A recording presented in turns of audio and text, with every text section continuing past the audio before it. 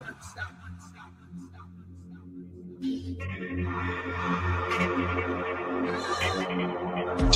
I want you to be as smart as I am. Motherfucker, give me a Dude, I want you to be as smart as I am.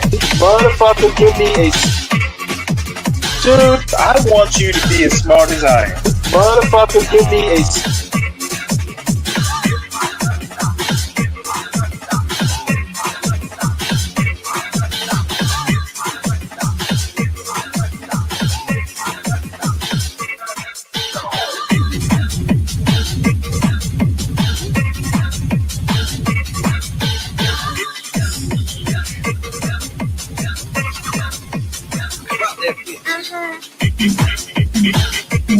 Dude, I want you to be as smart as I am.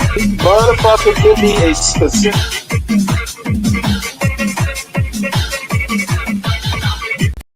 Dude, I want you to be as smart as I am. motherfucker.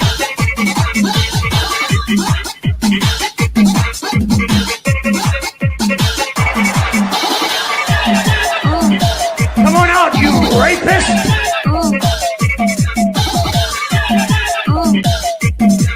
Dude, I want you to be as smart as I am.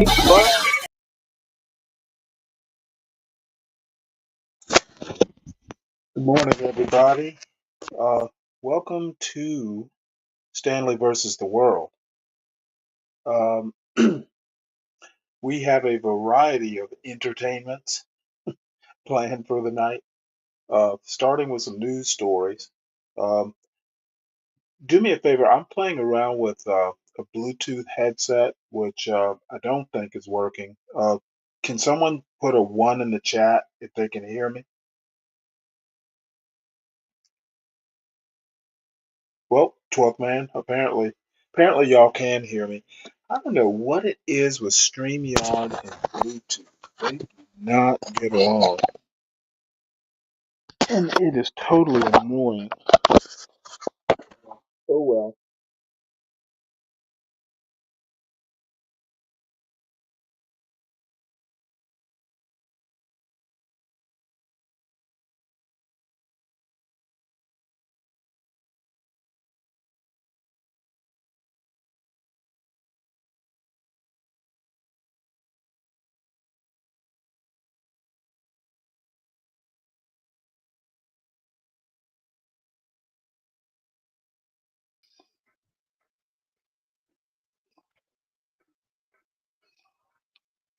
Can you hear me okay, Stanley?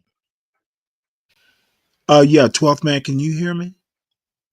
Yeah, it's better on stream. You sound better on StreamYard than YouTube, but yeah, I could hear you on YouTube too.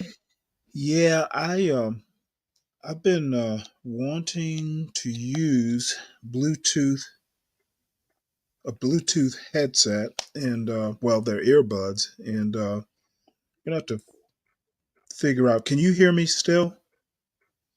Yeah, and I love the Bluetooth headphones myself. That's what I use, but Well, see, I'm not even using headphones. I'm using earbuds, and I'm not sure that the yeah, well, uh, still you, Bluetooth now you using it with your phone or you using it with the computer?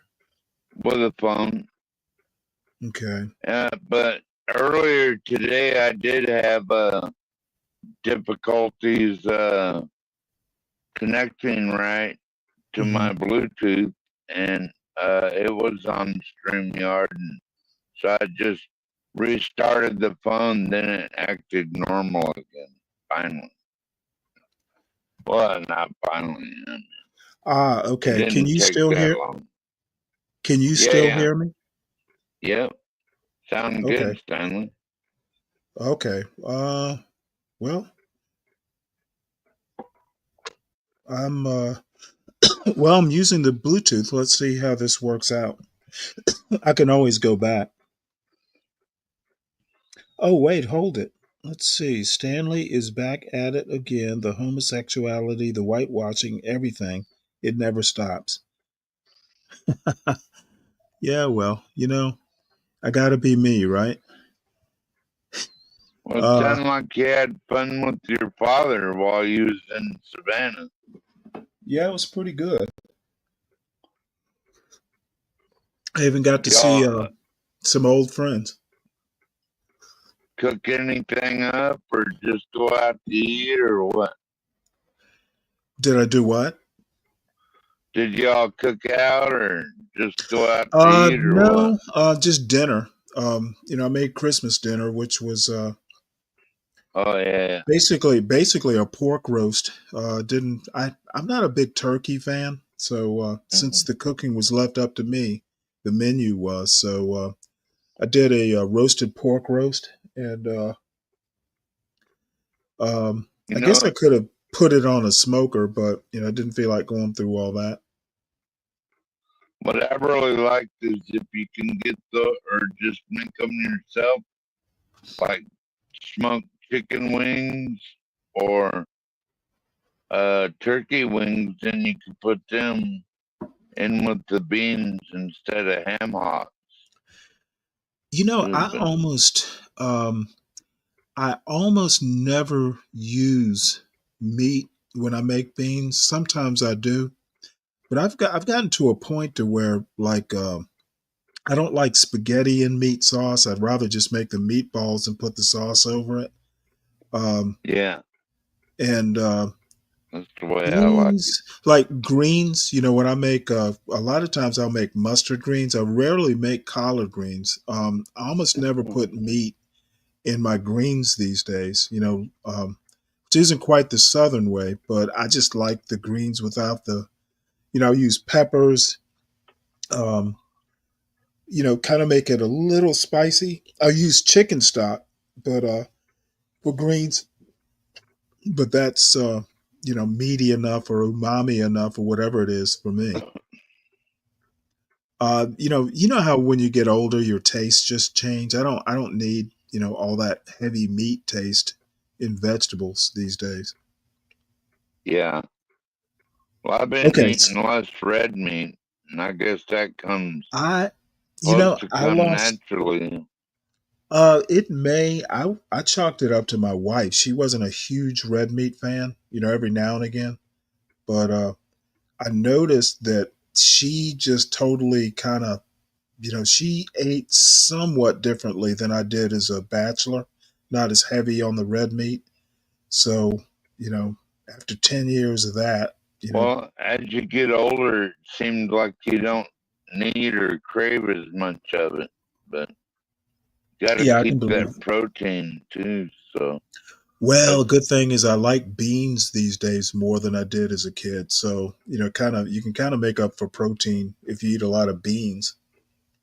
yeah. And then, Let's, do you make um, pinto beans, Stanley? Like, absolutely. As a matter of fact, I and usually do pinto beans when I do chili that are kidney beans.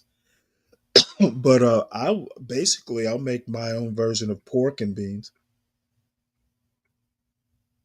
using pinto yeah, beans. yeah, you gotta have the meat in those beans to me, Stanley. Like, That is true. it's just not the But same. you actually, what I'll do is I'll cut up hot dogs and put them, basically make beanie weenies from scratch. Mm. Well, welcome back, Oliver. It's good to have you here again. Let's see. What are we reading about tonight, Stanley? What to know about the heavy snow and ice storm soon to hit a swath of the U.S. Um, and since I don't live in that swath of the U.S. anymore, we get to read about it. But I'm thinking it's going to hit D.C., but I haven't read the story. I sometimes make it a point not to read stories, so I'm hearing them about the same time as everybody else. So let me go ahead and I'll just use the AI reader.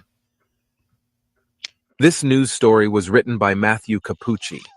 What to know about the heavy snow and ice storms soon to hit a swath of the U.S. A combination of snow, sleet, and freezing rain will make travel virtually impossible for millions. A major winter storm is about to trek 1,500 miles across the United States, dumping snow, sleet, and freezing rain from the plains to the East Coast. Much of the affected areas will be plastered by up to a foot of heavy, wet snow, with a full-fledged ice storm for others. Parts of the deep south are even at risk for an isolated tornado on the warm side of the winter storm. Winter storm warnings are in effect for 10 states from Kansas to West Virginia, and will be expanded into Virginia and the Delmarva Peninsula by Saturday afternoon. Ice storm warnings have been issued from the Missouri Ozarks to western Kentucky, where up to 0.75 inches of gradual and increasing ice accumulation will render travel impossible. It's also likely that with dangerous freezing rain will come thunder and thundersleet. The National Weather Service warned Saturday that people should consider delaying all travel, and that any drivers should use extreme caution if travel is absolutely necessary. The wintry wallop comes as a blast of Arctic air will invade much of the Midwest, Great Lakes, and northern United States for roughly a week. While some moderation is expected by January 10th, temperatures are expected to remain well below average for the eastern half of the lower 48. Wind chill values will drop into the single digits or below zero at times, which can be even more dangerous with any long-duration power outages, wrote the National Weather Service in Paducah. Where the storm is now, technically speaking, the storm hasn't formed yet, but it is in the process of coming together now. A high-altitude disturbance worked into the Pacific Northwest on Friday night and is diving southeast over the Rockies. As it passes over the plains on Saturday night, it will help a new surface low-pressure system form over Oklahoma. It will become this major winter storm. The system will scoop moisture from the Gulf of Mexico northward, leading to heavy snow on its cold side. But it will also help tug some Gulf warmth northward as well, leading to a messy wintry mix along the snowstorm's southern edge. In the warm sector of the system, where temperatures are mild ahead of the cold front, severe weather is possible. The Storm Prediction Center has issued a Level 3 out of 5 enhanced risk of severe weather on Sunday for parts of the lower Mississippi Valley. A Level 2 risk covers most of Louisiana and Mississippi. Locally damaging wind gusts and an isolated tornado are possible within a squall line, an organized line of thunderstorms, that will develop along the storm's cold front on Sunday afternoon. When, where, and how much snow will fall. Snow will blossom across Kansas on Saturday evening, with some spreading into southern Nebraska. Parts of northeast Kansas, including the Kansas City metro area, could see 8 to 12 inches of snow. Northern Missouri, the southern half of Illinois, south-central Indiana, and southern Ohio could pick up 8 to 12 inches of snow too, where the forecast for precipitation remains mostly or all snow. On the southern fringe of the snow jackpot zone, sleet and freezing rain will cut back some on snow totals. Still, a more serious impact is likely where precipitation mixes, since freezing rain washes away any pre-treatment placed on roadways. Most of the snow will fall west of the Appalachians on Sunday. By the pre-dawn hours Monday, snow is expected to shift east of the Alleghenies in West Virginia, where close to a foot of snow is expected. Then the system slides through Virginia, Maryland, and Delaware. A general 5 to 10 inches is likely for the Washington, D.C. area, with localized totals of a foot of snow somewhere across the mid-Atlantic. For southeastern Virginia, snow may mix with freezing rain or sleet on Monday afternoon. Where ice will be an issue, precipitation may actually start as freezing rain or drizzle across Kansas on Saturday evening before transitioning to snow.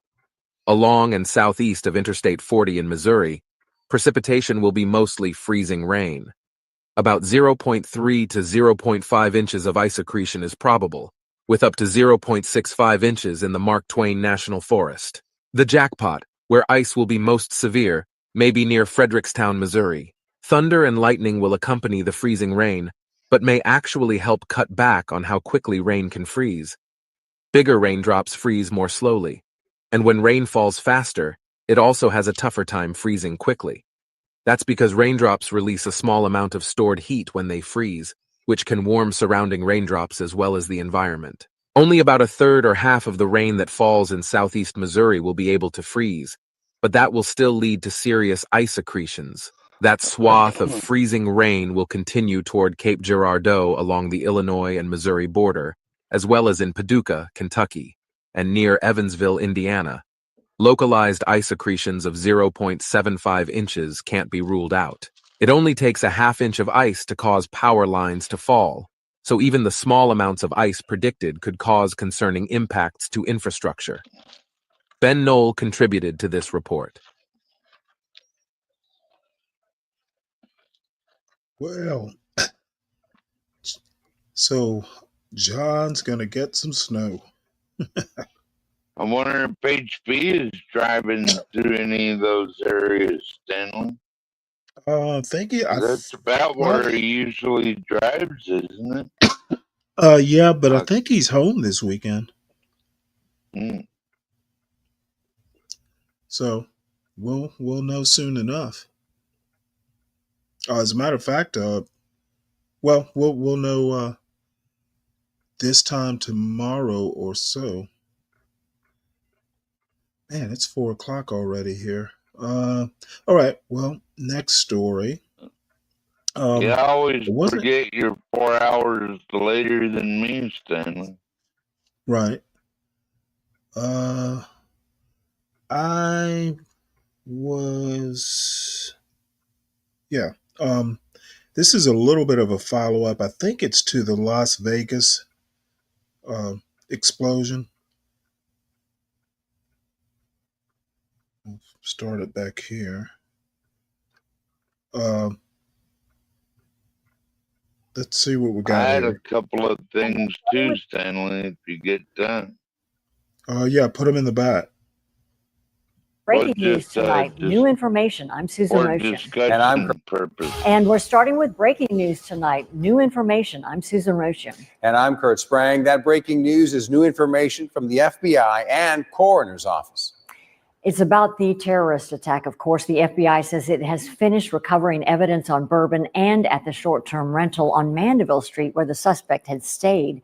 Investigators also say he had a transmitter in the truck he was driving, intending to set off the explosive devices he had placed on Bourbon Street. The coroner says all 14 of the victims who were killed died from blunt force trauma, and only one of those victims has yet to be identified.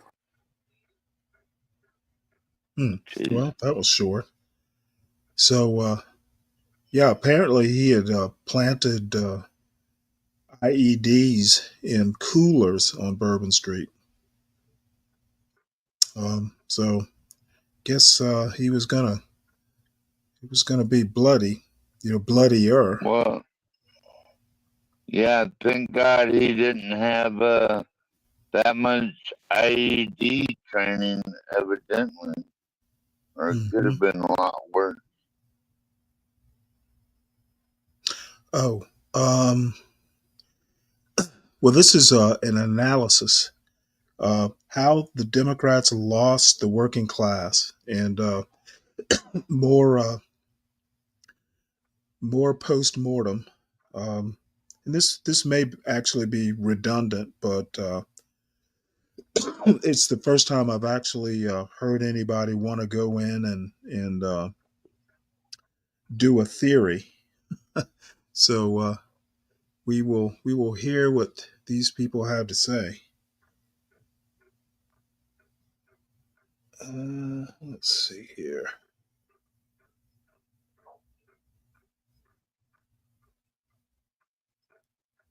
How the Democrats Lost the Working Class.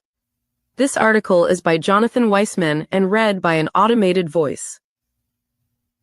Democrats had just absorbed a crushing defeat in the 1994 midterm elections when President Bill Clinton's very liberal labor secretary, Robert Reich, ventured into hostile territory to issue a prophetic warning. Struggling workers were becoming an anxious class, he told the centrist Democratic Leadership Council, 2 weeks after Republicans led by Newt Gingrich had gained 54 seats in the House and 8 in the Senate. Society was separating into 2 tiers, Mr. Reich said, with a few winners and a larger group of Americans left behind, whose anger and whose disillusionment is easily manipulated. Today, the targets of that rage are immigrants and welfare mothers and government officials and gays and an ill-defined counterculture, Mr. Reich cautioned. But as the middle class continues to erode, who will be the targets tomorrow? His message went largely unheeded for 30 years, as one president after another, Republican and Democratic, led administrations into a post-Cold War global future that enriched the nation as a whole, and some on the coasts to staggering levels, but left many pockets of the American heartland deindustrialized, dislocated, and even depopulated. As a half-century-old world order organized around American-Soviet contention gave way to a more freely competitive landscape of shifting alliances, presidents from both parties sought to secure U.S. leadership under new rules for economic competition, global stability, and strong financial markets. Democratic presidents tried, with limited success, to expand safety nets at home, especially health care and income support for the poor. In the end, however, their bets on foreign policy, opening China to capitalism, halting Iran's nuclear program, tightening economic bonds with allies, took precedence, and a new fealty to megadonors shaped fiscal policies that bolstered financial markets but shuttered many factories. The unintended consequences often came at the expense of American workers, and Mr. Reich's anxious class, neither the impoverished nor the high flyers riding the rising global stock market, felt unheard until the rise of an unlikely new kind of Republican, Donald J. Trump. The Democratic Party's estrangement from working-class voters first became clear with Mr. Trump's upset of Hillary Clinton in 2016, powered by broad shifts in the preferences of white voters without college degrees, and it became even more unmistakable with his emphatic defeat of Vice President Kamala Harris in November. That result was a reckoning for a party that thought it had fixed its problems with blue-collar voters by heavily reinvesting in domestic manufacturing, but instead discovered even more erosion, this time among Black and Latino workers. Many Democrats have blamed recent social issues like transgender rights or the woke language embraced by many on the left, but the economic seeds of Mr. Trump's victories were sown long ago. One of the things that has been frustrating about the narrative, the Democrats are losing the working class, is that people are noticing it half a century after it happened, said Michael Podhorzer, the former political director of the AFL-CIO. The resentment and movement away from the Democrats began long before they were for non-gendered bathrooms. It was because their lives were becoming more precarious, their kids were leaving town, the pensions they expected were evaporating, and that took a toll. A big bet on China, without a safety net. To be sure, blue-collar voters have long been fickle. Richard M. Nixon's silent majority delivered him a landslide in 1972, propelled not by a Republican economic platform, but by a backlash to civil rights legislation and anti-Vietnam War protests. The so-called Reagan Democrats, stung by inflation and economic malaise, helped give the White House back to the GOP 8 years later, and it remained in Republican hands for 12 long years. William A. Galston, a domestic policy advisor to Mr. Clinton and an architect of the Democrats' shift to the center, said that after the election debacles of 1980, 1984, and 1988, the party's repositioning on social and economic issues was not a choice, but an imperative. But once Mr. Clinton took office in 1993, choices were made. The Clinton vision was to be a pro-growth progressive by combining major expansions in public investment and the safety net with more private investment through fiscal discipline and vibrant markets, said Gene Sperling, an economic advisor to the last 3 Democratic presidents. As the first post-Cold War president, he continued, Mr. Clinton also tried to have a focus on strengthening global relations through trade agreements. The North American Free Trade Agreement had been negotiated under President George H.W. Bush. It fell to Mr. Clinton to get it through Congress. His rationale was that the trade agreement would enhance Mexico's stability and economic growth, reduce illegal immigration, and foster cooperation in fighting drug trafficking. A wider social safety net, including universal health care, expanded education and job training, and economic investment, would cushion the blow of employment losses, while cheaper consumer goods would make everyone happy. Then the health care push collapsed in the late summer of 1994. The Republicans took control of Congress after their decisive victories that November, and the domestic agenda was moribund, replaced by a zeal for budget cutting. The Clinton administration faced a choice: pull the plug on free trade and internationalism, or push ahead without the safety net side. Over the objections of more liberal voices in the administration, Mr. Clinton chose the latter, pressing on with legislation to normalize trade relations with China and allow Beijing to join the World Trade Organization. Even then, there was concern that China's accession into the family of trading nations could flood the United States with cheap imports and bankrupt American manufacturers. But the economy was roaring. Deregulation was the order of the day as the administration worked to free Wall Street from Depression-era banking and investment rules. And most important, a reformer, Jiang Zemin, had taken control in China. The foreign policy chiefs in the White House believed firmly that cooperation was vital to securing a prosperous, peaceful, and eventually democratic China.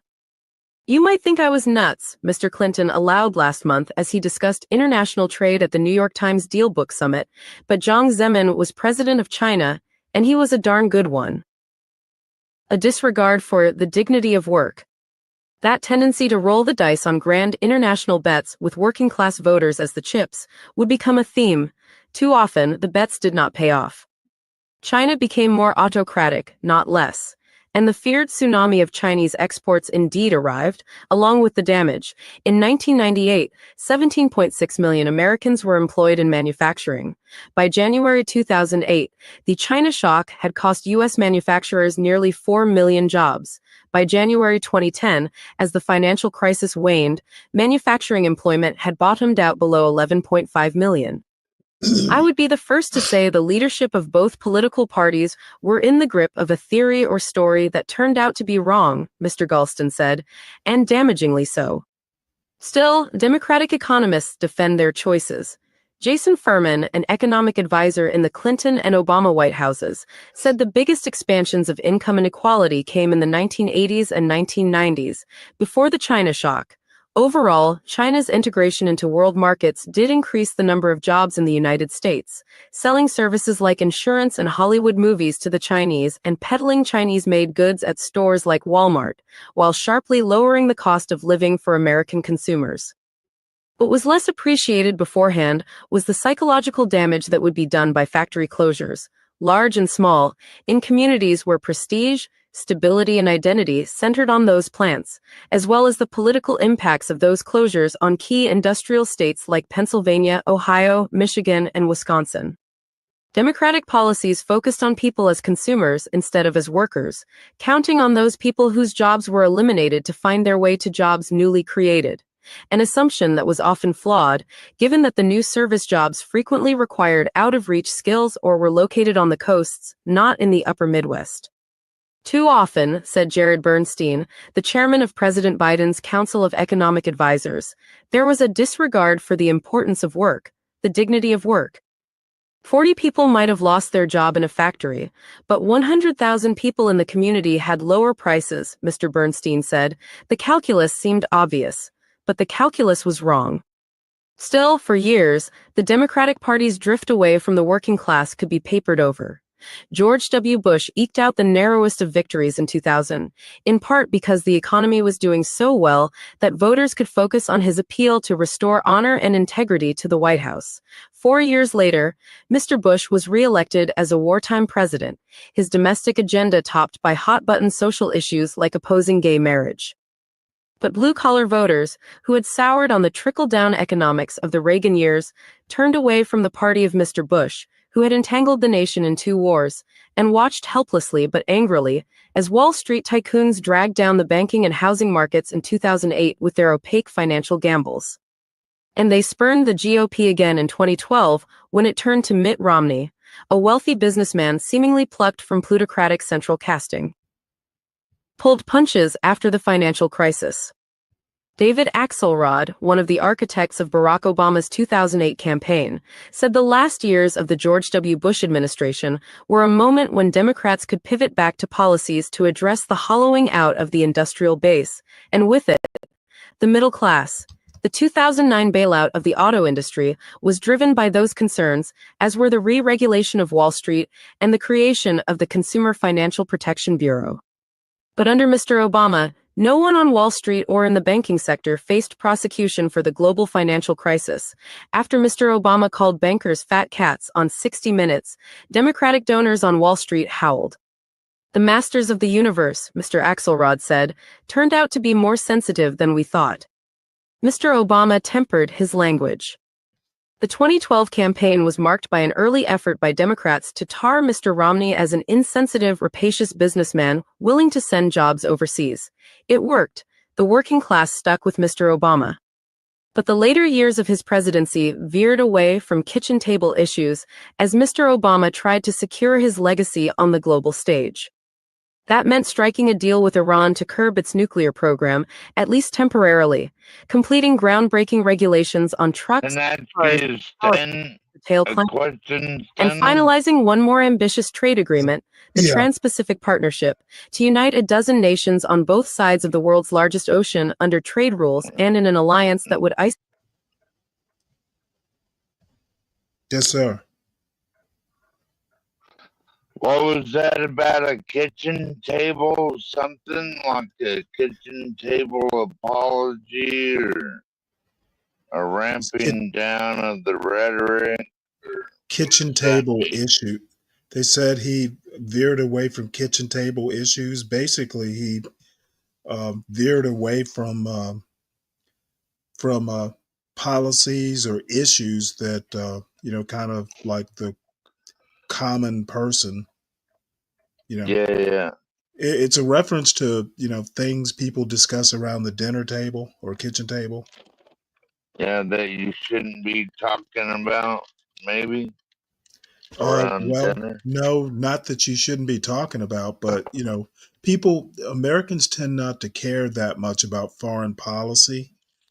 They tend to care more for what's happening at home, and they're saying that the later years of Obama's presidency, he started concentrating more on foreign policy versus what's happening at home. They mentioned the Iran um, deal and other things that he wanted to It's concentrate on. sending pallet loads of cash to Iran. Whatever Remember that? whatever happened. Basically, he got away from issues that people care about. China. As Mr. Obama basked in those achievements, Mr. Trump campaigned against every one of them, framing them not as steps toward a more peaceful planet, but as job killers again threatening the forgotten working class. Once elected, he would undo all of them within months. A glaring math error. The Democrats' alienation from blue-collar voters was scarcely a unique phenomenon. Across the developed world, as Western democracies have grown more affluent and less industrially centered, so have the parties that once represented the working classes, said Thomas Piketty, the French economist, who has become one of the foremost experts on wealth inequality. It seemed to make sense politically, with the largest cities and the growing suburbs backing those center-left parties, which Mr. Piketty called the Brahmin left, or parties of the educated. Shrinking towns and rural areas would matter less and less. But there was always a problem with the theory, said Mr. Bernstein, the Biden advisor. About 60% of the workforce is still not college-educated. Douglas Holtz-Eakin, a veteran Republican economic advisor in the Bush White House and for John McCain's 2008 presidential campaign, observed that huge shocks to the nation's economic system, terrorism and war, the financial crisis, and the coronavirus pandemic had upended many Americans' lives, but least of all those of the wealthy. The rich did not send their children to war. Their banks were bailed out and they rode out the pandemic working from home. In all of it, the elites got away unscathed, Mr. Holtz-Eakin said, while the ordinary man took it on the chin. Exploiting such resentments, Mr. Trump, with his relentless economic appeals and his open disregard for America's global leadership, broke the Democratic formula by winning over not only a large majority of the white working class, but also a strong percentage of workers of color. Of course, there is plenty of blame to go around. Labor leaders often point to the Democratic Party's movement away from unions as an intermediary between the party and working class voters. During the 2008 campaign, Mr. Obama was instructed to not even use the words labor union. Mr. Furman recalled, most workers were not members, and it was believed that unions were unpopular. Mr. Podhorzer said he understood why Democrats had moved away from unions as their conduits to the working class. When you talk to the unions, you're talking to an institution that can hold you accountable to the promises you are making and can ask you for specific things, he said. When you're talking around them, you're basically doing commercial marketing. But he added, that sets you up for the moment when a Donald Trump comes along, and you have a candidate who just has better marketing than you. Still, Lawrence F. Katz, a Harvard professor who was the chief economist in the Clinton Labor Department, said unions had played their own negative role. As the chief negotiator on the labor agreements that would accompany NAFTA's passage, Mr. Katz recalled, he worked out an $8 billion package to bolster unemployment insurance, expand job training and relocation assistance, and increase other transition programs for every worker affected by trade, whether in a union or not. Union leaders balked, he said. They simply wanted to kill NAFTA. Short of that, they wanted any trade adjustment assistance to go through the unions to union workers. The $8 billion package became a $50 million a year program administered through the unions, available only to workers who could show that they lost their jobs because of international trade and the movement of factories to Mexico and Canada. Workers dismissed trade adjustment assistance as burial assistance. There were also missed opportunities.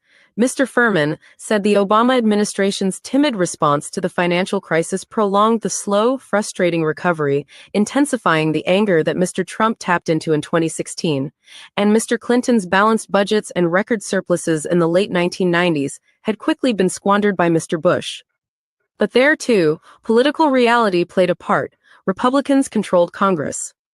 Do I wish Clinton had spent the surplus on great things instead of handing it to George W. Bush? Yes, Mr. Furman said. Do I think he could have spent it on all those great things in a divided government? Number. A Biden recalibration, undone by inflation. If any Democrat intuitively understood the voters who were abandoning his party, it was Mr. Biden, who campaigned in 2020 as Scranton Joe, the product of a small, deindustrialized city that epitomized the ground lost by the working class. His victory may have been fueled by the pandemic, but his focus was on economics. He tried to undo or reverse some of the damage that had been done by his predecessors. He brought in left-leaning economists like Mr. Bernstein and Heather Boschee, who had often been voices of dissent in the Clinton and Obama years. His chief at the Federal Trade Commission, Lina Khan, zealously tried to break up monopoly industries. The United States Trade Representative, led by Katherine Tai, steadfastly avoided pursuing new trade deals that might rankle labor leaders, instead focusing on issues like strengthening labor rights in Mexico. The new administration ushered out the belief that healthy financial markets, low unemployment, and adequate support for people with the lowest income were enough to sustain an economic growth whose benefits would be shared broadly. None other than Robert Rubin, the former Clinton Treasury Secretary most associated with the Democratic shift toward promoting economic growth and market stability, called the Biden recalibration constructive. The president largely confined his industrial policy to promoting domestic manufacturing in arenas like semiconductors, which are vital to economic and national security, and to combating climate change, which unfettered free markets have failed to address, Mr. Rubin said in an interview. The Biden administration also moved to bolster the clout of unions, drive down unemployment so workers would gain bargaining power, and strengthen the Internal Revenue Service to go after affluent tax cheats, Mr. Bernstein said. Mr. Biden did not have the surplus of federal dollars to invest that Mr. Clinton had bequeathed to his successor, so he guided private investment through regulations and huge tax credits secured through Congress. $1 trillion of private investments have already been announced and are underway, said Lael Brainerd, the director of the Biden National Economic Council. That's a pretty remarkable number. Factory construction has doubled relative to the Trump administration. Doubled. A worker-centered trade policy strengthens so-called Buy America commitments, maintained most of Mr. Trump's tariffs on foreign products, and pumped hundreds of billions of dollars into new American infrastructure and factories. Our new approach to trade recognizes people as more than just consumers, but also producers, Ms. Tai said in a 2023 speech, the workers, wage earners, providers, and community members that comprise a vibrant middle class. Mr. Biden even joined a United Automobile Workers picket line in 2023, a first for an American president. On Friday, in one of his last moves as president, he sided with union leaders and blocked the acquisition of U.S. steel by a Japanese rival. If all of that was a corrective for policies passed, the working class proved to be in an unforgiving mood in November. Ms. Harris saw some electoral gains among union workers, but she lost far more ground in the much larger non-union workforce. In November, 56% of voters without college degrees voted for Mr. Trump. In 1992, just 36% of voters with only a high school diploma voted Republican, about the same percentage that Barry Goldwater got in his overwhelming defeat against Lyndon Johnson in 1964. Republican and Democratic economists point to a single reason: inflation. Mr. Reich's anxious class was as anxious as ever, unwilling to see policy shifts that might take years to bear fruit as a salve for the immediate pain of rising prices. Democrats said the president was the political victim of a global trend emerging from the pandemic. Republicans pointed to his policies, and one piece of legislation in particular, the $1.9 trillion American Rescue Plan, saying it poured gasoline on the smoldering embers of post-pandemic inflation. The American Rescue Plan killed the Biden administration in its infancy, Mr. Holtz-Eakin said, almost ruefully. It was the worst thing they could have done, and they did it. They were warned, and they did it anyway. Anna Swanson contributed, reporting from Washington.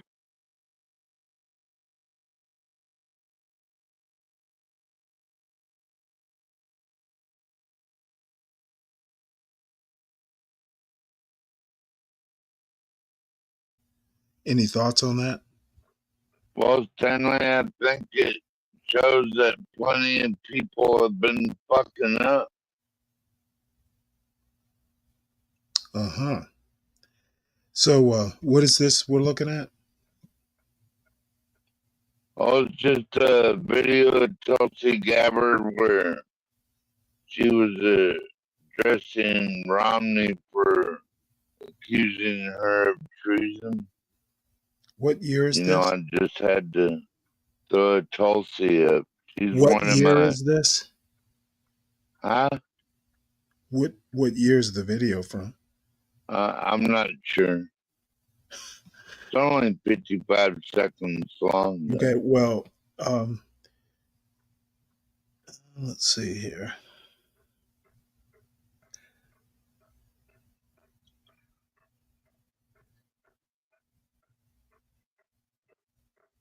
Did you hear about Mitt Romney bowed out because he said Republicanism has moved past his era? Yeah, His era. About a month or two ago.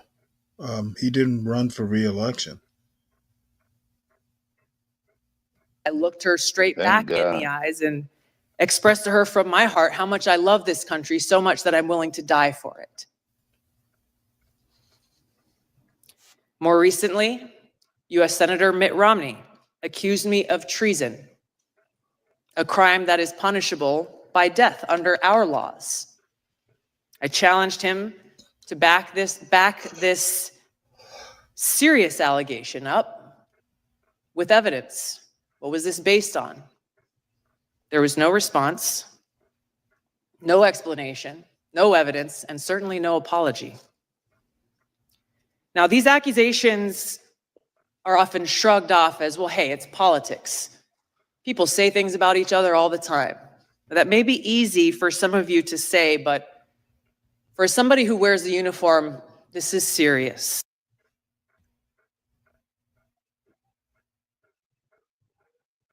You know, Any thoughts on that? Why did the old guard go after her so hard? I have no clue. You brought up the video. I don't keep up with Tulsi. I'm not a fan. So generally when you bring videos up, there should be a reason, not just to lust after somebody. Well, didn't she call it out straightforward? And okay, let me put it to you this way. When you bring a video up, I assume you do it for a reason and you have commentary on it. Okay. Well, I was just trying to give commentary on it. Okay, well, continue Never then. I'm mind, sorry I I guess. interrupted you. Sometimes you should listen to it first No, and give actually, no, no, no, no, no, no, no. commentary. Sometimes, basically, when you say stuff like that, what you're saying is sometimes I should tolerate bullshit. Bottom line is, I okay, Mitt Romney. There's no context. It's one minute of her giving a snippet of a speech. There's no. I don't know why she was speaking. I don't have context. It's just her saying Mitt Romney accused me of treason. Any idea why he accused her of treason? She doesn't say. Do you know? I ask you when this Well, happened. You maybe it can't was tell. the You same can't. reason. You can't tell me when did this speech Same occur. reason the Biden When did the administration speech occur? put her on a no-fly list. Why did they Okay, put 12th Tulsi man, Gabbard you're not getting in my a point, 12th no-fly man. list? I understand. I understand you're a big fan of Tulsi, but generally when I try and put together this stuff, and I do plan it out oddly enough, I don't mind showing your videos, but I'd like to know why did you propose watching this video? Is Tulsi in the Because news? it shows how the old guard was going after freedom lovers like Tulsi Gabbard, being good soldiers and everything. And then you get the Joe Biden effect, and all of a sudden she's banned from flights and everything else. Okay, so That's fucked up. given that Trump won and she is basically being nominated to run the she's being nominated to be director of national intelligence. Yes, Yes, sir. That's right. we know that there was politics that was anti-Tulsi and anti-Trump, anti-MAGA in general. They won. So how is this relevant after or post-election? As a matter of fact, they'll be, taking power week after next. How is that video relevant? What do you Is think? a reminder of what happened before the election? Can I ask Why you a would that question? matter? Are Democrats gonna put up a big fight over like Patel and Tulsi and Okay, let me. some Are of these you other aware? Are you aware that you're aware that the Republicans won, right? right? Are you aware that they control all three branches of government right now? Not totally. Okay, Maybe they literally control all three branches of government right now. They yeah, as but far as Tulsi coming up, I'm not sure even if I'm pretty sure even if the Democrats put up a stink, there's enough power that the Republicans have in Senate to get um, the Trump's nominations through. So we all know who won. I've literally said that, hey, the Republicans won fair and square. You don't see protests in the street or the bullshit about stolen elections or anything by the Democrats. I think the Democrats have figured out that they lost. They're trying to figure out why they lost. well, There's that's no, not. please let me finish. There's no major opposition coming up on January 20th. You probably won't see a storming of the Capitol by Democrats. I'm trying to figure out why Republicans can't just admit that they won and move the fuck on. What? A bunch of nut jobs did show up at the Capitol. A bunch of nut today, jobs did nothing that was newsworthy. They're saying A bunch that of nut that jobs Donald did Trump nothing shouldn't. that was newsworthy. You know what my impression is? Republicans are just bad winners and they're bad losers. Maybe they're just fucking grumpy motherfuckers. But in any case, if you keep being grumpy motherfuckers, the public's gonna notice and vote your asses out. America does not like grumpy. So is that gonna be the next? Congratulations, you won. Tulsi looks like is probably going to be director of national intelligence. Congratulations on that too. My only request is when you bring up or ask me to show a video, you basically run the video, run the commentary, tell me why the video is important. And I'm struggling to find out, I'm struggling to discover why this little snippet was important. Well, because the other side has been. The other side is powerless. The other side lost. The other side lost. Why are you scared of the other side? I'm not. Okay. All right. Well, let's go ahead and move on then. I was going to show this video on the last stream. This lady just wandered into my algorithm, and I thought she was cute.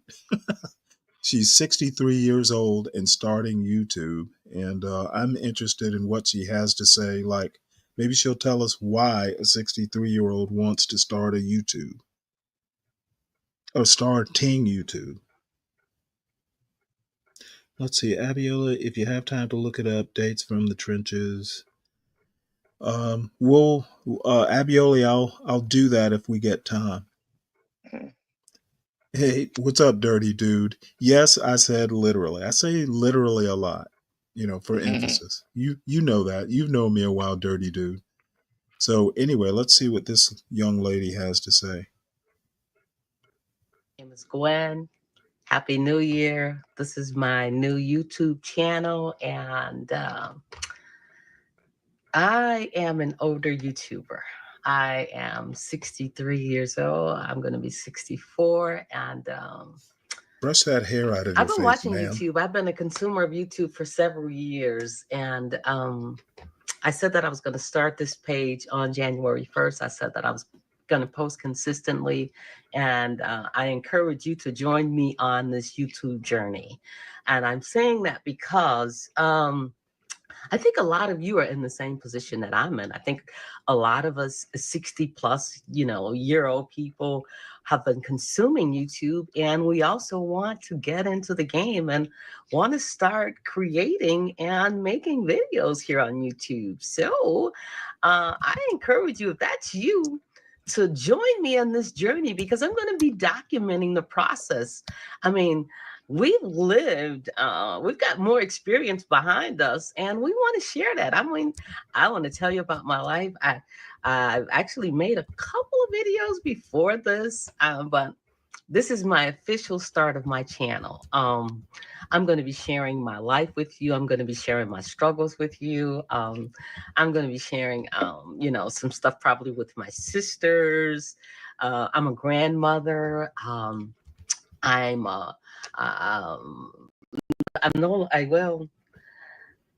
have a lot of people in my life. I have a lot of great people in my life, and I'm going to share some of those people. I work a job in a warehouse. I'm 63 years old, past retirement age, and I work a job in a warehouse. No, it is not Amazon, but I work in an area at my job where they're all people my age, pretty much. There are a lot of us seniors that are there. It's a 12-hour geriatric shift, department, and I'm standing on my feet along with these other people. And the interesting thing about that job, when I got that job, I remember I used to hate it. I used to hate it. But as I've gotten older and I've continued to do that job, I really think that it's helped me. Yes, I'm in excellent health. I mean, why is she wearing a wetsuit to keep all that jiggly stuff put together? I don't know. I'll have to think about that. again, I'm 63 years old. I feel fantastic. I have great energy. People tell me that I look great for my age, and I don't do anything special. I've never had any work done. A few years ago, I eat pretty clean. I have to say that. Probably about 80% of the time, I eat really clean. I cook 90% of my meals at home. So, I kind of do watch, some stuff. This year, though, one of my things that I really want to get into, and I think YouTube will help me as I transition and try to really get into this thing. I really want to get into exercise. I want to get into lifting in particular. I like my figure. I do. I like my figure very much, but I want to get stronger. I want to, you see people, they walk in the room and they just look strong. I want to, honestly, to tell you the truth, I want to go beyond looking strong. I have had a dream to, I can't believe I'm going to share this with you guys, but hey, it's New Year's Day, and I said that I wanted to bring my authentic self here to YouTube, to this channel. And maybe putting these things out will encourage me to go ahead and pursue some of these dreams. But yeah, I've always had a dream to actually be a bodybuilder. Did I say that out loud? Yes, I did. Yeah, that's been one of my dreams. But I'm just going to start small. And again, I just want to begin to lift some weights. And I think YouTube can just help me be accountable, because I'm going to be documenting parts of that journey. And again, I'm encouraging you, if you're 60 plus years old and you've been thinking about this and you're worried about putting yourself out there, you're worried about what your friends are going to think, or what your siblings are going to think, or your kids or your grandkids. You know what? Yeah, they don't worry about them. If you want to make some extra money, or you just want to have an outlet to express yourself, or like I just said, to be accountable for some of the things that you want to do in your life, YouTube is an excellent place. We have been consuming YouTube. If you're like me, I've been consuming YouTube for years. My granddaughter, my oldest granddaughter, I got two granddaughters. My oldest granddaughter, she came here and she sat down, and I was ready, prepared to, watch some stuff on TV with them. And she's like, no, I had some stuff on Prime I wanted to watch with her. She's like, I want to watch YouTube. But I was thinking, YouTube? At that point, I had only used YouTube for how-to. I never knew that there was entertainment. I never knew that there were blogs here on YouTube. I never knew about the tons of anything that you're interested in here on YouTube. I never knew about the vast array of things that were here and available. My granddaughter introduced me. And as I said at the start of this, and I think I said that, I talk a lot. As you can see, I do have the gift of gab. But anyway, I kind of, right at that thought, I kind of thought, I'm going to do that one day. Really, I know that's crazy, right? That was, now my granddaughter's like, so that's like 7 years ago when I first began to consume YouTube for entertainment. And like I said, I followed hundreds of people. I take that back. I subscribe to hundreds of people here on YouTube. And a lot of people I watch on a regular basis. I'm the kind of person that if I watch a video, I just go ahead and I subscribe, and I like anything that I watch. I just like it because it doesn't cost me anything.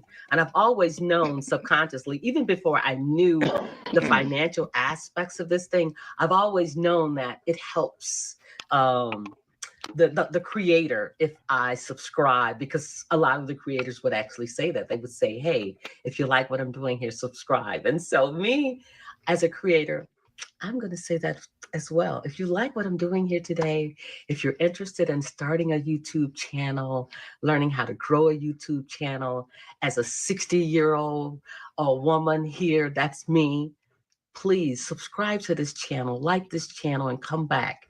My plan is to make videos twice a week, and I may hit 3 times a week, but minimum twice a week. Someone said every day, and I don't know if I'm up for that challenge, but You'll About see, you'll get 24 hours a what I day. can do. I don't want to bite off more than I can chew, because again, I work a full-time job and I have a lot of other obligations. So, you know, I've got family, you know, I just told you I've got grandkids, you know, I've got sisters that I like to spend time. I like to live my life. You know, I got stuff going. I got a little something going on. Yeah, I'm 63, but I ain't dead up in here, y'all. I be doing a little something. I like to go out and do some things. But anyway, that's a whole nother story. Again, if you have ever thought of starting a YouTube channel, now is the time. And I was saying that I was going to do this in August, and I kept saying, you know, I kept putting it off and putting it off and putting it off. Well, there's this young creator that I saw, and I'm gonna mention his name right now. His name is Dante London. I believe I got that right. In fact, I'm certain that I did. It's him and his wife, or his fiance, I should say. And his channel has just exploded recently. And his channel, he really encouraged me. So if you guys need some encouragement to get going, please go over and watch Dante. Dante is making a video. He's posting a video every single day now.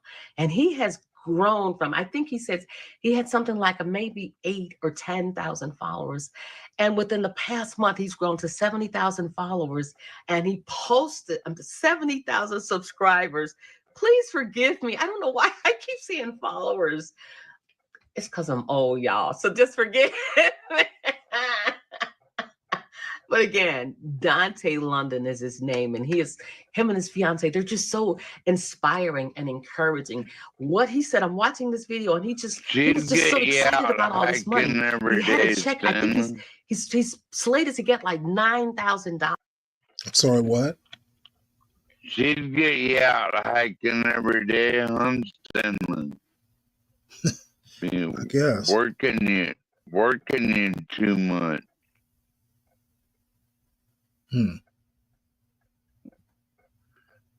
Dollars, and he's like, you know, I had nothing, and he had. She what? She'd have you raising chickens and everything by the time she's done with you, Stanley.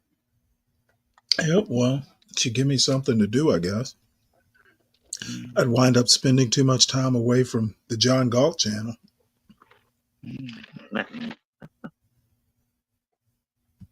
I've been working at like Walmart and, you know, just struggling.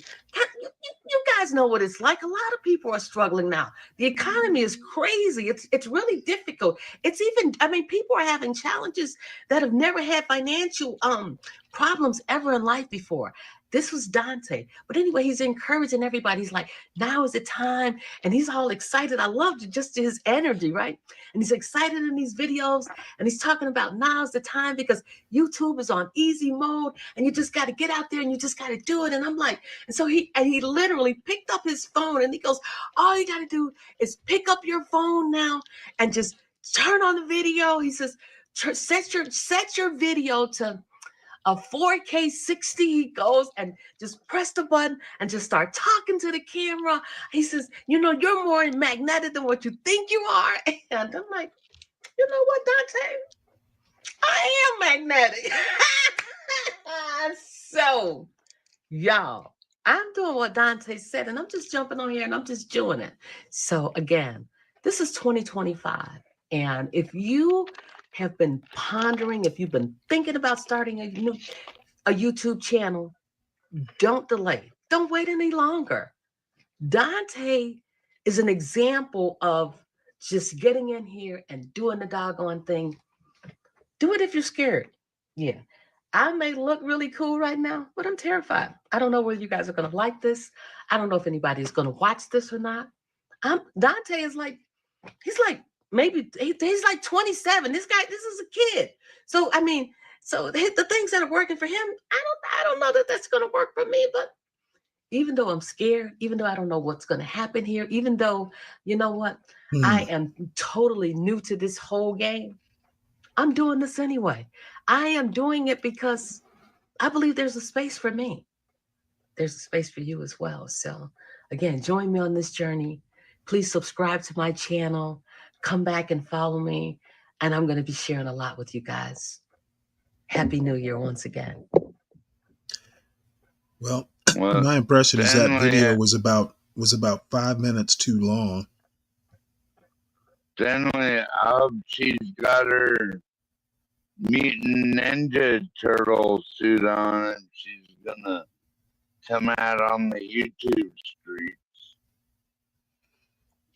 Why do you say that? I mean, 'cause people find a way to like talk you down or make fun of you. Yeah, but I mean, You she's just 63. You know, the one thing about older people is they tend to be fairly good at dealing with the young bucks. Now, some aren't, but I mean, even, Lindy Lou's a good example. She sounds very, uh, very, I don't know, feminine, very mild, very, demure. And who did she got after somebody? Gosh, so many of these shows, but who was it? She got after. She got after Ben Thorpe.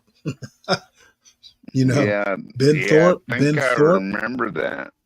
Yeah, Ben Thorpe got so frustrated he just called her an out and out bitch, and he doesn't know Oh who yeah, she I was is. there for But that. the best he could do was lash out like he lashes out at his daughter.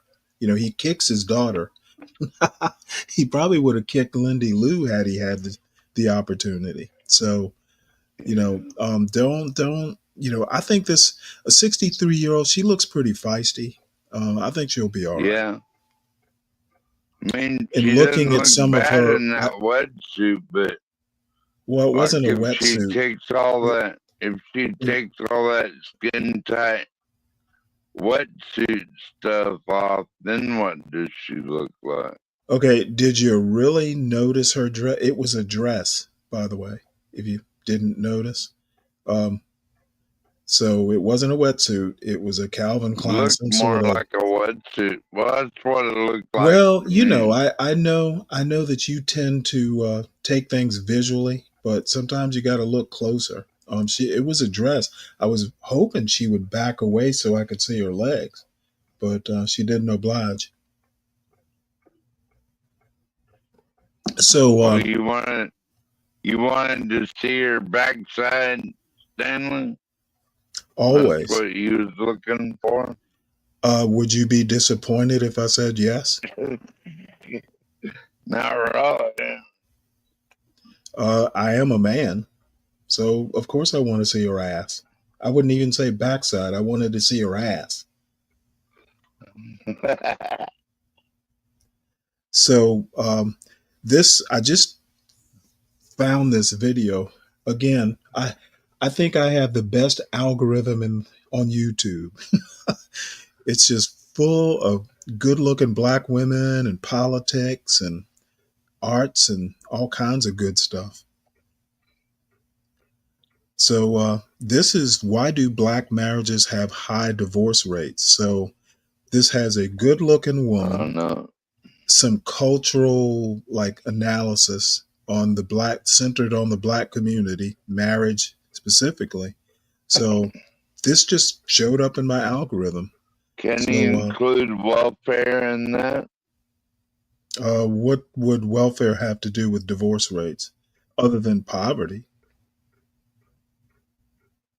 Yeah, maybe that's Generally, related. when I want to explore welfare, I go look at I go look at Appalachia, since they have more welfare mothers than the black community does.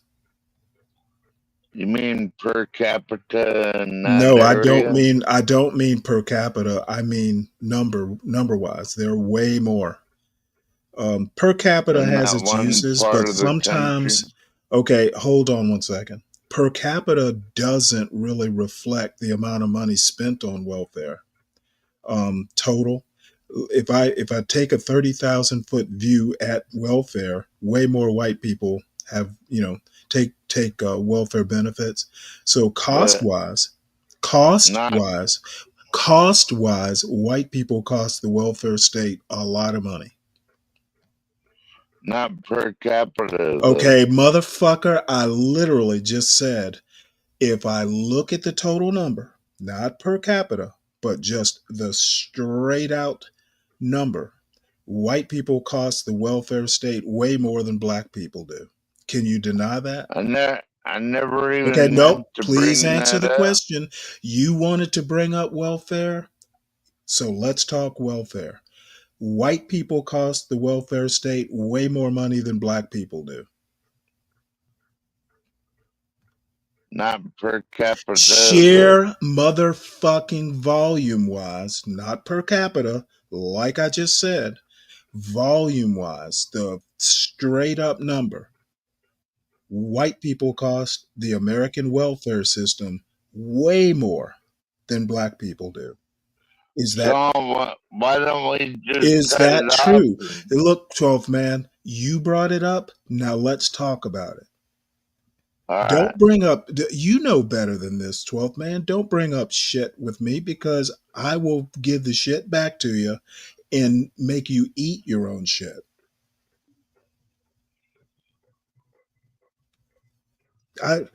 You know me well enough to know that there are always going to be consequences to snarky remarks. So Well, back to the video.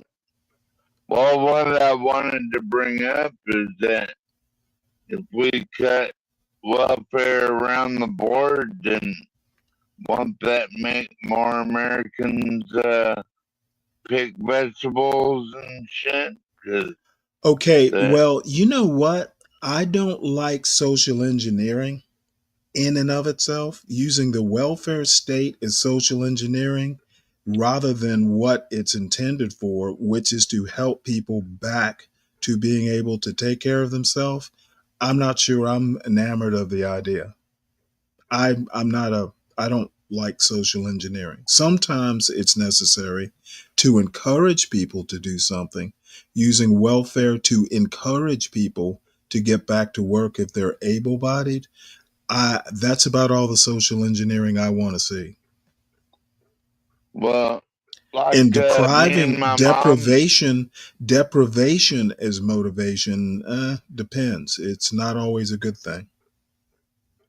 Me and my mom would never take welfare. Okay, well, that's you. I'm proud.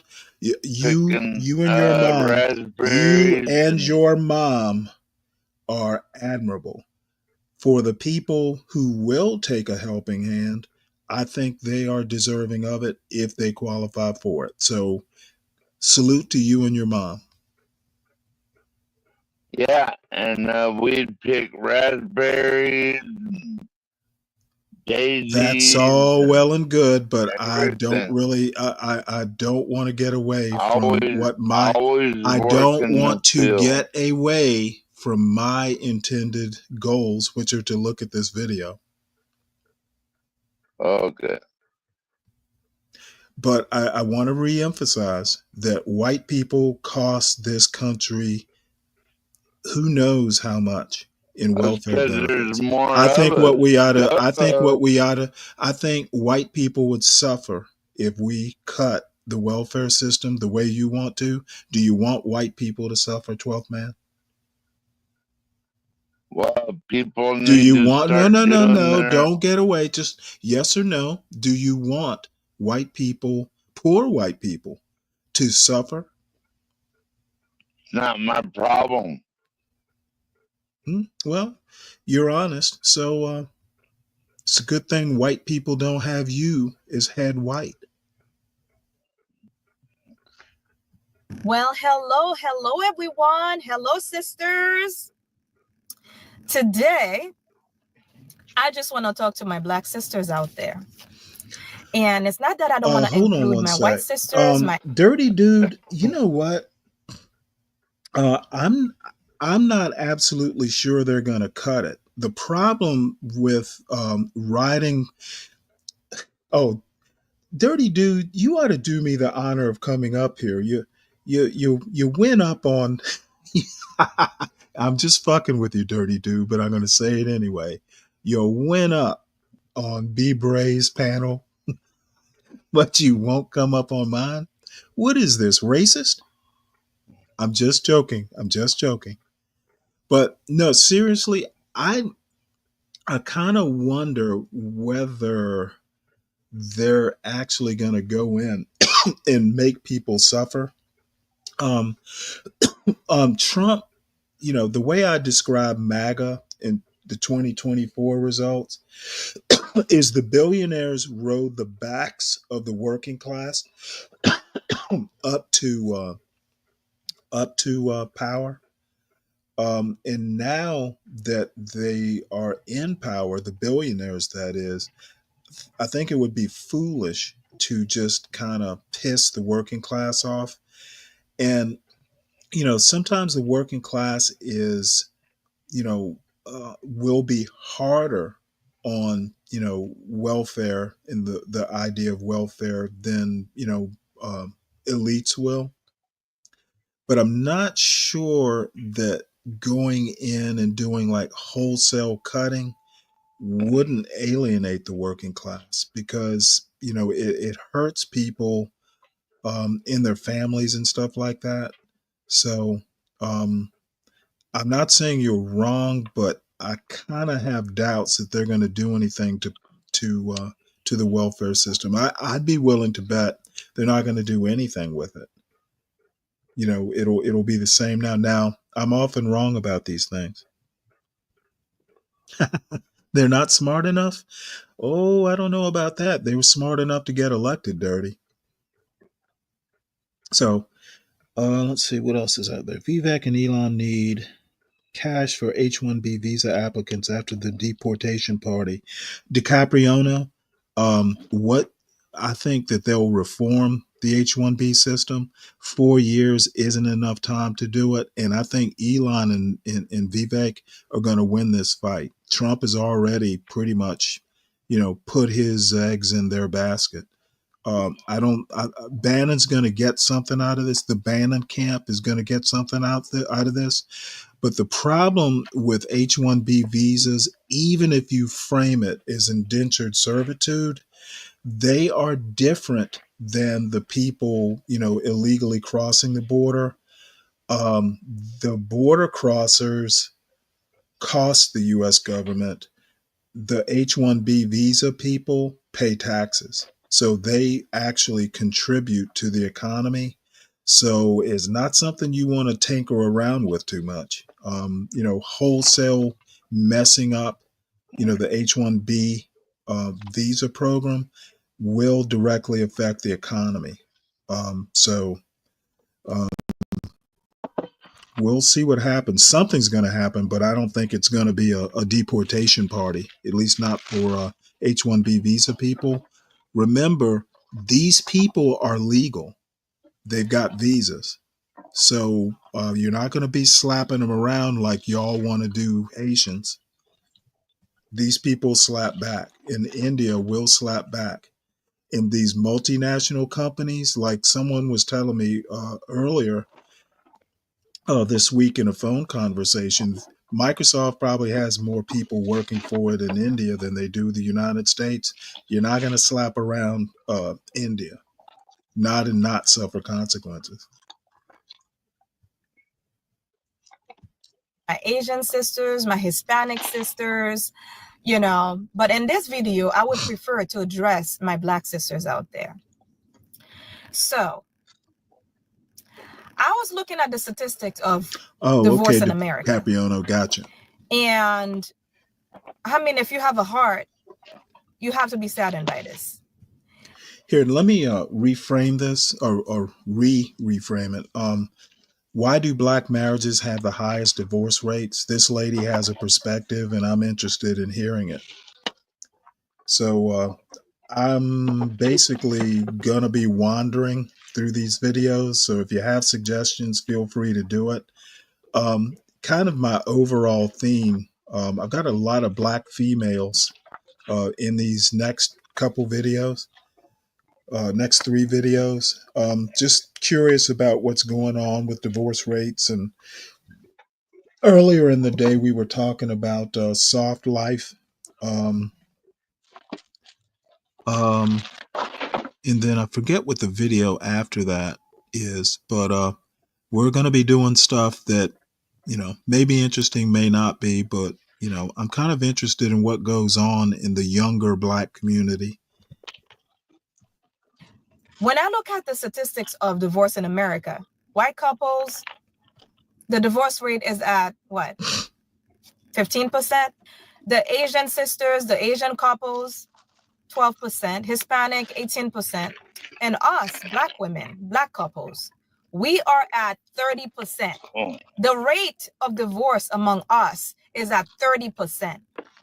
And sisters, I know I'm going to get a lot of nasty comments, and that's okay. I'm just letting you know I am the messenger. But at the end of the day, I know I do my part. I just want to know, why can't we stay married? Why can't we stay married? Why can't this ring stays in our fingers? And you have to understand that this issue of divorce among us, we have to take accountability. We can blame the other races. We can say, oh, we don't stay married because of white folks. Because, we are in the habit of being the victims. But now, when you look at the divorce rate among us, who are we going to blame? Because we do a really good job at blaming everybody else instead of taking responsibility. And today, sisters, I just want to come on here to let you know that this got to change. We can stay married. And I don't know about you. I like to watch people who are doing better than me to learn from them. I used to work in the office, and, we had two groups of women or people of ages in the office.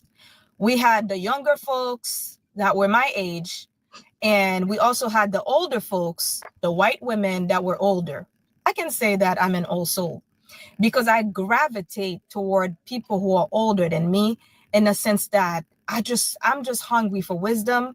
And by the way, my favorite book in the Bible is Proverbs. I love to read Proverbs because I want to be wiser. You know what? I bet she sounds Dominican, maybe. She just popped up in my algorithm, and let's see if we can find out a little bit about her. Bonjour Cuisine. Let's see. Christian podcast, cooking tutorials, elegant styles for ladies. Let's see. Welcome to Bonjour Cuisine. This channel is about cooking tutorials, wifey talk, Christian faith podcasts, and product reviews. I am a culinary chef by trade, a wife and mom of 4. I enjoy sharing some of my skills and expertise to help others. To stay up to date, hit the subscribe button. Let's see. So she is a chef.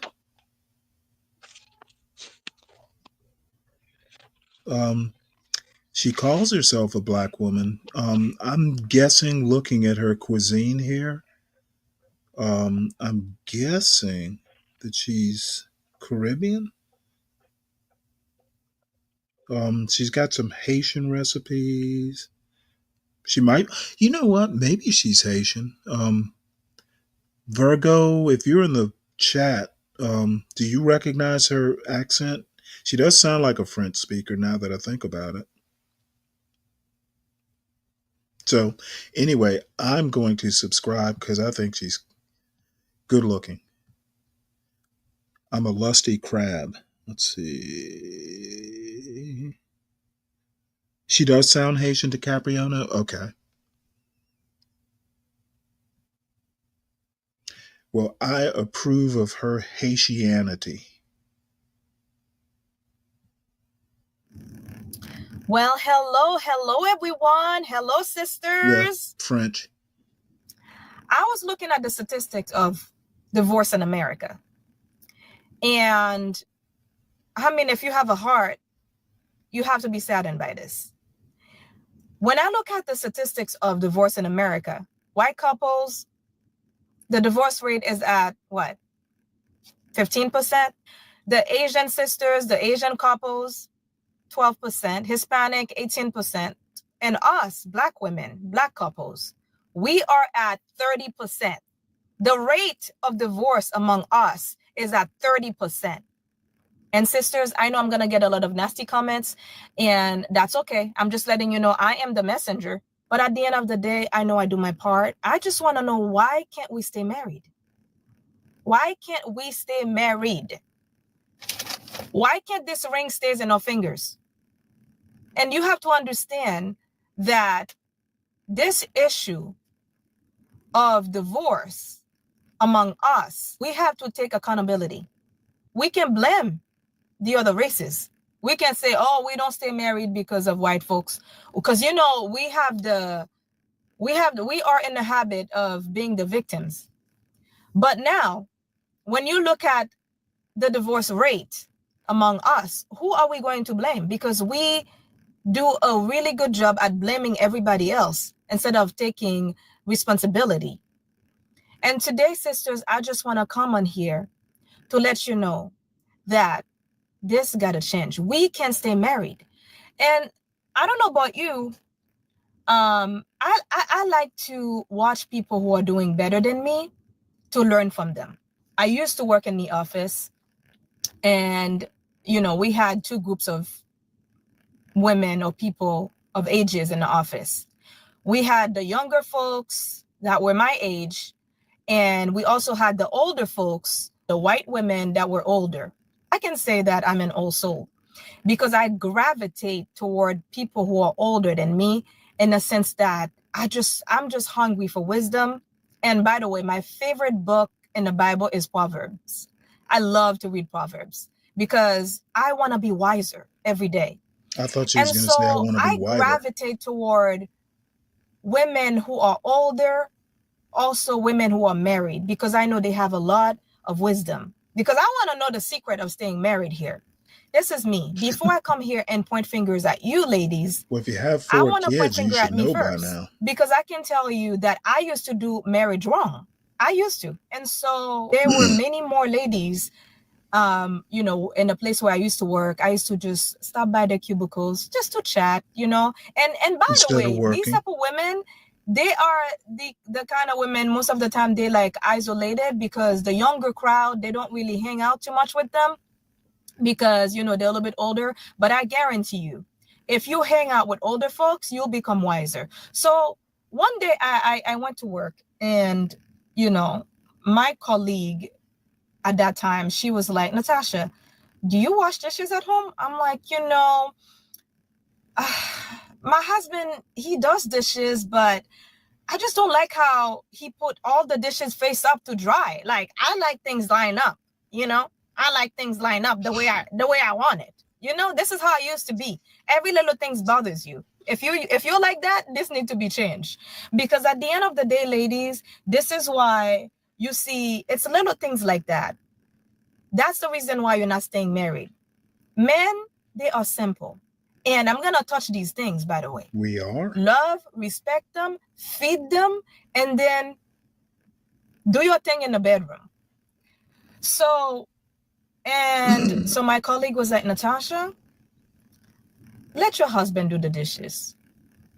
You know, at the end of the day, if you keep nagging about the way he does things, you're going to end up doing all the chores in the house.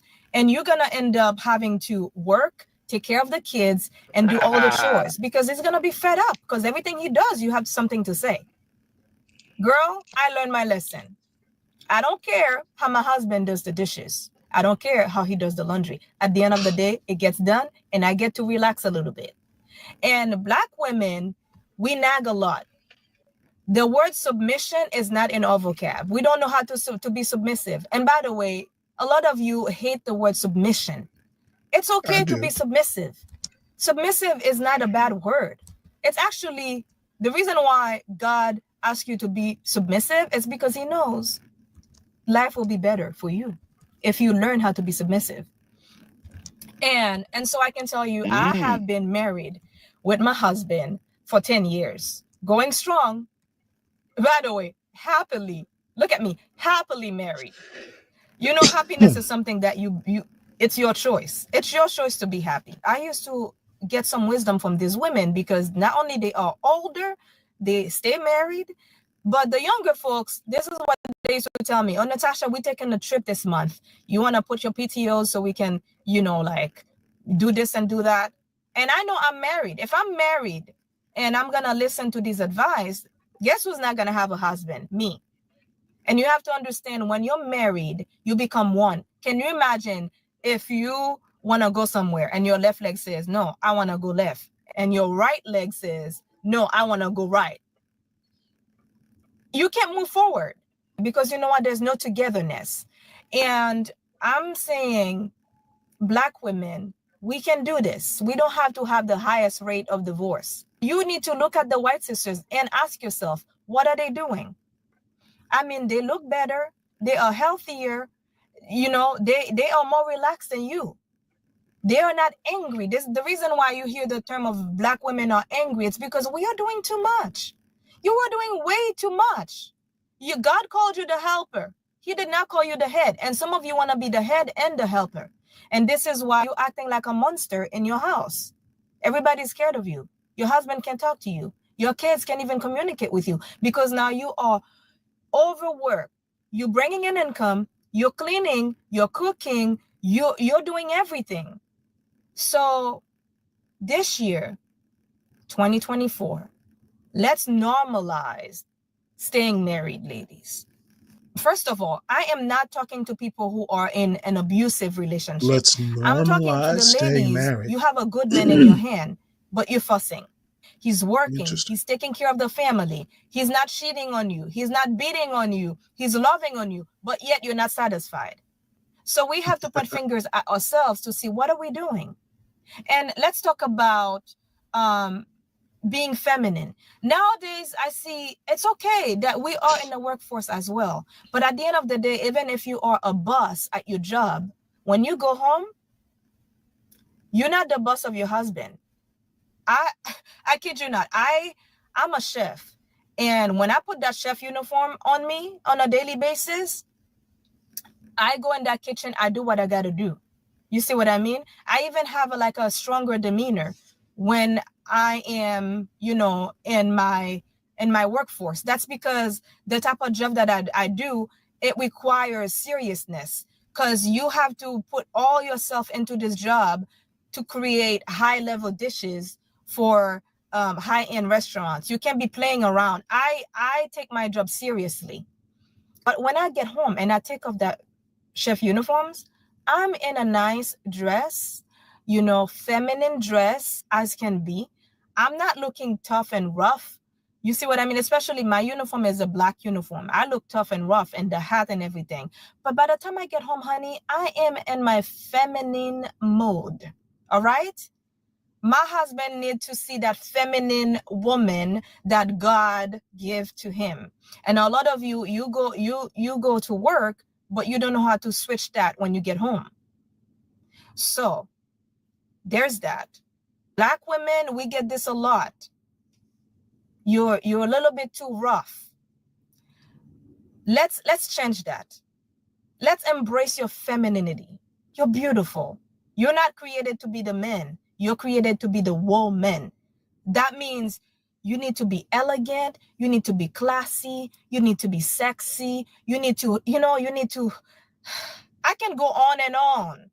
You need to be respectful, need to be on YouTube loving, and all of talking that. about it. All right.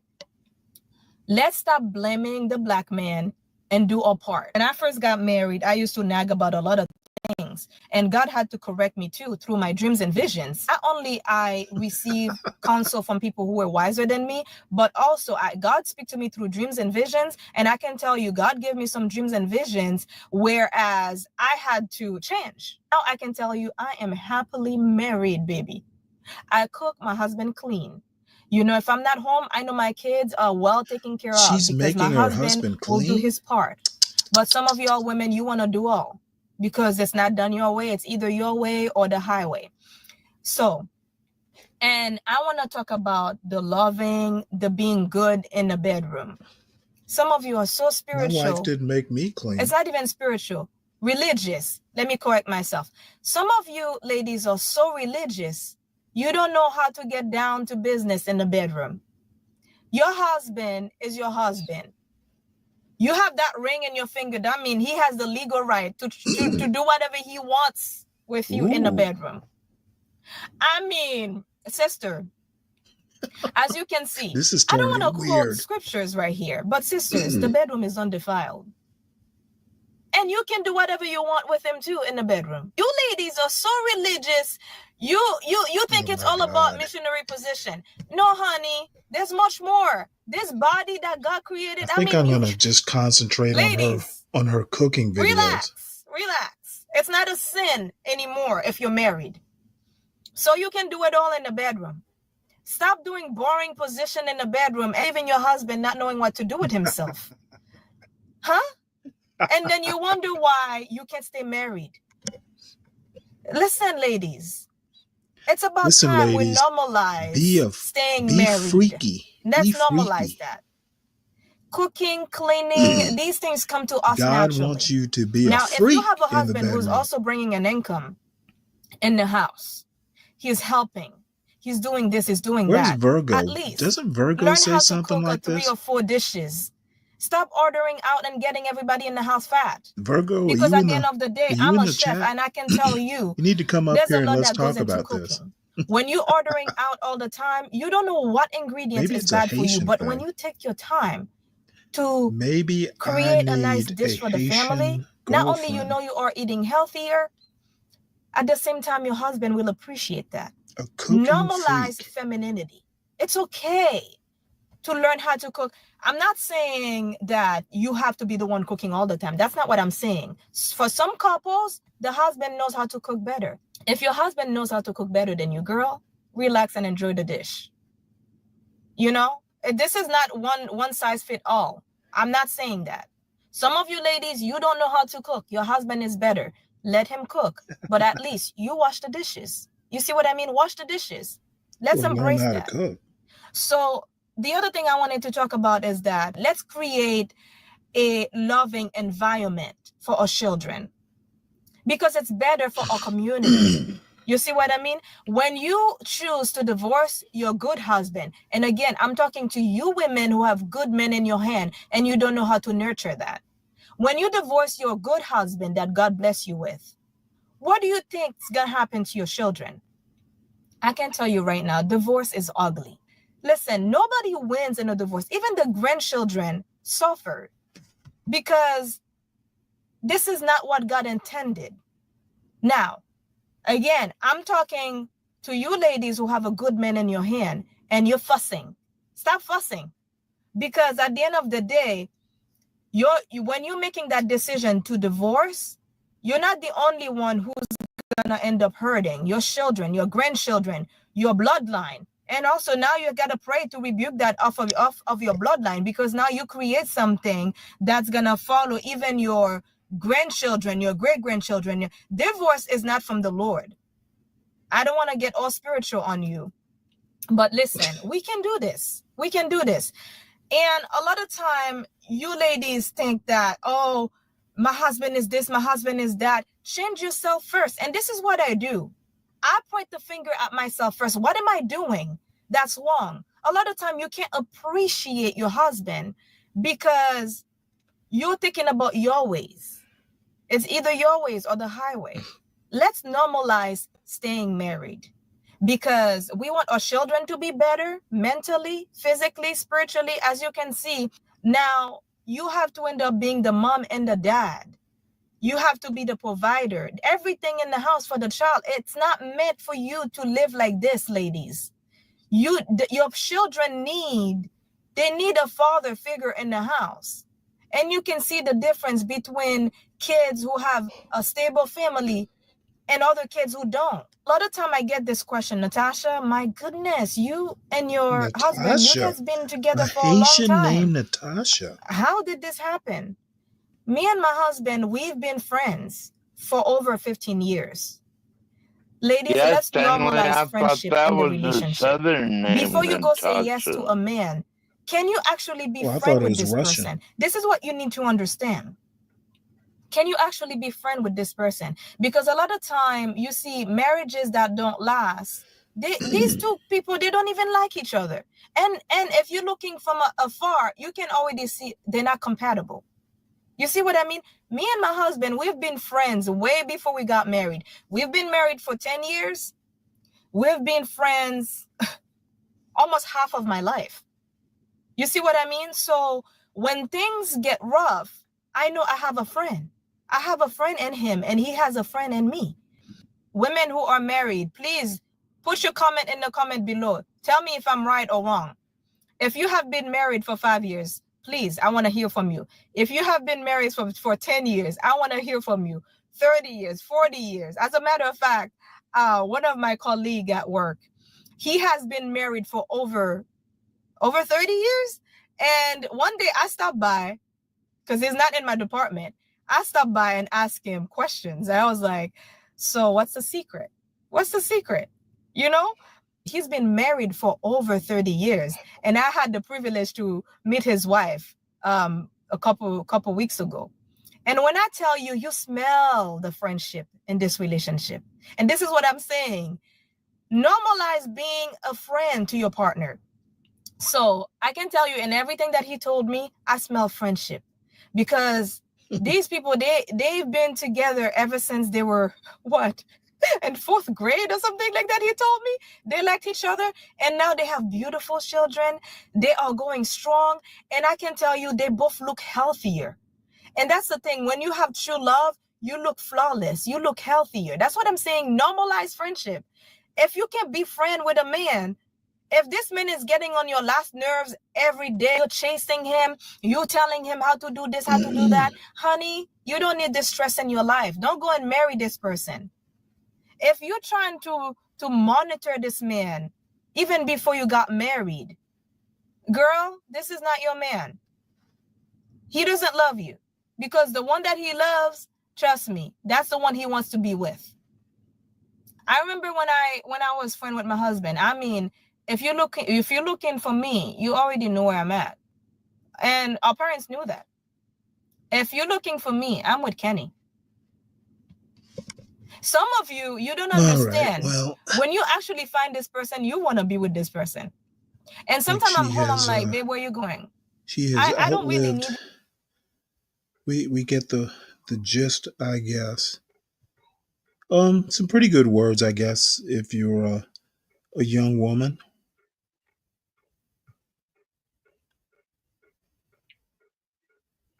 So I'm going to subscribe just for her recipes, at least. I don't really need any more nattering on about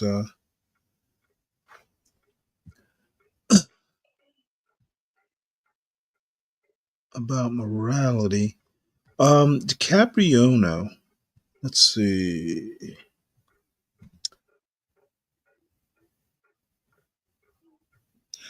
Did you get that last one I sent Yeah, you? I don't. Yeah, I saw it. All right.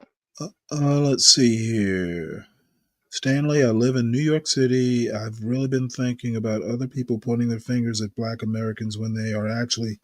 You mean about divorce rates or just behavior in general, or is there something specific in mind, DiCapriono? There is one thing that I just noticed in the newspapers, and I thought it was kind of funny. I thought the cartoon was funny.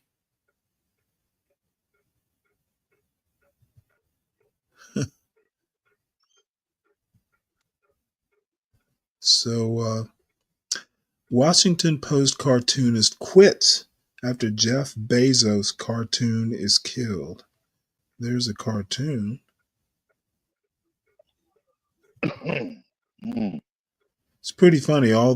Basically all the billionaires praising a statue of Donald Trump. Washington Post cartoonist quits after Jeff Bezos' cartoon is killed. This article is by Benjamin Mullen and read by an automated voice. Ann Telnaes, a Pulitzer Prize-winning cartoonist for The Washington Post, said on Friday evening that she was resigning after the newspaper's opinions section rejected a cartoon depicting the Post's owner, Jeff Bezos, genuflecting toward a statue of President-elect Donald J. Trump. In a brief statement posted to Substack, Ms. Telnaes, who has worked at the Post since 2008, called the newspaper's decision to kill her cartoon a game changer that was dangerous for a free press. In all that time, I've never had a cartoon killed because of who or what I chose to aim my pen at, she wrote. Until now. Ms. Telnaes included a draft of her cartoon in her Substack post. In addition to Mr. Bezos, the founder of Amazon, the cartoon depicted Meta's founder, Mark Zuckerberg, Sam Altman, OpenAI's chief executive, Patrick Soon-Shiong, the owner of the Los Angeles Times, and Mickey Mouse, the corporate mascot of the Walt Disney Company. David Shipley, the Post's opinions editor, said in a statement that he respected Ms. Telnaes and all she had given to the Post, but must disagree with her interpretation of events. Not every editorial judgment is a reflection of a malign force, Mr. Shipley said in the statement. My decision was guided by the fact that we had just published a column on the same topic as the cartoon and had already scheduled another column, this one a satire, for publication. The only bias was against repetition. Mr. Shipley added that he had spoken with Ms. Telnaes by phone on Friday and had asked her to reconsider resigning. During the call, Mr. Shipley said he wanted to speak with Ms. Telnaes on Monday, after they had taken the weekend to think things over. He later encouraged her to hold off on quitting to see if they could work out the situation in accordance with her principles. Ms. Telnaes did not respond to requests for comment. Matt Worker, a Pulitzer Prize-winning cartoonist for Politico, called the decision to kill Ms. Telnaes' cartoon spineless, adding that the storied Post cartoonist Herbert Block, known as Herblock, and Ben Bradley, former editor of the Post, were spinning, kicking, and screaming in their graves. They'd have done the same thing. DiCapriono, you have given me food for thought. I'm going to drop the link. I'm sorry, what? Imagine how so many people get triggered over just like a cartoon depiction or something, or like losing their minds. Okay, I'm lost. She quit because she's pissed off that her cartoon got rejected. Now she's been there a while and she is a Pulitzer Prize winner, and she feels that they didn't fire her. Apparently she quit. All they did was say, hey, we don't want to publish it. It could just be that she could have put it in her Substack or published it somewhere else, but who knows what transpired. Maybe she fought for it and lost and she has her impressions, but I'm not sure what anything to do with like a Charlie Hebdo or something. I have no clue how your comment connects. Can you be out here? Well, it's a shame someone quit their job over something so stupid. Well, apparently she didn't think it was stupid. I mean, to be honest, other than I think it's funny, to be honest, I don't really care whether she quit or not. The cartoon's pretty funny, and it is interesting that, she's quitting over something so small, but she is experienced and she has her opinion and she got to do what she wanted to do. And the Post didn't back down. So other than a curiosity, and the cartoon is funny, but not that funny. I never, you think deep thoughts more than I do, apparently.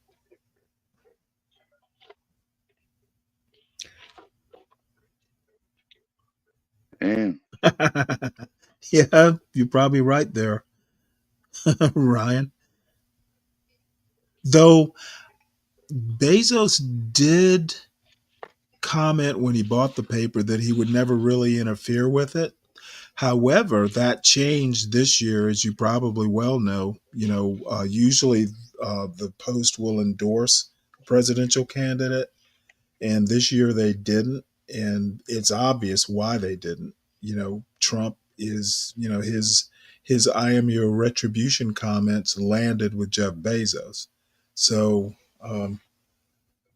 yeah, it's all nakedly hypocritical in my opinion. But you know, I guess maybe Well, I'm weren't just we jaded. talking about that the other night, right?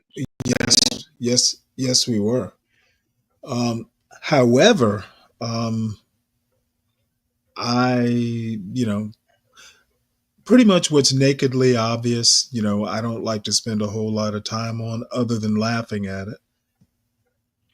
I don't think it's so deep that I have to stop and wonder about, you know, people getting killed over cartoons. You know, I get your point that we have freedom of speech. It was kind of silly of her to quit, but artists are temperamental, is all I can say. And so we go. But DiCaprio, personally, I don't necessarily have a problem with you know, non-heritage Black Americans identifying with Black Americans. There might be a reason, you know, that's unbeknownst to us. The only thing I will say is sometimes these sorts of, you know, identification, you know, the us part is kind of fair weather. You know, there'll be us until us does something to piss her off, and then it's y'all. So, you know, if you want, hit the link, come up and discuss if you want. It's a good comment though. Thank you.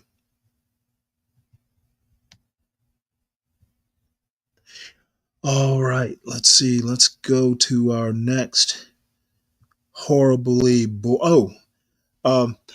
the lady Natasha talking about marriage happened to run across this from Kevin Samuels, and it made me laugh.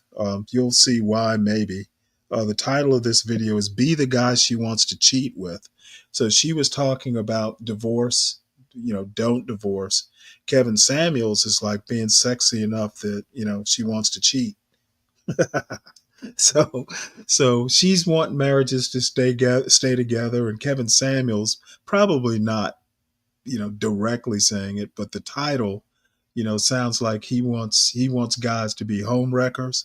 I know he doesn't really want that, but you know, it still made me laugh.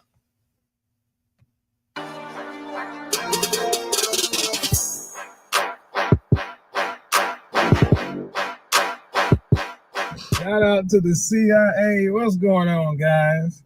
I've never done a video like this before, but I just kind of got inspired. You see your big brothers out here chilling in some nice little gray sweater, some cool jeans, you know, and some, you know, fly boots, glasses. Yeah, who gives a shit about all that? And I mentioned that, you know, actually one of the women I'm seeing, you know, actually had to put her on the free agency, you know. But which by the way, guys, keep a standard, have a standard, because here's the thing. There's always going to be this test of frames. You're going to have a woman test you, and dude, I'm going to tell you, when that stuff starts, I just elect to just cut it off, because I'm up front when I talk to a woman, you know, whatever we're doing. And if you decide you want to, you know, giving me an ultimatum, it's the wrong thing to do, because I have the power of walking away. I have the power to say no. But anyway, so as I'm sitting here over late lunch today, I just noticed her just kind of staring at, like, looking at you intently. And I'm like, what's on your mind? Shout out to the CIA. Guys, if you want to become part of the movement, do me a favor, join us on Patreon. Details down in the description. Because I'm like, well, what do you mean by that? And, you know, what? Because I'm like, well, what do you mean by that? Oh, damn it. And women would love to cheat with. Oh, wait. I'm like, you're the kind of man women would love to cheat with. And I'm like, what? Because I'm like, well, what do you mean by that? And, you know, I wasn't offended by it, but I just didn't understand what she meant. And she's like, well, you know, No, it's not that I'm not saying you're the husband type, or I wouldn't love to be your wife. But I'm saying that, being with a guy like you is kind of intimidating for a lot of women. And I'm like, oh, you speaking for a lot of women and yourself. She's like, be kind of intimidating because she knows that, hey, man, she's got to, basically, she knows she has to stay on her shit. And if not, there's more options out there. See, and that's what you want to always do, man. It's the whole thing about keep her chasing your validation, keep her on her toes. And basically, my question here is, and I'm kind of interested in folks in the audience who are married, like Ryan. Now, there seems to me to be some sort of kind of a dichotomy between, hey, you remember the old Beatles song, When I'm 64? Will you love me when I'm old and gray and fat, or, whatever age does to you, versus, Kevin Samuels here saying, you got to stay on your shit. And I think Natasha was kind of saying the same thing, but not quite. Like, you need to be submissive, and, the bedroom is our playground. I guess it really just comes down, because I'm thinking of my wife. I guess it really comes down to, you got to know your person. Whether the guy is a Kevin Samuels or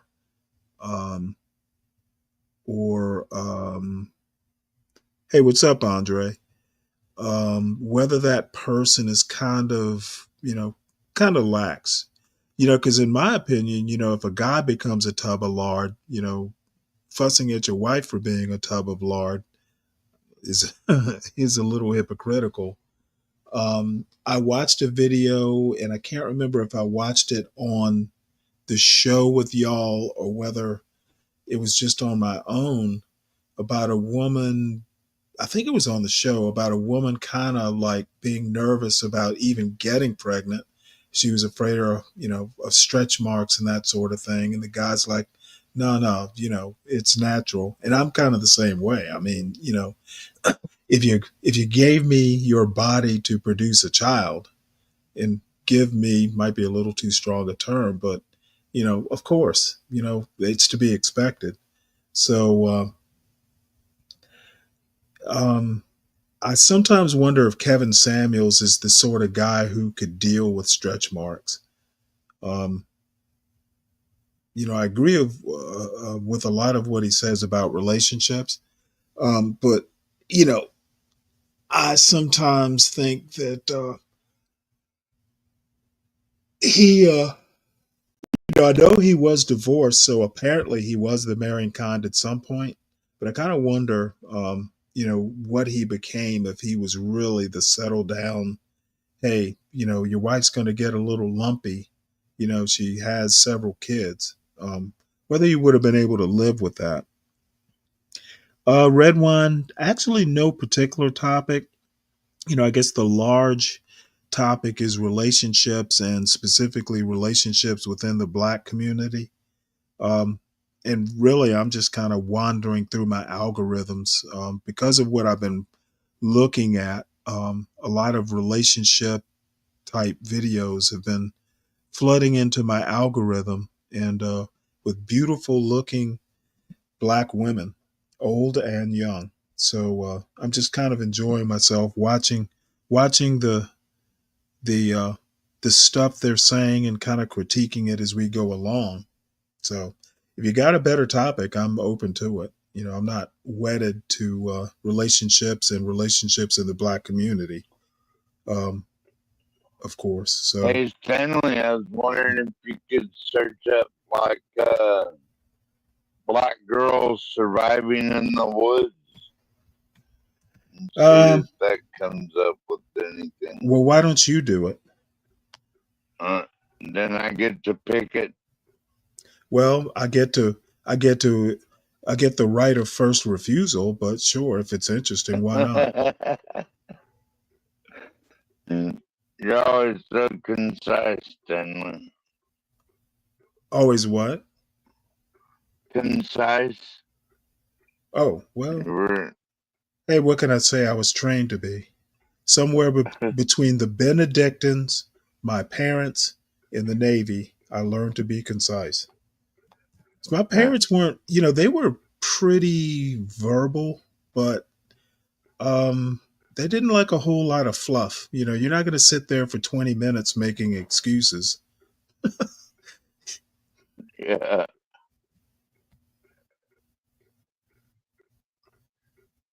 Right on. Well, Even continue on, my friend.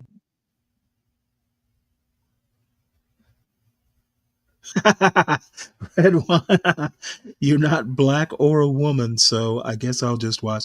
Well, hey, contribute. What if you're interested in something? Go ahead and do it. Oh, damn! Did I just put that? Well, that cartoonist story. I meant to put it in the Slack. But I am open to topics. Red Wine 65. Don't be shy.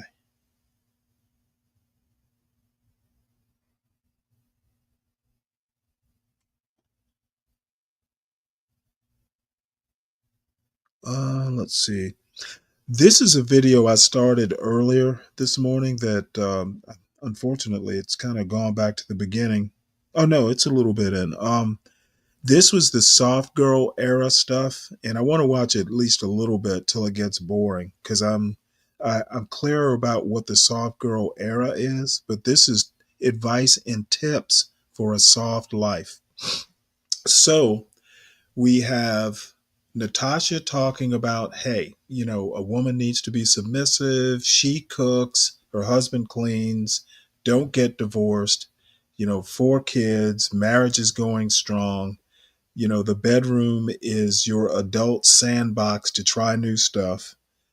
You've got Kevin Samuels, being the guy, the type of guy his woman says, hey, you're the type of guy a woman would like to cheat.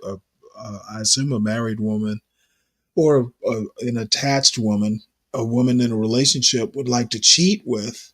And, he's basically saying, hey, my woman knows she needs to stay on her game. My question is, after marriage, some women definitely want to, keep their attractive level up. But does it depend on the guy? And I think it probably does. You got to know who you marry, man and woman. Whether that guy will kind of let you, hey, if I gain a few extra pounds, he won't mind.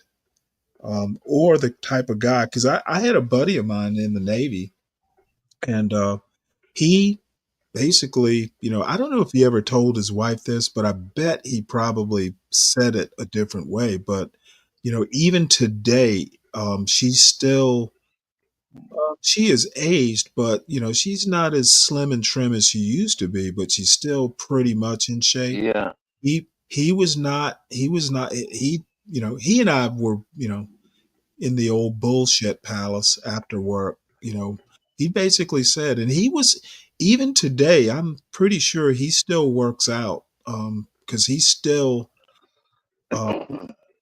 he has aged, but he's still pretty muscular. He was always kind of a musclehead.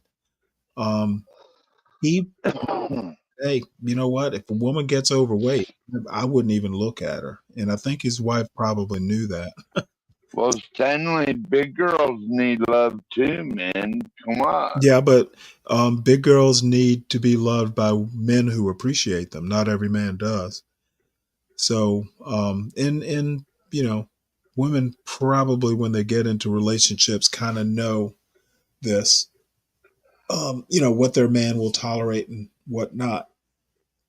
So anyway, the soft life, I wonder if a woman who's wanting to live the soft life, what kind of man they attract, because they wouldn't attract me. You got to do something. You can't just sit around like Peg Bundy, eating bonbons and watching soap operas. So let's see what this young lady has to say, and probably won't watch the whole video. I'm sure it'll either get repetitive or boring, but I want to see what her tips for a soft life are. how to enter your soft girl era or how to live your best soft life. Before we jump into the video, I want to explain what a soft girl era or a soft life actually is. It's someone who chooses to live a well-rounded and balanced lifestyle. It's someone who pours into themselves, they're self-aware, and they love to live a life of luxury and leisure. So pretty much the soft life is the opposite of anything that's like. Well, I have a question. How is living a life of luxury and leisure well-rounded? I'm trying to figure that part out. She said nothing about life and leisure. I like the work hard, play hard. To me, that's kind of suggesting well-rounded. A lot, literally a quote, life of luxury and leisure doesn't sound well-rounded. Like grind culture. They prefer to live a life of ease and they feed into the positive and not the negative.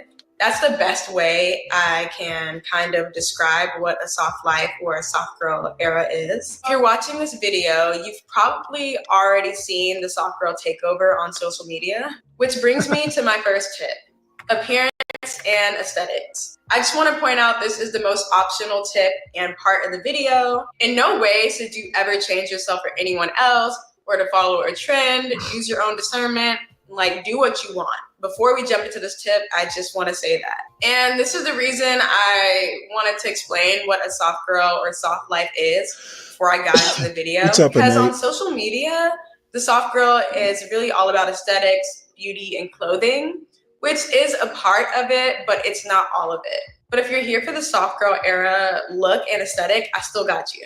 So we'll go into beauty first. So the makeup of a soft girl is gonna be similar to the clean girl aesthetic, just really nice, like a soft glam, if you will. And as far as clothing, form-fitting clothing, lots of cute skirts and dresses, just everything girly and cute, all the fun colors, the pastels, the pinks. Damn. That's kind of how I can sum up the soft girl aesthetic and look aspect of everything. I really do think that the fashion plays a huge role in the soft girl aesthetic. And don't get me wrong, you can definitely wear whatever you want. Like, I know I'm gonna wear whatever I want. Like, no one's gonna tell me what to wear. But you do have to keep in mind, fashion is a form of expression. And sometimes as humans, subconsciously, we can make our mind up about a person or judge them off bat by how they dress or how they look. So it's just an aspect of human nature. People already have an idea about you in their head, whether it's subconscious or not, or intentional or not. So your fashion definitely plays a role in how you're perceived. Dress how you want, wear what you want and what you're comfortable in, but just keep in mind that fashion is self-expression and people will make judgments off of what you wear. Not that you're trying to impress anyone, but we're talking about how we want to be perceived. My next tip is all about improving your energy. The soft life is all about free-flowing energy and giving and receiving. I'm a firm believer in that. So if you're giving off bad energy, you're going to get that back. Having good intentions and good energy inside and putting that out there and getting it back. So you just have this revolving cycle of positivity versus negativity. We all know which one is better. So you get what you give. So if you're feeling like your energy's off or you're just not yourself, some ways to improve your energy is to get good sleep. And I mean adequate sleep. Nurture yourself. And what I mean by that is to give yourself time and allow yourself to make mistakes. Don't be so hard on yourself. Try not to be your worst critic, which is a tough one, but the more you work on it, the better it'll get. And lastly, shifting your focus to positive. It is very easy to focus on the negative. A lot goes on in people's lives and just in the world. It is very easy to focus on the negative. You have to train yourself to focus on the positive. Shifting your focus from negative to positive takes time, discipline, and dedication. Because if you've been paying attention to negativity most of your life, or just always looking at the negative side of things, it's gonna take time for you to even see the positive. But there's always a positive, there's always a silver lining. Even if you gotta dig deep to find it find it. Improving your energy takes time, but it is so important and so beneficial in the end. It's so worth it. Improving your energy is important because it'll change your mind, it'll change your attitude towards life and even your perception, how you see things. And pretty soon you'll see it in other people too. It'll start coming back to you. That's why it's so important for people to work on themselves as individuals first. Which brings me to the next tip. This next tip is for anyone who feels like they've been in their masculine energy for too long and have honestly gotten comfortable. When you're trying to transition from your masculine energy to your feminine energy, I want you to keep one thing in mind. You need both. This isn't about getting rid of your masculine energy and coming to the feminine side. It's not about that. You don't want to completely leave your masculine energy behind. Some ways you can transition from masculine to feminine energy or find that happy medium is to seek validation from self. Once you validate yourself, you don't need validation from anywhere else. Along with validation, you need to feel your emotions. There is nothing wrong with feeling your emotions. If you didn't have emotions, you wouldn't be human. It's not something you should shame yourself about. Feel your emotions completely. You need to feel your emotions. You need to allow yourself to process things. And I say to feel your emotions second, because once you find validation in yourself, feeling your emotions becomes slightly easier. And not only do you want to feel your emotions, you want to express your emotions. I'm not going to sit here and tell you how to express yourself. Just know that there is no right way to express yourself. But once you find what that is, whether it's writing, journaling, or creating art or music, anything, once you find what that is, use it as a tool and use it to help yourself. Another thing that helps you come out of your masculine energy and more into your feminine energy is to disconnect from all the noise. There's a lot of noise out here. There's a lot of opinions, and it's very easy to get caught up in noise when really you only need to hear yourself. Because with embracing your feminine energy will come intuition. You will find that you have all the answers you need. Hence why you should seek self-validation. So turning off the noise and not listening to many opinions. And I'm saying this because there's a lot of podcasts out there and just a lot of people saying all types of things. It's always a battle of the sexes, and really it needs to be more about feminine and masculine energy and how we need to start balancing that and finding a happy medium. The intuition that comes with it is satisfying. You could come to yourself for answers. You will find that you already know what you need to do. And you'll feel more grounded once you find and embrace your feminine energy, or when you begin to balance the two. And I say you want to balance the two because being too much in your masculine energy you can come off very aggressive, combative, or just real controlling. I already touched on this next tip a little bit in the previous one, but that next tip is having balance. Life is all about balance. It's kind of like that saying of, too much of anything isn't good for you. You want your feminine and masculine energy to be in harmony and not at war. Being too feminine can cause you to overextend yourself, to nurture those who may not deserve, who will. This brings me to my next tip, which is self-discovery. Self-discovery has a lot to do with self-awareness and knowing that you're always secure in yourself. I'm not going to go too deep into this tip because I could go on and rant about this one for hours, but I will leave you with 3 questions I want you to ask yourself. What makes you, you? Are you living in your truth? What are you passionate about? I want you to get curious about yourself and ask yourself those questions. Whether you write it down or answer them mentally, they're very important questions to ask yourself. The last tip is cutting people off. I know it's really easy for some people to go snip, snip, you never existed. But the reality is most people find it difficult to let go or release relationships that don't serve them. I know it's easier said than done. I mean, these are people that you've created bonds with, people you never saw yourself living without, but sometimes you gotta cut them loose. I'm not gonna tell you to just cut people off and it doesn't matter. People have to do things on their own time. not only is it easier said than done, but it can also be very confusing. You might be like, Sheree, how do I know who to cut off? Like, how do I? She's telling people to just burn bridges, is what she's telling people. I don't Really? agree with that concept. Let's go back and listen to that. I thought I heard the opposite of that. Never saw yourself living without, but sometimes you gotta cut them loose. I'm not gonna now. It's easier said than done. I mean, it existed, but the reality is most self. The last tip is cutting people off. I know it's really easy for some people to go snip, snip, you never existed. But the reality is most people find it difficult to let go or release relationships. Okay, where, I mean, from what I gather from that very short couple sentences is that she says sometimes it's necessary. You don't agree with that? No, I do if it's an abusive relationship. Okay, well, I don't think she's talking. Cut it off. I don't know that she's talking specifically about relationships. I think it sounds pretty general to me.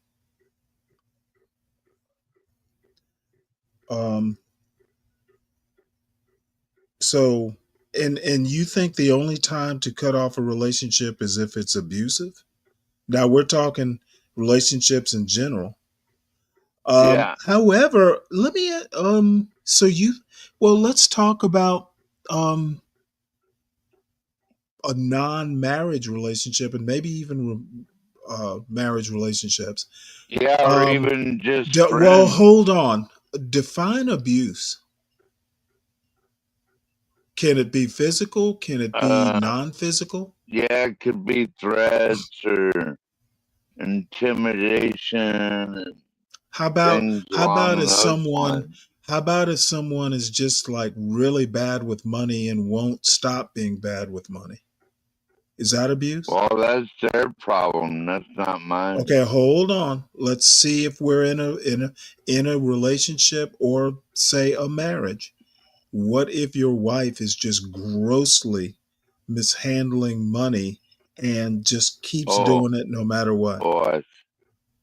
Is that abuse? Yeah, like if you're already married. Okay, is that abuse?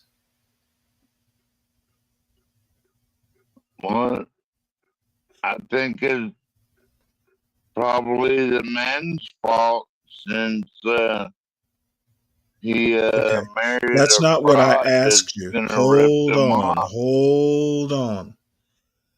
If a man is married to a woman and no matter what, she's just incorrigible about overspending, going into debt, maxing out credit cards, etc., etc.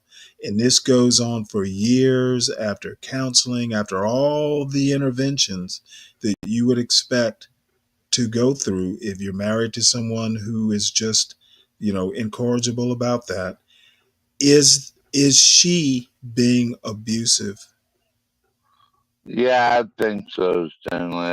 Okay, so if it's something that basically goes on forever, and finally the man's like, dude, she has gone and I can't, it's hard to take care of the family because this woman is just being so abusive. You don't think he should divorce her? Oh, yeah, definitely. But the problem is the women always win in court because they say. I don't agree that women always win. They are favored. I could agree to that. Most of the time. Okay, well then you know what? Then that's still not. But it sounds like what you're saying. Since women always win, a man should stay with a woman like that. No, that's not what I'm saying, Stanley. Okay, well, so we've agreed that, hey, after everything, over years. You know, you're in and out of bankruptcy because this woman just won't stop spending money. Um, he can divorce her, but the woman's gonna win. But you know, if she's driven everybody to bankruptcy, you know what? Can't squeeze blood out of a stone. And you know, I don't really have any experience with any of this. I'm just asking questions, but it seems like there can be more than one type of physical abuse. What Yeah, this young lady is definitely. talking about, I hope, is that time. She says sometimes you have to cut people loose. I would imagine, you know, this gross sort of abuse, financial abuse, would be a time you have to cut off somebody or cut somebody out of your life. And if there are kids involved, you know, you can only go so far even with that. So I don't have a problem with what she's saying in short. Well, my problem is the men that get involved with these women let them take complete control of their lives or whatever. Okay, well, They're your problem crying is with about it men, but sometimes, later. okay, sometimes you don't know. I mean, people do change once you get married.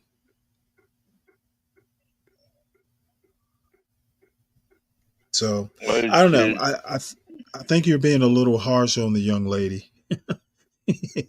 Is the bottom I line. think both people should definitely know what they're doing before they get that involved. And a lot of time, Stanley, it'll be a gold digger or somebody just trying to milk Okay, the well, old man before he dies. what I can tell All you that shit. from my own experience is that people do change. That's a maxim or an aphorism or whatever you want to call it. You know, people change after marriage, they grow apart or whatever. But the bottom Yeah. line is people do change, they get more comfortable. I argue you really, even with my wife, and I think we were together almost 2 years before we got married. Um, I mean, there were some things that, you know, there's some drawbacks to not living together, which for no real religious or moral reason, I just didn't want to live with anybody until I had to, which marriage, you know, kind of forces you into. I mean, luckily there was nothing that was a showstopper or too annoying, but there were some things that, you know, um, after marriage, you know, even to an extent, some things after marriage you kind of discover or people kind of get more comfortable with doing. Um, the other thing is that sometimes, and I found this a lot, sometimes when you're dating someone, what you think is so cute or quirky or interesting, once you have to see it daily, it becomes annoying. Yeah. So, all I'm saying, all I'm saying is that people do change after they're married. That's just how it works. And luckily, they don't change into a completely different person. What's Yo, up, Ryan? hey man, what's cooking, bud? So, uh, quick warning. I know why you're up here. I don't want to go off into that, you know, stratosphere, but you were in mind when I was describing the financial abuse to 12 man. Nah, I just kind of lose my shit every time. Well, Women, don't lose your women. shit. You know, I just basically the only reason I even bring it up is this girl here. I don't think she's wrong for saying sometimes you have to cut people off. And frankly, my wife does not talk to her mother. She's cut her out of her life because her mother's very toxic and Really? extremely manipulative. Yeah, she's very manipulative, and she's just not a good human being. She's mentally ill, and she tried for years, and just her mother won't get help, and she said, "I can't do it anymore." So, um, comes from a similar neighborhood as me. and there's a lot of dysfunction, mental illness, and Hmm. alcoholism, and drug addiction and shit. Hmm. But I think it's fine. It's boundaries, you know. If a person's not healthy for you, you can do that. You know, like we're American citizens, we can say, "Hey, I don't want you in my life anymore." You know, that's fine.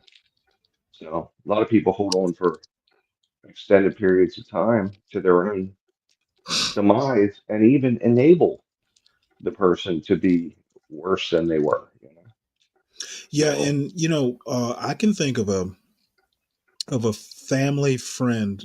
Had known them for years.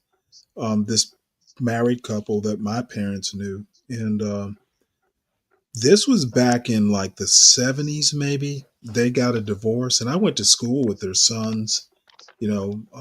So I knew the family. Like, I mean, we socialized together.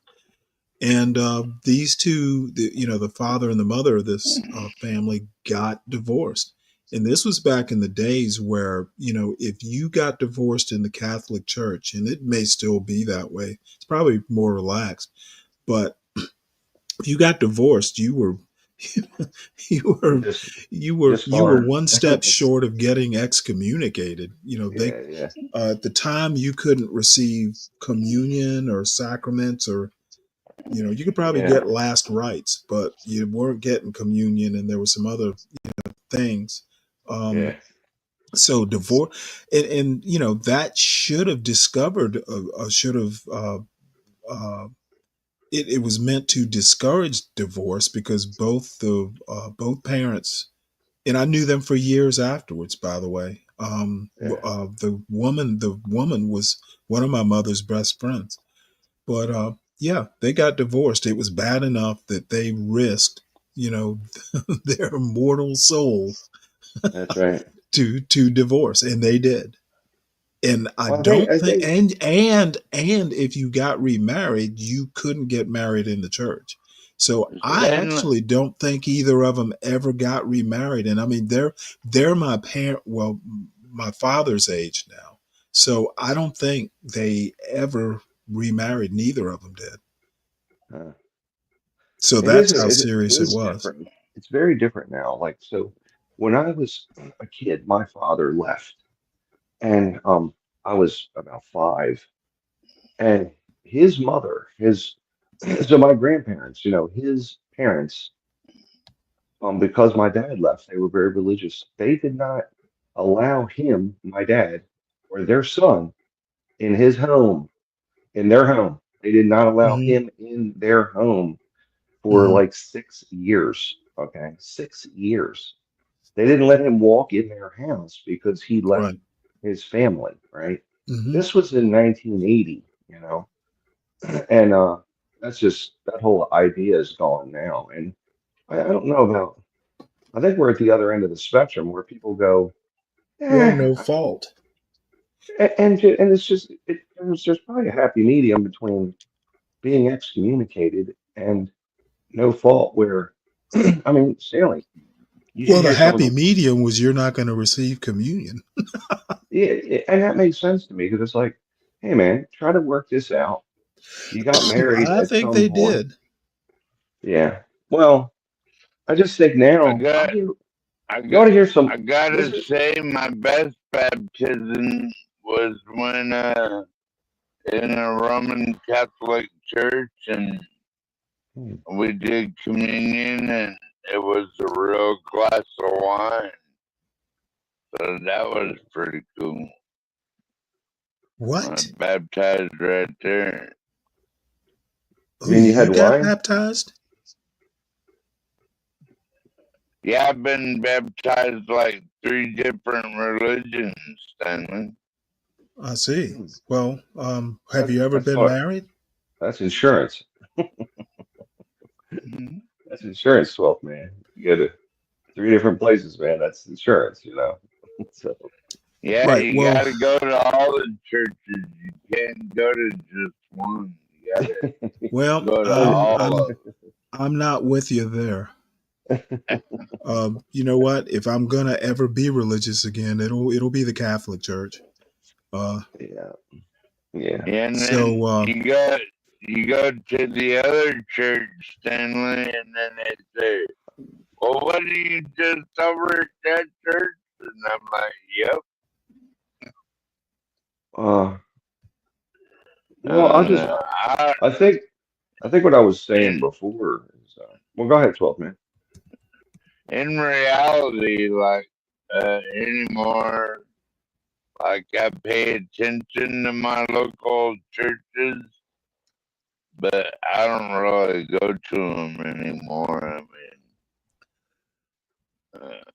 Well, we go from the soft life in pinks and pastels and how to be feminine in the leisure and luxurious life. And I guess sports and being athletic can be leisure, at least, maybe not so much luxurious.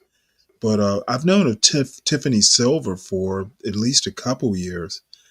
She is actually kind of my dream wife because she likes to fish and dive and, That's Stanley. That's what I was texting you, and the thing I was saying. I don't want my wife. If she wants to get her nails done weekly, it means she ain't ready to go snorkeling or go camping. And I want somebody that's gonna adventure with me. You know, like go on hikes and go bike riding and stuff. And right.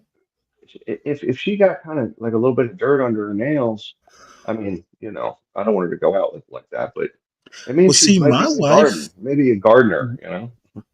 So well, my wife pretty much fit that bill. As a that's matter of awesome. fact, I remember the first time we went fishing together. I had stopped by Walmart because she didn't have a fishing rod or reel for some reason or another. So on the way to the Shenandoah River, we, stopped and got it. And I'm sitting there, I gave her my fishing rod. And while I'm sitting there stringing her rod and reel, she's catching fish. And every time she caught one, she go, "Hey, Stanley," holding up a fish. And Yeah, I'm just, spitting fire trying to get her damn. I should have made her do it, but I yeah. figured I would be gentlemanly and let her fish, and me, I'll just It's like do it's like the. it's like it's like fishing with kids. Like you just here. I lost my word. Well, Okay, it's let me like, put the word well, back on. You know. she knew she was being annoying. Was the bottom line. She, Yeah. now she was actually a better shot than I was. Huh. Uh, Rifle wise, target practice wise. Stanley, some of the best shooters in the world are women. Like it is, there are dominant women shooters that outshoot men. It's very much like it's a sport where it's a lot of equal ability. Like if they're really paired well, the shooting sports are. Right, So, because it's really not physical, you know. So women could shoot. I mean, they could shoot as good as men can, right. you know, yeah, they Olympically. can shoot, but they can't carry a 200-pound man out of the field. That's the problem. Yeah, we were talking about No, target shooting. actually, we're talking competitive shooting. It's not the problem. Yeah. Yeah, some of the best We're not shotgun talking army shooters. or military. Yeah, like shotgun, like skeet shooting, 12th man, or clay pigeons and things. Like some of the women they'll beat a man all day long. Some of the best in the world are women. There's real parity in that sport for whatever reason. You know, those shooting sports. So, because I guess it's not Oh, very look at that physical. little pompano. Well, we should bring those back to schools, maybe. Competitive shooting, like Wait, the hold old it. Did you days. just say we should bring shooting to schools? Really? No, They actually have it in competitive elementary schools. Talk shooting. about. I don't think we want to give these kids these days, access Why to not? weapons. Well, you know what? I'm going to let you guess. Maybe. Well, it was always a part of this country until Jimmy Okay, I don't get. Carter You know what? I know created the I know you Department of want to do. Education. I know you want to do the MAGA thing and skirt away from my comment, or squirm Skirt away is more like away. it. Yeah. What are you talking about? I want you to guess why we shouldn't bring competitive shooting to today's high schools. Why shouldn't we? You could do it. I mean, so some schools actually You still know have what? weapons, I wouldn't let my son go to that school. well, I think the way they could do it is like do archery and then do like paintball Well, type, like archery is one thing, but Yeah, yeah. paintball. I agree with that. I would not be I would not be having, because my high school, I went to an all boys Catholic military school. We had a shooting range right out back of the school. Yeah, yeah, they used to, Yeah. right? But not anymore, really. But down Um, south, they have a lot of shooting, high school or rec shooting things, stuff for kids. But they should get the kids to do like projectile shooting, non-lethal, like paintball type. Like you can make a bullet that's not lethal, right? Like that just shoots a paint wad. well, I don't think we should bring shooting sports to schools. Let their parents do it. That's true. That could Because be sure true. as shit, their parents are giving them guns now to bring to school, or That's making true. them making And they them. have I'm not going to say they're they can giving threat. them. Well, you know what? They are giving them. That kid in Winder got a pistol for Christmas. Yeah, that's just rednecky Well, as shit. You know, fucked up. Stanley wasn't back in the day when we used to have all these backyard shootings and Okay, well, everyone carried a shotgun to school or whatever. the bad You parenting know, basically ruined it for the shooters. Pretty much. Yeah, actually good point. And I will tell you, they love to say that video games don't lead to some of this violent shit. I mean, literally the Dylan yeah, Klebold thing. I There was agree some. with that. I think the video games are leading to some of it. Like it's pure violence, and you're actually committing violence on the as a video game player. You know, I mean, I think it all adds up. So, you know, I mean, literally in the 80s, the musicians were singing about drugs and drug use went up, right? You know, the whole gangster rap did the same thing. Video games are doing the same thing. Violent TV shows do the same thing, you know? It all adds up. So, All right, and well, let's watch this lovely lady, I don't want to go um, off on a tangent. who is my she actually does shows at least once a week, but there's a show of hers with a friend of hers that I want to show you right after this. Now, Is basically, your this is dream kind woman? of an arc. I meant for this to be an arc from the soft girl era to this girl is not too soft. This is your dream girl, though, right? Is your dream girl Sally?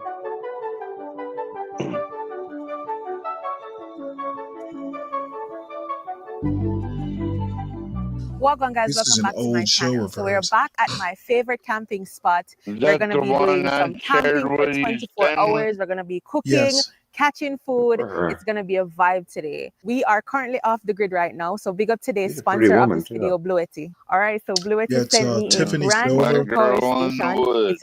This is Yeah, about well, she's not exactly in the woods, and Tiffany Silver is fairly famous in the YouTube spaces. she's a She's cute woman. got like 250,000 subscribers or something like that. Mm. She's got 448,000 subscribers. Dang. She's been around a while, but she's still out there.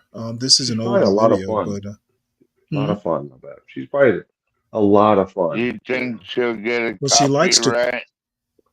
No, Stanley? I've showed it before. Her What? stuff before. I'm not going to show the whole thing. Yeah. Now, this is the sort of thing, like this video is almost 30 minutes long. She does really good. The photography and the cinematography, I guess if you call it that, is excellent. She and her boyfriend do this. They got drones and some really dramatic shots of Jamaica. But Badass she goes Stank said hard. she's a lesbian. Says she's a lesbian? No, I don't think so. She's got a No. boyfriend. Badass Stank Literally made a going to be comment, said pouring she's us to the lesbian. next. Maybe. It doesn't matter. Why do you say she's a lesbian? Badass Stan says it, not me. Yeah, I don't think he's right about that. Yeah. 24 All right, hours. sorry to I interrupt. can't wait to test this Go ahead. bad boy out. And So you'll let's see turn it on why right now. in a little bit. Okay. All right, guys. So as you can But see, she it's at does have a boyfriend. 89%. Her It was boyfriend at Raj, I 100% assume that's earlier her when I left boyfriend. home, but They because I had to traveled charge my together. battery for my electric chainsaw to clear the campsite, and it actually took a couple times for me to charge it too. So in the meantime, while we're getting prepared for the adventure, let me tell you about Bluetti. This is the Bluetti AC180, one of the best power stations I've ever used. Now, having an essential power station is super important, especially for what I And do, we'll skip which is through the camping, ads. outdoor cooking. One go, one click. She doesn't do ads like See? this anymore, though. AC. After one right now, so I'm starving. At least I I'm don't about think to she see if I does. can I've get some watched her crayfish show every now to and cook again. some lunch, because like I said, we're gonna be here for the next 24 hours. So I gotta catch my own food. So let's see what happens. Stay tuned. That's cool.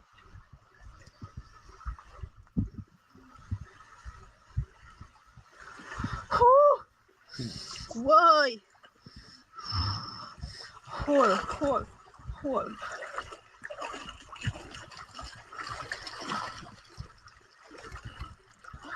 Is she spearfishing? Guess she is. I don't know. It must be cold. Oh, she's gonna use a spear gun.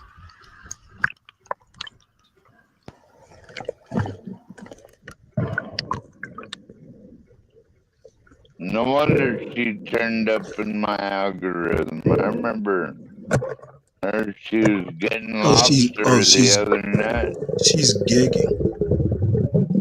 I've shown her on this channel before. Yeah.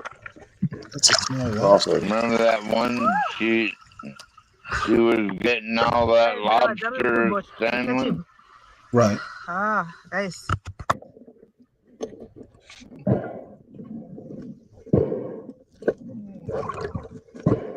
Now, I guess back 5 years ago, she was doing all this alone, or maybe her boyfriend or somebody. Well, somebody has to be doing this.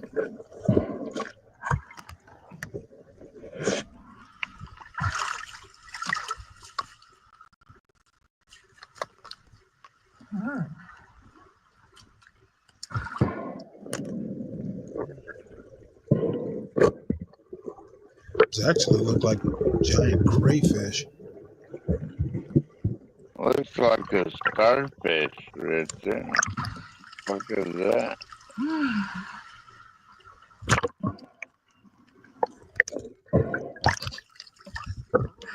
Little octopus.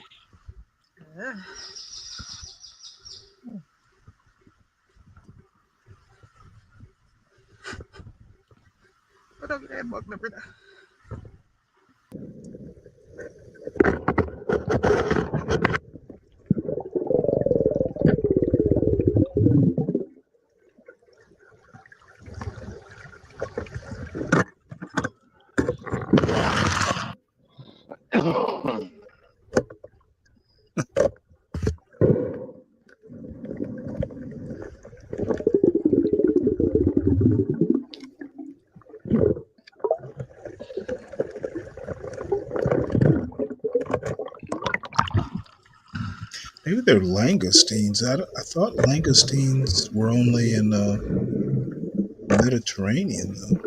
Well, they have labadi, so mini lobster, labados or whatever it is. Oh, okay.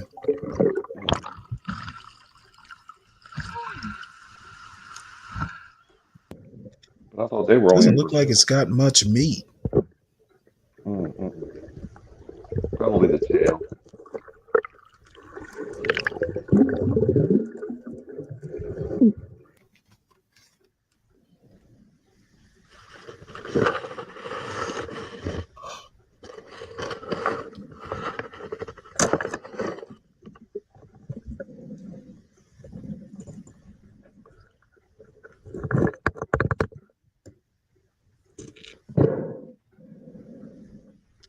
Yeah, I'm going to skip ahead to the cooking.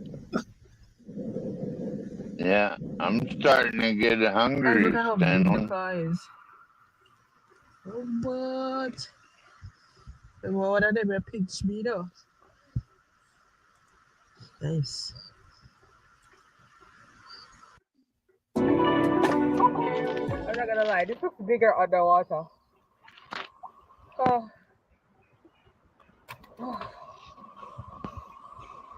Oh, guys. A couple more under there, but just gonna make them stay because I've caught enough for lunch right now. We'll probably come back tonight, never know, but let's go get some lunch.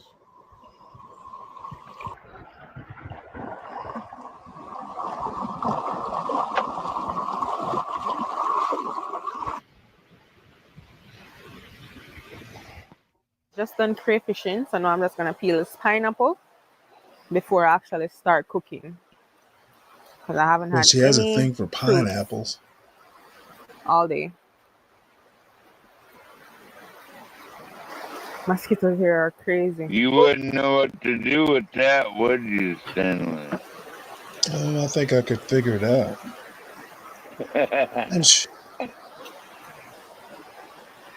And young men, if you ever have a question, always ask.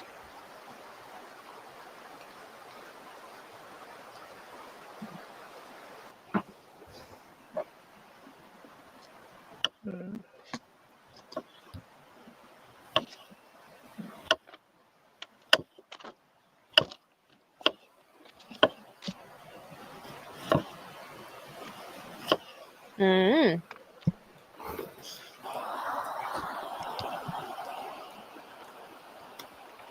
Nice. All right, guys, so it's time for cooking. I have here my very own portable stove that I'll be using with Bloety Power Station. I didn't bring any coal stove, nothing like that. So we're gonna do everything with Bloety Power Station. Let's see how it goes. I'm gonna turn it on. I'm gonna press AC because I'm gonna be using the AC output units here. Plug it in. And then turn this on. Nothing wrong with that, I guess. Yes. So I'm going to turn it on the highest one, which is 5. And see what's going on. So it's showing how much watts it's using. So it's 960, 61. It's not bad. And we have 87% right now. So we're on good time. We're going good. So I brought my mosquito zapper because the mosquito them down here crazy. So, and it wants to charge because I've been using it all day. So I'm just screwing it off. And I'm going to plug it in as well. Like that. So this is... Did she say screwing it out, Stanley? Uh-huh. Did it do something for you when she said it? Yeah. I'm just screwing out these because I realized the time I go. Never did I watch the time at all. So just prep them real quick. Not gonna eat the head. You can boil them up and make some stock.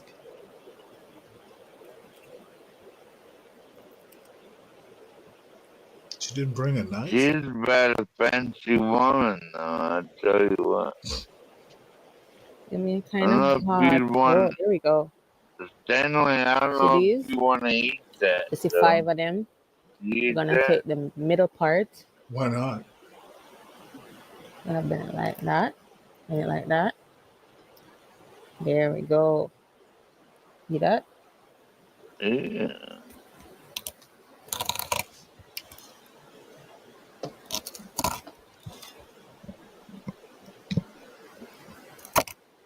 I think she actually has her own cutlery.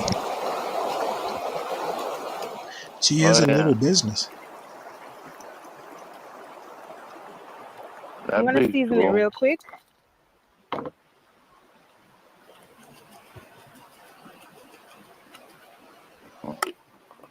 I'm glad to see she went and watched that stuff out before she eats it.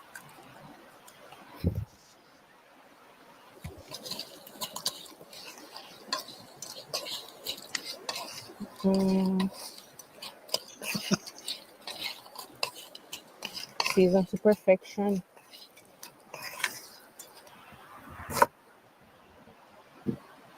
Is that a turnip? I'm not sure. Oh, it looks like a rutabaga. Oh, guys, these are sweet potato. Oh, it's a sweet So, potato. sorry, what am I Okay. gonna do with them? Getting it all wrong. And then we have corn. We'll split You know, these. sweet potatoes are actually A tuber? I think it's a tuber, isn't it? All right, let's do this real quick. Yeah, it's actually Tell me that. fairly fibrous, more fibrous than Yeah, I think it's sugar neutral. So like, it's got enough fiber to offset the sugar. Right. So someone told me that.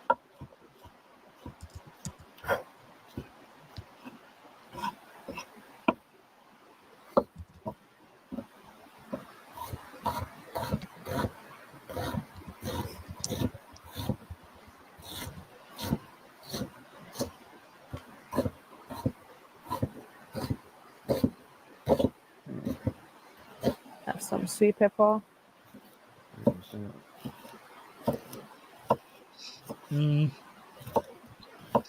We'll skip ahead a little bit. We have the thyme.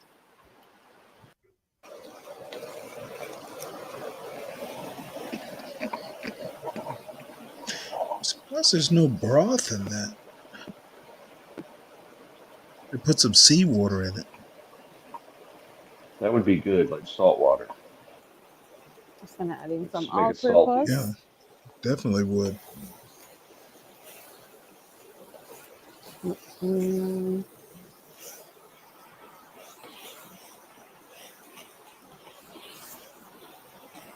Does look delicious though. Yeah, I think there's little. Oh, so she's using they use the claws too in that. You Gonna see that? cover it and let it cook down. Oh, let's see.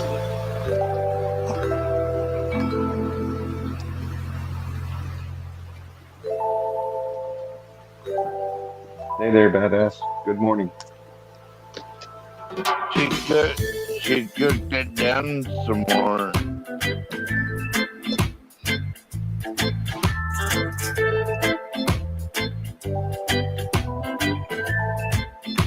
Ooh, good tunes. One Virgo cooked like that.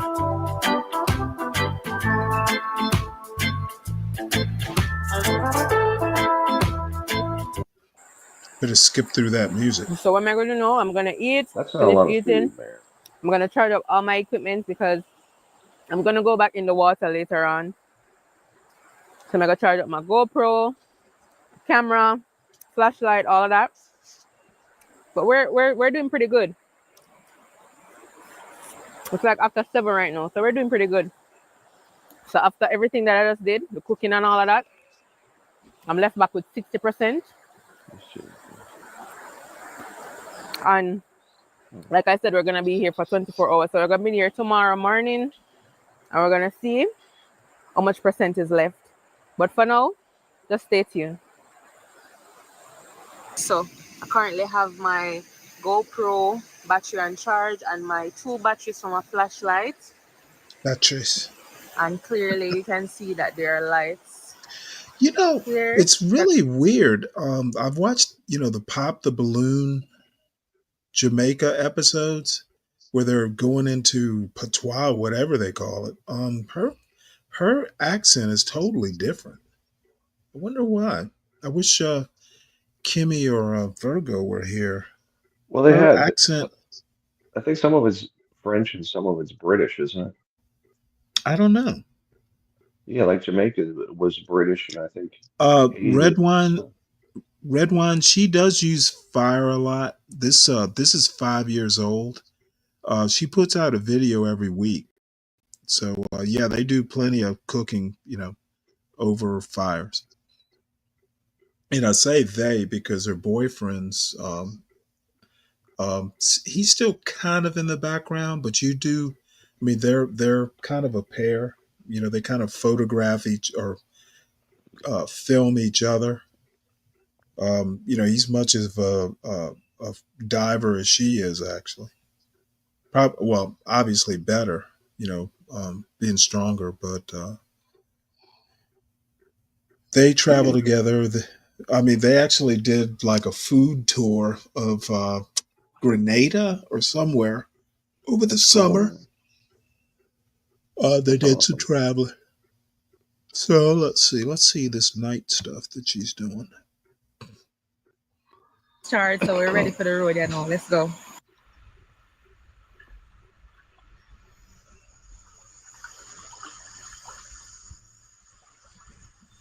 Whew.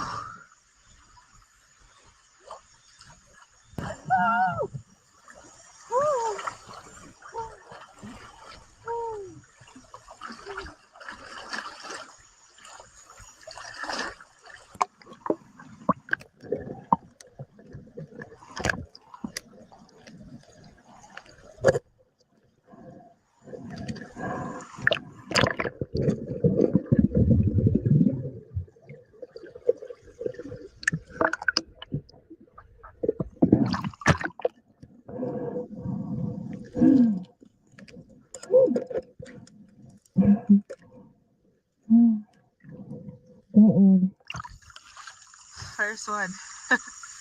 First one to the right.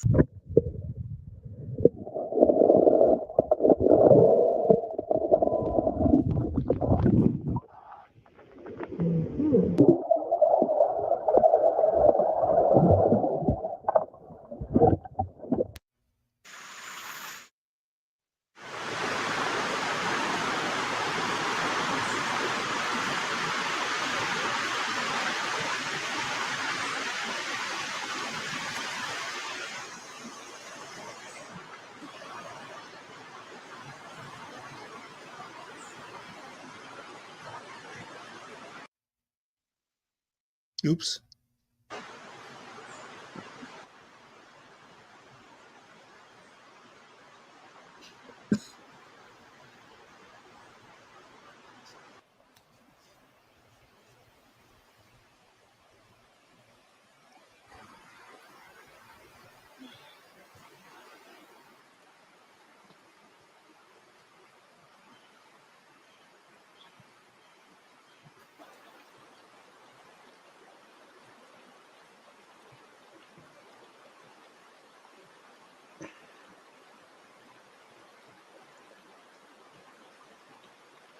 No.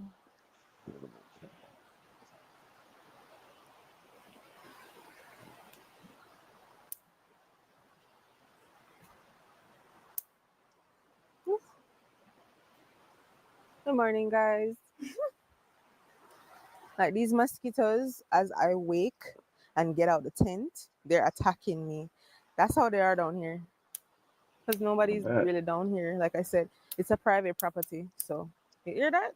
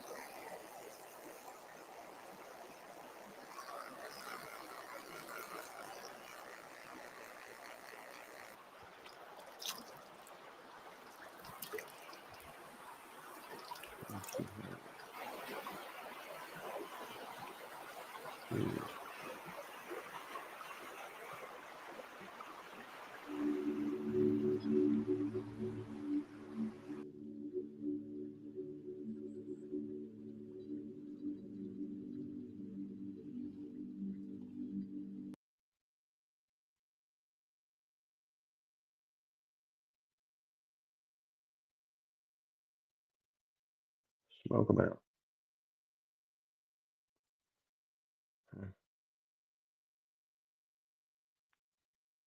You there, Stanley? Shit. Yeah, I was on mute. Sorry about that. Oh, okay. That's all So good. this is she started another channel with a friend of hers.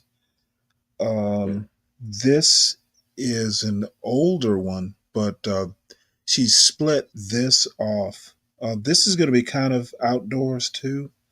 I forget. I looked for the new one and I'm subscribed to it, but I can't remember the name of it, and I don't want to go. I've got like probably 150 channels I subscribe to, maybe even more, and I didn't feel like going through all of them looking for the name, so I'm just gonna play this. But her friend will be on here.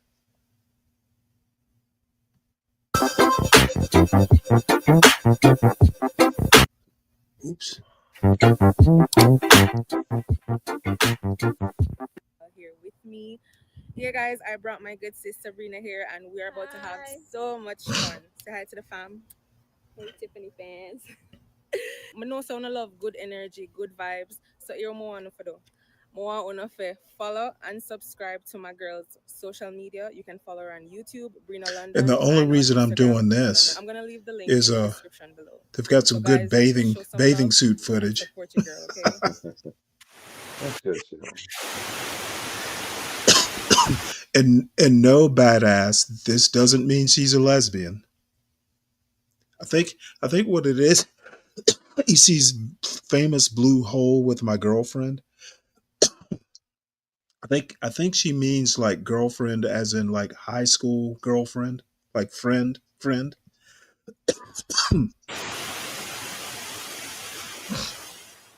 Guys, so we just entered into Blue Hole. We paid an entry fee of $1,000 Jamaican. Quite reasonable. Now we just await on life jackets because the current's strong. I never expect that. We'll skip through. So me I forgot to take one life jacket. Let's see, they do some zip lining.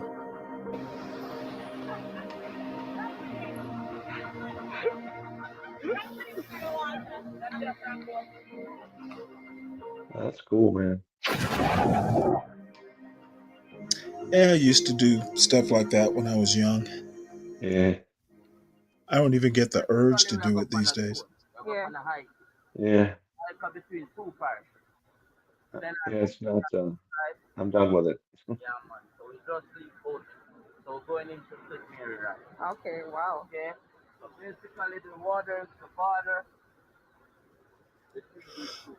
Yeah. Okay.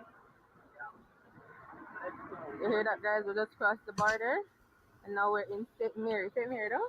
Yeah. Beautiful breeze. No. Show them the mud. Oh, I've seen this waterfall thing in other videos. What the hell is that? Mud? Clay, it looks like it's clay. Yeah, it's clay. Well, clay. It's probably it's probably like a bentonite clay. You know what? Expansive. This girl looks like my niece. Believe it or not. The mud cave, but at least I got mud for my body. So that Oh, clay I see is what they're probably doing. expansive clay. For mosquitoes. Yeah. Ooh. Let's see what we But got here. you can use clay as a water filter too. It'll filter water for you. Just takes Man, a little while. that is a healthy butt. It's got to keep mosquitoes off though. No human scent. Yeah.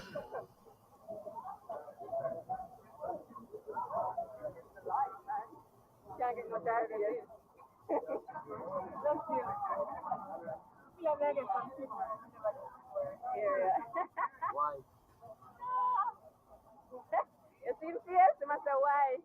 You must say you're not getting a good man. You just now want to tell it straight, so you must think just say why. You know? Why? Come on. Only for single you there blue one. A priest body. Guys, hold on. I'm looking at the end. Yo guys, you see the current here? The current is strong. No, I got it with I can't enough. find The this current fucking camera. strong. Literally swallow some water a while ago. That is how strong it is. Guys, now go over there. No, man. You know, tell me now, give up and then stop me, man.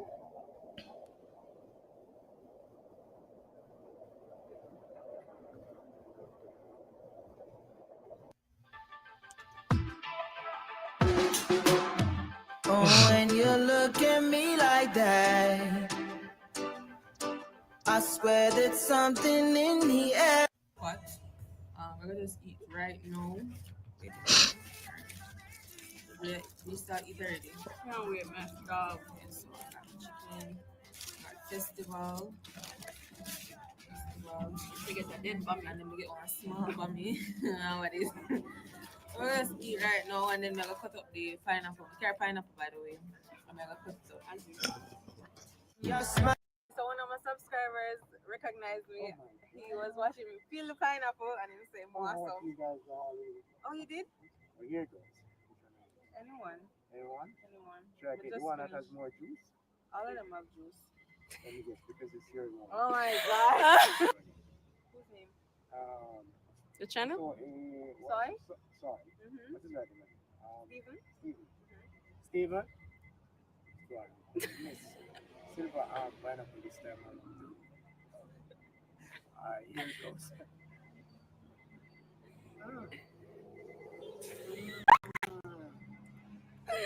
Wow.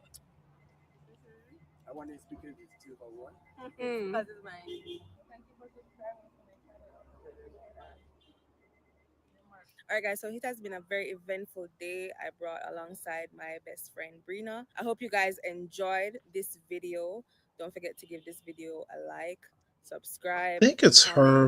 And I think it's her don't that forget does to the. follow and subscribe to my girl Brina London. I'm gonna leave all the info in the description below. I love you guys, and I'll see you in the next one.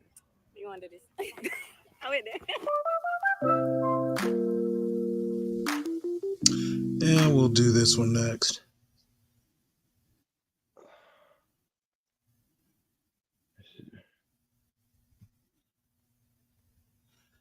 Were you here earlier? I showed a video. She wandered into my No, algorithm. I saw this here. one. I saw this one. Okay. Well, no, this is a different one. I'm not going to play the whole thing, but she's 63 and YouTube is on easy mode for new creators. You said you was gonna stop watching other people on YouTube. She's got a lot of makeup on. You said, guess what? I'm jumping out here. Yeah, I saw that. Make me some money on YouTube too. You said it, guess what? Well, I am sending you out today with your friendly reminder that you're gonna get up off the couch. You're gonna get your phone. It used to be that it's just old people. And it used to be that old people went out and played wiffle ball. Now she wants them to do YouTube inside. It's not going to be. YouTube. That's it. Been making this all rocket science. It ain't rocket science. It's just pick up your doggone phone, turn the camera on your phone. Once you turn the camera on your phone, turn it backwards, set it to, wait a minute, let me start all over again. Set it to 4K. That's what you want to do. 4K 60. That's what they said, which is going to give you the best performance. It's going to give you the highest quality resolution. I said that like I know what it means, but I have no idea. But that's what I heard someone say. You're going to flip it around. I cannot see myself now, so I'm hoping that this is coming out good. I have no idea because this is the back camera. That's what you want to use. Get up and do that right now. I want you to just do it. Just practice. Just practice on your own. Just get comfortable in front of the camera, even if you can't. But I want you to post. I don't want you to there and just put your life out there and don't worry. Because if you are, she does have the gift of gab, that's for sure. They are looking for fucking 12 minutes that you are doing. I heard earlier. Oh my goodness, I was trying to myself. I have no idea. It was a long video. I have been talking to you guys. Yeah, like 15 and again, minutes. My back camera. She was excited, I guess. That thing is literally throwing me out. Yeah. I feel like I've been see that. I'll look through her stuff and see if there's anything different. I can do more. I will do more, but I can't imagine 5 videos why you would. You can look for me here on YouTube. Yeah, okay. It's definitely a YouTube plug. It's a YouTube day. It's a plug. I wonder if she might be sponsored. She's talking a lot about YouTube. It's got a nice setup. I mean, maybe. Who knows? Yeah, it's a nice apartment. Yeah. She says she works in a warehouse. That maybe she's married because I didn't You see a ne- ring. you never played this one. Why is looking poor important? Which I don't I've disagree. been saving it for the last because I want to think about it while I watch it. Okay. Basically, saving the best for last, and then I want to watch this girl again. For some, you know what? By the way, she showed some pictures of. She's 27. She showed a picture of back when she was in junior college. She was actually pretty hot. So Sure, why not? I think she gained the freshman 50. Yeah, that happens to him. It happens to him. I mean, she's still not like she still has a figure, but she needs to Well, trim it back a pertaining, little bit. you asked that question earlier about like weight gain, marriage, and I was Right. trying to comment. Like, I think Oh yeah, I well, you don't. can comment now Yeah, because I it's don't going to want. come up here. And I mean, like, I don't want a woman that is so vain that she spends just all of her time, Right. Yeah. right? Like, I don't need abs. I don't want abs on a woman, frankly, because I don't want any muscular shit, right? But I do want a healthy woman that takes care of herself and has soft features. No muscular, no abs. I see these women with abs in the gym. I'm like, what are you doing, man? That's not appealing to me in any way. I mean, don't you want a flat tummy? Yeah, but if it's not flat, it's not a deal breaker, you know. But as long as she's healthy, like, you know, you need to be able to hike and swim and do the stuff and be active and take care Well, of yourself. what about a female power lifter? Uh, it's a little much for, Well, no, you know no, what I no. mean? I don't mean bodybuilder. I mean power lifter. Have you ever seen female? You power lift, right? Yes. I Some of mean, them are fine. Some of them are okay. Like, but I'm not looking for mass, you know. So, but you know, like that's what I'm lifting, trying to lift as much possible at one time, one rep, right? So Mhm. you're trying to just be like tighten the muscles more than to be bigger, right? But yeah, some of the women powerlifters are a huge turnoff. But some of them, there's an Italian Olympic weightlifter that does like snatch and clean and jerk, and she's Mhm. gorgeous. I mean, she's petite. Like Oh, she's really? What's her name? ah, Or is she I don't. local or is she famous? No. She is a international. She's in the Olympics, so I would never meet her. But Well, if you she's think really. I can't think of her think name, of but her she's a name, let me gorgeous woman. know. Yeah, she's on the Italian team, and I mean, there's several that are hot, but when you start moving into the heavyweight categories, they start to get, you know, just big. Sumo. Do they There's a have couple of, female sumos? I'm sure, I'm sure they have everything anymore, man. I mean, they got so much help. In America, we have like 8 sports we watch, right? Around the world, there's like fucking Australian rules football. They're Right. doing, they just got, I mean, cricket is the biggest sport in the world. Soccer, Right. cricket's number 2, right? So, Right. you know, I can't think of Oh an yeah. Italian woman. We looked that up, remember? For Yeah, like it's great. 10. Yeah. All right. Well, let's watch this lady.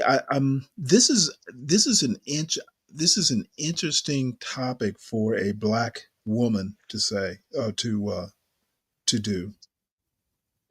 It is actually easier to catch up than to keep up. So in this video, we are going to be talking about why, as you grow in wealth, as you start to go on your journey, as you get money, it is so important not to focus on ego, material things, and some of those other things.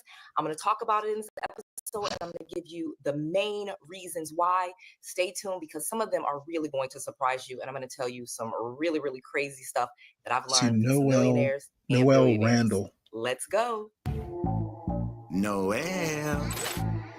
Yeah, she can fix that. You gotta get it done, no, you need to do it better. Well, she can fix that. Yeah, she can fix that. Investment to get back, trying to get a big stack. She can fix that. Let's fix that. Welcome to this episode. This is Noelle Randall. I am your favorite real estate entrepreneur, millionaire, mentor, speaker, author, mama of 5, and so much more. And on this journey from living in my Ooh, parents' she's got basement, like broke, bankrupt 800. with bad credit to I hope multimillionaire we don't today, get hit. I have learned a lot. I have made mistakes. I have had mentors, though, that have taught me some amazing things about how to grow my wealth. I'm going to teach you how to grow your wealth. And I'm going to tell you some real reasons why the flashiness of Gucci, Fendi, this, that, and the other is really, and again, saying that with Fendi glasses on, but just really. Now, see, I'm going to say this right out. She is right up my alley. This fucking, like, you know, you see these people wearing Gucci belts, you know, that Yeah, GG. I hate that shit. that's ridiculous. I am anti-bling. Me too. It's just so, and it literally does nothing for you other than It's so déclassé. it is. And in a sense, it's like I have to wear this to feel better about myself. And I think it's, Sometimes, you know, it's funny. Kids, I can kind of understand how kids might go through that phase, but I have to give my son a compliment because I purposefully did it when he was young. We never talked about, you know, because we were kind of like city-fied country folks. You know, I just as soon put on a pair of jeans and a t-shirt and go out and split wood. Like now, when I went out, like if we were going somewhere where I had to wear a suit or something like that, yeah, I would fancy up. But ordinarily, you know, it was flannel and you know, jeans for me. That's my preferred uniform. yeah, that's me. A Canadian tuxedo. Well, I don't know about all that, but It's jeans and a jean jacket, you know, or like a flannel shirt. Canadian, well, I don't we call like it jean Canadian. jackets. Even though I do have a jean jacket, I never wear it. Yeah, I don't wear mine either. Or, you know, in the summertime, you know, khakis in a t-shirt because it's good fishing gear. That's right. You know, I like That's right. khakis are cool. You know, they can be depending on the weight of the fabric. But anyway, the point is, you know, all this fucking Gucci shit. And the little what's Burberry, that Burberry pattern. I fucking hate Burberry. Yeah. You know, Coach people need bag. to cool. Yeah, Because they want I a just Coach bag. don't. Fuck That conspicuous consumption aesthetic just doesn't do it for me. Well, usually, I mean, most people with like real money, like the super wealthy, they don't wear nothing like that. They don't. They wear like Well, that's because normal they can get shit, everything custom made. or they drive Toyotas, right? Like they you know, they don't drive Ferraris. They drive Toyotas. Most people with money, you know. Well, I bet Jeff Bezos probably has a Ferrari. Yeah, well, that's true. Yeah, that At least Olympic now weightlifter is I bet now Julia. he does. Julia McKenzie didn't. and McKenzie didn't look like the Ferrari type. listen, that Olympic weightlifter is Julia Imperio, and it's in Italy they spell it with a G. But she's about the thickest I'll go in terms of muscularity, and she can look too muscular when she's like in the Olympics because she has to cut weight and shit. But then, Well, this is a good point here. Jaded Empora. You're right. I've had topsiders. I have a pair of Timberlands that I bought. I had to have been maybe in my early 30s. I've had those damn things for 30 years. Yeah, I don't have a problem spending money on expensive stuff, but I expect it to last for years. You know, I'm not going to be I'm with you on buying. that. Yeah. You have to strike that balance. That's right. Yeah, I'll buy good boots. Like I'll buy Red Wing boots. They're Yeah, I'm $250. not saying shop at Walmart. I'm saying if you're going to buy stuff, it doesn't have to be all flashy and laden with labels. or, things like that. But, I don't expect to have to wear the latest fashion either. Well, you'll buy a pair of Levi's because they last, but some Yes. people will buy these fucking $240 jeans, and I'm like, I don't know what you're getting more than you're getting from the Levi's. You know what I mean? Like, what is more? What are you getting? Well, 50 I mean, bucks for Levi's? I literally have worn Levi's. Like they get holes naturally. And Yeah, then, that's right. From and then friction. From friction. exactly from being, actually working holes in them. Yeah, I'm with you. Yeah, that's a good example. And you get them at Macy's. I don't know if you can get them at Walmart, but you can get them at Macy's or J.C. Penney. Do they still have J.C. Penney? I don't know if they still have J.C. Penney, but yeah, but I don't know. Some of these True. people will get these $250 jeans, and I'm like, what are you getting that's so much better? I mean, is it just Hmm. it's the label, you know? So I don't know. Well, it looks like we have a bunch of visitors here. Welcome, y'all.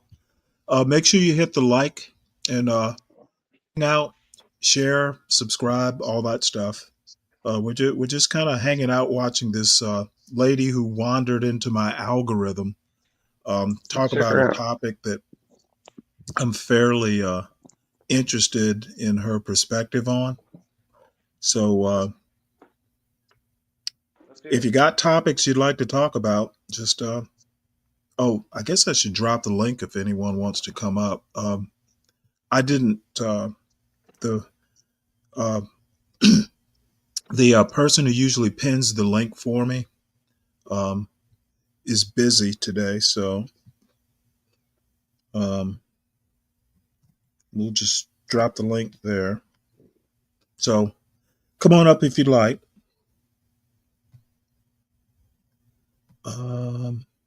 So I'm not going to play the whole 20 minutes. I think we'll get the point, but I'm just interested to hear For real someone reasons. say.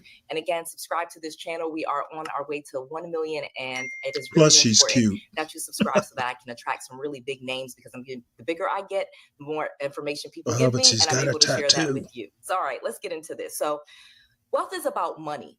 Okay, it is money in the bank account. It is capital, and it is not about showing it to other people. And one of the reasons why is, like I said, it's easier to catch up than to keep up. One of the things when it comes to wealth and to wealth From building and Nightish. growing your Okay, wealth and welcome doing the things aboard. that you want to do, that you're going to learn on this journey, is first you're going to make a decision. Hey, Yes, I want to Nightish, be I a just saw millionaire. That's you where it started somewhere. for me. I said, I want to be a millionaire. I didn't exactly know what that meant.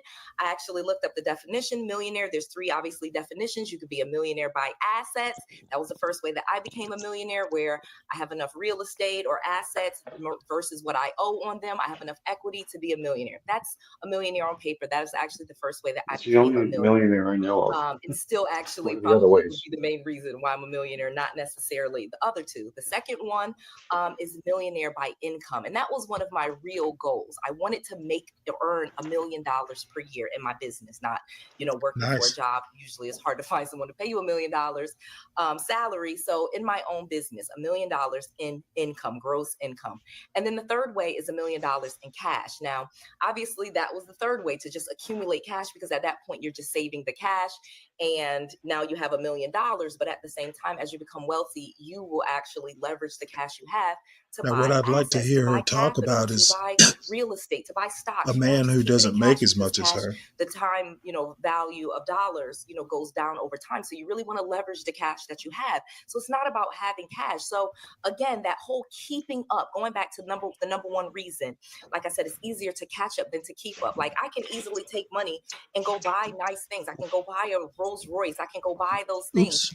And I can just catch up to whoever I want to. But keeping up, maintaining, getting that new latest car, that new latest house, the new latest fashion, the new latest clothes, purses, shoes, that is going to be miserable. You're not going to be happy. And take it from someone that did not grow up rich, that earned a lot of money, and then immediately did buy things that I probably shouldn't have when I really got the green light from an accountant that, you do have discretionary cash. I wasted it in many cases, just being really Yeah, honest with blew you. it. I think But that's I all did a part of our when I journey. was You're young. not going to beat yourself up for it. Some I of it. actually laugh and I'm happy that I had the experience to buy all of the stuff that I wanted, to go into the Chanel store and spend $10,000 and go into Burberry and drop 10 grand and 20 grand, all of these crazy things Come that on. I did. I did them, and I'm telling you, don't do them. There's Do not what? Come on. Let's go. Wait, who are you talking to? Oh, I'm sorry. I thought Are I you? was Are muted. I'm you? talking to the dog. I got Oh, dogs. Yeah, they're not. really be It's 6 happiness degrees in and they're them. not listening. I thought you were. I thought you were cheering her on. Let's go. Yeah, sorry, man. You are vehemently agreeing with her. Yeah. Why would she put herself in that precarious dating situation? I don't know. In the Black community, sometimes women who make a lot of money have trouble finding men who are comparable in accomplishments or wealth or what have you. So it's a particular issue in the Black community, probably other minority communities too. But I happen to know about the Black community. So that is your answer, Sin 7 Sin. She is right completely, by the way. This woman. Oh yeah, Totally agree with her. The clothes I mean, get old, she's they go down in value. I've I spot even I've on. tried. looked I've looked through her content. It's all pretty much all business related. Yeah. And so I mean, it looks like she is very accomplished in the in her particular business and her particular philosophy. Well, Tried the to first way she monetize said things where is the I right would. way. I've learned Yeah. this much, Sam. I've learned this much. It's really what you save and then invest because you can make, I've seen people making, I mean, I know a younger man is making about 350 right now. Hmm. He's literally blowing every penny of it, just burning it, right? And I'm like, listen, man, you need to, and Hmm. number one, Hmm. he's single, right? So he's paying like 37, he's not paying 37, he's probably paying 28% tax on the top end of it. He's paying Hmm. a lot of it in taxes. As a single male, you get nothing. And I'm like, what are you doing? You got to invest some of this money. So, but Alpha Omega, no, I'm not saying that there are more wealthy Black women than Black men. Probably that wouldn't be true. What I'm saying is that a woman in her position, a wealthy Black woman, there aren't many wealthy Black men out there. I'm saying that in the Black community, a woman of her, accomplishments will probably have trouble finding a wide variety of Black men in her income category, with her accomplishments. If you look at here, I'm going to throw up these are 2018 numbers. why can I ask why that is? Why would that be though? I mean, I don't. What do you mean? Why would that What, be? well, in other words, why would she have trouble? Like why would it be challenging for her? Because mainly because the majority of the of Black families, this is Black families. Now I could go out and find numbers, a bunch of different numbers, but this is just a rough number. These are 2018 numbers. Black middle class by income, we're talking households. Most Black people are in that middle class income. Most Black families are in the working class or the middle class. 4% in the upper middle class, which she might be. I don't think she would be count as upper class, like 1% maybe. So look at these numbers. Most Black people, Black families are in the working class or the middle class. And then 13% in, but I'm just going to look at the middle class and the working class. So someone of her means, if most of the black population or families are in that income class, she's probably not going to find a lot of people, a lot of men in that, black men in that 4% or 3%, upper middle and upper. So you see what I'm saying? You're the math person. Yeah. Well, that's So 4%. hopefully that That's explains it, 7%. Alpha Omega. I can That's go. 7%. I should probably know, but there's a website called blackdemographics.com with That's where this came from. yeah, but these are 2018 numbers. The charts changed somewhat, and I thought I had this saved. Let's see. It's usually rearward looking though. It usually looks back. So they might have a Right. 2022 out by now, So, but so yeah, she's talking about 7%. Would be there's about 40 million, right? So you figure half would be men. It's 20 million, and then just say 10% is 4 million. So it's about 3 million. Just say 3 million people, of which many would probably already be married. So yeah, she's still got 100,000 people probably. Yeah. Yeah, like mathematically, So, but then you But got she's to saying- parse out who's married and who's not. I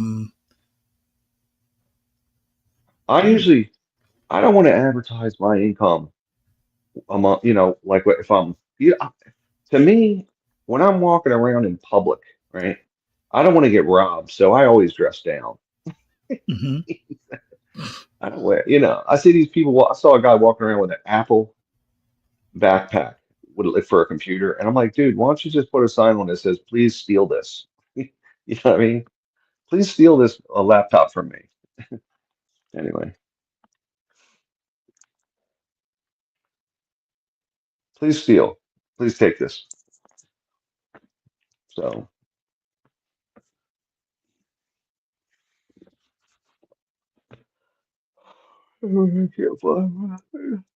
I was going to say Alpha Omega, if you kind of keep up with black things, I'm a black man. So, who's interested in culture and politics, if you keep up in the black community, it's a thing, basically, black women, wealthy black women,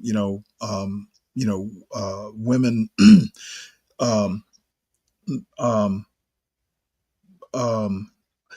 let me give you a good example. Howard University, a historically black university, like the ratio of men to women is like women to men.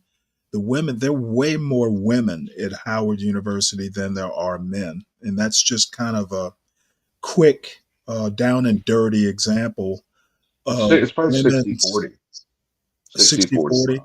Yeah. So basically, because of the number of black men that are incarcerated and, for various reasons, there tends to be a shortage of good, of marriageable men in the black community. And then there's also another phenomenon where there are a lot of single black males by choice.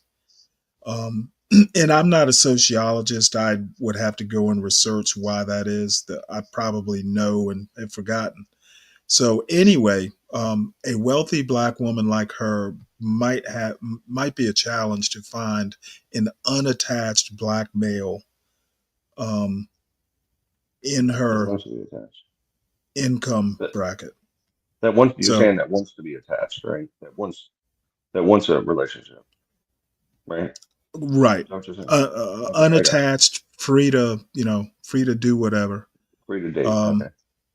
Right.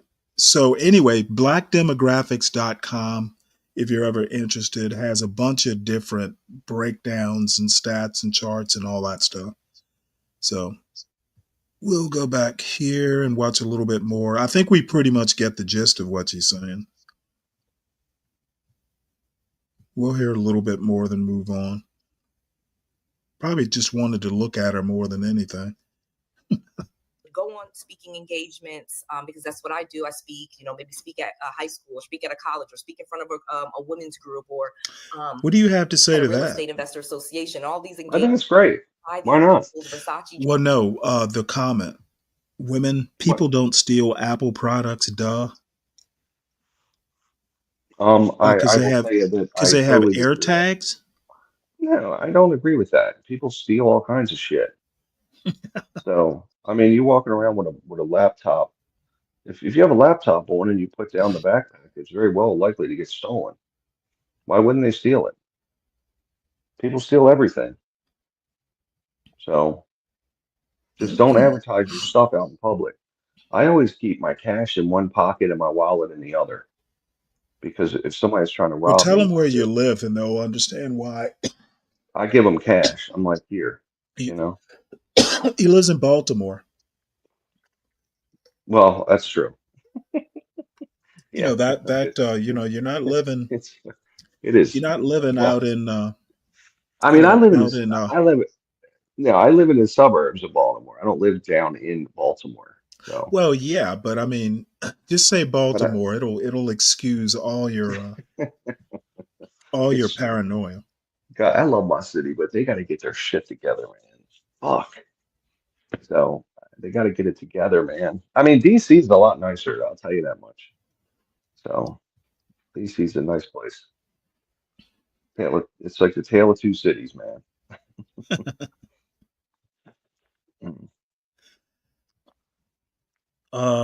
So I don't know. We might have seen enough of this. Dresses and Gucci this and that, and I would just turn around and sell it on sites like Real, Poshmark, Macari, just start reselling those items. Gee, But I again, like what she you're not says. really making Listen, that much money. You're just recouping some of your investment because again, clothes are a depreciating asset. They are not going up bingo, in value. You don't buy something, bingo. usually it goes up in value. There are a few things with Chanel that I had looked up that did go up in value because they were just so limited. But again, that is a whole thing Bingo. that you probably, if that's not your business, which is not my Love business, her. I'm a real estate entrepreneur, I am a YouTuber. That's not my business wearing great clothes. So why even get into that? So keeping up with all. Let me ask you a question though, just because you're more business oriented than I am. Someone who says a YouTube influencer going out. I mean, now I know they get a lot of stuff for free, just from sponsors and stuff. Yeah. But if you're in the business of looking good, how do you write stuff like that off? Yeah, if your business is that, like a business expense, technically speaking, like if I'm in the food business and I buy a Maserati, hmm it's not a business expense because it doesn't increase the business, Right. right? But no, I'm But if talking if you're I'm say in a this, you. if I'm an influencer and I use the car only during the videos, which would be your business, right? If you're driving the car back and forth to your house for and all over the place, you can't write those miles off. You know what I mean? You can only Mhm. use a business. It's got to be just for the business. Like Right. people have a home office, right? And hmm they'll try to write off a percentage of their mortgage. And like say you take 10, you're off, if you got 1,000 square foot and you write off a tenth of your mortgage, that would mean 100 square foot of your home hmm would be devoted to an office. And if you get audited and they come to your house and they see no office, you're paying back taxes. So all business expenses have to go for the benefit of the business. Normal purchase, for the business. Do you see what Jaded and Poor said? Now, When what do he you say? said DC is is nice. It is. It's way better than Baltimore, and there are great. It is a good city. Okay, That's there's a great that's a spots. very vehement disagreement there. Come on, man. It just, you know what? Whatever, Jaded. It is nicer than Baltimore. And downtown DC is great. There's plenty of good spots in DC. So, and it may not be Manhattan, but it's It's Baltimore's good way enough. worse. Good enough for me. So, but no. So you see what I'm saying, All of Sarah? that Like Yeah. cell phone for business purposes is fine. But you can't just, if you have a Well, Well, You know, what I'm saying is, if you bought like some expensive dress to show on YouTube, hey, look at me, I look good. Could you write that off?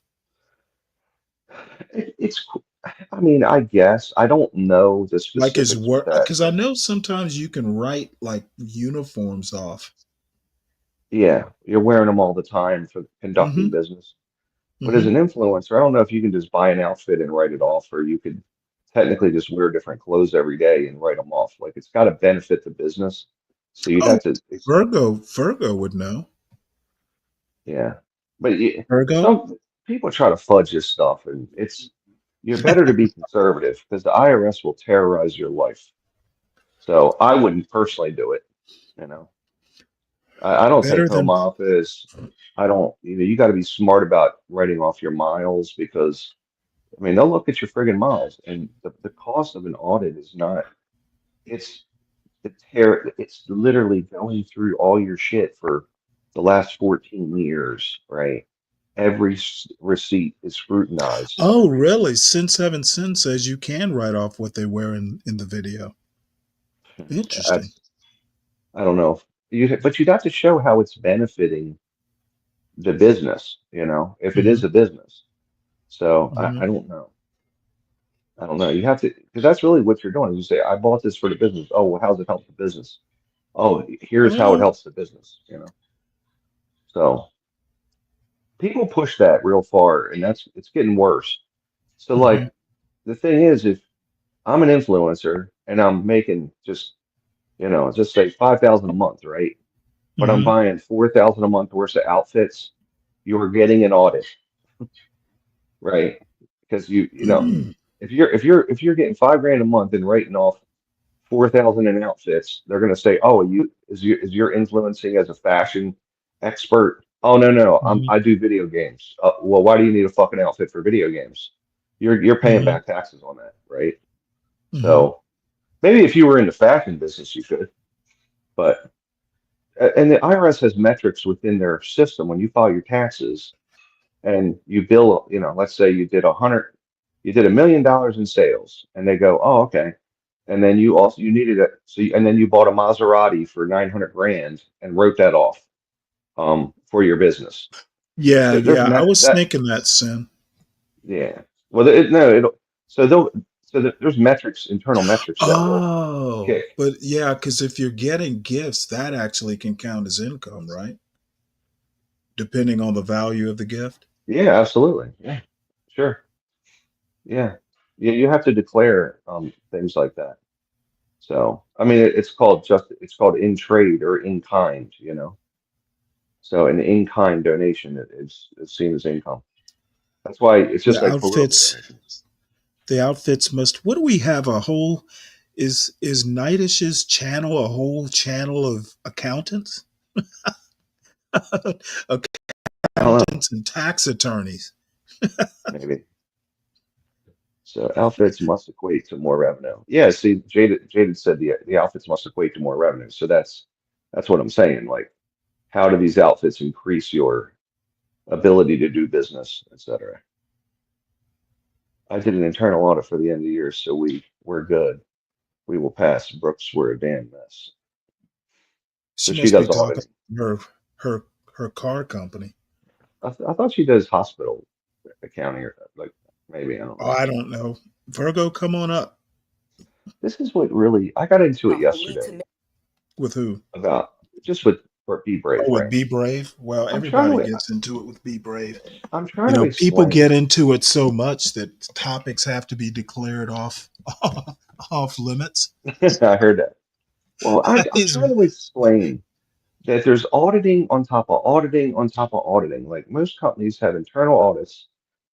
They hire outside firms to audit them to come in and go through their books.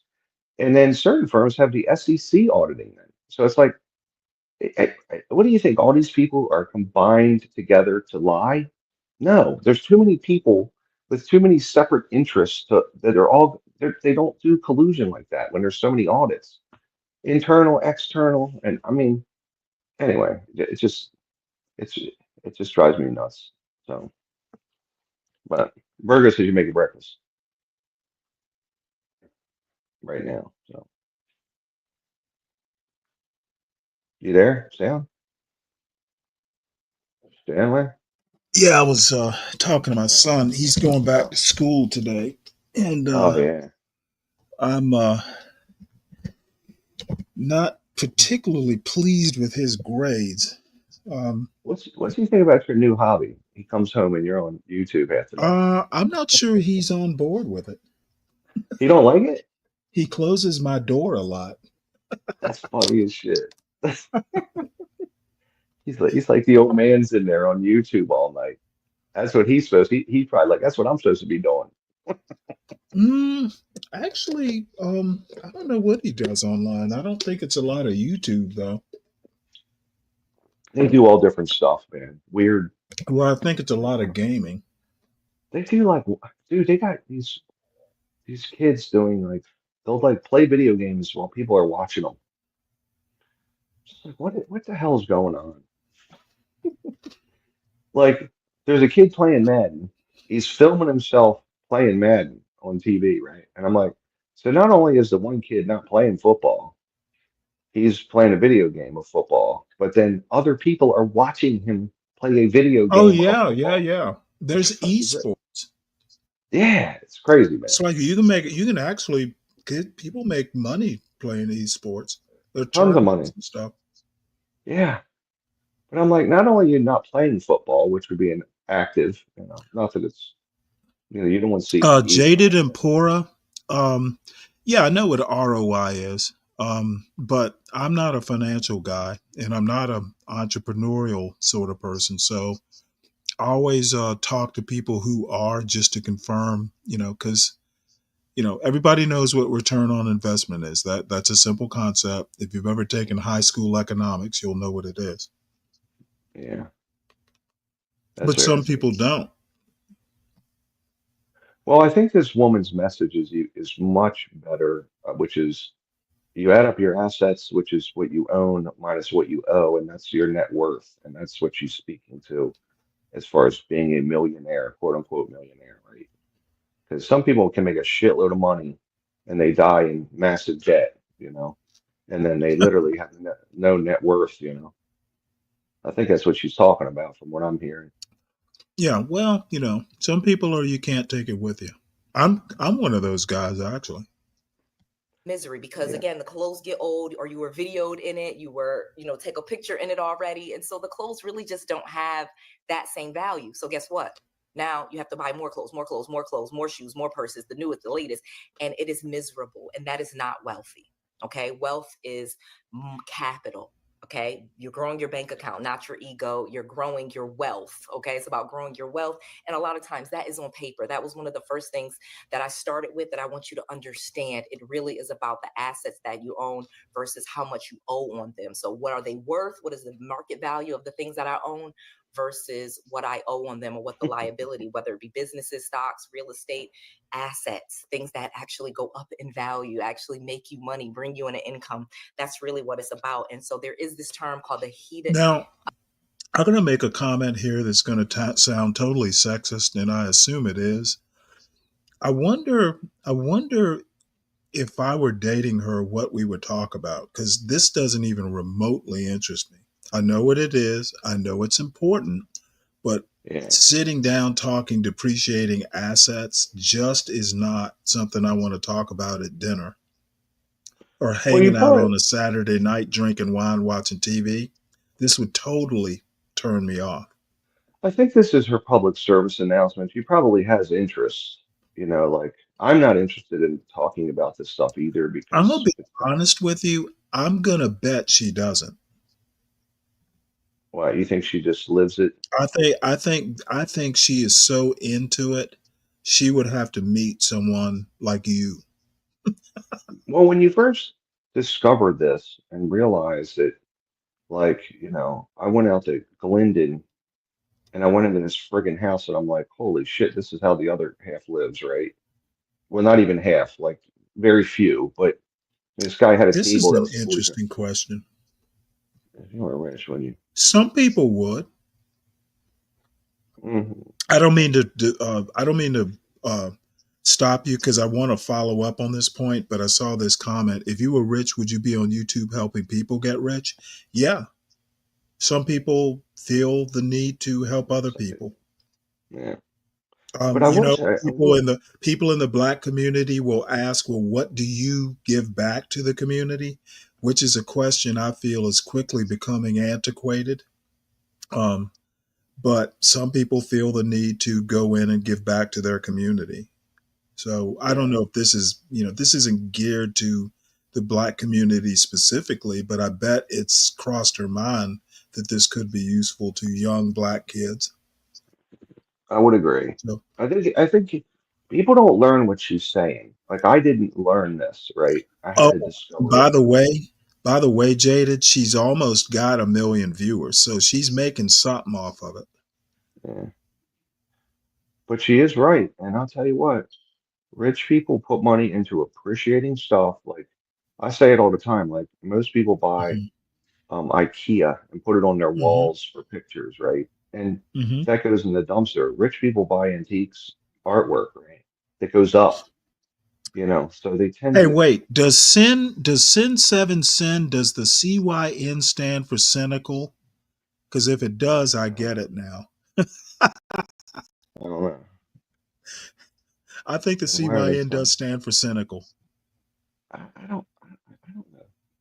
I don't know. They've come up before though. I think on Chaotic's channel, but I don't remember seeing them recently. So the part about you were telling me a story. Which one? Oh no. She's not rich because of YouTube, according to her, if she's to be believed. No, she's saying appreciating assets by appreciating stuff. Cars are not appreciating, by the way, just for the record, unless they're antiques. What? Well, I always hear people So talk about cars as investments, and I'm like, it's not an investment. It's truly something you're dumping money into, and you drive off a lot, and then you lose. oh really? I mean, no. I mean, It's an asset. I'm sure But it's possible to have an appreciating car, but that's name like one. so rare. That's so Name rare. they're never appreciating. As soon as you drive them, Well, how you about lose the Batmobile? Okay. Well, I Like stand. the original Batmobile is probably worth more than it was when it was put together. Yeah, but listen, they're not driving it around. They're putting it in their garage and putting a cover on it. But I'm always hearing, I gotta invest. People want to invest in a car. I'm like, it's a loser. And I mean, when you Do buy a people car, really say that? yeah, I've heard people say, well, I need to get that a car is an investment. I'm like, it's an asset because you could sell it for money, but it's not an Well, maybe investment. what they mean is I get a car to like make money in my other business, in my real Yeah, I mean, business. if you're using it for that, but it ain't no damn. Like, I mean, car. if you were like a trucking company and you bought, you have a fleet, I'm sure that Yeah. fleet will make you money, right? Yeah, but that's a business. It would be a Yeah, that's business what I asset. mean. Maybe that's what they mean by investing in trucks. I'm going to invest because I'm a trucking business. Of course the trucks are a capital asset. That's right. Or I'm sorry, a capital expenditure. That's right. Yeah, capital expenditure. That's it. But no, I've just heard And I people mean, say you it. depreciate it, Well, every loser. year it's a depreciating, that, but you get to deduct depreciations and stuff like that. But I mean, For business. overall, you're going to make, some money from that, Yeah. from, well, it's an investment. You're going to make money That's from the it only somehow. time though is if it's a business. If you're using it for the business, that's it. Or if you buy the Batmobile. Exactly. But all right. I tell young people to buy the cheapest buy a $25,000 used car and just milk the shit out of it, get it repaired. Because people want to buy a $45,000 car and then take out the financing on it. So ultimately you pay $58,000, right? And then over 5 years you've paid $11,000 a year to drive this thing around, and after 5 years, its worth is $4 grand. I mean, it costs a lot of money. you lose your ass on a car, you know. Now, it's my kids say I gotta buy a car. I said, listen, keep the car you have and start making the payment on as if you bought the car. Like start making a car payment into your bank account of whatever the cost is, 500 a month for 2 years. And 2 years later, they got 12 grand, and you go put that down on the same car you would have bought from the same year. So in other words, a 2-year-old car. And guess what? That car is now that $40,000 car is now 20,000, and you got Mm-hmm. 12,000. So the Mm-hmm. car cost you 8 grand instead of 50. I had Right. my accounting teacher told me that. Make car payments for 2 years to yourself. Take that money and put it down on the car you would have bought, Mm-hmm. right? From the same year you would have bought it. So in other words, 2 years later, it'd be 2026, 2027. I'd be buying a 2025, the same exact car, right? And the car cost you 8 grand and not 55 grand, you know? Accounting teacher Mm-hmm. told me that. My first accounting 101 teacher told me that. I was like, that's smart. So I tell my kids to do that when Mm-hmm. they won't buy a car, you know, because they go drive a car and go, "Ooh, I'm gonna buy this. Oh, you know, financing, undercoating, give it all to me." Crazy. Anyway. All right. Well, I'm going to skip to the end here. This is the most replayed. Let's see what this is all about. Enough. And so, but that's the part of not being authentic and just flaunting your wealth. Well, guess what? You're going to attract people that want money from you. So that's going to be miserable because now they're not authentic. Well, you're not being authentic, and now they're not being authentic. And so it's much more meaningful if you just be yourself and kind of stay true to who you are. And then you'll attract people that are true to who they are. And that's going to be where the real wealth and happiness is. Because again, having money and having people constantly call you or tell you their problems or whine to you and give you those low frequency things of what's going on in their life so that you can give them money, that's going to be miserable for you because now that's just your energy. That's what they're saying to you. That gets into your subconscious mind. Now you're thinking about what's going on with them. Then the guilt comes in because you have it and maybe you're not giving it. It just leads to misery. So you really want to grow your wealth and become wealthy in a very authentic way, so that there's no stories you have to remember. There's no people that you didn't deal with. You didn't deal with them before. You don't have to deal with them now. That's authentically me. I haven't talked to you cuz in 20 years. I don't really need to talk to you right now. Hey, hi, bye. But you know, all of a sudden we need to reconnect and all these other things. Yeah. Muted. It's muted, Stanley. Shit, is that me? No, it's me. I was okay. asking, I wonder if she ever talks to athletes. Why? I think she does. I think she said she does some sort of motivational speaking. Yeah. Well, no, talk to athletes about, you know, what she's just talking about. You know, hey, you haven't talked to these people in years, you know. Yeah. How do you avoid? Because you always hear stories about athletes, you know, and, you know, family members popping up. Now I can understand why you would want to buy your parents a house, but well, like if she was around for Allen Iverson's rise and fall, she could have saved his ass. Old AI, you know, Allen Iverson. Right. I know who he is. Yeah, he made a ton of money, and then he was blowing it and giving it to his neighborhood friends that were just leeching off of him. Sadly, you know. Right. So too bad. I am in the season to do, but I don't let other people dictate to me what we're doing and that, oh, I need you to do this and I need you to do that. Well, if that fits into what I'm doing, absolutely. If it does not, you'll find it out in the world. You know what I mean? You'll attract that to me. That's not my goal. I used to try to save everyone, and you cannot. So you got to just really be authentic. Okay, so that you attract the right people to you that have the right intentions. If you have the right intentions and your goal is to be authentic and to help and not be the richest one in the room and not flaunt your wealth, then you will attract other authentic people to you. If you are doing those things, I assure you, I've made this mistake. You are going to attract the wrong people. They are going to be making you very miserable, and it's just not fun. And again, Mhm. for most wealthy people, we are just not really as cash rich as people think. Like I said, a lot of times our money is tied up. Yes. They say that it's tied up in investments, Should be. real estate investments, business investments, stocks, bonds, ventures. We just don't have cash laying around to give and loan out to people. We leverage our cash to buy things that bring us income.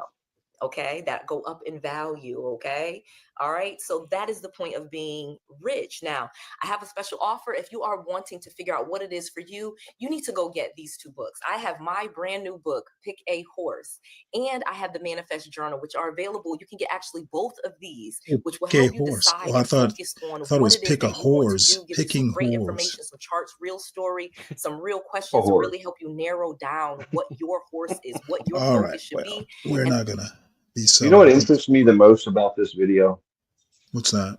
I'm wondering what she's in because I'm seeing that yellow hard hat right there to her left, sitting there. Yep. So either it was given to her because she's building something, or it's not her day-to-day hard hat, right?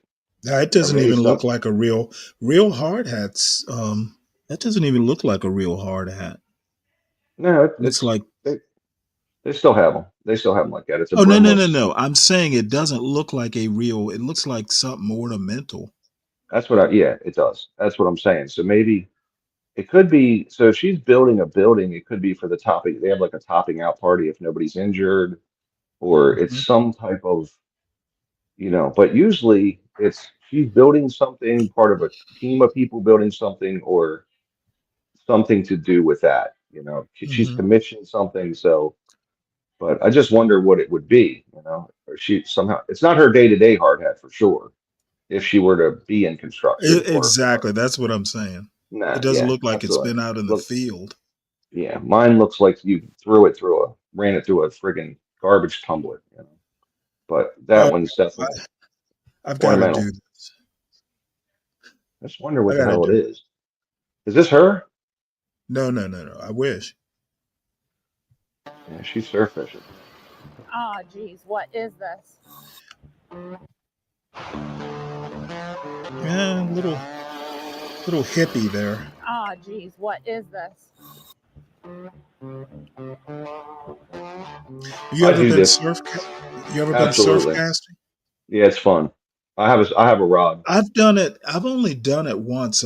We went to Kill Devil Hills, like we did a mini family reunion. My parents and Yep, sister, I've been there. brother, my I've been there. wife, all of us went there. And you know what? The story.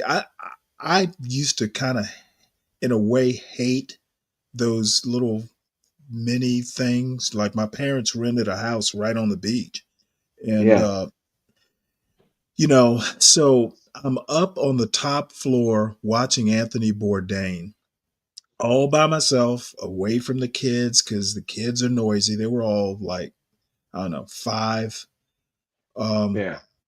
So they're down there, making noise on the bottom floor, and I just drift away because I don't like, a little bit is good, but after a while You it get just over gets one. annoying. So I'm Over up one. there, and of course, they all like slowly but surely drift up there, and I'm like, fuck. Yeah. So the kids drift up there.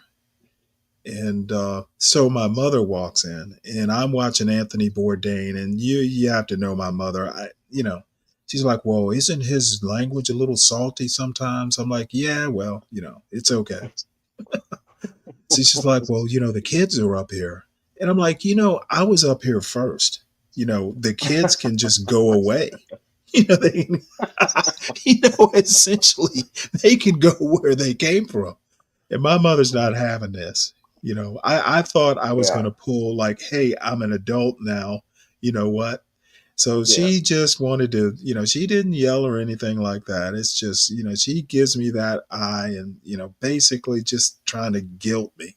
So finally, she's trying to get me to change the channel, and I'm resisting. I'm like, so finally I just give up and go away. So I'm highly annoyed now. So you know what I fucking did?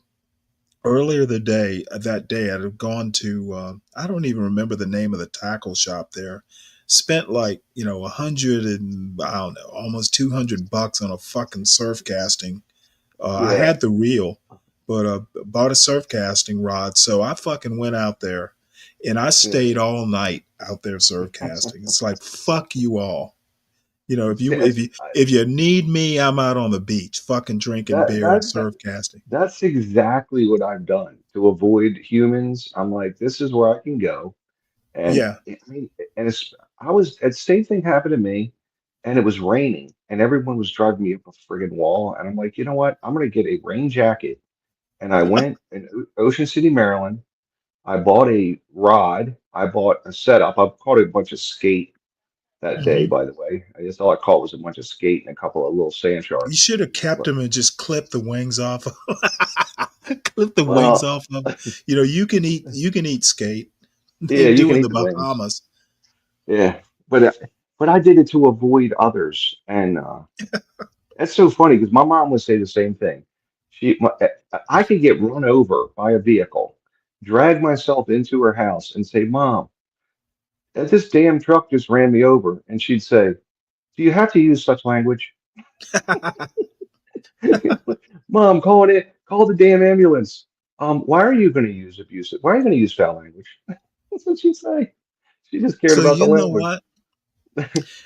Every damn body's mad at me. My wife is mad at me. The kids are like, staying away from me. My You wife had is fun. pissed. You had fun though, didn't you? Not But particularly. Spite isn't always fun. so it was a spite. It was just for out of Hell yeah, yeah. You know just out of what? spite. If I can't fucking do what I want to do, I guess I was being petty. But you know what? I literally am on the top floor watching TV, enjoying myself, and y'all come and invade my space, and then you treat me like I did something wrong. So fuck Forced, you all. yeah, forced family fun, man. That's what happens. So So, anyway, that's my well, surf casting story. And I did didn't, you you know catch what? anything? You catch any fish? I caught like a little fucking drum that wasn't big enough to keep. That's Uh, fucking all night. Drank a 12 pack overnight. And wow. I was pissed, and I was pissed that I didn't catch anything. I Yeah. wanted to be able to come back, at dawn, or, when everybody finally got up. I wanted to come back with something big, like Bunch of flounder. Bunch yeah, of flounder exactly. or something. This is what I did, y'all fucking noisy bastards. Yeah. But I have a picture of that little fish somewhere. Just That's the awesome. only reason I took a picture is just so I could say, hey, at least I caught something. But you know what? Nobody even asked. I Nobody even still asked if I caught anything. no. Well, they probably knew it was just out of spite. Oh, they know me He, well. he's sulking. They He's knew, sulking. oh yeah, they knew I was pissed. Nobody fucking said anything to me, including my father, for hours. That's funny. But Well, anyway, that's why I wish, I have my surf casting rod down at my grandmother's house, in that's Savannah. funny. Yeah. I took a reel down there. So next time, so we have a permanent surf caster in Savannah. So I In the don't have family. to, In the family. well, it's not no. It's mine, but my son can use it. Well, that's what I still got mine. It just sits. I mean, I don't think it's probably been 10 years, but Well, my stepson will fish, and he can borrow it. Maybe he has borrowed it. I know whenever I Mhm. let him use shit, I get it back all wound up and just Yeah. not in the correct order. So Yeah. Well, I got a bait caster on it. I'm not a big spinner fan. Um, that's a God difficult. forbid. That's They're difficult. You not get it. that. I Surf don't. casters, they aren't that. Bait casters aren't that hard. Surf casters basically aren't that hard, especially if you have weight on the end. They Yeah, become a problem if you hit something, that's right. or if you have, like, sometimes I throw really light tackle. I'm actually really good with them because I had a buddy of mine who was good, and he kind of taught me. So I can throw light stuff on a bait caster and get away with it. Yeah. One time I was under a bridge in Savannah on the Wilmington River, and I fucking hit a bridge piling. Oh my Yeah. God. Bird's nest. I'm really, hmm? That's what you get, a bird's nest where it just keeps on spinning the Oh reel. God, And you it get was, that I'm sucking shit. actually, I'm actually really good at getting out birds' nests. This one was impossible. I hit it because I threw it hard because I was trying to get it out there, and fucking hit the bridge piling, and I had to cut it out. It was so bad. It was like, no, I'm not going to even bother getting this out. It was a bird's nest that had a bird's nest. That's how bad it was. Yeah, you almost have to keep them somewhat tighter. And I got a Well, couple I of can once I baitcasters. get good at it, I don't have to use a brake at all. Your thumb stops it, if Yeah, it that's all. starts over spinning. Yeah, yeah. I'll But bass fish a little bit. I used to bass fish with them, and I'd hit a pier, and it would just keep going, and then it would piss me off, and I'm like, so I just use regular spinning tackle because it's kind of brain dead, you well, um my son has know.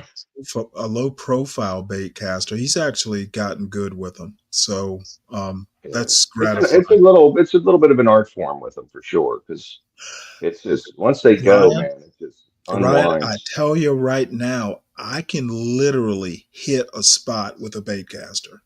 I was fishing under that same bridge a while later, and there was me and my buddy went down there. It's under the President Street Bridge in Savannah.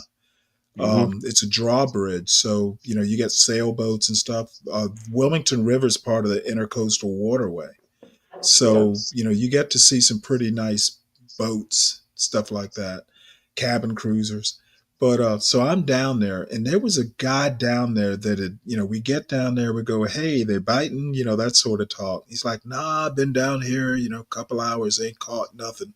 So Ryan, this never happens, but it happened that time. I fucking go because I kind of knew they'd be up in the grass, the sea trout and whatever, because you could see the shrimp. You know how shrimp will jump out of the water when Yeah. Big predators fish, are big coming? fish. Yeah, Yeah. yeah. So I go over there, put it into the grass perfectly. First fucking cast, pull Bam. one out. Nice. Second cast, pull one out. Oh, this Mm, dude got so pissed off that he left. that's funny. Well, and Oh, he's it probably was fishing in the wrong place, right? And you're putting it right on the right, probably. where the fish are. It was So a guess, but I mean, if you fished, because I mean, we were fishing every day, like 4 days a week. I mean, you start to know the spots and where the fish are, yeah, tides, you follow the tides, different spots, different points on the yeah. tide. I Drop mean, off if there's a drop off, if there's cover under piers, exactly. all that shit. And not only that, I fished so much, I had the fucking tide, the monthly tide charts in my tackle Yeah, box. that's right. Yeah, that's So, good, man. I can that baitcaster though. If you can put it on the spot and hit it, I mean oh I never was yeah, good enough with it. I haven't used it. I used a bait caster the other day, just throwing it out just to, get back in form. But yeah, when Yeah, I was fishing, there was a time I was working a weekend schedule, Friday, yeah, Saturday, Sunday, 12-hour yeah. shift. So it's that 36 Nice. hours, you get paid 40. And I was fishing Monday through Thursday. And my Yeah, parents knew not to even bother calling me because I wouldn't be home. I was sun up to sundown, four that's days a funny. week, except for Thursdays. I'd have to cut off early. But Yeah, oh yeah, it. Oh God, my God, it was just. I was living my best fucking life. that's It was just awesome. that's funny. No, seriously, I That's dream funny. about those days. I Yeah, dream about those days still. yeah. You go out, the sun's coming up. It's like let's get after it. It was fucking, and for lunch we go to Dairy Queen and get chili dogs. That's funny, man. It was That's awesome. I had my life planned out Monday through Thursday. That's funny. Yeah, Oh, it can be fun, man. it's bachelor's life. It's bachelor life at its zenith. when I went in my bass fishing days, it was funny because I would be coming up 95 and they built this Bass Pro Shops. And I mean, Mm-hmm. it must have been, it must, I mean, there were so many days where I'm like, man, I gotta go to Bass Pro Shops, right? Because I was, when you bass fish a lot, you're always looking for a better lure. I need a Right. better lure, a better stuff. Am I running worms? Am I running, just, if you've been in Bass Pro Shops, there's 45,000 lures, Oh right? yeah. Oh, I So shoot. it, There's one in Savannah. yeah, you can watch. There's just spinners, right? Just friggin' spinners. You go in there, you're like, there's 2 aisles of spinners. Mm-hmm. And so I go in there, I drop about $30, get back in the truck, go home, get the boat, boom, go put it in. And I had a little bass boat, and Mm-hmm. I did for a couple of years anyway, and then I blew it up, but I blew up the fucking motor in it. But I had this little 15-foot boat, and just is a little shitter, a bass tracker, but Mm-hmm. the used bass tracker I got, but it's like I Oh, get lures, go did you home. get the boat from Bass Pro Shops? They No, sell I bought Bass used. Tracker, right? Yeah, yeah, I think they sell Ranger bass, one of the name brands. Well, actually, they Mm-hmm. probably got their own brand now, but it was the cheaper one Mm-hmm. and aluminum. It wasn't like one of them fiberglass ones that go 80 Yeah, mile an yeah. hour, but Mm-hmm. but it was a more utility boat, and Right. but I had the setups, the chairs, where you could get up in the chair and fish. But you get Mm-hmm. the aluminum boat though, you get blown all over the place with any wind, so you're Yeah, because all constantly the on, freeboard.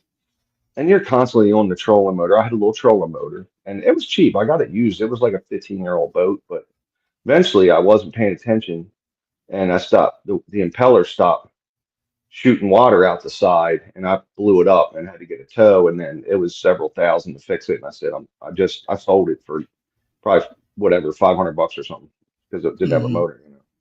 But um, but it was fun. It's addictive. Fishing is addictive when you get into it, man. Like you can Yeah. just do it all day. Well, So you don't even. my son caught his first fish. I think he was 4, and it's like that first fish, and I mean, you get the kids young, catch them that first fish, and they Yeah, will be hooked. that's I right. mean, even today, there's a pond, decent sized pond, about a 10-minute walk from here. Yeah, He'll come home, on a Saturday morning. First thing he'll do, is eat breakfast and get a rod and go out. that's So awesome. yeah. That's awesome. And he does it. He does it without you. He does it by himself. Oh yeah. I rarely go fishing That's awesome. at that pond because I'm not really that much of a freshwater guy, though I do go occasionally. But Yeah. no, he doesn't need me. Yeah. Yeah. As a matter of Do you ever fact, when bring he a? was a kid, Do hmm you ever bring? I got my stepson into fishing, right? And hmm he started bringing home these friggin' catfish. And I said, look, man, you can make catfish. It's cool. Like you're only supposed to eat about one a year, okay? Especially because he's going around this Aberdeen cruise ground with like a friggin' army base. Oh, really? I said, look, man, look. I don't. You're Number taking one. your life into your hands. Well, look, I come home one day, he's got my cast iron skillet. Okay. It literally, I season, it's like my one thing. I cook in a cast iron skillet. He's got his hmm catfish in there. I said, listen, man, Doing what? no, Frying it? yeah, frying it up. I said, look, man, you get your own pan if you want to put that shit. Don't put that shit in my cast iron skillet ever. It pissed me off.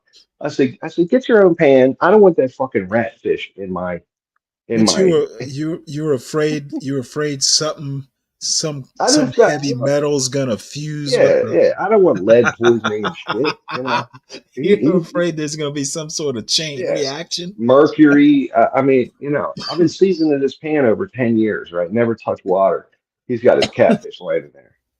So, but I said, but I said, don't do that shit again. Keep that out of there. Get your own pans. So he got his own pans, and he eats them, would eat them all the time. He's eating catfish like every 2 days.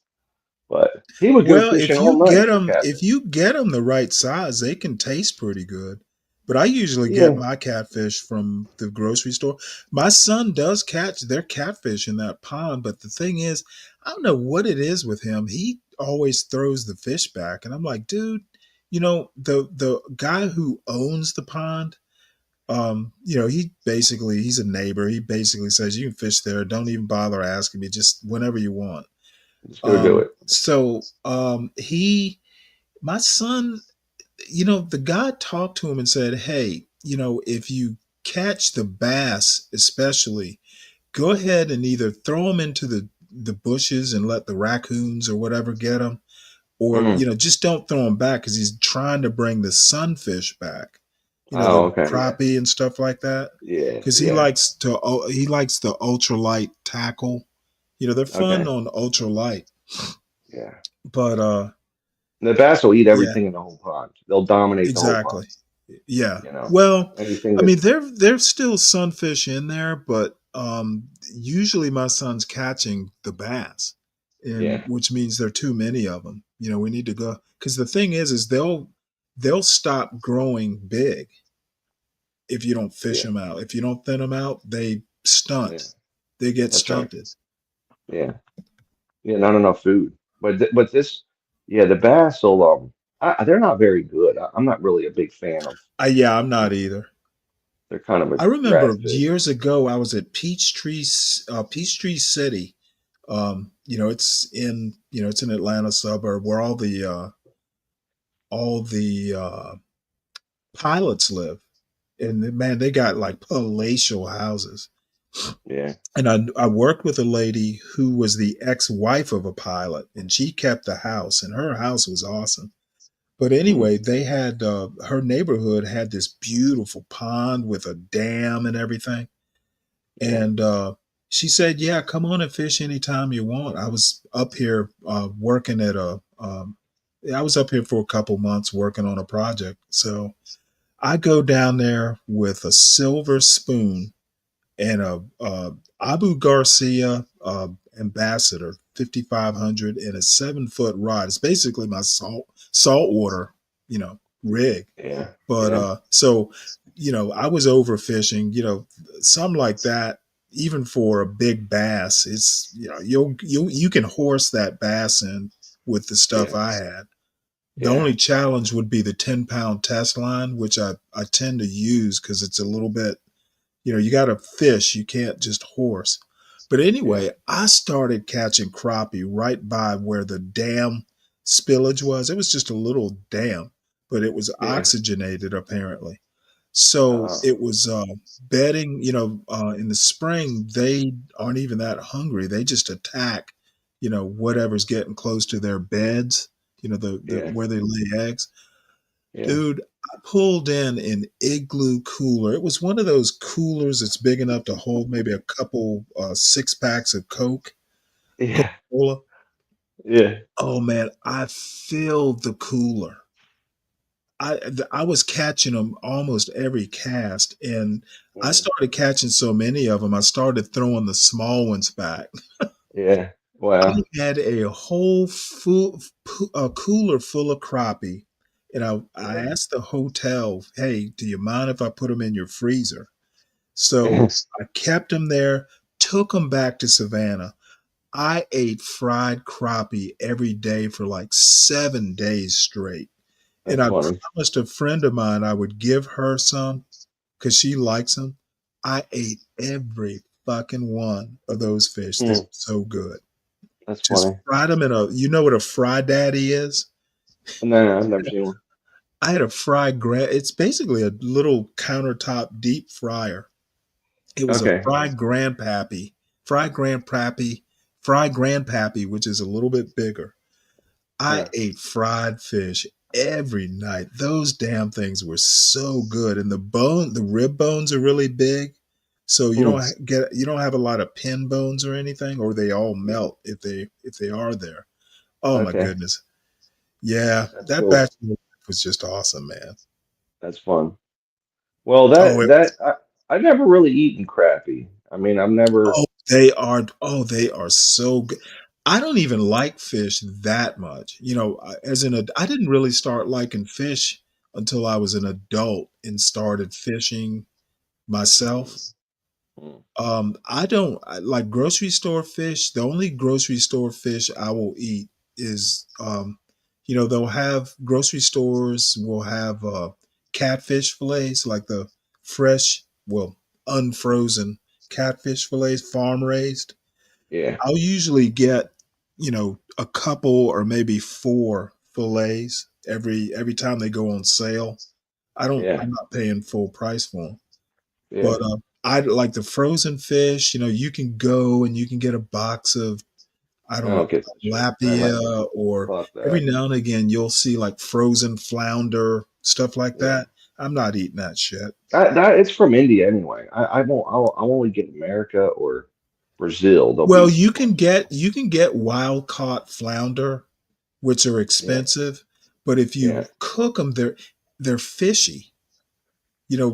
Even if they're quick, processed on the boat, they always taste fishy, and that fishy taste. You don't want them to taste fishy. You want them to taste like salt water or the ocean. That's right. That's So, right. Yep. yeah, you can't get fresh fish even frozen at the grocery store. You don't even bother. Yeah, it's a waste. The catfish. Now, sometimes if they'll, some place like Publix, not Publix, Whole Costco. Foods or Wegmans. Yeah, Wegmans Wegmans is is good. fucking awesome because you can They order got fish. salmon. They'll get salmon there that's pretty They'll decent. fly them in. Expensive Yeah. as shit. Oh, Wegmans is the god of grocery stores on the East Coast. Yeah, it's pretty incredible in there, isn't it? Yeah, It's so much stuff. I'm like, good Lord, So I I didn't know there was this ordered many cheeses. So many different I cheeses. I'm ordered like, a what the hell? 5-pound striped bass for my birthday from Wegmans one year, and Nice. because they'll overnight them, they'll catch it and overnight it or drive it, depending on where you are. I was I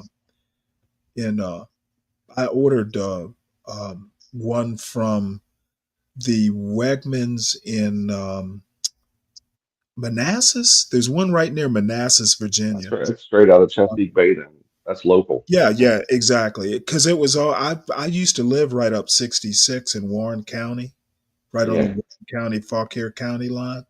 Yeah. So I picked it up on my way home, and my wife was just like, "Really?" That's all right. My So, birthday, honey. yeah, I had them. Basically cut the gills out. I had them dress it out for me. Yeah. Yeah, my wife was just like, "Fucking really?" I don't even remember how much I paid for it, but it was an inordinate amount. It was like, Mhm. fuck it, it's my birthday. My birthday. Yeah, come on now. It's something we Right. can all eat. Well, the bass and the striped bass and the Chesapeake Bay are Yeah, definitely good. I've been right off Point St. Mary's or whatever it is.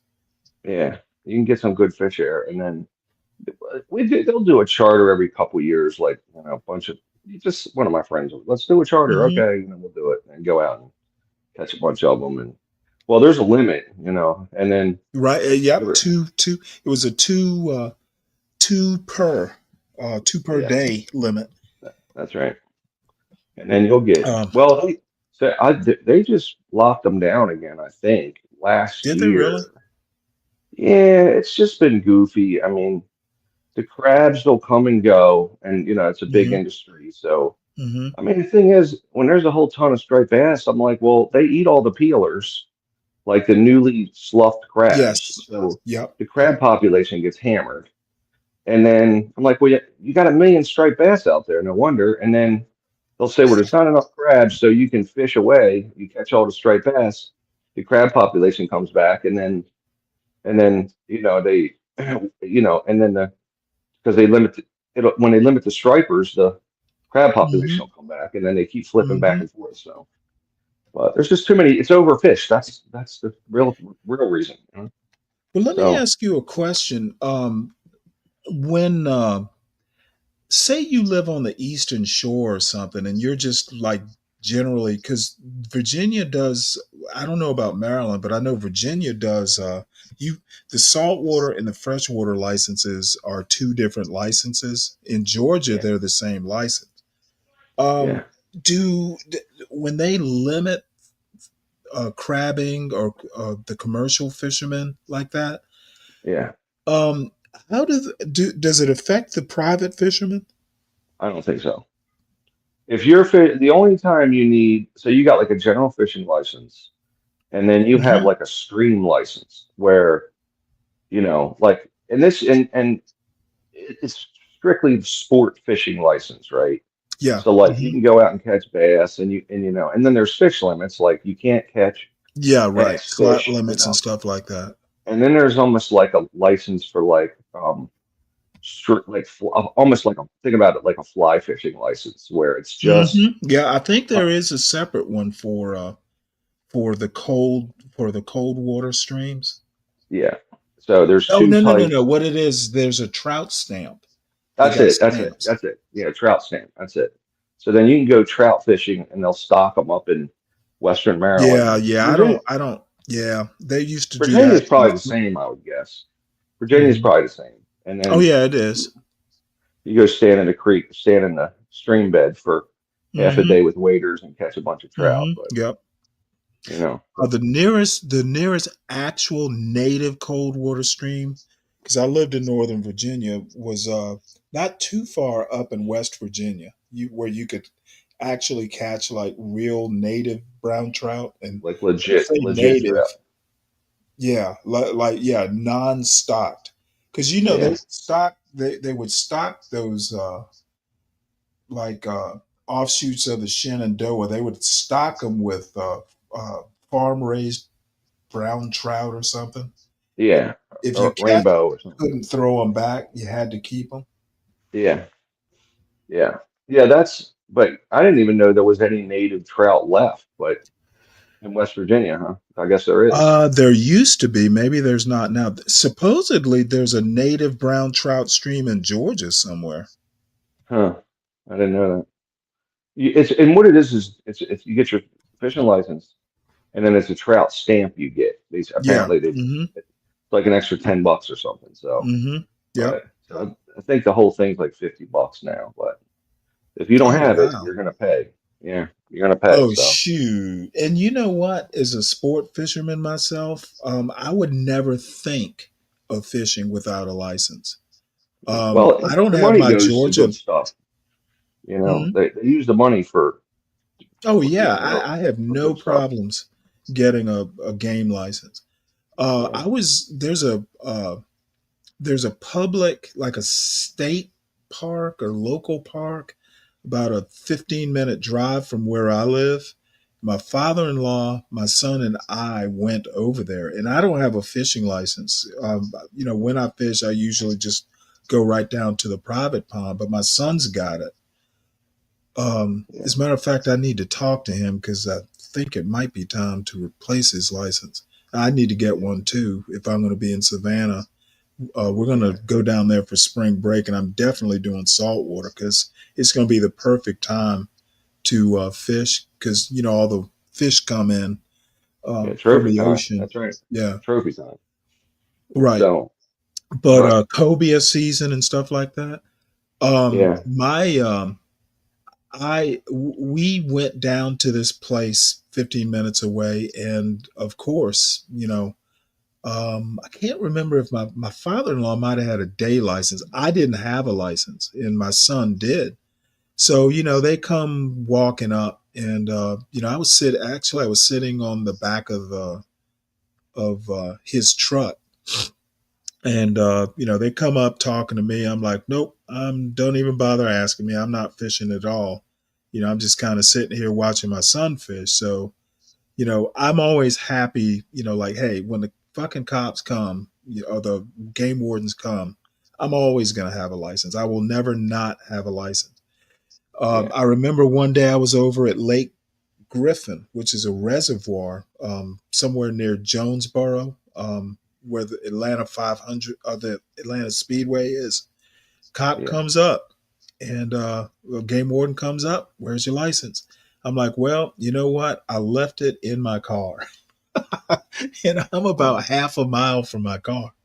So I'm Well, like, well, you know what? If you want to see it, give me a ride. We'll give me a ride to my car. I'll be glad to show it to you. So I hop in and he backs all the way, backs half a mile, to my car, so I go in there, pull it out of the glove compartment and show it to him. And, March, usually I keep it in my tackle box and I forgot to put it in there. So, he wanted to see it real bad. Wouldn't take my Okay, here word you for go. it. Smile. I Smile. was Here's my fishing. license. I was fishing once on the Wilmington River, and these yahoos, these teenage yahoos, come up with the girlfriends, and they're whooping it up. And lo and behold, the game warden shows up, and they did not have any licensure at all. Got all their equipment confiscated. It was pretty funny. I find that amusing. Oh, I So, got an even better story. One day we're down fishing on the Wilmington River, and it was a holiday. I can't remember whether it was July 4th or whatever.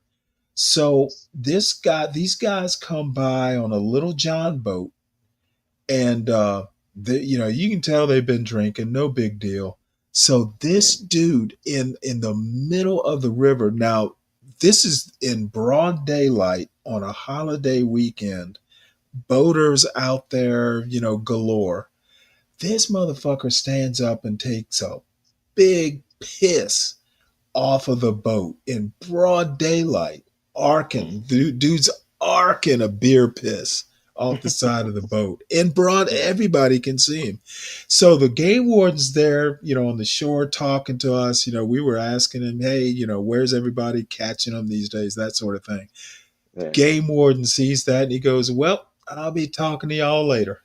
I'll see you later. He's going to catch him at the next bridge. And I wish I'd known what happened to him. I could not believe this white boy taking a big piss off his expensive little, whatever it was. And I'm like, I cannot believe this. He's drinking a beer and pissing over the side.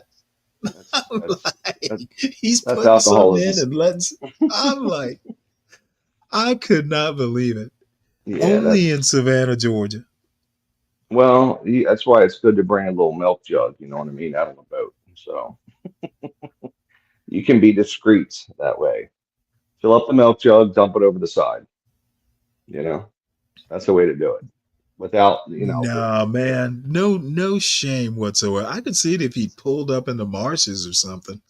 This dude's in the middle of the channel. So he's just public. He's public with his jug. Dude is in the channel.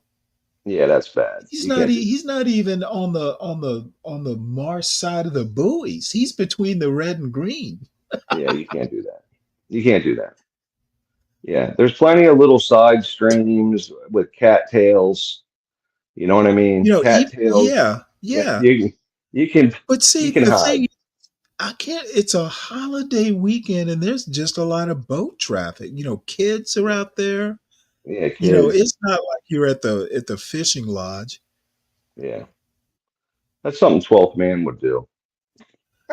You know what? I don't I even shouldn't think say 12th man would do that. I mean, he's a I church shouldn't say goer. that. It's nothing else. I shouldn't say that. I shouldn't say that. Now, that's something Solid Snake might do.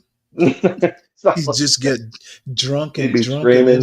He'd be drunk and screaming. incoherent. Ah, yeah. Those, by the way, when those days when it was like that. I mean, like Sunday is a fucking shit day on the water because there's so many boats Right. just up Yeah. and down. I mean, it just sucked, But anyway, I don't know. Well, let's So play a little bit of this surf casting video. yeah, check it out.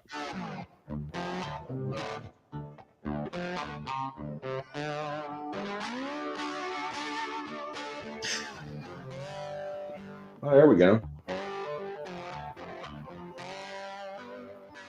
Welcome back to Real Coastal. I'm out here Ah. by myself today. Hubby Brent has to work. Her But husband has to conditions are gonna work, be so great she for goes Pompano. fishing. You bitch. So I got up early, setting up I my bet first she's gonna rod, call him at work. putting Yeah, some shrimp on it, that's what used to tipping happen to it you. with a sand Exactly. Yeah. flavor My wife would be My wife would be calling from the fucking lake. Yeah, we're having a Oh, ball. the water's so warm. And she knew what she was doing because I don't like taking calls at work unless it's an emergency. You know, she Yeah, just fake some emergency. she's just teasing you. She's just teasing you. I'm gonna It set was this, it was so fake. this Mm. Sputnik, throw it out on the water. Hopefully we get on some fish today. Now, see, one thing I like about her, unless I can't tell whether she's. I don't think that's live. No, that's got to be live bait, or Yeah. maybe she's using lures. I was about to give her a compliment that, hey, I like a woman who doesn't mind handling live bait. Yeah, no joke. She's got a shitload of rods for one That's what I was person. gonna say. She got God 6 damn. rigs ready to roll. Holy shit.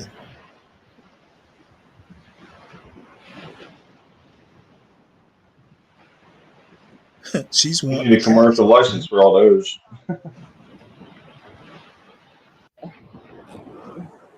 Stay on there, dude. Oh, shaking going on. That's a good fish. I don't know what it is yet, but there is a lot of pull and a lot of shaking. So I'm hoping it's a pump. Nice. We'll see if I can get him to the beach. Stay on there, man. Don't horse them.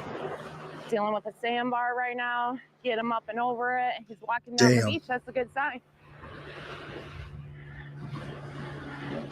Come on, bud. Come on, he's almost here. This makes me want to go fishing. Oh, first pump on the beach. Did she get a That's awesome. pompano? Is that what she said? I don't know. I Oh, couldn't make look it at out. that. What is it? Yeah, it is a I don't know. pompano. It's a On the pompano. beach, I don't even have all my rods. No, we don't get them up this Yeah, far. you can see it. No. You That won't is a get them. I don't think you even get them fish as far north as sampling Georgia. Ghost shrimp Okay. on the Uno rig made by Chip the Sinker guy. I'm You gonna do this get guy them in the cooler. Mexico, Hmm. like Gulf side. Damn, what is that? That's her beach rig. Perfect hook set. Whew, that's a way She's to probably start. got. Like she's got a quad. We've What's been that? here A about, Forerunner set I up don't with know, her stuff. That's an awesome life 2 right rods worth of getting in the water, Damn. maybe 10 minutes on the Is that beach, even? feet in the Oh, I sand, see. Yeah, okay. That's first the pump. front platform So or whatever you call it. fork there. I think that's a Forerunner, isn't it? Isn't that a tomorrow, quad? 14. No. Woo, starting It the looks morning like a off see. right, cart or guys. something. I gotta get Okay. him in the cooler, It doesn't look like something she can finish getting my ride. rods Oh, I got and you. get some more. Now, if you had a quad, it would be the way to go. That's awesome. Drive down the beach, jump out, you got all your stuff Yeah, ready. you know what? Those guys, I And again, he came saw on it the Uno on rig with just at a piece of Hatteras. You know where orange they shank deflate their bite. tires halfway. So all I'm gonna do is Yeah. reset my Yeah, Sputnik that's awesome. and throw this right back out there. Yeah, I That hear Outer I Banks hear is it's great, actually man. it's kind of tough on vehicles though, all that salt. Oh, I'm sure. But a lot of Florida beaches you can drive on too. Can you really? I didn't know that. I'm Absolutely, yeah. surprised. The sand off. Yeah, it's a real fine Set sand that in Florida. You know, I so mean, it I've doesn't get driven, gritted up and get stuck. but I've never fished in All Florida right, though. I'd love to less do talking, that. more fishing. Let's go. Yeah, fucking surf casting, man. Have you ever I seen didn't throw have it you out ever too far, seen just past people the first doing sand. these kite rigs? Did you see that in North Carolina? Nah, you They'll mean like I think they call it kite fishing. They basically sail the terminal rig. They yeah. literally fly it like a kite. You can get it out really far. Ah, okay. So Yeah, you it's crazy. They're basically tying a kite to the end of the fishing line and interesting. kiting it out like way out there, Wow, which is kind of that's crazy. awesome. Well, you It can get is out there awesome. because sometimes I can't get out past the surf unless I've got a million pounds of weight on. You know, like especially if it's Exactly. breaking Yeah. way out, and Yeah. then I That gotta way keep you don't messing have to with it. have a lot of weight. Right. Yeah, so and then I lose my bait sometimes and I get irritated with it. But that's a good idea though. You could take a kite and I guess use that for loft, to get it Yeah, way down exactly. out there. Cool. Right. And Yeah, then with cool. the lighter weights, it's easier to get over sandbars and stuff. It's not Yeah, dragging in the dirt or in the yeah, sand. yeah. Bar. I was hoping she'd be wearing a bikini. Yeah, no joke. You gotta think though, man. This is a very lucky person Get with my this life she sinker, has. You know what I my mean? Sputnik to set, I loosen my see drag, Lupin's on a delay here. and we're back to fishing. Maybe. This rod I almost had thrown out, so let's get this guy out. This is a DS Custom tackle, He's and it talking about has my questions the about ghost shrimp flavored who fish that bites on it. millionaire Noel Bates. Yeah. He probably doesn't date. Probably too Yeah. busy. Well, this woman here is That one I threw out a little farther. She said she's married, right? So that nice Right. deep Husband? blue water, that's a deeper Her husband's trough at we're work. running through. Yeah. Probably really pissed off. Get my Sputnik to stick. There we go. I would agree. And then go back in not and happy. loosen it up. So I don't lose any rods today. I've got that fish bleeding out. It's time to go find some sand fleas, hopefully. It's kind of early still. But it is warmer than it has been the last week. So I'm hoping they're prevalent. Just got to find a nice pod of them. What you said? Go find sand. Why sand?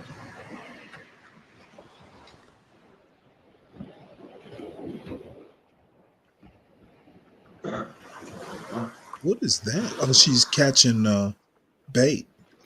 Oh, okay. I think that's what she's doing. I thought she said go find sand. Sand. All right.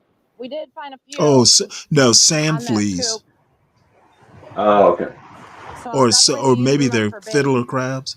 as well as Yeah, Or fiddler there's crabs. little That's what it looks sand. like. They dive down. Whatever they were. couple shrimp I have. There's something I said sand But we gnats. definitely Oh need no, more sand than a fleas. few. Those are actually a thing. They're bugs.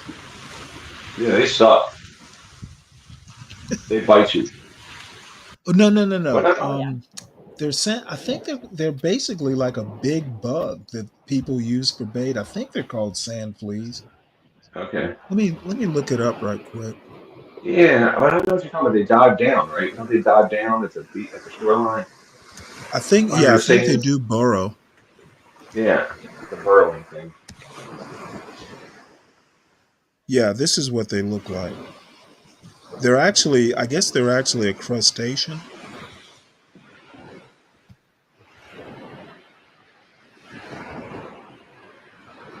Here, let me pause this. I'll show you what they look like.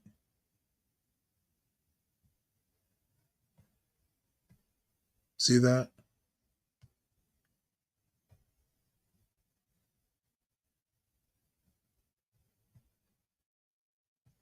There, that's a good picture. See what it looks like? Oh, she's using them to fish with, though, huh? I think that's what she's got. Either that or maybe fiddler crabs. Yeah, I guess Florida's probably totally. She's in Florida, right? Yeah. No, Florida for the East Coast is like the mecca of fishing. Possibly I know it's the best like all around fishing, and they've got 2 coasts. Yeah, it's got to be great. Never done it, man. I'm only Maryland, and that's probably it. Thinking about it, Maryland. That's it. I don't know. Sea Islands of South Carolina, Sea Islands of Georgia. There's No, that's the places only that are- place. That's the only place I fished is Maryland. That's it. So. Oh, really? it's the only Okay. place. Yeah, I've never fished outside of Maryland. Yeah, Western Maryland or You said you went to Kill Devil Hills, though, right? I didn't. You know what? I've been there and I brought my rig. Oh, you didn't Actually, fish. Okay. well, I fished Ocean City, Maryland, and I fished Ocean City, New Jersey. I don't know if I fished in Well- Kill Devil Hills or not. I was actually, To be I don't honest, know. the fishing might be a little bit better because they're more little secluded spots. But you know, if you fished like Ocean City, you know, the Just like crowded Virginia. pier type fishing. From the beach. From the beach. And Oh yeah, then, yeah. yeah. And then I fished Well, that's Chesapeake the Bay, and then I fished then the rivers, yeah, and then I that's fished the the rivers for only that. thing is it can get crowded. Yeah. Well, on a rainy day in Ocean City, Maryland, you can go down to the beach. It's empty, and then you can just throw your rig out. You know, Right. surf rig. They get like red drum. They get, you know, but a lot of skate, a lot of just bullshit like that. You know, sand shark. You know, so, but anyway.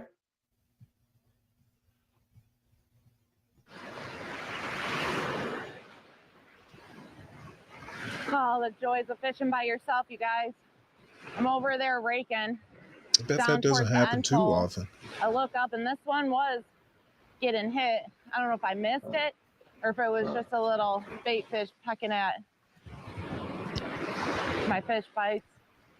We'll find out though, see what's on it. We're going awful fast.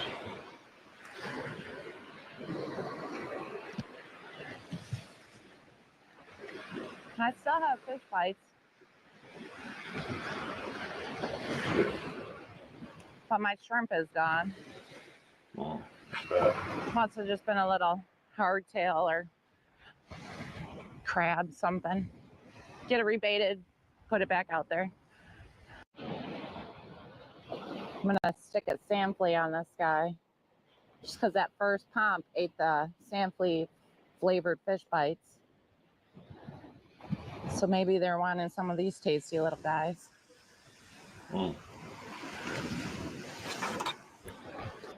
Stay on there, bud. I set this one right on top of the bar. Oh, he's on there. Yep. Let's get him to the beach. See what he is. Come on, dude. It's got a little bit of weight to him. Not a whole lot of shaking. I think he might be swimming in. Feels, oh, it's a stinking stingray. Well, that is not what I want to be catching, especially without Brunt here. That stinks. Yeah, they suck. Well, you know what? At least you're not pulling it into the boat.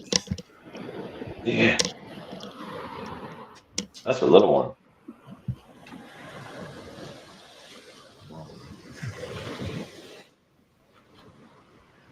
I like that she's not afraid to get the lure out. Some people would cut the line. Oh, yeah. I love that.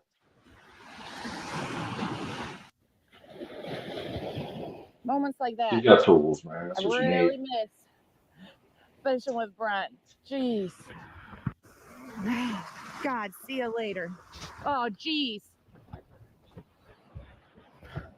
This guy's pulling drag. If it's a bigger stingray, I'm not going to be happy. You can usually tell on those. Come on. A lot of weight. It's like pulling a fucking piece of plywood through the water. Don't be. Oh, that's not a stingray. I think I got a little shark. Nice. Yeah, they'll hug the the heck? bottom. Start my morning off with a nice pompano. And all of a sudden, everything I don't want to mess with. A little bonnet head, though. Now I got to debate if I'm going to cut my line or deal with this guy. I don't know what the hell that is. What's a bonnet? I don't even know. I see my son is up early. He's ready to get the fuck out. Yeah. Come on, fishing god. See you later, Dad. Stop giving me the junk. What is it? What is this thing? A bonnet head? That's a little shark. A little sand shark? Looks like a sand shark. Calm down. Calm down, man. Calm down. I'm trying to help you out. Flip over.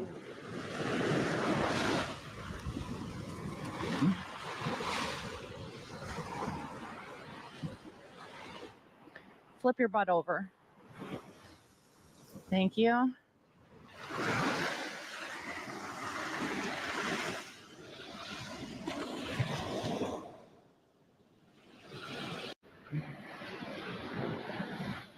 Hmm.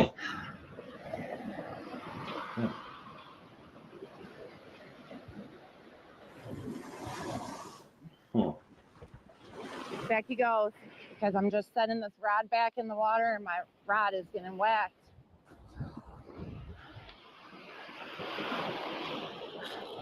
All right, at least this guy's shaking a little bit. Stay on there. He was shaking. There he goes. Oh, please don't be another shark. He's walking down the beach, so that's a good sign. Come on, dude. Come on, bud. What are you? Oh, it's another pump. Oh, okay. No problem.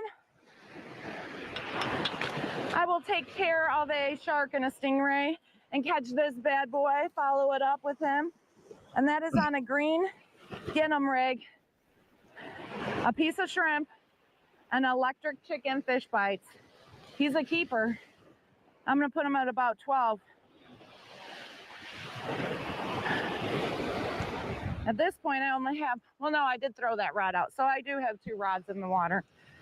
Oh, It's that's a been nice one. hectic, you guys. But let's measure them. I'm not as good at guessing as Brent is.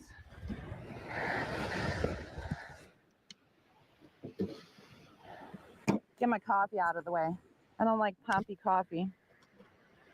No, he's 12 and a half. Fork to nose, 12 and a half. Another keeper, that's good. That's great. There's your dinner. I'm still a little perturbed by that shark. All right, hey Stanley, I'm gonna get. Just makes me appreciate. I gotta go get ready to get up out of here, With buddy. the other half Mike, of good real hanging with peaceful, you. that's for sure. I may have I'll to. I may have to shut down if no one comes. You need reinforcements. I That was get a it. nice bend to this Oh rod, no, guys. no, no! I'm my he's son's on there. heading out in a couple Gave me a little hours. shake. Oh, Let me Yeah, know spend he's some still time. yeah. there. So I don't know. He Well, brought me I don't know. something nice for me. I don't need to go necessarily. You might I want to ain't stay on by top at of it, least, so you know, maybe it hang is out a a little pump. bit. So, It's not feeling a whole lot of but shaking Nah, he's anymore. anyway, I can see Hoping this guy's he's swimming got in. limited patience. He's oh ready. yeah, He's raring to go. When he gets Come up on, without dude. me waking him up, He's in there. yeah, he's packing already. He's definitely swimming in. oh, he's packed. Oh, so he's really ready. I got you. Oh, he's really Well, well. that's You not know a how it pompano. is. Yeah, yeah, I Well, get it. I'd be ready to go too. That would He's be a had to nice spend keeper 2 weeks whiting. with Dad. Yeah, he's We ready to might see be his making friends, some you know. fish tacos tonight, you Oh, I guys. don't blame him. All right, well, look, let me ram. I'll see Hey, you, All right, buddy. I All enjoyed right, it. take it easy. See you. Yeah, yeah, thanks, man. on See the you. Bye. mortician Bye. rig, bottom drop. What is That that? is a mangled piece of shrimp. But what it looks like he really went after was that purple and white fish bites. I've never used that Oh, coloring okay, before. I that's think it's that's clam. some sort of smell. I just had it, What's figured up I'd there? throw it on, see what it would catch, but I'll be reusing that if it's gonna catch us some whitings. Nice.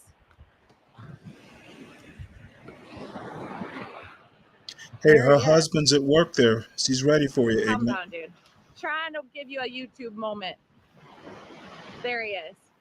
Here's that beautiful whiting I just caught. Yeah, I'm not a big whiting He doesn't fan. want me holding him. But y'all know how Brent loves his fish tacos, so I'll take him home. Hopefully get a few more. We can have some tonight. Guys, when the bite slows down a bit and I have a Do you chance to fish, breathe, this is Ignorant? what I do. I cut up my synthetics. But I I'll did drop want the to link show for you if you want to That's come the up. one that just caught that. We don't have to watch this. I'm I not hope you can wedded see to it. it. The sun's kind of tricky right now. Caught that whiting. So it's fish bites, easy clam, periwinkle. Hope Yeah, I it's said probably that right. got some sort of Periwinkle? smell infused I don't know. into it. The purple and white stuff.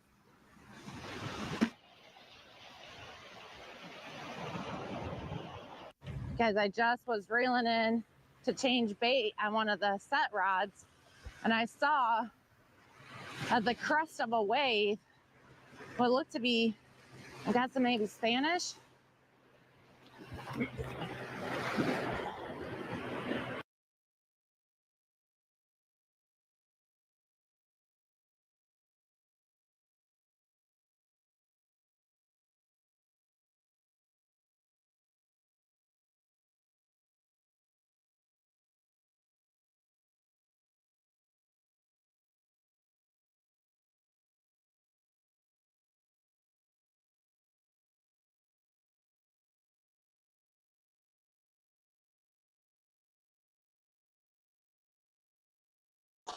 What's up, Ignat?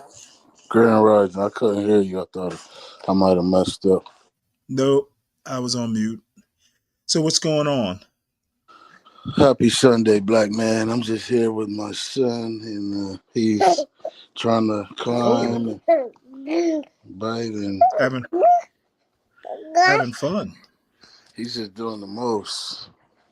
Well, you want to keep watching fishing, or we can move on. Up to you.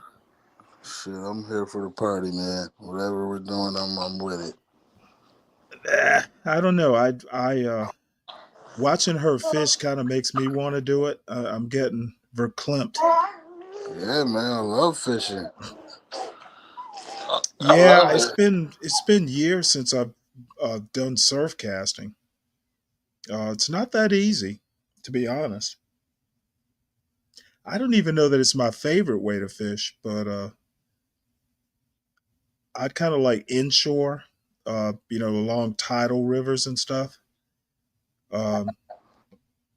Surf casting's a little bit too much work for me. Now, surf casting, is that what she was doing? Yeah, basically you're on a beach with these 11-foot or so rods, and you put weight on it so you can haul it out there. Because you got to get past, the shallow water there, and sometimes there's sandbars and stuff. It's a little difficult because you wind up doing a lot of dragging. That last few yards, you're dragging it through the surf.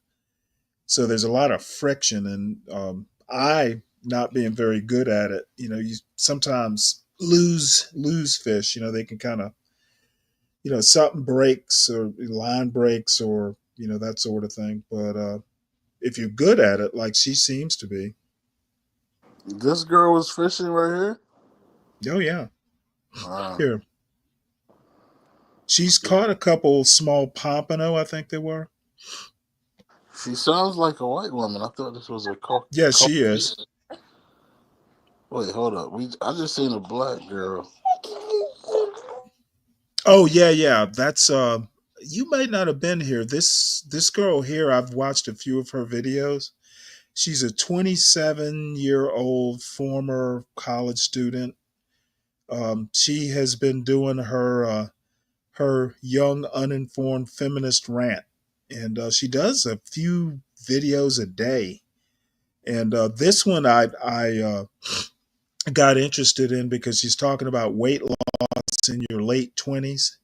I guess she gained weight at college or something. I saw a picture of her like when she was like 5 years younger, 6 years younger. She's actually pretty decent, but she's gained weight over the years, and I'm actually interested in what she has to say about weight loss in your 20s. She is a little interesting. I probably won't be too impressed, but let's see what she has to say because she's decent.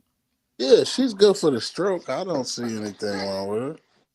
Yeah, but once you hear her talk, you might change your mind. Loss and everything like that. She's just kind of right. Like nice teeth.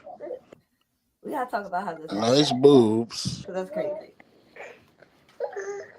I'm Nia. This is Nia Talk, and She's like not how even I fat, told you, really. It's I'm just not in really her fat. I'm arms. really gonna try. We're gonna Yeah, try. she's not really, but I want to also give a shout out to hopefully many she'll people show who supported me a since day one, even including the Hopefully she bots. The showed bots that always ass. said I would give you a well, plus. hopefully she'll show a I really picture when respect she and was love y'all, younger. and love that You y'all would still be continue to have impressed. conversations in the comments and be respectful, and that's all I ask.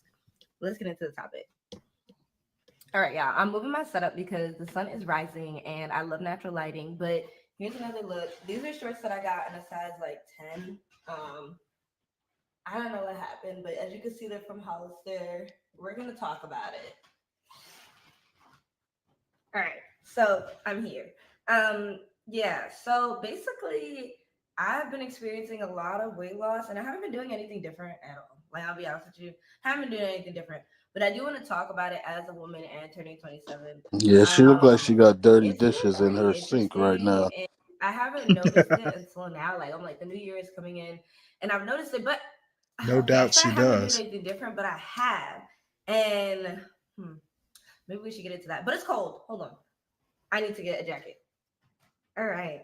So when I started my channel, I was in college and I was in a four-year university, which was the worst university I've ever been to in my life. And with that being said, the eating habits there were not that great. The dining hall was disgusting. I tried not to eat at the dining hall. All I had was a But microwave you and a did it refrigerator. anyway So because you got to it was a eat. lot of refrigerated and boxed food. Sorry about that. It was a lot of refrigerated and boxed food. It was disgusting. It was microwave food. It was not great. And on top of that, I was in a teaching major. And I've talked about this before, but let's get into it. As a woman going into a major, specifically teaching education, you're setting yourself up for the worst body possible. Unless you're going for gym teacher, art teacher, music, maybe, you know what I'm saying? You're setting your body up to be messed up because a lot of, like I said, I call it the American baby making pipeline. Like when you become a teacher, it's supposed to be like teacher, marriage, babies.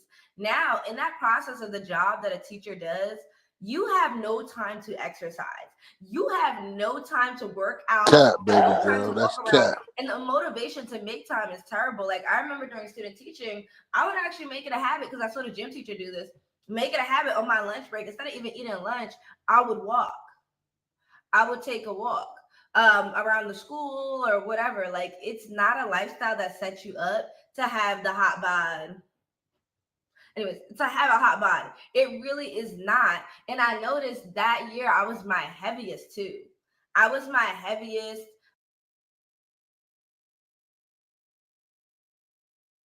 I'm going to say you don't have to. I mean, you might have to work, like hit the gym or, do something to, eat right.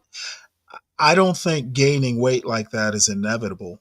She seems to be saying it's inevitable. You might have to work to maintain. So I'm not sure I buy the way she's, framing this. Yeah, I don't agree. She's lying. She's capping. Women have more fat cells. All she got to do is watch her calories, and I mean walk. At least Exactly. walk. So I mean, I don't unless she's eating cheeseburgers every night, or Taco Bell or. Well, you saw the pants. You saw the pants. So she was doing something she shouldn't have been doing. I mean, I'm not saying it's easy. You'll have to work, but it's not inevitable. She need to get her big ass on that stripping pole behind her, and she gonna lose some weight for real. It's probably a I would roommate. say junior and She's senior got a year of roommate. college. Now I believe in that whole college thing, the freshman 15.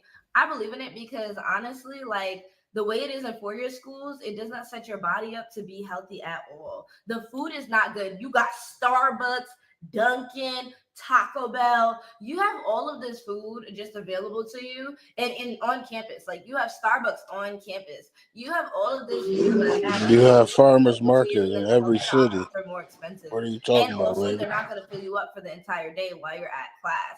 Eating healthy as a college student is so hard. Now, that's 4 year. I'm going to talk about 2-year schools, community colleges. I lived my life. Yes, I was younger then. I was a teen, but still, it was like totally different. Totally different when it came to body image, totally different when it came to exercising. You literally had to walk to class, you had to go to your car, you had to go to work. You were on your feet so much as a community college student versus when you're in a 4-year school and you do absolutely nothing but go to class, go to your room, eat some snacks, and watch TV. That's literally all that's your life. It was my life. It was so unhealthy. Like, I would literally have like popcorn. You know, I love popcorn. Popcorn's my thing. I would have popcorn like every night with the show. I would have nachos with the popcorn. That's my thing. I mean, I still do it today, but I do it not as much. But I did it a lot because that's all I could eat back then. And when you have those days off from class, you just felt like sitting there and eating. Like, it really has to do with your eating habits. Now, I personally have something going on with my stomach. Like, I don't really have too much of a strong stomach. I can't eat foods that are acidic, even though I still do because tomatoes and everything. But everything that's good. But I have to moderate it. I have to eat more yogurts. There's things that I have to do to avoid greases and everything basically that you want to enjoy. Now, when it comes to me calling myself plus size, I think I need to have a conversation about that because I'm no longer plus size. I don't fit into that category. I don't. And you have a lot of cell men on here that try to throw me or other women into that category that look like me, that are petite, and it's wrong. Just because I have a BBL body does not mean that I'm plus size, or even, this is what I mean. Like, it's not a thing. And you have a lot of men that get mad because they can't date me. So they try to throw out oh, well, lose some weight, do this, do that. And I'm like, no, I want to be myself. But then I'm looking in the mirror and I'm like, hold up, why am I losing weight? So I started getting concerned. I was like, wait a minute, I love my size before. Like, I loved my plus size body. And now it's like, I'm going back to like my beginning stages where I was in college. And honestly, I should think of that as a positive in life and be happy about that, because when I went to community college, I'm pretty much going back to my community college body, which was when I was a teen. I just now have a fuller body because of birth control, because of, turning 27, because of eating differently, and because when I was plus size, I did gain weight in this area. So now that that's gone, I'm like, what is happening? But it's still there. It's just like, okay, these are the remnants, I guess. What is on my screen? Oh, that's just the thing. I thought something was on my shirt. But yeah, so it's just interesting because I'm walking around saying that I'm plus size when I'm really not. And I've had to have my friends tell me that recently. And I'm like, wait a minute. I look in the mirror and I'm like, oh, I'm not plus size anymore. I still have like fat in my face and I love my face. I love it. But everything else is like, wait a minute. I had to throw away so many clothes, donate, whatever you want to call it, because I really don't believe in donating because I feel like it doesn't go to the right spots. But whatever. We'll get into that. See, she ain't got no discipline. That's what it is. But I've had to change my wardrobe completely. I've had to buy different sizes. Now it's crazy because I'm still a large in most tops because of I totally agree. But when it comes, I could tell her father's like in the her life fact that I'm because of her like, teeth. Her like, teeth this are white. is insane. Like, what happened? I used to fit them. I really used to fit them, but now I don't. And I'm happy, but I really love these because these were low cut Hollister shorts that like were giving Y2K, and you can't really find these. I ain't gonna lie, Stanley. This girl right here is an airhead. Oh, she absolutely is. Yeah, she's a tough girl. Let me ask you a question. Alpha Builder's comment here. I don't know that I agree with that. Guys in fraternities and stuff. No, Let's read it. I don't know. It says the reason black women are that way is because black men are bottom feeders of the dating market. We will accept anything from women. I don't know that I agree with that. Yeah, I don't agree with that at all. What he's correlating is that we will smash any woman. Like this woman is smashable. Yes, that is true. And most men, black, white, it doesn't really, they want to put it on us, but all men will hit what's in their vicinity. And that might be a fat bitch, might be an ugly one. They gonna get it off. I mean, me personally, I'm sexually active. So if I don't get it off, the next time I get it off, it's gonna hurt. It's gonna be strong, it's gonna hurt.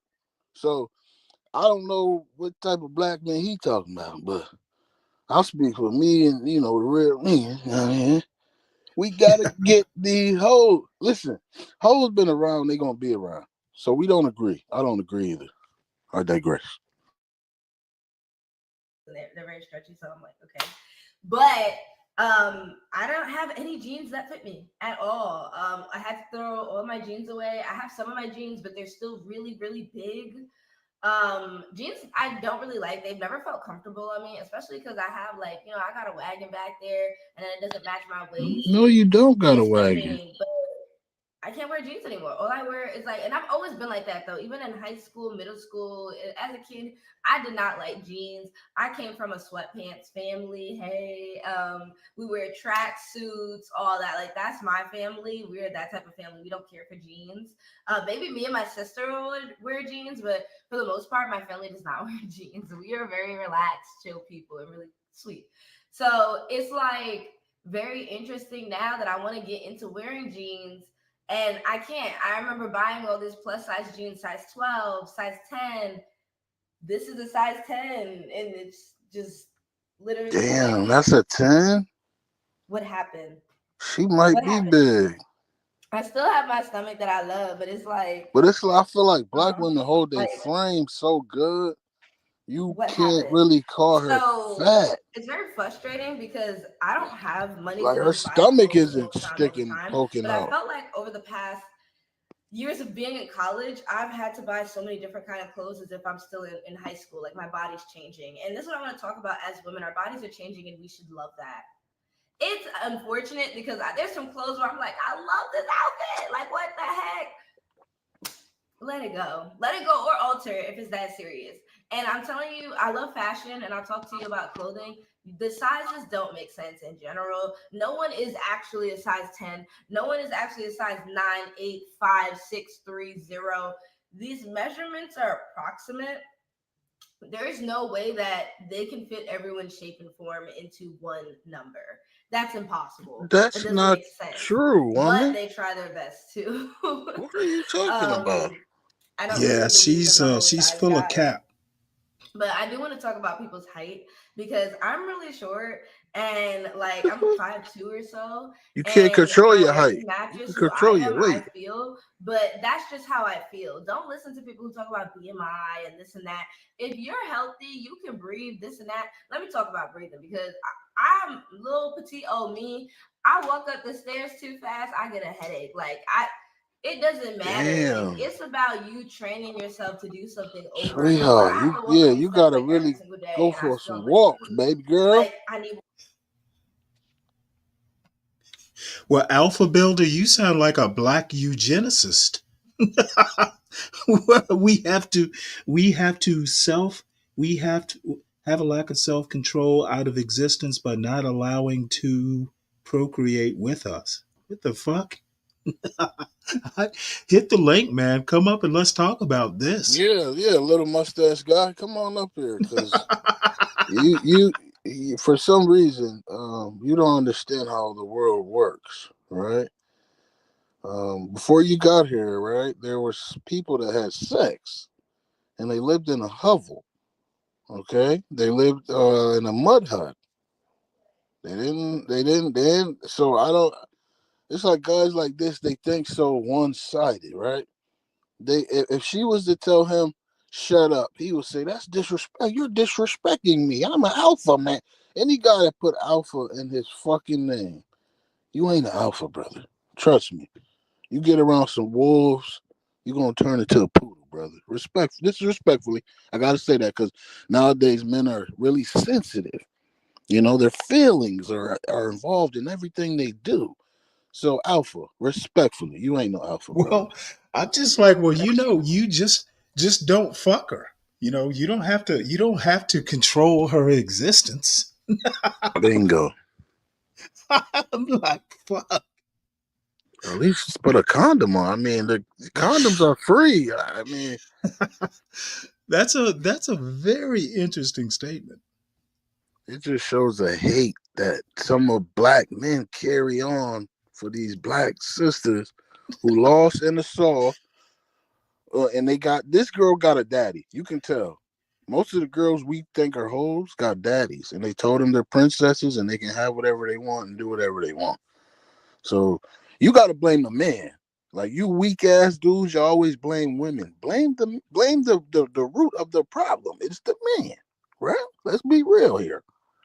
This bitch got a stripping pole in her background. Jesus Christ. Sorry, Stanley. Well, what I you have a say? feeling that's not her strip pole. I guarantee she Stripper's done pole. got her big ass on there once or twice. Yeah, With probably Tyrone. didn't climb up it though. She's probably just dancing around it like a maypole. Yeah, she did a few chicks for Tyrone and Tay Tay, and you know them guys that was waxing that ass. Because I guarantee you, she ain't no virgin. Oh no. So you know that is. Well, I think not only is she not a virgin, she's been hurt a couple times. I've been watching her videos all week. She did one video how you can't trust BLK men. Damn. See, you know why though? You know why they feel that way is because she was attracted to a black guy. He said, "Hey, what's up?" She said, "Hey, what's up? You're cute." He said, "All right, this is easy." He fucked her respectfully, you know, and then he didn't contact her afterwards. The pussy was dirt, probably. To be honest with you, you know, girls with good teeth ain't got too good. I'm guessing afterwards she was a little too clingy. She seems like the clingy type to me. She seems like she talks too much. She seems like she call you. Yeah, that she does. She gonna give you the rundown from when she got up, brushed her teeth, wiped her ass, took a shit. She gonna give you everything. What's up?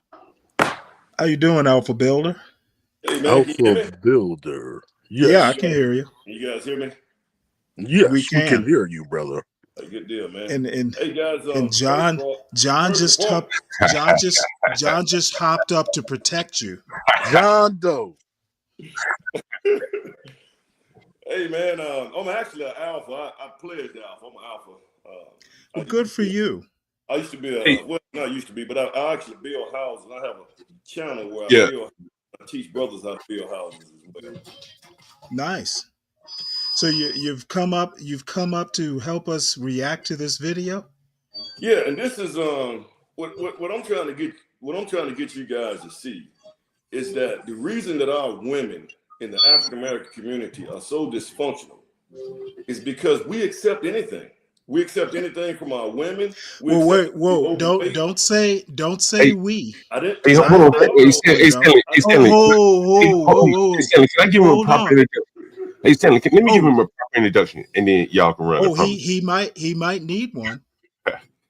So I saw one of his videos, and I'm from Alabama, and he was in a Home Depot in North Birmingham, right? Mm-hmm. Is that where it was? Kind of west is West Birmingham.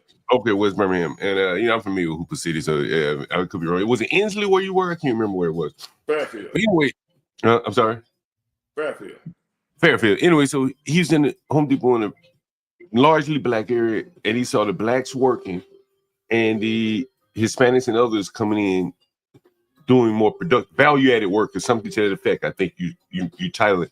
And I reached out to him. I said, man, I really want to talk to this guy because I'm kind of downstream from him. He built a house, then I rent them out. And so, he's a real guy. I like his opinion. So you guys get it. Good for you. So far, I don't. Yeah, brother, I stand corrected, brother. I gotta apologize because I don't ever stand corrected. I stand on my opinion. So let's talk about controlling people out of existence. I'm real interested in that idea. Can I just say, Stanley? I just want to say I thought because of his name that he was like one of these Manosphere guys. So I'm sorry. I apologize. Oh, okay. When I say we need to breed them out of existence. Okay, well, I that's interesting too. Tell me about black man eugenics. Yeah, I don't think that eugenics is we think it is a bad thing. Actually, well, eugenicists talk about breeding and stuff. So yeah, breed, and they used to do that back in the day.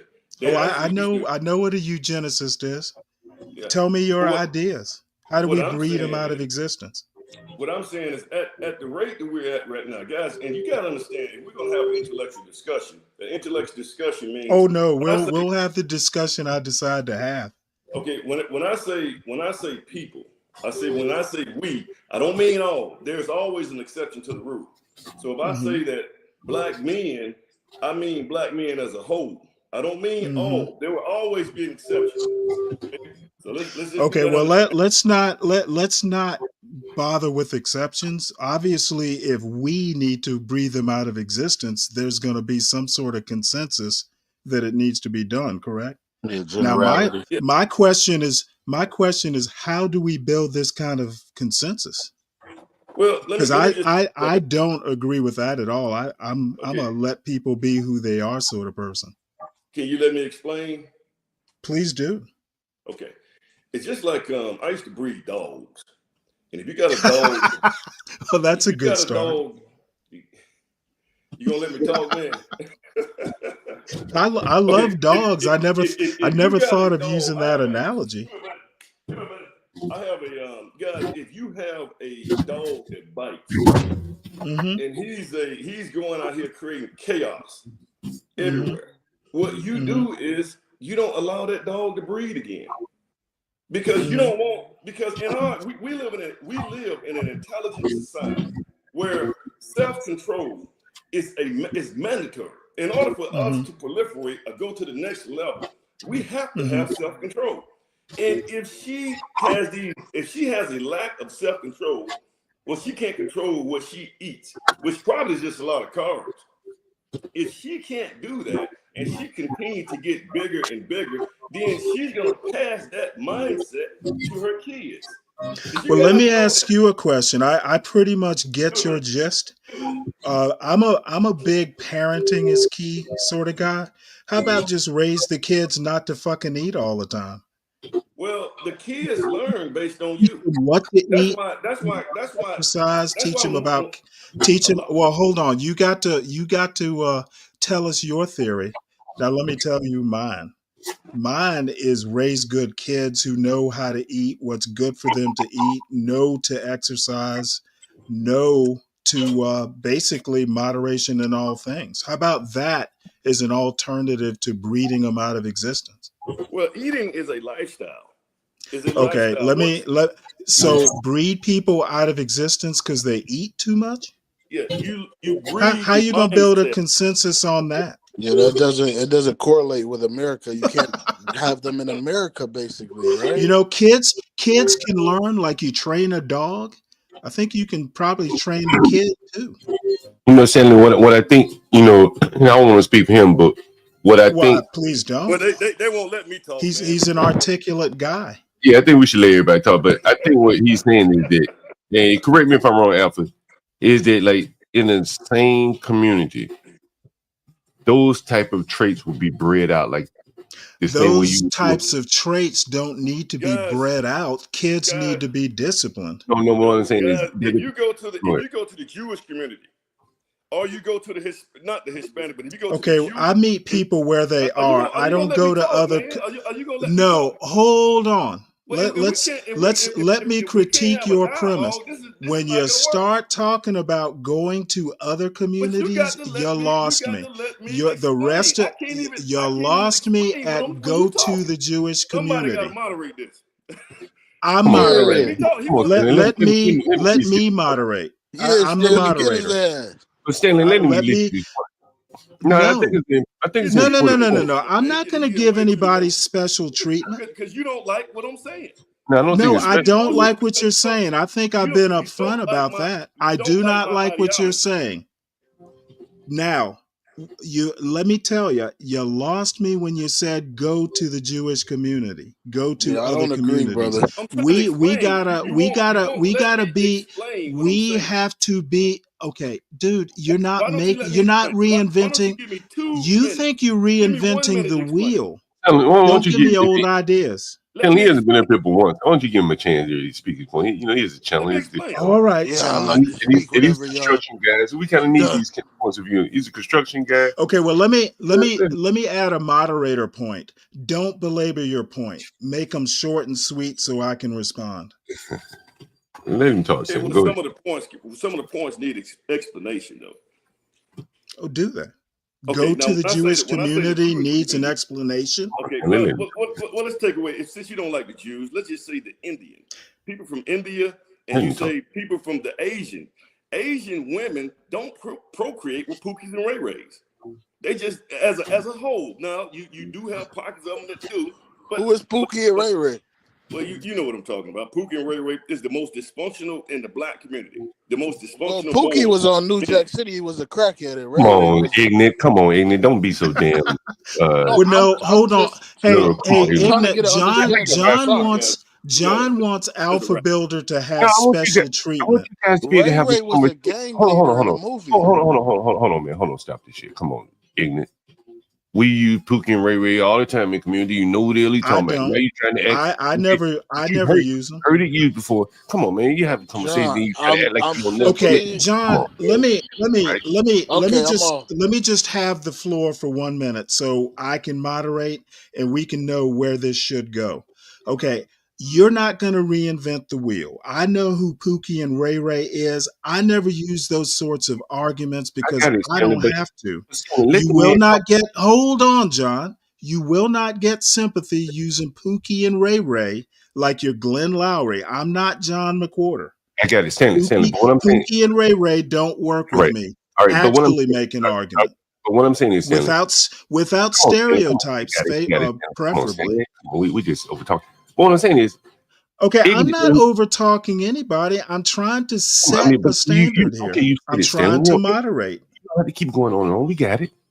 But ignorant, what I'm saying is, ignorant know who the hell Pookie and Ray Ray is. But you're gonna sidetrack some shit talking about Ray. Okay, New Jack. John. Man, why the fuck you do? No, hold on, man. Why the fuck Yeah, you do okay, that? you right, Hold on, John. You right. hold on, man. Hold on. Because the Pookie. No, hold on. I wanted John. to hear his Hold on, explanation stop, of it, John. stop, That's stop, why I stop, did it. You stop said, for why one would I do it, right?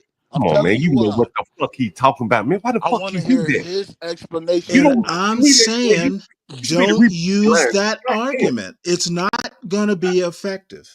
Hey, go ahead, Alpha Bill, man. Go ahead. All right. Well, let's just say dysfunctional black men. It's almost like the most dysfunctional black Them men in niggas the know. community are the ones who are allowed to procreate with the best women.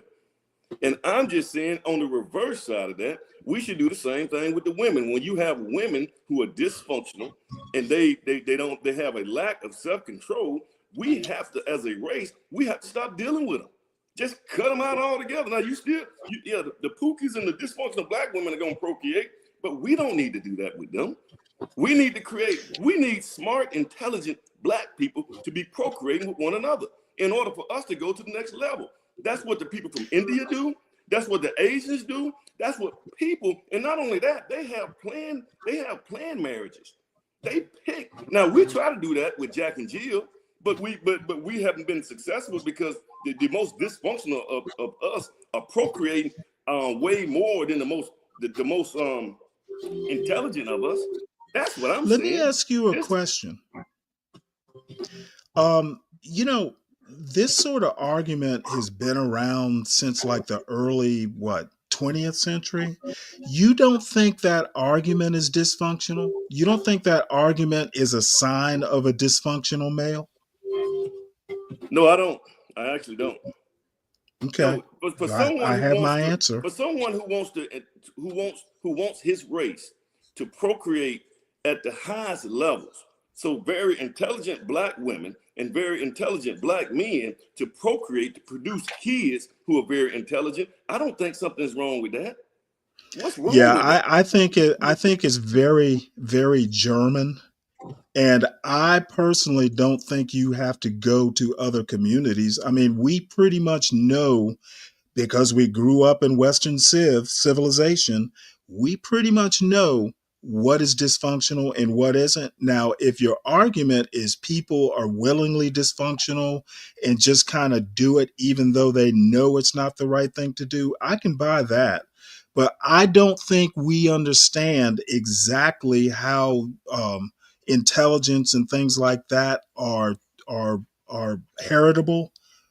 I think it's an argument that A, isn't new, and B, has never really worked. Could I get in on this? I wanted to say that what you're saying, it doesn't work in this society. Like we're in a first world like this is a first world we're living in. So if you and your wife are smart, genes will get handed down to your kid, right? But because you're so smart, your child is going to be weaker than you. You understand? So That's you not can true. you can, That's not true. The Indian people are doing it right now. The okay. Nigerians are doing it. Have you been? Have you been to India? I'm gonna make Yes, it I short have. and Okay, concise. Yeah, now I have not. the People top on tier this Indian channel are people are the ones who constantly come over here. talking about. People on this channel are constantly talking about India and We're not talking about India though. One We're at a talking about time. America. One at a time. One at a time. Go ahead. Hold on. I'm Let telling me make a point about One at a India. time. We have someone who's not black, by the way, constantly puts up pictures of the abject poverty in parts of India. John himself, just in the past day or two, has asked several times if Indians are so smart, why aren't they fixing their own country? So I don't think India is the best example. Well, India is a explain quote why India is shithole the best country. example. Let me explain why they are. Because the wealthy Indians are the ones who are able to actually come over here. And when they come over here, they mate with one another. And if you look at the top tier of families in America, the Indian America is at the top. They're at the top. Absolutely. Asian, Absolutely. And That's statistically correct. This is you making the whole point that I'm trying to make. No, actually, I'm not making the point you think I am. The reason they're mating together is cultural. They're over here, and the top tier are over here. So the top tier are mating with each other over here. Okay. Which is why they're at the top.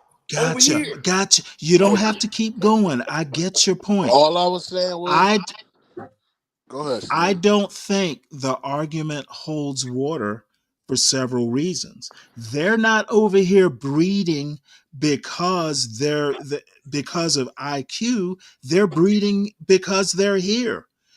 Arranged marriages happen. Hold on. Arranged marriages happen in India, and it's still a shithole country. Which one come here? The most intelligent of the Indians come well, here. The most elite. Alpha Builder. I just wanted to say nature and nurture is a real thing.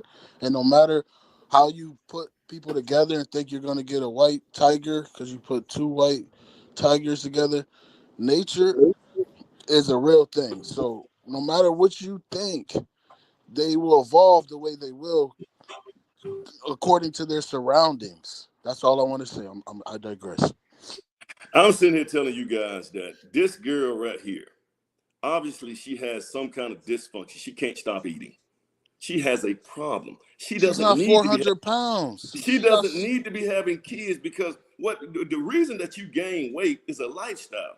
It has nothing. See, we want to put it on genetics. It's not genetics. It's a lifestyle. This girl, you put it on genetics. I'm the one saying it's a lifestyle. So don't change. I mean, when argument. you start talking about breeding, you're talking genetics. Well, here's the thing. There's something going wrong with her mind. The reason that she cannot see that she has a problem.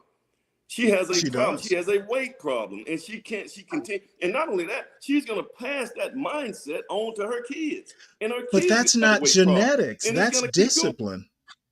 That's correct. Discipline starts with your mind in the way you think. Dude, I was in the military. I've seen the most retarded motherfucker. I've seen the most retarded motherfucker learn shit.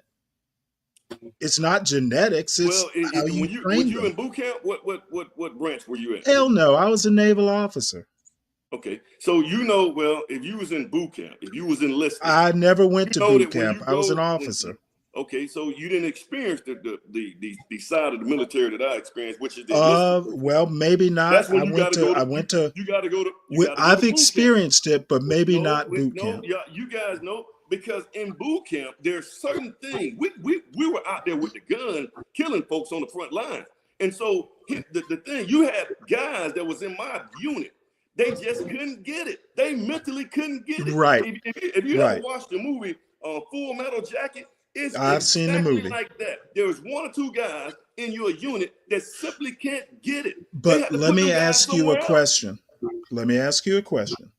You said 1 or 2 guys in a whole unit. There's always going to be 1 or 2 guys, but the majority of knuckleheads were trainable.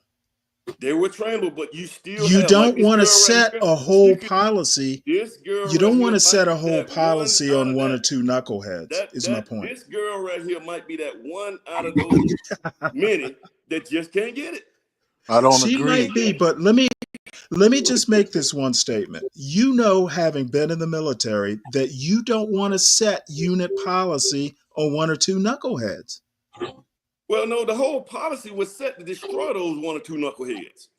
Well, that's true, but again, it's 1 or 2. We're That's not true. talking a whole breeding program. But it Peter does. pays That's for what Paul. the military does. But what I'm saying is, savvy guys, see, black men, we got to get to the point to where we got to quit accepting women just because they got a hole between their legs. Okay, That's what but we you don't gotta have to stop breed doing. them out of existence. You just don't fuck them. And that's the whole point. That's breeding them out of existence. Okay, if that's what you, having okay. sex with them, they can't procreate with you. Okay, but you breeding them out know of somebody's gonna do it. Somebody already has done Let it. her do it For with that matter. Pookie. Let her do it with Pookie, because when the 2 Pookies and the 2 dysfunctional people get together, they're gonna create a permanent underclass, which is really what we almost at right now. We're there. We've been there for centuries. That's what I see. But I think it's getting hard now, Stanley. I think, honestly, this is why I chime in. I think there was some class mobility maybe 10, 15 years ago. I think with all this immigration and shit, it's gotten harder. If you're at the bottom, you're at the absolute bottom, particularly if you're black, and the way blacks go about the world, they're going to stay at the bottom. Okay, well, number one, I have problems when you generalize like that. But the one thing I do want, let me finish, and then I'll let you go. The mindset: don't do business with friends and family. Bottom. We in Wait a minute, hold on. Who's talking? The mindset is if you don't do business with friends and family, that's typically the black mindset. That is not going to work in America. When the Indians, the Arabs, the Chinese all do business almost exclusively with each other.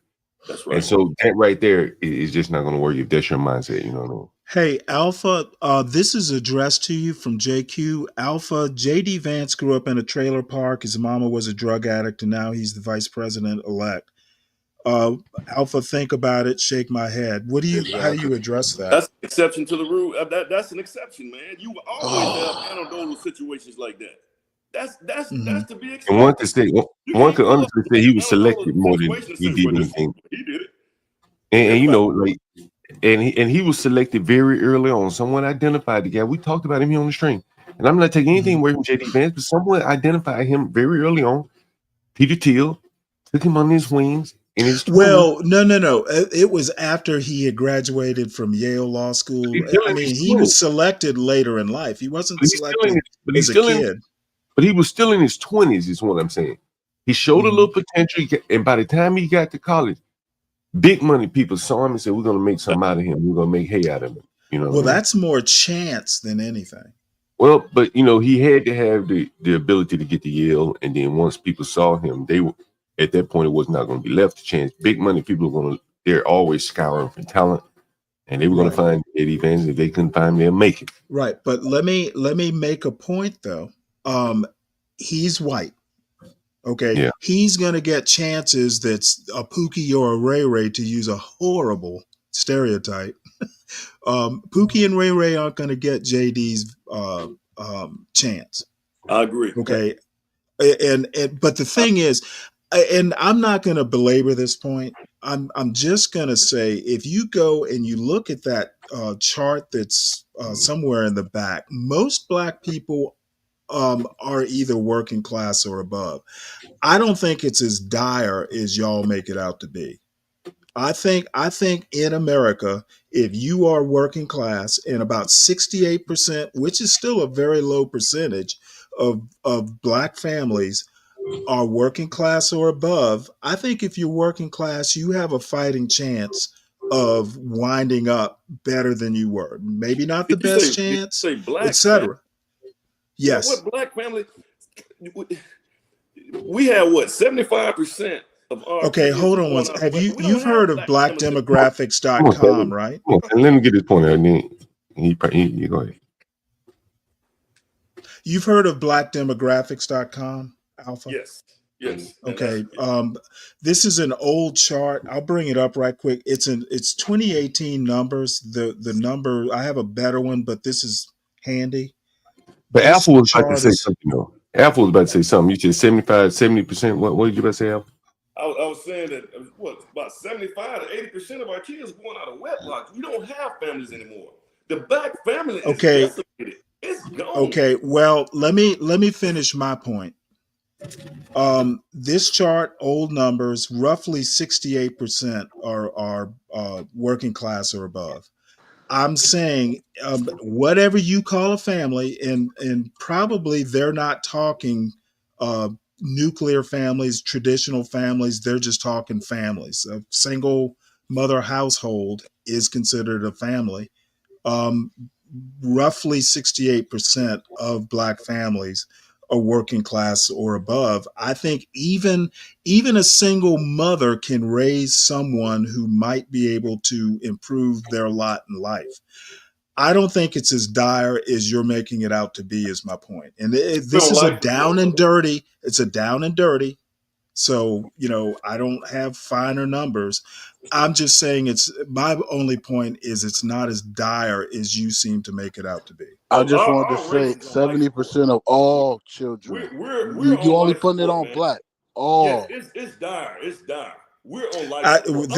We'll have to disagree on that then. I'm training these guys to try to be builders, and I'm training these guys to try to get out here and make money, and we are done.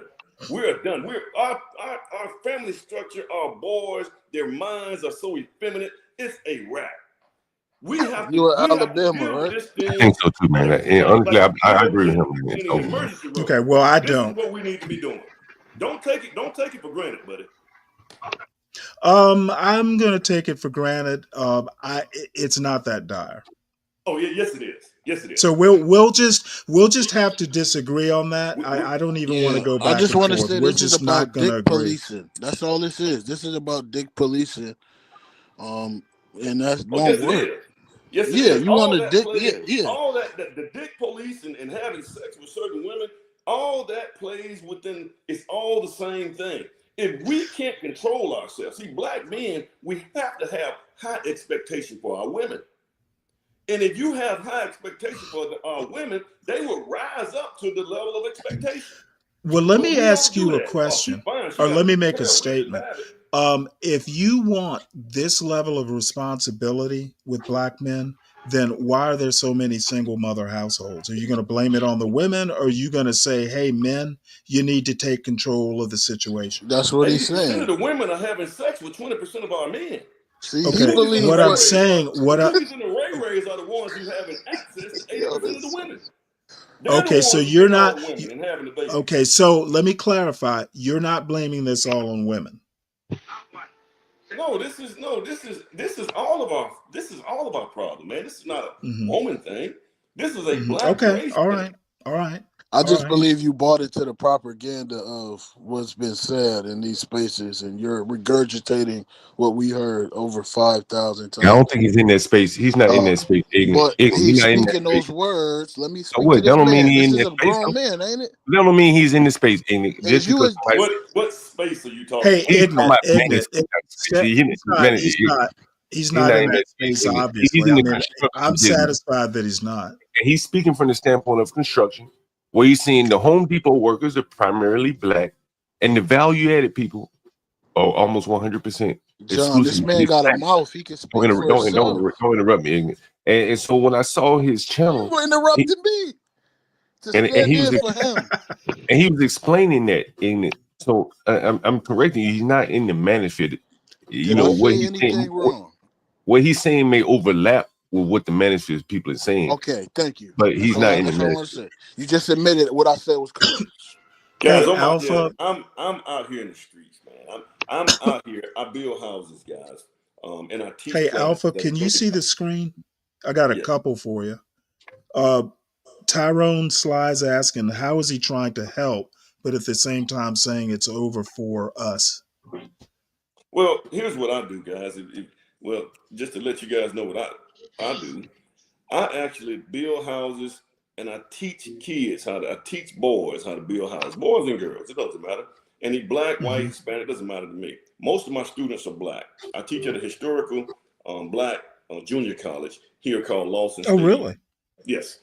And what I do is I bring those, so I have a building company as well. So what I do is I teach those boys at the junior college to get their home builder's license. Once they get their home builder's license, I bring those black boys, black, white, doesn't matter, Hispanic, I bring them in under my umbrella as a building company. And what I do is I handle the business side and I teach them how to build houses from the ground up. And then that way, you know, I do it 1 or 2 at a time. This is what I do to try to grow these guys. And okay, I got one more. Out here. I see what's going on out here. A lot of my boys, my males are coming out here. They're effeminate. They struggle. And I have to teach them that. I have to teach them how to deal with men. Got one more question for you. All that, well, it's a statement. All that anger, angst, and catastrophe talk is also effeminate. Jaded and Pora says. You call How do you want respond to call that? it. I mean, it probably is because, you know, to a degree, I was raised up in a household with my mom. And yes, there's emotion here and there's a passion here because I'm sick of seeing our community. I'm sick of it. And then I'm sick one of last seeing other people are at the top and we're at the one bottom. last thing, and then I'll turn it over to somebody else to ask questions. Have you got anything we can advertise here, or a link for a website, anything, you know, that we can learn about your project? Yeah, if you go to the Alpha Builder, you can just go on YouTube and type in The Alpha Builder. And I have a members channel where you can join the channel, and I actually take you from the starting of a house all the way to the end. We got a house right now. I'm about to finish it up in about a month. But I take you from the beginning to the end to try to teach entrepreneurship skills. That's my goal. These brothers don't know how much money they can make if they get into the trades. And that's what I'm trying to get these brothers to understand. That's it. Yeah. Impressive. I'm impressed and appreciative. You Stanley, I don't know if you noticed, but he was one of the first interviews we did here on the channel. Oh, is that right? Yeah, I'm trying to go back and see if I can find it. Damn. I know I have it. I just don't know what I titled it. It's one of the first interviews. If you also go to Alpha Construction, www.alphaconstructionservices.co, that's my website.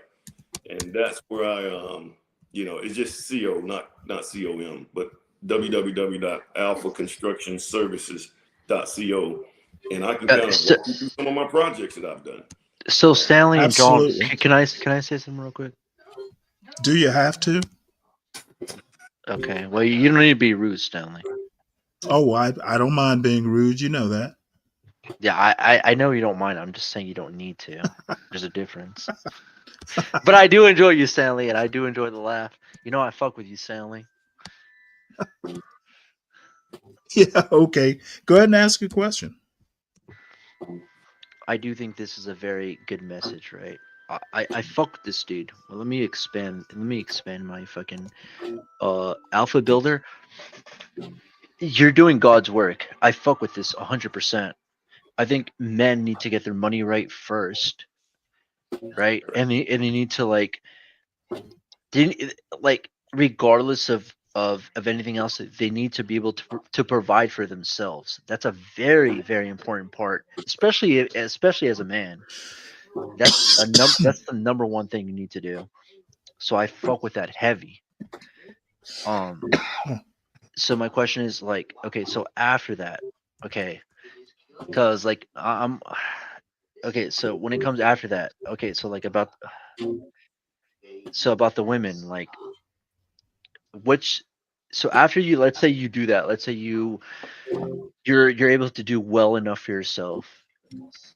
What's your take on women, Alpha Builder? What's your how should you what's your take on them, and how should you interact with them? Number one, I don't think you're going to have yourself together till you're around 45, 50 years old. as a shit, man. man. Shit, man. I get it, guys. Look, I know we want to have our money, guys. I'm 56 years old, guys, and I'm just getting to a point. Now, I've been married 23 years. Me and my wife been married 23 years. But I tell my sons, you get yourself together first. I agree with that 100%. Now, once you get yourself to a position of opportunity and leverage, now that may not take you to 50 years old. But when you get yourself to a position that you got your money right, you're able to take care of yourself, and you have opportunity and leverage on yourself, then I think you should start vetting women. Okay, let me ask you a question though. Did you have all these things when you found your wife? I did not. So then why would you expect the same thing for our generation? Why were you able to be blessed with things you're blessed, but you expect more from our generation? Well, how is that fair? I can tell you because I had to deal with I got 2 baby mamas. And this is prior to me and my wife getting married. And if you get yourself caught up in that child support court, you're done. Any aspirations or motivation that you have for wealth, they will eat you alive. And I've been saying it all along. I've been saying it all along. I've been there to the point that I can sit my son right in the face and say, you don't want to get yourself into that. So you need to get yourself right first. Get your money right. And you get your money right, then you can start making a decision on the women. And plus, today's woman today, she's out of order. She's way out of order. If you wait, what do you mean by that? What do you mean by that? All you gotta do is hit TikTok. You see them dancing around and wearing anything and doing anything, and they having sex with multiple men. It wasn't like that in my era, in my generation. They don't have any shame anymore. These women. Thanks for saying that. Thanks for saying that, because I do agree with that. And to the point, it's not. They don't even see a problem with having 2 or 3 kids and then getting married to somebody. This is where we at, guys. Our race is on life support. That's what I'm trying to get you guys to understand. I'm seeing it dealing with my guys out here. Dealing with the guys I'm trying to teach to sit here and build these type of houses right here. I'm sitting here going through this stuff, and it's a mess, man. So what I tell my son came under the program with me. I pulled him under my program at Lawson, at the college. So I pulled him under my program. He got his home builder's license. He's building his first house right now. He's 23 years old. I said, son, don't get married. Not in this country. If you were somewhere else, I'll say do it. But I've been through those child support laws. You don't want to go there, guys. Damn. I say it here all the time, man. I say it here all the time. I'm a landlord. I see the child support paperwork coming in this motherfucker. I know what they would literally, guys, I'm going to tell you like this right here. I haven't cried in years. They almost brought tears to my eyes in that cat. When I realized that those guys could put me in jail and take my freedom away, all because the girl that I was dealing with, I thought we was good. The girl that I was dealing with said send him to jail. This is what we're dealing with, guys. And here and where I am in Jefferson County, most of the judges are going to be black women. Well, let me ask you a question. Do you think this is most black people in this situation? Most of the guys who I know who got kids, yes, they are in this situation. They done been through that child support grinder, man. That thing will rip. Everybody I know that has been through that child support thing, it wasn't good for them.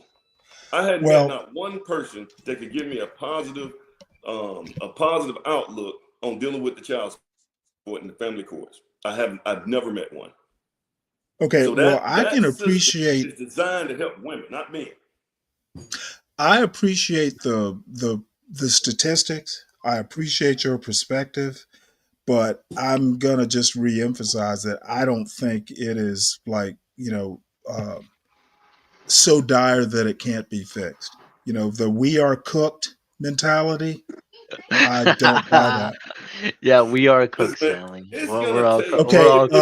Lasagna.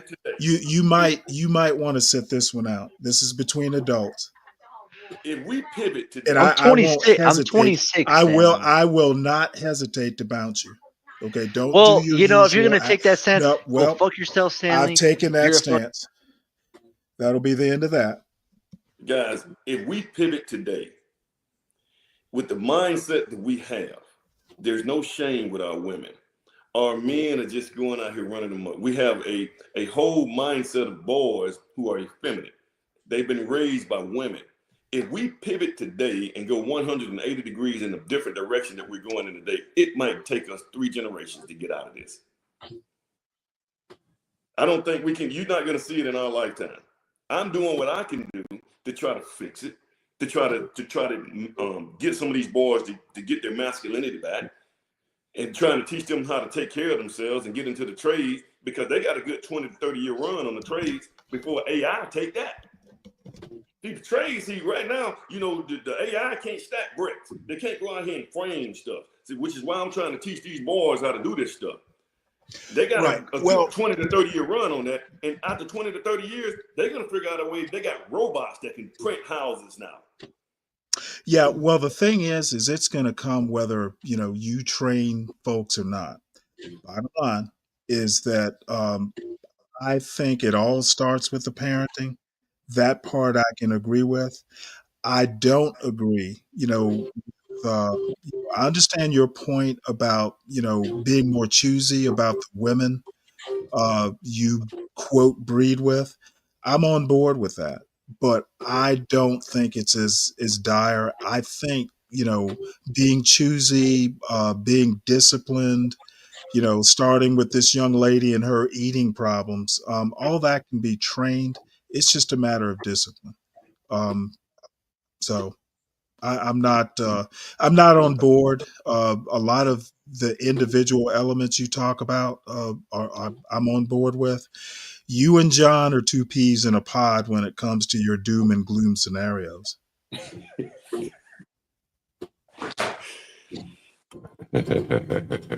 I'm, you know, and I'm 60, by the way. So, you know, I got you by a couple years, and I can't say my experience has been yours. That could be part of the problem. I haven't had to deal with, you know, courts and, you know, baby mamas and all that sort of stuff. So I will have to qualify, but I don't see it quite from your perspective. And You know, and John has made his critiques. I'm aware of what you're thinking, but you know, my mother was a social worker, Stanley, so she always warned me about child support. And, you know, so I was always aware of it as early on as a child. And then she used to come home and tell me a story about, look at what we did to this dude right here. They dragged his ass from Texas.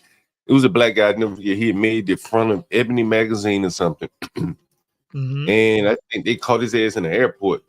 You know, he owed some child support to some ghetto ass woman. He'd done well for himself. And they brought him all the way down. But John, you go to a point, and my mother, as you know, was an English teacher in the public schools, and my father was a cop. And they did a lot of the same thing. Don't be like him. Don't be like her. So that's why I'm so adamant about, you know, the child rearing and the discipline. You can train people what not to do. I don't disagree. And so, you know, later on in life, you know, I became a landlord, and I would go throughout my houses checking the mail, and I would see all the child support letters. Motherfuckers be done moved, child support, still sending letters to their old address, and I open up sometime, they be in arrears, way back in arrears, they never catch up. And they constantly running from the government, and, you know, basically have to live in the shadows of society, you know. And I don't think the other groups, even if they got a bunch of baby mamas, I'm not sure if they running from the government, getting their taxes, getting their wages basically ripped from under them by the child support courts, like the black people. I think it is it's an American thing, but almost exclusively or really, really acutely hits the black community, in my opinion. And let me say this Well, right I here. have Let me say this real quick, like while you're on that point. The strangest thing on this child support stuff is the black fathers that really love his kids and really want to be there with his kids and have his kids there with them are the ones that get treated the worst. Those guys who don't give a doggone about their kids, the poopies and the ray-rays, and I know you hate me using that, but I'm just talking about the most dysfunctional men in our community. Nothing happens to them. Them guys, they don't care. Them guys pay $50 a month. And this is where we at, guys. Our most dysfunctional men in our community are the ones who have the most access to procreating with our women. This is where we at. I have an observation, and it could be correct. I'm more than likely I'll get shot down on this, but John, you talk a lot about what you've seen as a landlord, and Alpha, you talk about a lot of what you see in your your construction and your apprenticeship, your mentoring, and hopefully that's mentoring. It's it seems as if, and John especially, that a lot of what you've seen has kind of changed your outlook on the Black community. And John specifically, what did you do before? How did you feel before you were a landlord? Were you more optimistic? Did being a landlord change you? Your outlook? Yeah, I saw some shit, man, over and over and over and over again. And then it conflicted almost diametrically opposed to everything I heard in the media. Mm-hmm. The media would say Black love, Black this, that. And then I'd be seeing Black people kill each other, beat each other, stab each other. But absent the media, I'm saying before, if you controlled for the media, took the media out of it, when you were growing up, did you see this? Did I see?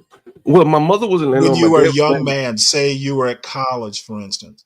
No, I would probably, a little bit more optimistic, much more optimistic. I would be honest with you. You know what I'm saying? And it's not just a landlord. I've looked at some of my educated friends who have resorted to more or less making a living by suing people, their employers, racism.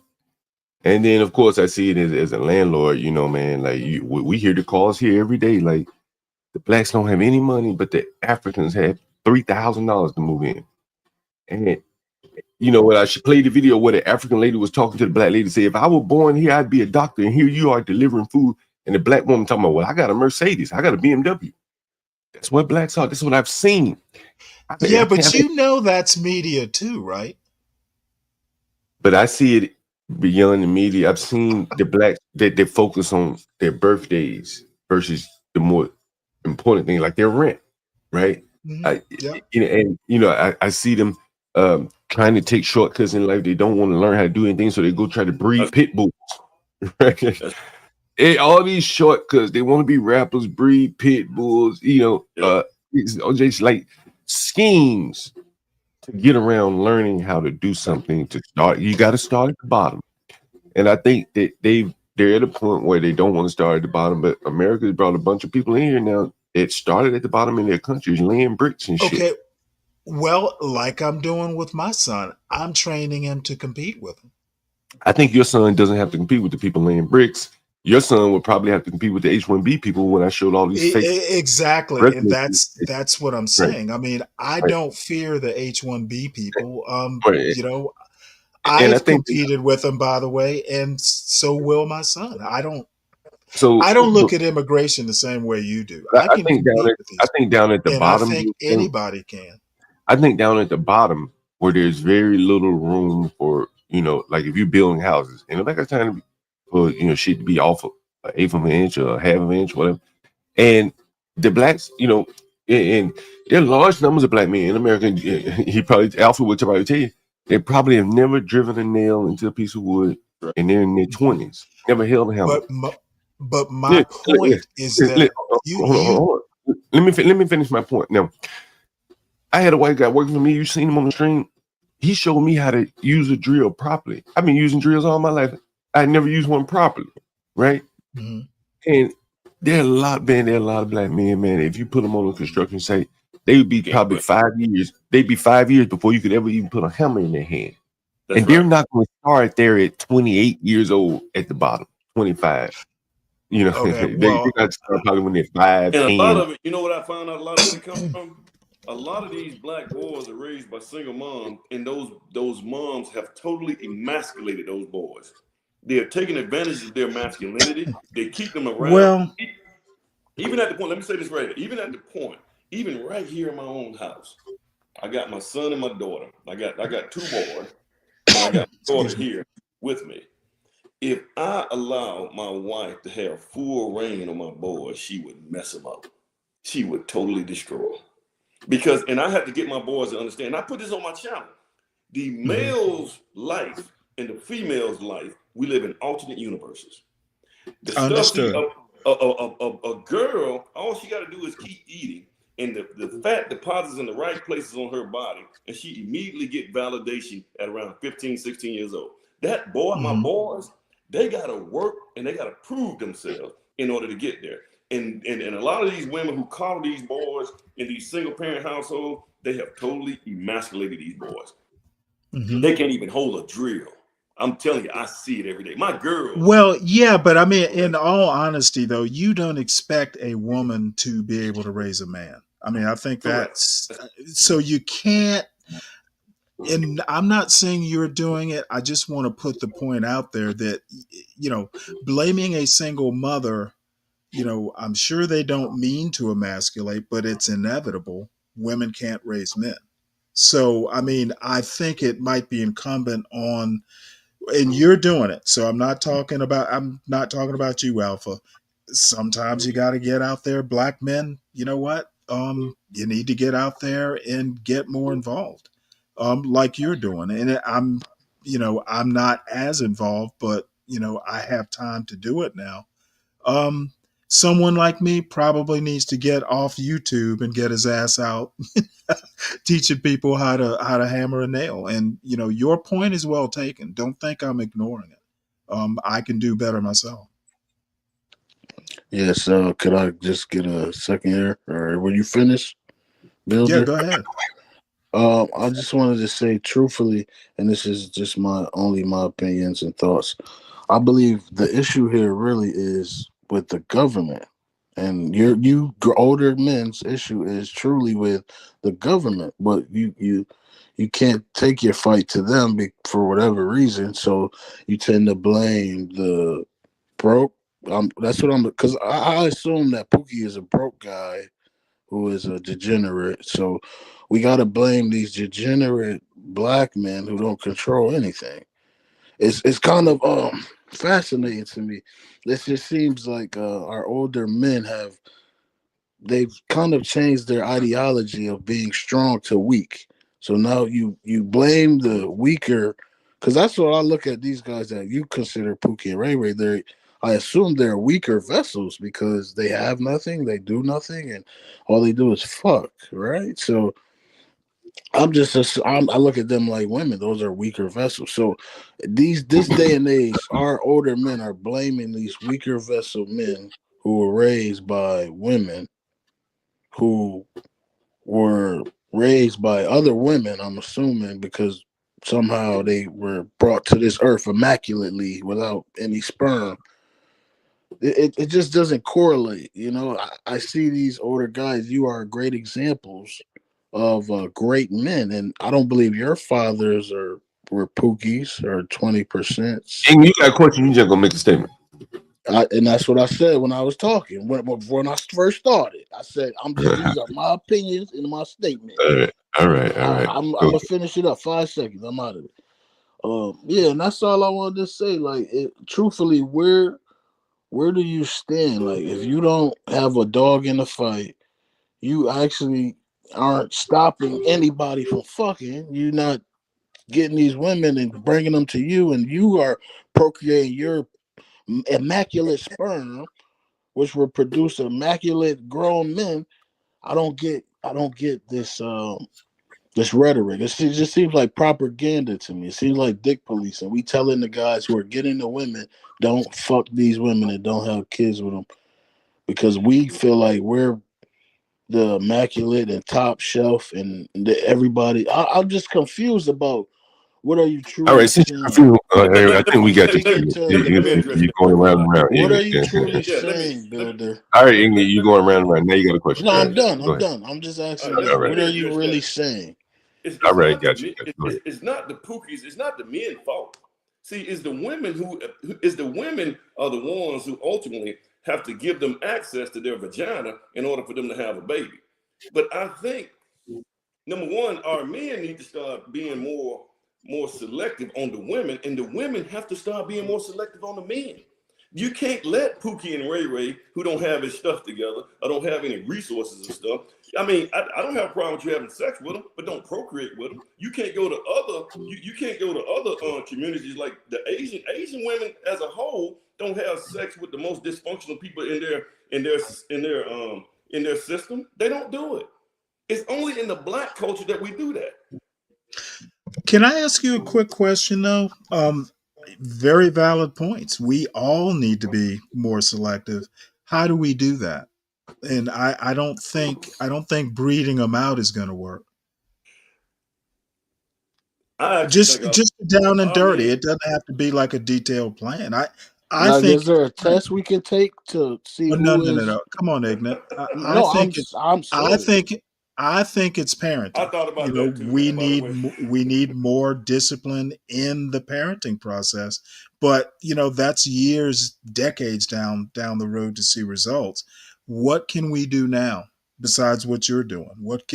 Because I think being more selective is actually just more rhetoric than anything. And I'm not saying don't have sex. Women. Well, no. Hey, I'm 60. I'm not even going where Ignat's going. I'm just saying you made a statement. I agree with the statement. How do we encourage people to be more selective? You gotta, and that's why the men, I think our men out here, our men got to get themselves in a position of opportunity and leverage. You got to get your money right first. I mean, and like I said, man, don't have no babies right now, men. Men, if you can just get yourself right first before you start having kids and family. Now, I think you should get married before you start having, I think the family works better when you have a father there. And amen. And it's just really simple. Women, stop having babies with men if you're not married. It's just a simple right. But again, that's rhetoric. That's advice. How do we bring all that into fruition? He just said it. Women stop having sex with these men unless they got money, unless they got resources, unless he can buy you a house, build you a house. Another thing that we used to do, guys, that we don't do anymore, and that's the reason that we had the tradition that the father give the daughter away in marriage. See, we used to have fathers in the household, and I remember this when I was growing up. The dad was the one that vetted. He vetted his daughter's man. And as a man, I can look at another man. It don't take me but a second to look you in your eyes, and I can tell whether or not you're dysfunctional. Okay. Well, I have a famous saying that I've been using for a few months now. You have to meet people where you are, or where they are. Okay, we have a problem. We know that. How it used to be, how it should be, how it would be, how it could be, isn't a fix. How do we fix it? Right. Well, that was my fix. My fix is we just got to be more selective and quit. We need to breed out again the dysfunction. That's more advice than a fix. That's the only thing I can think of. Okay, gotcha. Okay, I'll meet you. I'll meet you where you are. Alpha Bill. I don't. I rarely ever express this, but I tend to think she look real dire to me from what I see every day, man. I've been talking about this. I'm a guy that sees patterns. I developed software all my life, and so I have been very good at seeing patterns, and I'm seeing so many Africans now coming here under the guise of education, And so it seems to me that, you may squeeze the immigration on one side, stopping on one side, maybe stop the southern border. But then the people that really want low wage labor, they're going to figure out a way if they got to get them here through education visas, whatever. All these different levels of visas. And deep down, honestly, this is my opinion. I think it is a response of from the lack of Americans going after it, right? And the corporation saying, we'll go get someone else, and the Americans saying, okay, go ahead and get them. We'd be cool with a little H-1B, and now you got the whole thing in you.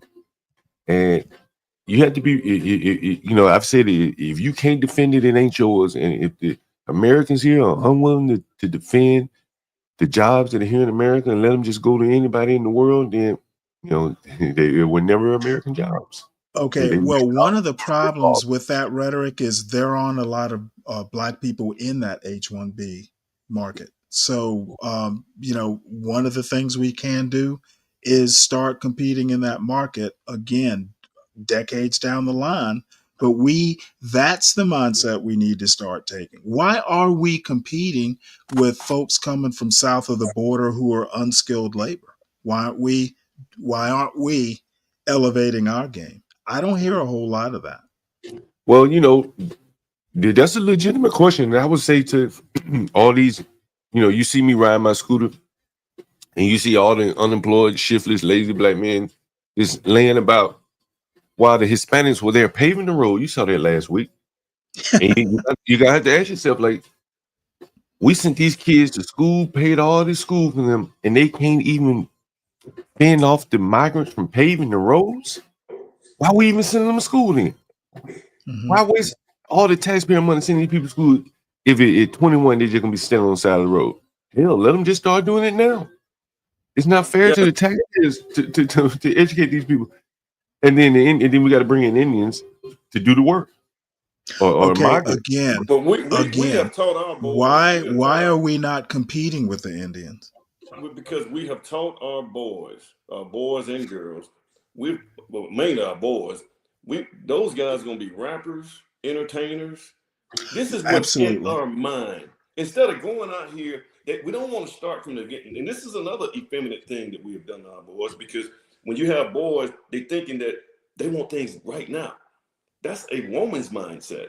You want it right now, which is okay. But a man should think long term. We gotta build a little bit at a time.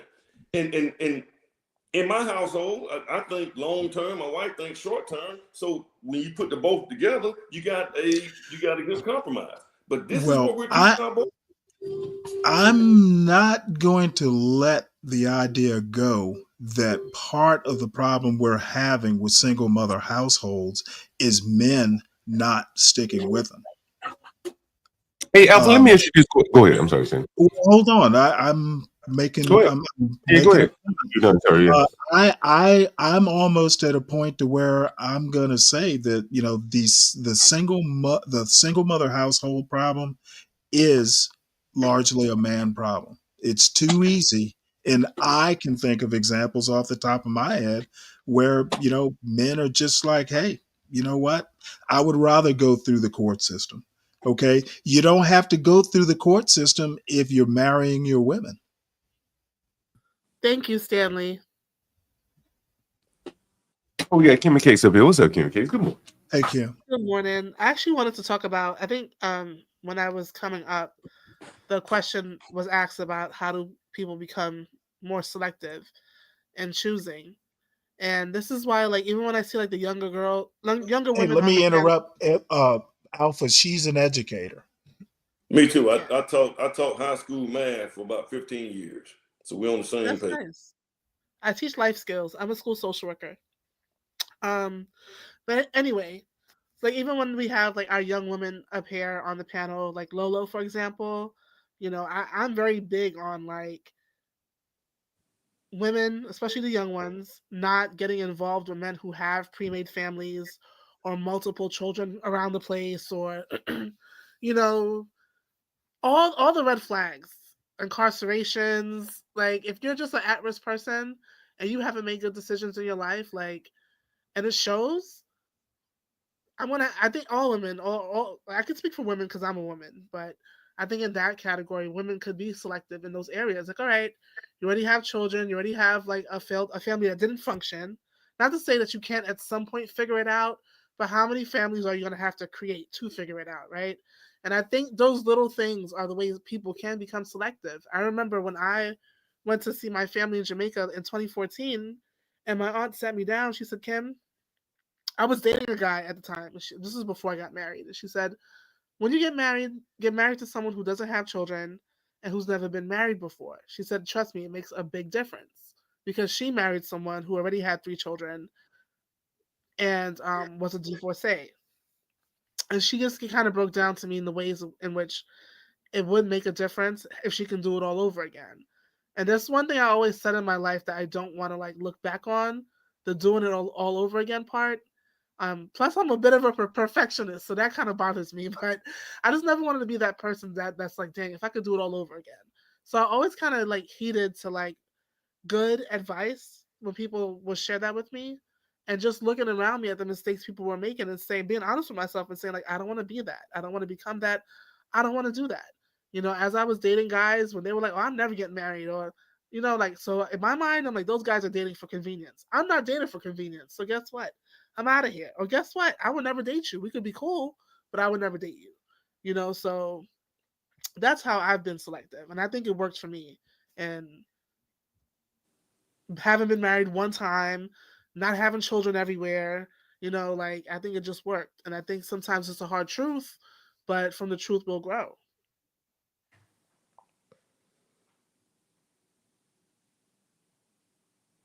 Guys, Kimmy K, quiet the audience. Hey, Kimmy K, good morning. Yeah, I know Kimmy K very well. Kimmy K, you know, she's very selective in that, and I think that's what Alpha is saying. You know, I think both sides need to be more selective. We may not get that with the women, but the men who suffer the consequences, it's on them, man. You know, get yourself together. Who can argue with that advice? Get yourself together, bro.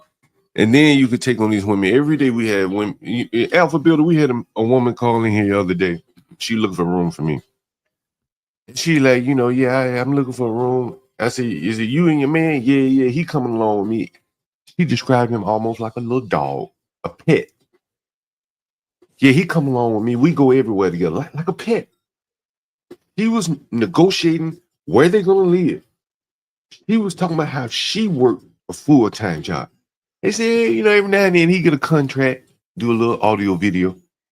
And I see it so much, man. Like, it's so upside down. And, you know, and I've said in the stream, he really should go back to his family, let that woman go and try to get himself in order. But he's spending so much time and energy trying to keep that woman while he basically laid out flat on the bottom. And he is totally emasculated. Totally. He is right. And not only that, the women today, the pickings are slim. When you talk about it, if you want a masculine man that's out here doing his thing and making money and doing what he's supposed to do as a man, that's probably one in probably a couple of thousand. Yeah. I would argue that because I just had dinner with I just had dinner with my cousin and his girlfriend, and she lives in New York. She's an H-1B attorney, and she's from Pakistan. And I was just trying to figure out, like, I'm like, first of all, I know your family does not like my cousin, even though he's black and Asian, just the black part alone, you know. But he does follow Islam. He converted years ago, and you know, obviously she's from Pakistan, so she is Muslim as well. But I said to her, like, why? Because in my mind, I'm like, she could have a great Pakistani man or Arab man and not have to, like, be in the struggle of dealing with, no offense, a black man. And I'm like, so I asked her, like, why would you choose this? You know? And he was like, wait, you're supposed to be on my side. I was like, I am on your side, but I just don't understand, like, what this dynamic is about. And she was like, well, they met, they liked each other. And she said in her mind, because he was Muslim, she thought he was dating for marriage. And it's been a year and a half, and like nothing is like going in that direction. So I'm like, well, you have your answer. Like, why else would you want to waste your youth and your beauty? You're 28 years old. You can have any man you want, of any color you want. You know, like from the richest to the poorest. You know, she's a gorgeous girl. I'm like, why are you? Can I ask you a question? Yeah. What would, if he had been serious, would you still have a problem, or was it strictly? If he was serious, I would not have a problem, because I said to him, why would you? I said, next time, don't date anybody, especially a Muslim girl, if you know you're not ready to get married. Because he said, good for you. He was like, you know, I'm not ready to get married. I'm like, so don't date. Like, why would you be involved with someone for a year and a half and you're not ready? Relationships is not just for convenience. Like, what? Especially to a girl from Pakistan who's Muslim. What are you thinking? I said, don't ever do that again. I think it's an American thing. You know, I've dated African women. He's not you know, American. He's Jamaican. What I'm saying is, when you're in America, though, people date. When you're in the third world, people don't date. You know, it's different. You know, so that's just my thoughts on it, my opinion, my experience. I just told Anyway, her, a lot of like you know the game that you're in. Hey, John. Oh, just a quick. Sorry to interrupt. Just a quick programming note. I'm gonna have to leave close to 11. Heading back to school. So, are you gonna be around? Yeah, we can shut it down. And I got to step away myself too. I got to get to work here, Stanley. Get to work. Still Okay. I was hoping you were going to be Hey, around and carry on this great conversation. I might come back in a minute when I'm done working. Yeah, what you about to say, Alvin? As y'all see, I'm sitting here doing doing some clothes and things like that. I got a lot of stuff I got to do so I can get out and do some work today. But hey, guys, it's been good, man. Like I said, guys. Yeah, definitely, man. You got to come back. Hey, John know where to get me at. Every once in a while, I turn the YouTube on, I look at it, and yeah, I definitely come on here, man. I think this. You know, I don't get to battle back and forth with new people very often. Yeah. Okay. You know, we stream 24/7 most days, so you can come up anytime. That's right. All right, buddy. Yes, I hit you guys up, man. I appreciate this, guys, because this give me something to think about, and sometimes I like to have intellectual discussions. Hey, I was glad when I saw you in the chat. I was hoping you'd come up. All right, buddy. Y'all take it easy, man. Take it easy, man. Take it easy. Alpha Builder, guys. Alpha Builder down in Birmingham, Alabama. I saw a video of his. It's the video in the back. One of the first interviews, one of his first streams I did here. I'm going to drop his website in the chat also. You guys take a look at that video. He's walking through Home Depot. Really, really interesting. Yeah. You headed back to school there, Stanley? Yes. Yeah. So, he's ready to go. He's ready to go. He's ready to get up out of there. You got to spend 2 whole weeks seeing Daddy every day. That's rough, right there. That's rough. Does he have friends in Savannah where you can slip away and go hang out with some friends or something? No, he does not. He was stuck at home. I mean, he basically doesn't. You know, we don't. He's stuck in the house with you all day? Up until my mother died, we didn't really spend a lot of time down there. Oh, They is that right? usually came up here, actually. Oh, is that right? Yeah, he's stuck in Savannah all 2 weeks with Stanley. Yeah, I take him down on Bull Street. That'll be an education for him. What's Bull Street? It's where all the clubs are. Oh, okay, yeah. Yeah. Oh hell, I've been there. I was there. I've been there. I was in my 30s. I've probably been there. I just don't remember the name of it. Yeah, You probably have. It's I right know next to something. the Popeyes chicken. Damn. Give me 1 second. Sound like a bit. Okay. Kim, how you doing? I'm doing well. I can't complain. I really can't. I have been holding that Pop the Balloon Jamaica just for you. Well, we saw one of them. I've got another couple. Okay, I got a little time. I want to work out. I'm not. Unfortunately, I don't. I got to leave in about 30 minutes. Okay, Because so I'm going back to Atlanta with my son. It's tomorrow. back School starts back. Oh no! I'm back at home, but he's got to go to Atlanta. School starts tomorrow. That's right. I forgot you don't live in Atlanta. That's right. Okay. Yeah. Well, I'm outside of it, but we came from Savannah back home because he had stuff here, like his computer and all, which he can't seem to live without. So we got to pack all that up and take it back to his dorm. I know you wish you had taken that shit with you. You and he had to go back to Atlanta, huh? I mean, you wouldn't have to I go. didn't know. I had no idea I was going to stay an extra week. It was kind of like, hey, might as well stay. And he could live without that computer. He just chooses not to. $8,000, Stanley. You can't live without that motherfucker. Wow. Yeah, well, those geeks. So Stanley, the versus the world is coming to an end for today. Unfortunately, I would like to stay longer. I was hoping John would be here, but he's busy. So unfortunately, it has to. The problem is I'm going to be gone at least 2 hours. There Enjoy and back, your day, probably fellas. closer to 3. Hi, Ignat. I mean, I'll start it back up when I get back. Okay, Y'all so stay I'll just blessed and highly favored. But if I'm leaving at 11, I probably won't be back online till 2 or 3. Okay. But at 2 or 3, if nobody's on at 2 or 3, whoever's on, I'll hop on. If they're not, I'll start one. Okay, I that have sounds I have the good. whole nest to myself now. I'll go 24. I'll go 24 hours. I just have to do my 3-mile walk. I made breakfast already. This is my 3-mile walk, and I'm good. What are you walking to, Kimmy Cakes? Well, I walk at home for Oh, 3 okay. miles, but it's just good for the body. I'm surprised Your you don't heart. get out in New York and walk around. Oh, Kim, I have the video for you when I get back. As a matter of fact, that's what brought Alpha Builder up. Is that right? 27-year-old. It was this video right here. Oh, good. Weight loss in your late 20s. And he was not amused with this young lady. Well, thank God Weight loss in your coming until about 39. But shit, I'm gonna break loose, man. Y'all have a blessed day. Stay blessed. All right, Ignorant, Hey, take it. I enjoyed it, Ignorant. Thank you. You already won. Ignorant, ladies. Stanley, Virgo says have Universal send your son a laptop. He already has one. He has like a $5,000 laptop too. Supercomputer. Supercomputer. Match that, Universal. Well, Let's see this lady. It was Georgia Tech special. You know what? It was probably more than that. Getting it through the school probably took some money off. But I think it's preloaded with some engineering stuff. It's there's software that was part of the package too. Oh yeah. I did ask my cousin's girlfriend though, because she processes H-1B visa for the U.S. government. She said they're mostly coming from Canada and Southeast Asia.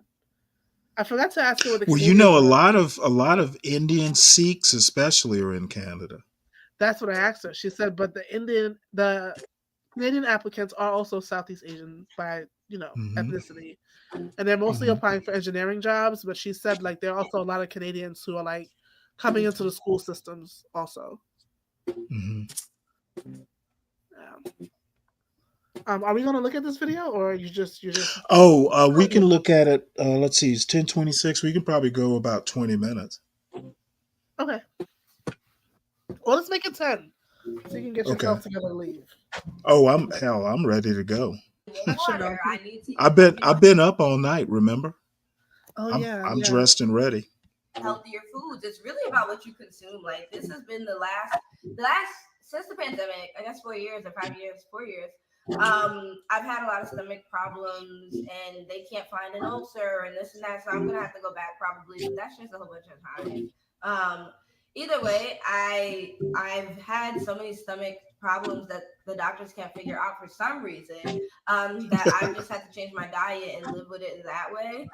They try to tell me to only eat bland foods, and I'm like, I'm not gonna just do that all the time. You're bugging. But that's what I've been doing. I don't have time to just keep going to the doctors so that they could play in my face and tell me they don't know what's wrong, and then to have. This kind of goes back to what Alpha was saying though. Now, if the doctors are telling you to eat bland foods, the response should not be, I'm not going to do that. That's crazy. That's not being an adult. And she's 27. So that's a problem. And she looks about 10 years older than what she is. Yeah. She looks like Jamel Hill. You know Jamel Hill, kind of like Jamel Hill. She does actually. Mm-hmm. Yeah, she did those braids on top of her head. She'd be a dead ringer. Have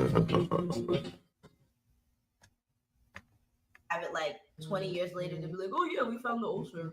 Like, I don't have time for that. I feel fine. My stomach's not terrible, but I do know that it's annoying. So changing my diet definitely has caused me to lose more weight. But I would say I changed it as in I introduced different foods. Like I have celery now. I have a lot more lettuce. I'll literally have like lettuce and like a piece of bread with like some oil. Not sometimes oil, but I just love that Italian way. It just tastes so good.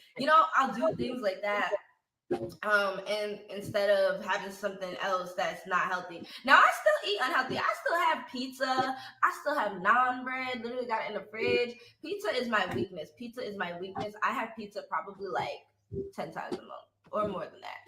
Pizza is my weakness, and I have to work on it. But that's just me. Pizza has been me my whole life. Like, it's my favorite food.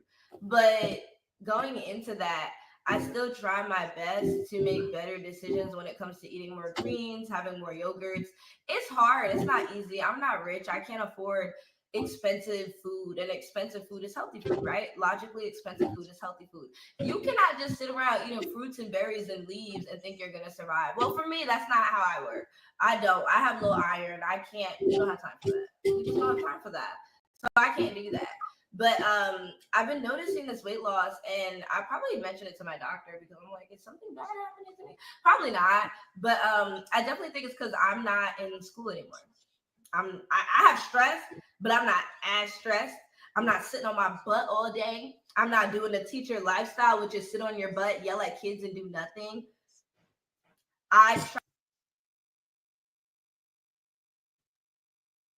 This girl is all kinds of problematic.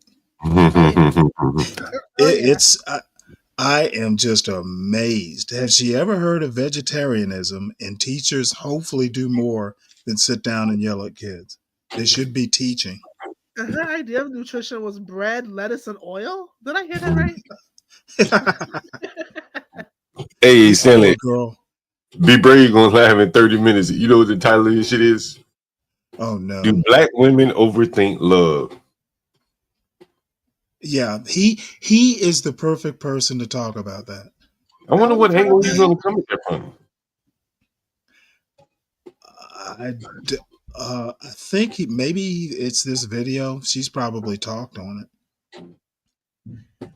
Unfortunately, I'll have to listen to that from the car. We ought to sing Universal over there. Oh yeah, actually black that'd be women funny. love Universal. Is it a Tyler Perry thing? I don't know. One of these days, I'm gonna come up with like a joke show, just something so outlandish, and see if he copies it and takes it back to his show. Lay a trap on. Yeah, exactly. Try to do my best to get out there. I walk around the mall. I try to go to museums. I try to go to, New York City, and I walk around New York City. Like, I just try to walk as much as possible. And I think definitely when I move, I want to make that a habit too, to walk around the city, because walking around the city is honestly exercise in itself.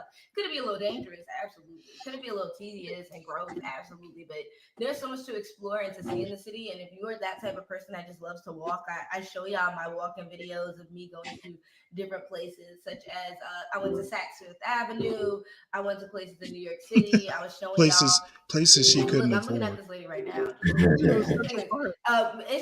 There's this woman that lives in my complex that has had 2 kids. Let's talk about that too. Like, y'all be letting men pump and dump. Like, I don't know. I don't mean to say that on YouTube, but y'all just let them pump and dump. Like, you letting a man ruin your body like that? Child. She rather ruin her own body. I would ruin my own body. I would love to hear her talk to Alpha Builder about the pump and dump stuff. I'm gonna ruin my own body. Child. Like, I'm just looking at her and she just looks big right now. And but we'll talk about that. What I'm saying is, and also because that neighbor is just not too nice. But what I'm saying is that you could be plus size and be healthy. You could be a sumo wrestler and be the healthier than me. For real. Like, I just went to Japan. Those sumo wrestlers, they are healthy. She just went to Japan. Strong in the mind and in the stomach, like good gut, right? And the stomach, honestly, is the hardest muscle to heal. It's so complex. Like, the stomach is such an interesting thing. Like, when it comes to gastrology, we all just eat. The stomach is a very important part, just like our heart and our brain. Like, it is very important in our bodies. But as a woman, I feel like y'all need to think about it, including myself. pregnancy, when it's gonna happen, how it's gonna happen, what you're gonna do, how your body's gonna change. Like we as women have to think about this. Men don't have to think about this. A lot of men that I've spoken to in the past, like maybe they scared of getting a beer belly or a gut or something. Yeah, like okay, right. But for women, it's different for us and how our bodies heal and our mental heal. Like trying to work out and take care of a baby is so hard, especially when you don't got no money. It's going to be hard when you don't have no money. Trying to work out and take care of a kid is going to be hard. Point blank, period. Like, it's going to be hard. But definitely one thing I want to mention is that's why it takes you to have a good partner. You really need to have a good partner, a partner that loves you, a partner. Is she having her dog poop over here? I'm sorry, y'all. I can't stand her. You should see this. Just what is she even looking at? She is. Anyway, you need to assess your lifestyle and will your partner support you the way that they should support you? Because I know a lot of women, their partners do not support them the way that they should support them at all, which is unfortunate. It's not like I'm saying this like, woohoo, like, no, that's unfortunate. I look at like this couple across the street and they're a YT couple, and it looks like maybe she works at an office or something, and her husband maybe is a correction officer, used to be a veteran, maybe something like that, and they both just America. Like you know when you look at some Americans and you're like, ooh. It reminds me of Wall-E. Like, when they're rolling around in those scooters, like, oh yeah, that. That's bad. That's bad. There is a difference. Like I said, when it comes to when I went to Japan, talking about sumo wrestlers, healthy plus size, right? There is a healthy plus size. There is. And I still advocate for that. I do. I still advocate. I'm still going to have a plus size swimming line. I don't even care. I'm going to have all sizes, as you know, but I'm still going to advocate for sexy and plus size. I'm tired of whenever you see plus size swimwear, everybody's covered up. Because when I was plus size, I would be looking for the sexy swimwear, the thongs and stuff. That's all I wear. I couldn't find it. Only the little ones got to get the thongs and stuff. And I'm like, wait a minute. God. Hold up. What? No, we're not doing that. So I would definitely say living in Italy showed me that no matter really what size you are, you can wear a thong, you can be sexy. Now Italy, they're mainly tiny, but I'm telling you, they had some sizes that I was like, okay, I'm cool with. Japan ain't have nothing, so that's what I'm like, Japan ain't have no medium, large, no nothing, but there was medium, large people for the most part. So I was confused with that, but. Anyways, moving on. I still advocate for a plus size swimwear line. I still want to make it. I still am going to make it with the intentions of it being sexy. You're not going to be covered up. If you want to come to my swimwear line and be covered up, I'm sorry, but you're not going to get that. This is my specific line. I definitely believe that women should love their bodies. There's so many ways that we can show our curves and everything, and love them. Show everything, even after you've lost weight, like show the skin, show lumps, bumps, whatever it is, like that happens after you lose weight. Like I've definitely noticed it too. I'm like, love it. Like I literally love like my fupa. I love my fupa. You ain't gonna take that away from me.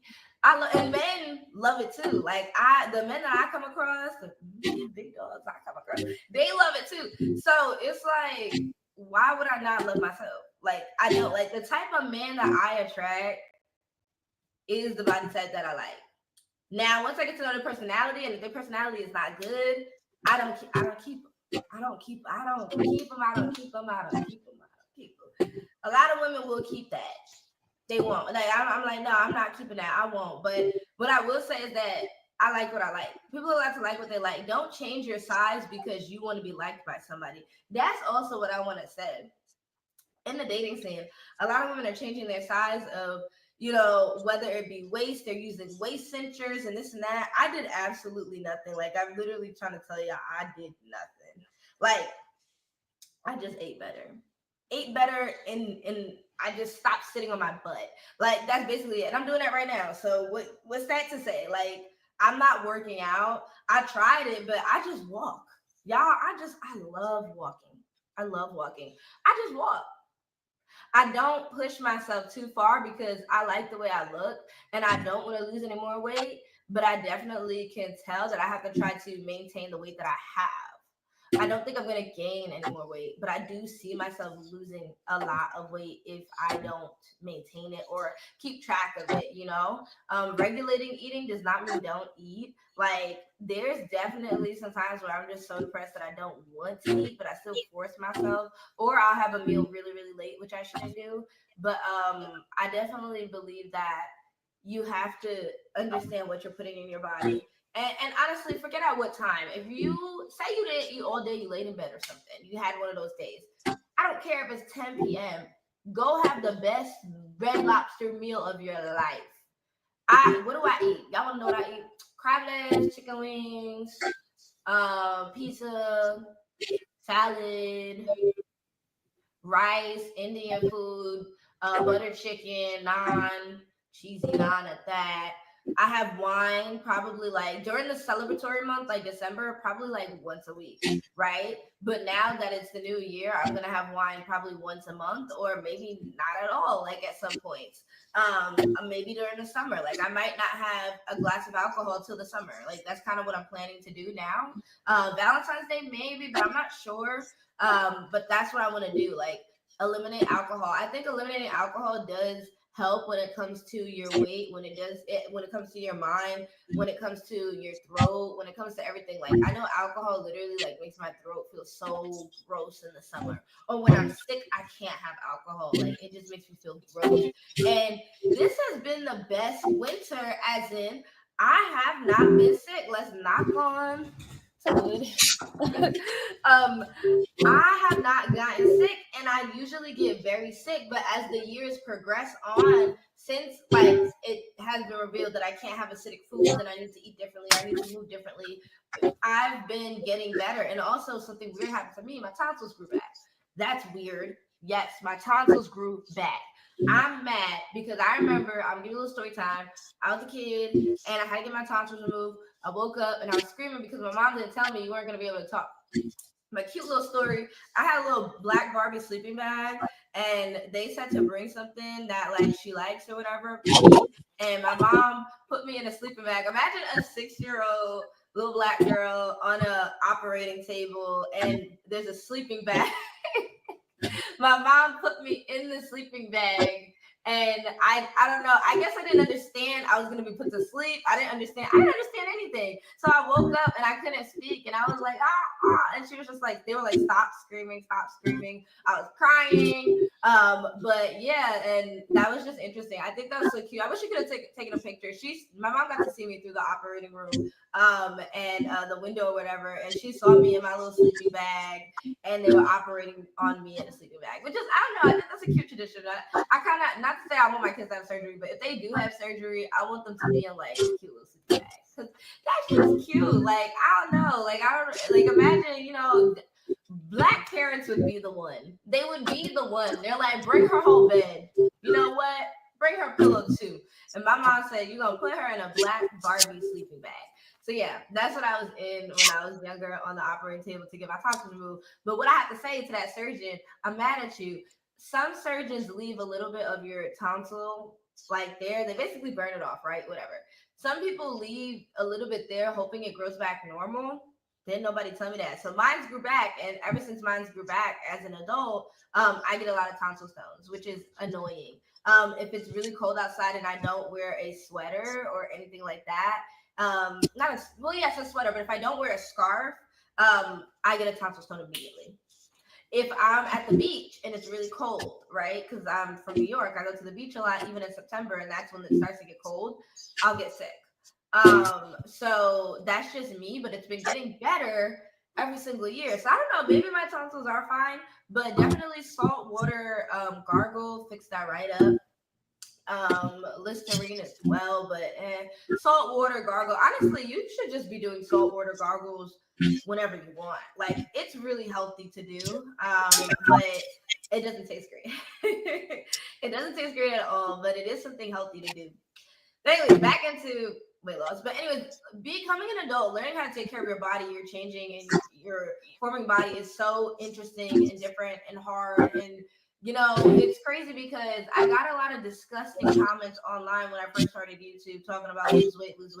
And now that I have lost weight, I'm kind of annoyed because I'm like, I didn't want to lose weight. I just happened to. But I'm annoyed because I was at a weight that was still within my BMI, if you think about it. So for me, it was like hearing disgusting cell men talk about that was just because they didn't like what's coming out of my mouth, and they feel that a woman's insecurity is her weight, and I want to get into that. That's the overall arching of this video. Like the fact that a man thinks that they could take you down with talking about your weight is so pathetic and so shameful. On the men's part, like, why would you think that's all I'm worth? For real. Like, that's how you can tell.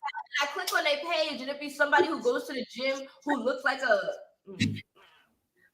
jelly bean, Jolly Rancher. I'm like, child, you don't take a seat. You don't take your big bag behind somewhere else. Like, I don't understand. Like, who you to talk? Like, it be the ones that be sitting on their couch in a trailer, want to talk about women, want to be mad and be a passport bro, want to talk about, oh, well, you know, these women are more conservative and traditional. No, they just not educated about your BS in America.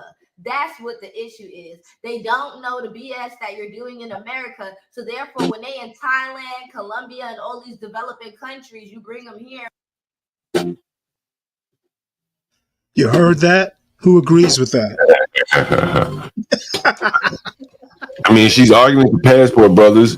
I guess you could say she's criticizing the Passport Brothers, but she can't change their mind with the way she looked. So they're gonna keep on doing the problem is she's been to Japan and somewhere else. Didn't she meet any over there? I guess not.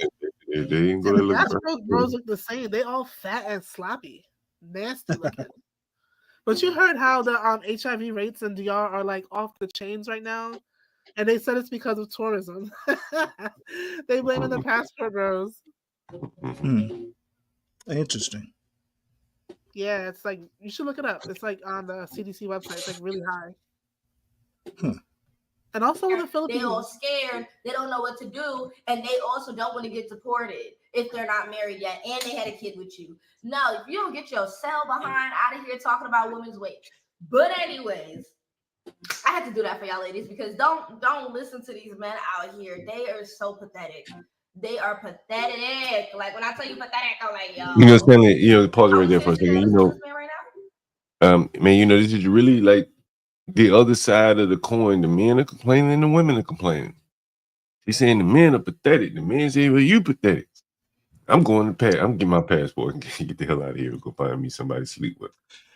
I mean, Yeah, well, I don't know.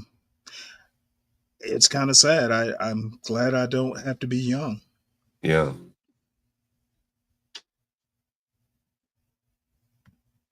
Are we seriously gonna listen to this man right now? Come on. Damn.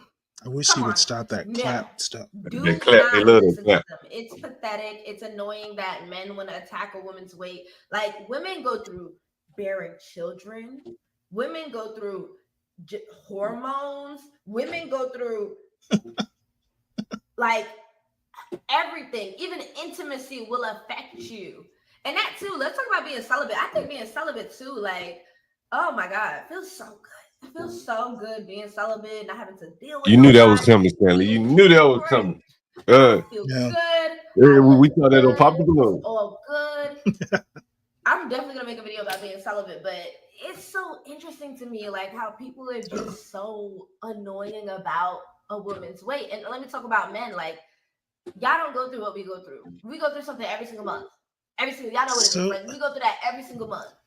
That's such a tired argument. It's scary, and we have to go through that on top of maintaining our weight. And I see a lot of girls like going to the gym a lot. Universal, if he's in the audience, man, I've heard so many women. I'm celibate. Yeah, he's in the audience. And like, they're not celibate because they want to be celibate, man. Like they can't find anyone. They just don't want to jump up and down on them and bounce. So they use celibacy to prevent themselves from being hurt. And, that's a hell of a way to back into celibacy. Well, but I mean, that's a good thing. I mean, if you know what's going to happen, or at least you believe the myth that there are no good men out there. I mean, celibacy is a logical course Well, of action, don't it you would be think? like saying I'm not going to eat anymore because I had a bad dinner. Okay, Right? You know what I'm saying? Like, John, a woman should not go out there and just throw herself around and that's not what I'm basically saying. sleep around like a man. See, that's not what I'm saying. I'm not saying that she shouldn't. Well, She then, should. No, what I'm saying is this whole mindset, embracing celibacy, things like that. Like you can say, "Look, I'm gonna wait till I find the right man," right? okay, I got you. But then, when you start talking about celibacy, then you go into an extreme. Well, but isn't that what celibacy is? Maybe I'm wrong. I mean, But I think maybe you are celibate, like that girl on Pop the Balloon. I mean, y'all were saying, hey, you know what? If he does the right thing, she won't remain celibate long. That's correct. And that's what I'm So saying. So celibate, I mean, isn't that what celibacy is? Like this girl here, isn't I that don't what think she's doing, or am I wrong? I think she's being backed into celibacy. It's like a backdoor celibacy.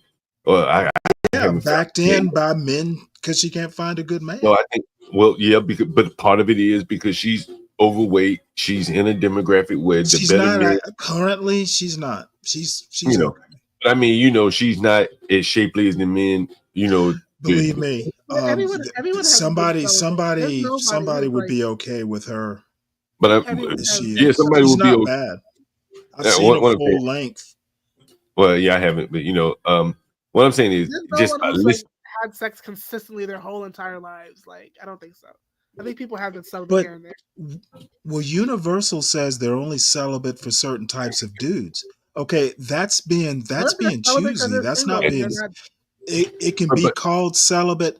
What he's describing is a good thing. You should be I get- celibate. You should keep I your agree. legs closed. In other words. And what if they're But I- celibate I- because they're just single? Like when I was single, I had no man. I wasn't doing nothing with nobody. I didn't call it celibate, but I was Right, just yes, right. I had nobody. Right. You see what I'm saying? Like they are embracing, they're going to the extreme and they're programming that says, I'm not having sex with men. And it feels so good, as she said, to just be celibate. She's not telling you the truth. She would love to have a man that she could If it was the right one, of course you would. But once you can't find it and once you give up, you have to accept where you are. And celibacy is where she She is. hasn't Right? struck me as giving up though. Once you start talking about celibate, listen what Kim said.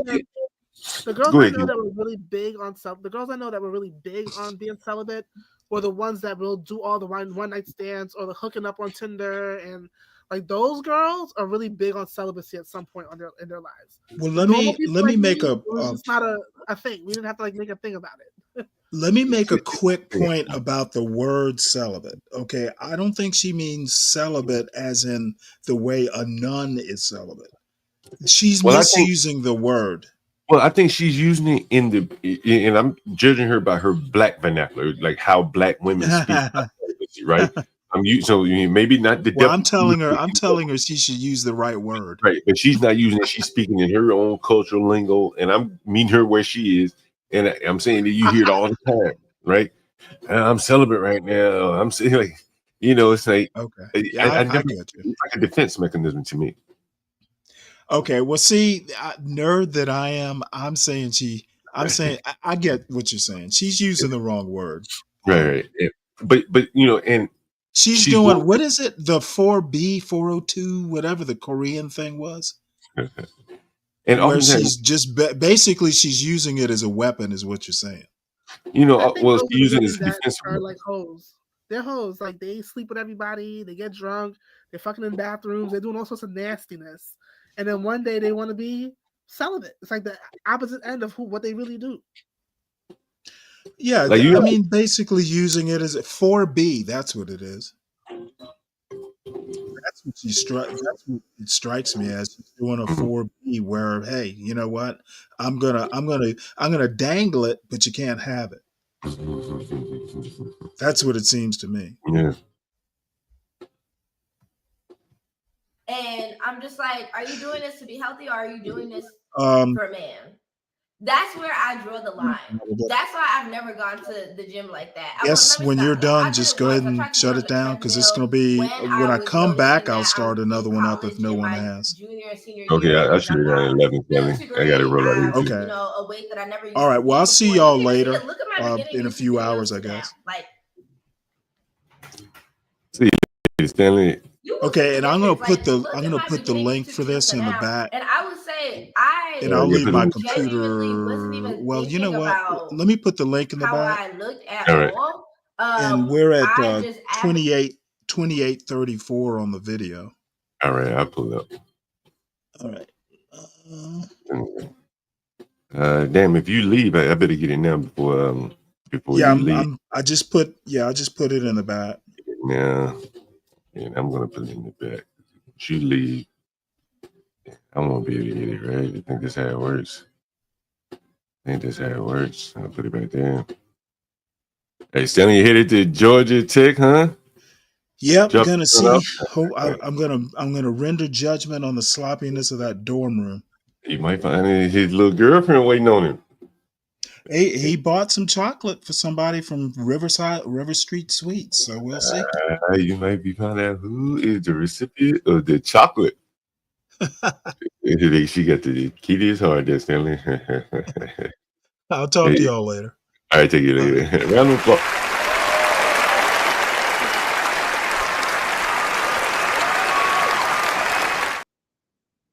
Bye, Stanley.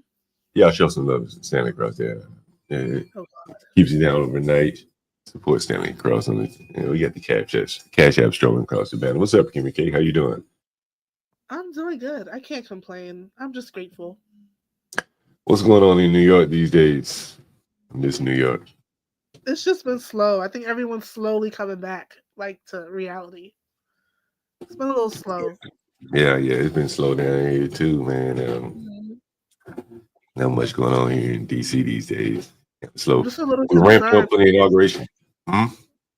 Just a little concerned with what happened in Louisiana, and was it Louisiana or Nashville? Yeah, New Orleans. New Orleans. And Oh yeah, Nashville was a couple years ago, and Vegas. I'm like, New York is just another target waiting to happen.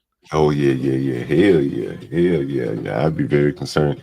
I'm surprised nothing went off down there in New Year's, but I guess New York City cops probably do a better job of security than New Orleans cops, man. Have you been hearing the news coming out of New Orleans? Like, these people are totally incompetent.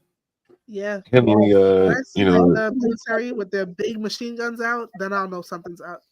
My uncle, he works for Homeland. He said when you see the military in New York with their machine guns out, he said they're out for a reason. It's because they know it's a threat, like a confirmed threat, and it's out. He said they're not going to like tell the public to put the public like in a panic, but when they have those big guns out and they're just like in Penn Station or what's the other big one, Grand Central Terminal.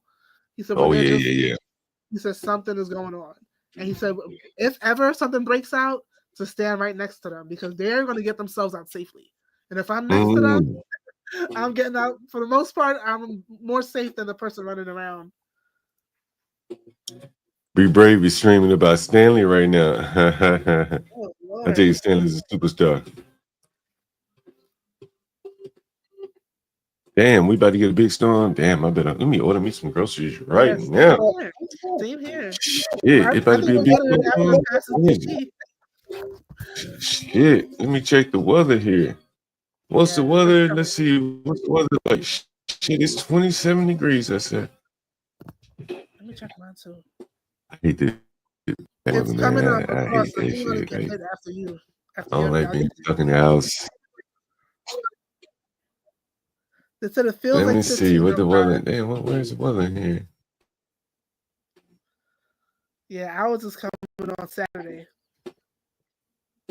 Okay, it's 30. It's coming on Saturday. In New York, yeah. Where's the weather here? Damn. Weather forecast. It's 31. See full forecast. That's what I want to see. Let me see. I might have DC in my map. No, I don't. Okay, see when does the snow come? Shit, snow coming tomorrow. Oh shit. You gotta go put salt down on your properties. Damn. A snow shovel. I ain't looking forward to no snow. Have y'all got any snow up there yet? Him and Case. No, but the storm is coming from your Yeah, direction. it's gonna be 31 degrees, 27 degrees on Thursday. Is that hot? My goodness gracious. Man, it's But I'm hoping it breaks. it looks up like Be before- Brave changed the name of his strain to incorporate Stanley into it. Well, Stanley has Damn, said did I that. lose my screen? Okay, you see my screen. Let's see.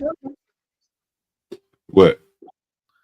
Oh. Stanley has said that. You can't say that there's a single mom problem Which is without Stanley, talking my good about. friend. Yeah. Is that Oh, who is that? See about to jump up there. Oh Lord have mercy, what did I do now? It was interesting, you know. Chaotic, is that you back there? I was telling somebody, I said, like, you know, with the whole FBA ADOS shit going on, I think Stanley, I didn't mean to say anything rough. Is that Stanley up there? Coming up, but I can't discuss black issues with Stanley. Oh no, that's CT. I'm No, that's a CT. motherfucker that ain't gonna ever stop doing nothing but calling blacks fucked up. So the two just don't mesh. You know. But so anyway, I'm amazed at what I see in when blacks talk about relationships. It's like nobody's gonna really talk about what's going wrong. It's just simple shit. Relationships are too simple, and they make it complicated. And it's like, stop it. Who are they fooling when they want to go into all this complicated bullshit? It's just people that don't know how to fucking live. People that are wrapped up in their black culture so badly, their sick black culture, that it destroys everything that they do as far as like being in a relationship. So they're trying to talk about how to be in a relationship with minds that just simply aren't working properly. That's the problem. It's not a man or a woman problem. It's a black culture problem. And I think it's really strange how they try to overthink this shit. I guarantee you what white people do, white trash people. They'll get into a little bit of sophistry if they can and try it and shit. But you know what? The bottom line, they all know. It's just dumbass human behavior at the end of the day. They'll admit to just dumbass human behavior that don't make a damn bit of sense. That's what white trash does real well. White people. That's what we do real well. Okay. We're a bunch of idiots.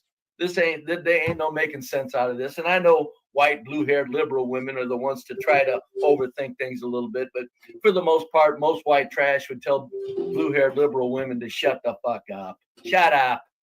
Ain't that complicated. Jesus crying out loud. I just saw some on Twitter. I'm gonna pause Brave for a bit. I'm gonna just put him in the background and I keep it playing. We may come back to Brave. I just saw some on Twitter though. Yeah. Let me know if you can see my screen. Are you able to see my screen? Yeah. All right, perfect. Let me play this video. NR8 News reporter Victoria Lucas behind bars after being denied bond in a Henrico court. 26-year-old Erin Elizabeth Ann Strotman was arrested. Henrico is Richmond County, Richmond, Virginia, if I'm not mistaken, correct? Someone correct me if Henrico is Richmond. Today in connection to that ongoing investigation into the hospital's neonatal intensive care unit. NR8 News reporter Victoria Lucas is taking action, getting new information in this case today from the courthouse. She joins us this evening in Henrico with the latest. The judge presiding in this case denied reporters access into the courtroom, but Henrico County Commonwealth's attorney Shannon Taylor did confirm Erin Strotman was denied bond. Strotman faces 1 count of felony child neglect and 1 count of felony malicious wounding for an injury to an infant on or about November 10th of 2024. We will leave no stone unturned. Henrico County's top prosecutor letting reporters know her office will continue to work very aggressively into the investigation into Henrico Doctors Hospital's neonatal intensive care unit. In less than 2 weeks, 1 woman has been charged and arrested, 26-year-old Erin Elizabeth Ann Strotman of Chesterfield County, who was denied bond by a judge Friday afternoon. While there has been an arrest for 1 person for allegedly inflicting injury on a single victim, I would emphasize this is an ongoing investigation. spanning potential offenses committed in both 2023 and 2024. The ongoing investigation centered around 7 babies in total. The hospital alerting the community online that 4 babies had, quote, unexplainable fractures in 2024, similar to an incident in 2023. Stratman now facing charges for 1 child out of the 7. We will continue to work on building cases if there is evidence present to build other cases to find if there's additional criminal culpability. It makes me sick. It truly makes me sick. Dominique Hackey is one of the 3 families who showed up to court for 3 children involved in the entire investigation. Taylor confirmed Stratman is currently being charged in connection to a child whose family was not in court. Still, Hackey says he had to show up. Justice for my son. Justice for the other families that were affected, the other people's boys that were affected. Somebody needs to be held accountable, and it looks like that day is here. 8 News learned from 2 other families who wanted to remain anonymous that one of their twins who was being cared for in the NICU passed away. Another said her son suffered 12 fractures. I feel very blessed with what our situation was, and that it was just a broken leg, because it could have been a lot worse. And my heart goes out to those families, truly. Taylor confirms Stratman was employed at Henrico Doctors in 2023 and 2024 and is currently no longer. So we're trying to figure out when exactly she was terminated and what her status was back in the 2023 investigation of this matter. And of course, you can see the title on Twitter where people are saying she's a white supremacist. A suspected white supremacist nurse arrested for beating Black newborn babies in the hospital. What is the NICU? Do you know what the NICU is, Kim? Some intensive care unit? It's a neonatal ICU. So for children that already had a hard time getting here and they're not there. I saw this on Twitter, Kim. Take a look. We can't answer the door right now, but if you'd like to leave a message, you can do it now. Diarrhea, please let me use your bathroom, please. I'm gonna shit myself. I'm so sorry. I'm so sorry. I'm sorry.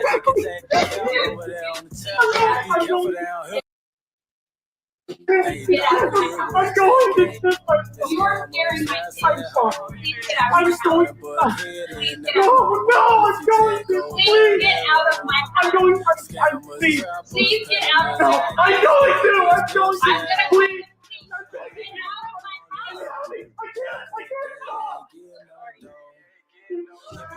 You're scaring my children. Get out of my house.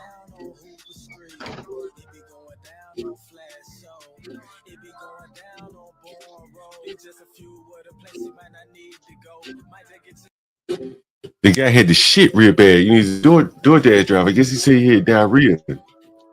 And you know, it's just interesting. You know, these people are working and they're delivering food, and they do have to use the bathroom somewhere. But if he just and the lady would no, I don't trust that shit.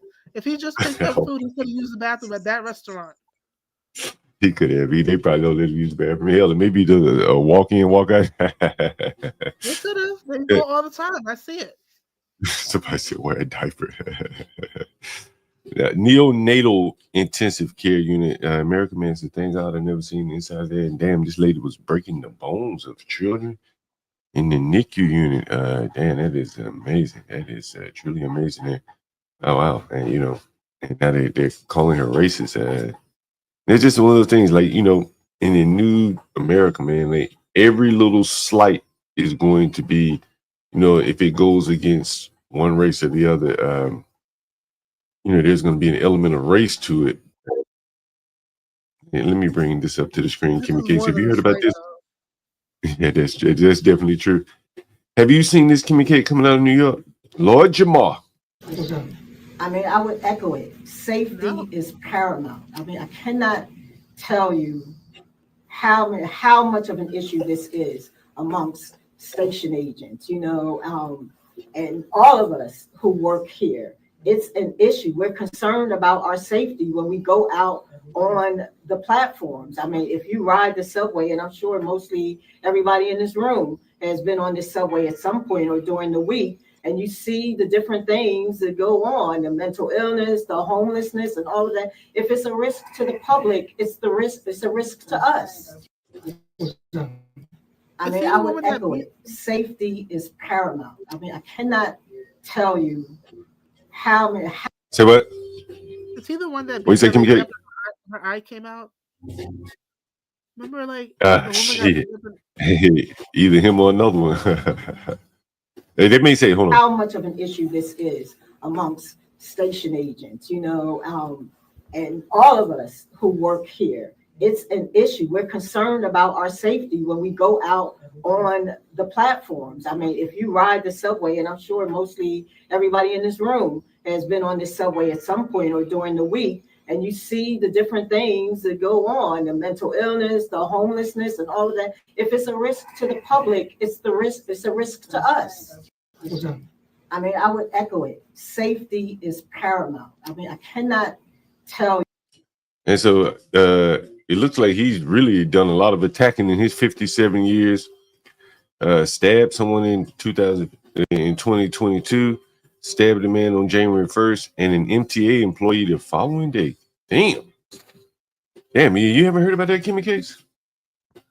No, but I know in the 70s, I wasn't born yet, but in the 70s in New York, they took out a lot of the mentally ill people that were locked up in institutions and put them in small community centers, which is why we have so many lunatics outside. And I think a lot of the activists and no offense, the Democrats, they were the ones who were like, oh, why are they in asylums? It's not fair. You're just warehousing the mentally ill. So they I guess just took them out of those facilities and put them in the community. And we see how well that's. You know this is? Who? You know who this is, Kimmy K? No. This is the Negro we saw just getting beat on the ground the other day. Fred Curley, U.S. Olympic sprinter. Remember we showed him earlier? Yeah. Let's show the nigga ass again. See, I can always see a nigga in there getting sprawled out by the police. No, we gotta go in order because I want to show you something next. Here we go, Kimmy K. Check this. They asked me to be here and speak on his behalf, but I want to proceed with pressing charges on him. All right. Okay. The court is going to issue a stay away order. You are not to contact the victim in this case directly or indirectly. You are to stay away 500 feet from the victim's home, place of employment, school, or school.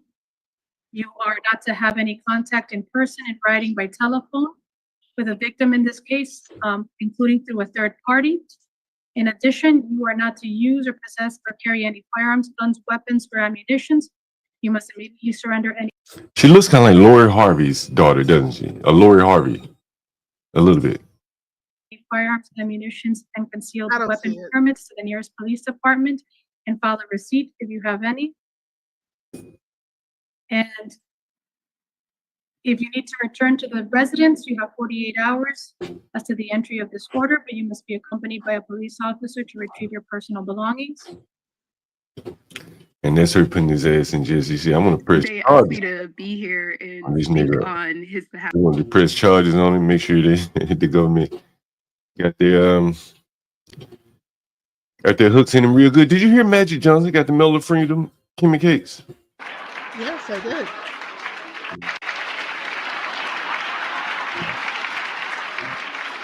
What do you think about that, Kimmy Cake? I don't really care. I think there's other people it could have gone to, but we already know this is wacky town.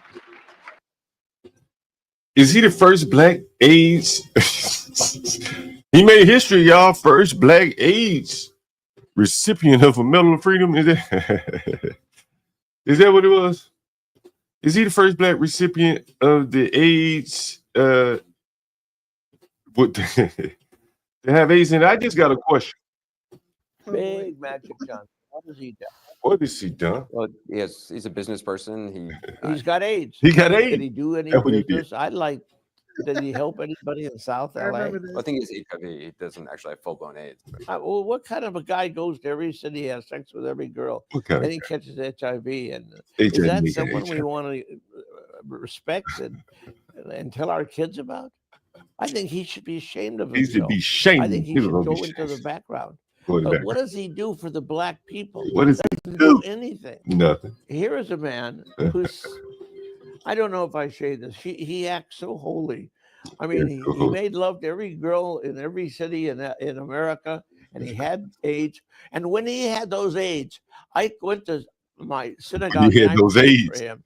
I hoped he When he could had live those AIDS, well. yeah. I didn't criticize him. I could have. Is he an example for children? You know, because he has money, he's able to treat himself. But Magic Johnson is irrelevant in this thing. He didn't do anything harmful to anyone. I think Magic there's Johnson, so you know. more other Mhm. people it could have went to. Like maybe the scientist that created that pill that melts cancer, so no one has to go take chemo and radiation anymore. Where's his medal? Yeah. Rosger said Donald Sterling is so racist. You know, my username on Facebook is Donald Sterling. Niggas be Craigslist or something. Niggas be writing me emails, looking for a room. They see that Donald Sterling is the ones they know. I think they also said that George Soros got awarded a medal. I don't know if that was just Is that right? history. Oh I man, we believe give it out so. to all the Democrat heroes. Look at that goofy ass shit eating grin. He probably did eat some shit to catch that AIDS, because that AIDS is a gay man disease in my mind. I don't know no heterosexual men. You know any heterosexual men that got AIDS? Two. I only know two. Most of the people I know with are women. Say what? Most of the people I know that have it are women, but I know two straight men that have it. You know some women that got AIDS? Anybody know any women that got AIDS? I don't know one woman with AIDS. I definitely do. Really? Yeah. I think it's just a gay man disease. I can't think. Oh, I know women that got it. And she just had twins last year, so Really?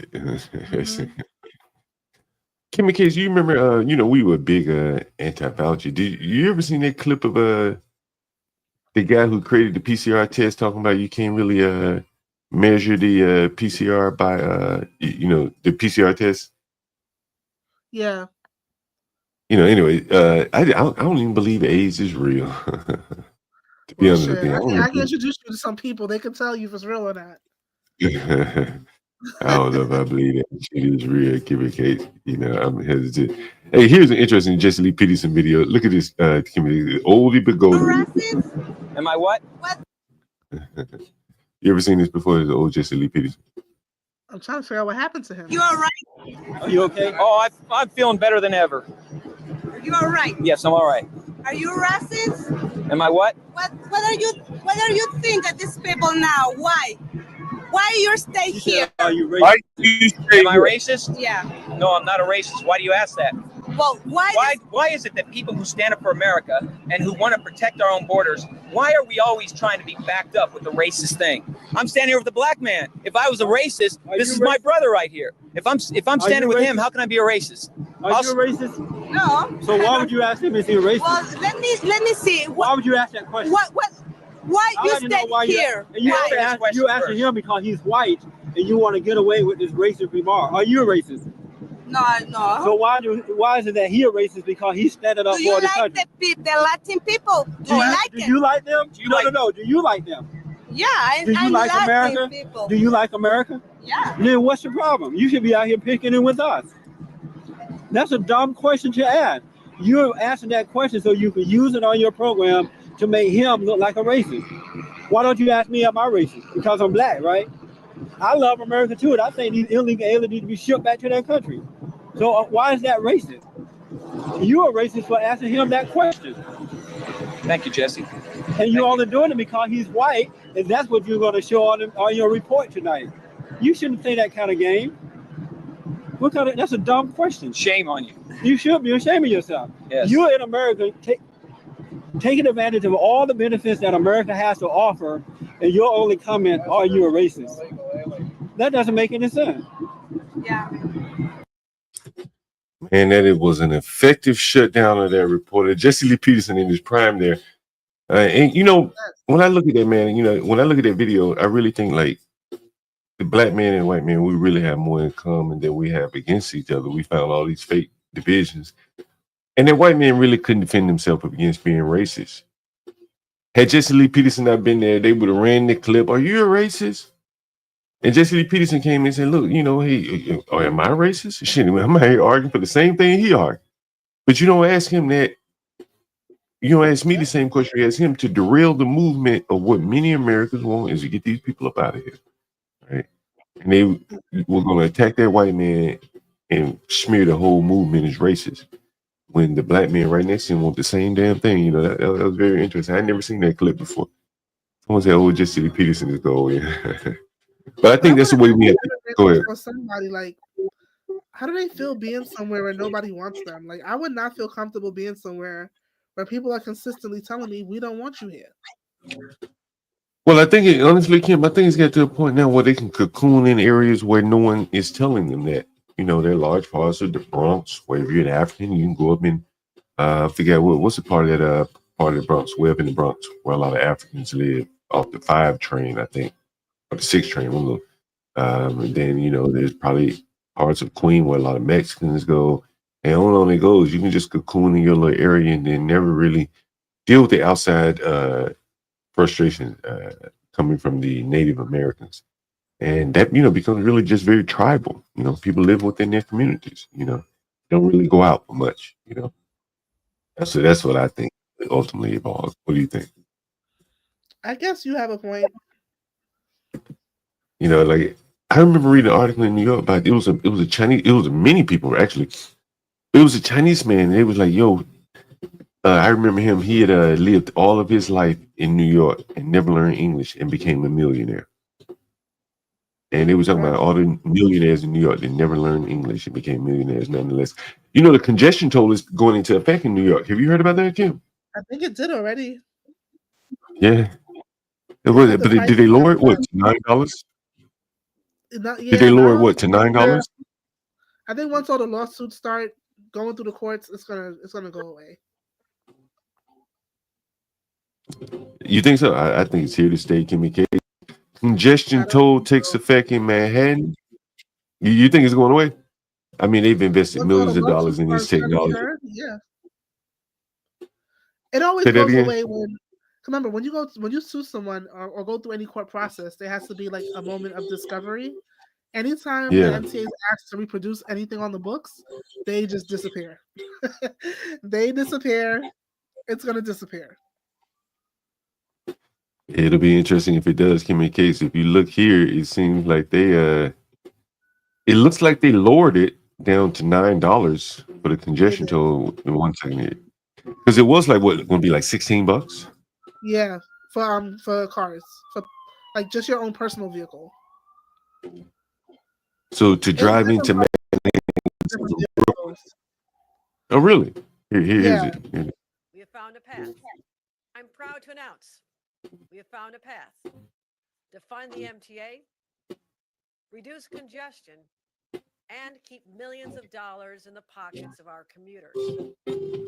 Under this plan, the MTA can implement a congestion pricing plan with a reduced daytime toll of $9 beginning in January. Found a path to fund the MTA, reduce congestion, and keep millions of dollars in the pockets of our commuters.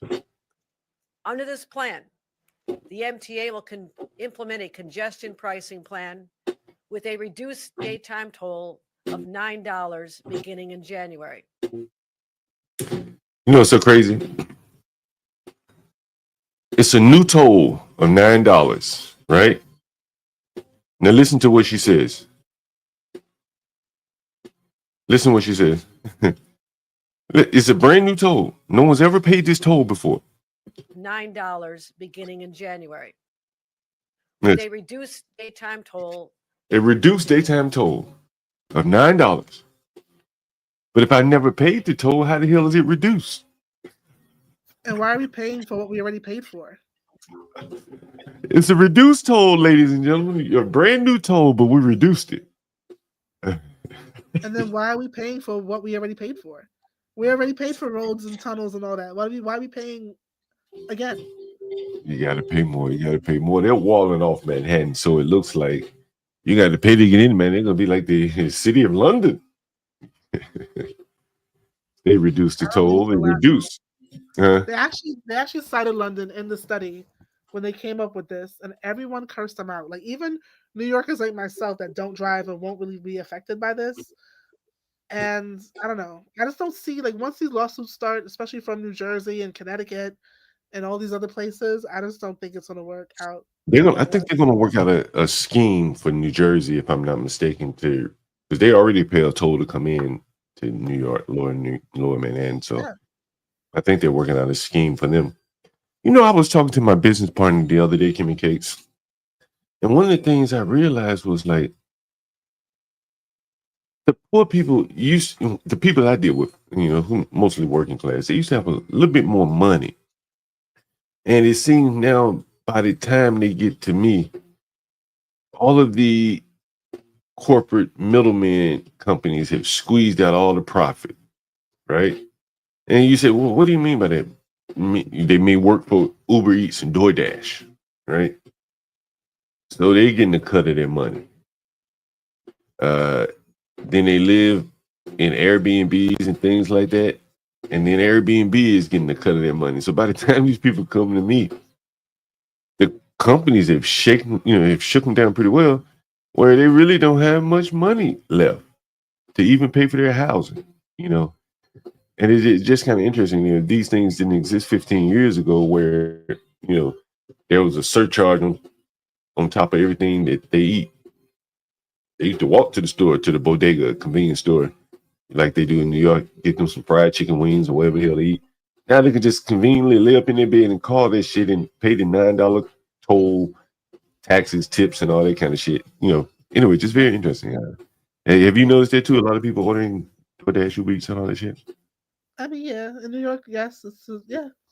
Yeah, that's big business. Yeah, real big business. Yeah, real big business. Real big business. I was telling people at Kim and K, I've been getting so many Africans calling me about rooms for rent. I think they're bringing them here. I think they're coming here on the H1 on the education visas. You know, I think you squeeze one way. From New York. Say what? Maybe they're coming from New York. A lot of the migrants are leaving New York. I don't know why, but they're leaving. Ain't no telling, but I know they are definitely looking to rent rooms for sure. For those of you that watch the football, yeah, you know, the first black this, first black that. Here's a new first black, I guess first black coaches in college football is probably making the news. Let me know if you can see my screen. You may not be able to hear, so I may need to remove it. I may need to remove it. Give me a second. I may need to remove it, bring it back. So I don't watch football hardly anymore, but apparently there are like 4 black coaches. Or, I don't know.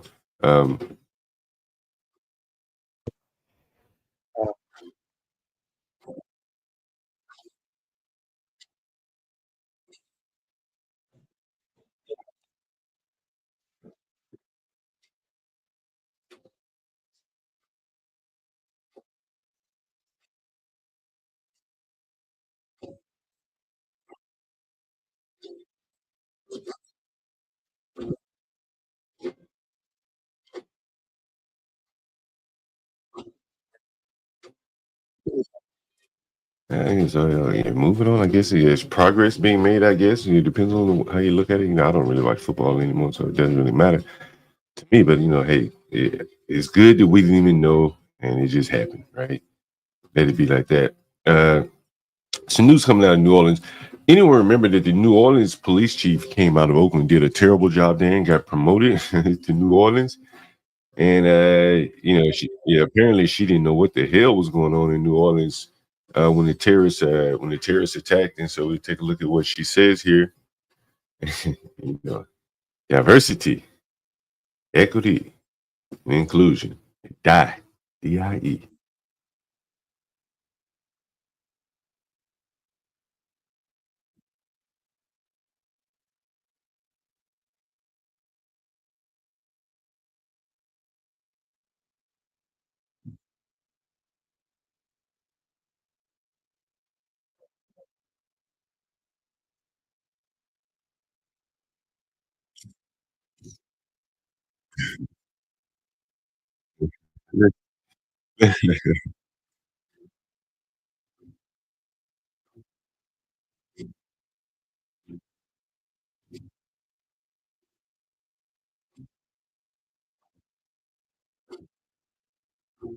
She takes herself into that he drove into that crowd and killed people. But you can't hear it. Damn, I figured as much. Let me start sharing my screen. Oh, you gotta hear this. This is fucking amazing. It's the New Orleans police chief. She failed in Oakland, failed real bad, and she's continuing the trend. Do you acknowledge that you let the victims down by not having an appropriate security plan? Oh, that's not the correct. That's not correct. We would disagree with that. We had It was a a plan security that allowed plan, an attacker Well- to drive into a crowd. and I take exception to that, and I do not agree with that. That has We to had be a failure. plan. We do. Now. She says she takes exception. The man said, "Look, he drove a truck into a." Into a crowd. And I take exception to that. That's right. And I do not agree with that. That has We to had be a failure. plan. We do know that people have lost their lives. But if you're experienced with terrorism, you would not be asking that. You would not be With asking that. respect, experience of terrorism Excuse me, we surely gotta go. Thank you so requires much. appropriate security protection. You got to escort her away. DEI, I call it die. Yeah, with these people getting charged, people die. Bad things happen. And she's just a very good example. She ran Oakland right into the ground, and somebody, Latoya the Destroyer, saw fit to replace her as her new police chief when she probably couldn't find anyone else. That's just what it is. You know, we keep talking about this immigration thing, and I probably can't play it, because 60 Minutes, they love to just get your copyright struck and all that. So what we do is we just gonna we just play the voice. And here's an interview here. Actually, here's the interview. Here's the interview here. This guy is being interviewed by this guy here. Where is he? Smarty Arty black guy. Here he is. Here. There he is. So this is the interview here. We're gonna play it in the background. We're gonna listen to what this guy is saying here. And we're playing background. Hopefully we don't get copyright struck here. Let me know if you can hear this. What did they say to you? We are sorry to inform you that as of February 28th, you'll no longer have a job. We're going to outsource your position to this company in India. To a company in India? Yes, sir.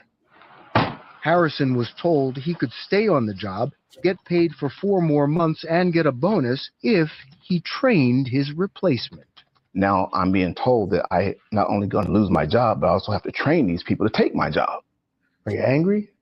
Pissed. That exceeds angry. I'm really not a violent guy. I love people, but I've envisioned myself just backhanding the guy as he's sitting next to me, trying to learn what I know. And I was like, God, please don't let them send anybody to sit next to me to shadow me. I don't want to do this. I really don't. Harrison and his colleagues staged a protest outside the medical center. And here's a picture of their protest, by the way. It's a picture of the protest that they staged outside the medical worker. Protect us workers. Protect U.S. workers. Protect our private data. American workers, not foreign labor. Save American jobs. Protect our private data. On and went. And is it 10 more seconds of it? We'll play that.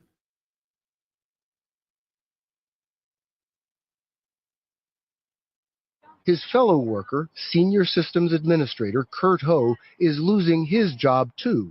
He had just trained his replacement from India. I think for once we're going to stand. And here's a picture of this guy right here.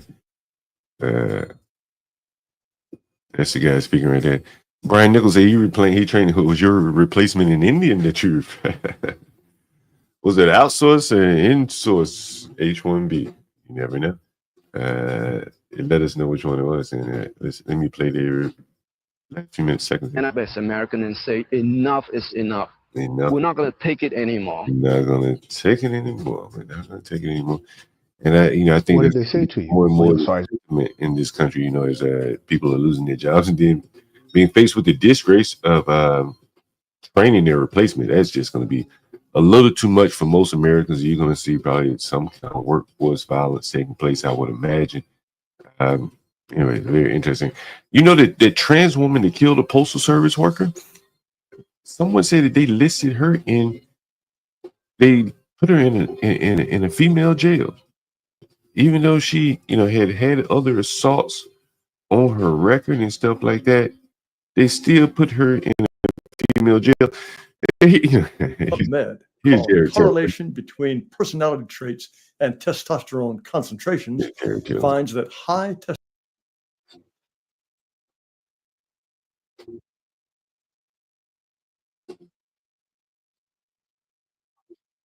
with big muscles and denser bones. And high T men are likely to have a typical article at PubMed called Correlation Between Personality Traits and Testosterone Concentrations finds that high testosterone levels have been associated with aggression, sexual behavior, and social status.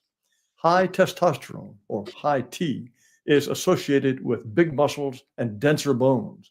And high T men are likely to have low-pitched voices. Some men like testosterone so much they have tattoos of its chemical structure. Criminals, especially violent criminals, have high T. People of different races have different average levels of testosterone, and those levels correspond closely to race differences in crime rates. More T, more crime. This is not a welcome finding for people who pretend that race doesn't exist. However, T level is important in medicine, especially for treating prostate cancer. Here are cancer death rates in the US from 1975 to 2010. The red line at the top is Black men, who are more likely to die of cancer than white men, who are the yellow line below them. There are big differences for prostate cancer. Blacks are 60% more likely to get it and nearly 2.5 times more likely to die from it. Prostate cancer is influenced by T levels.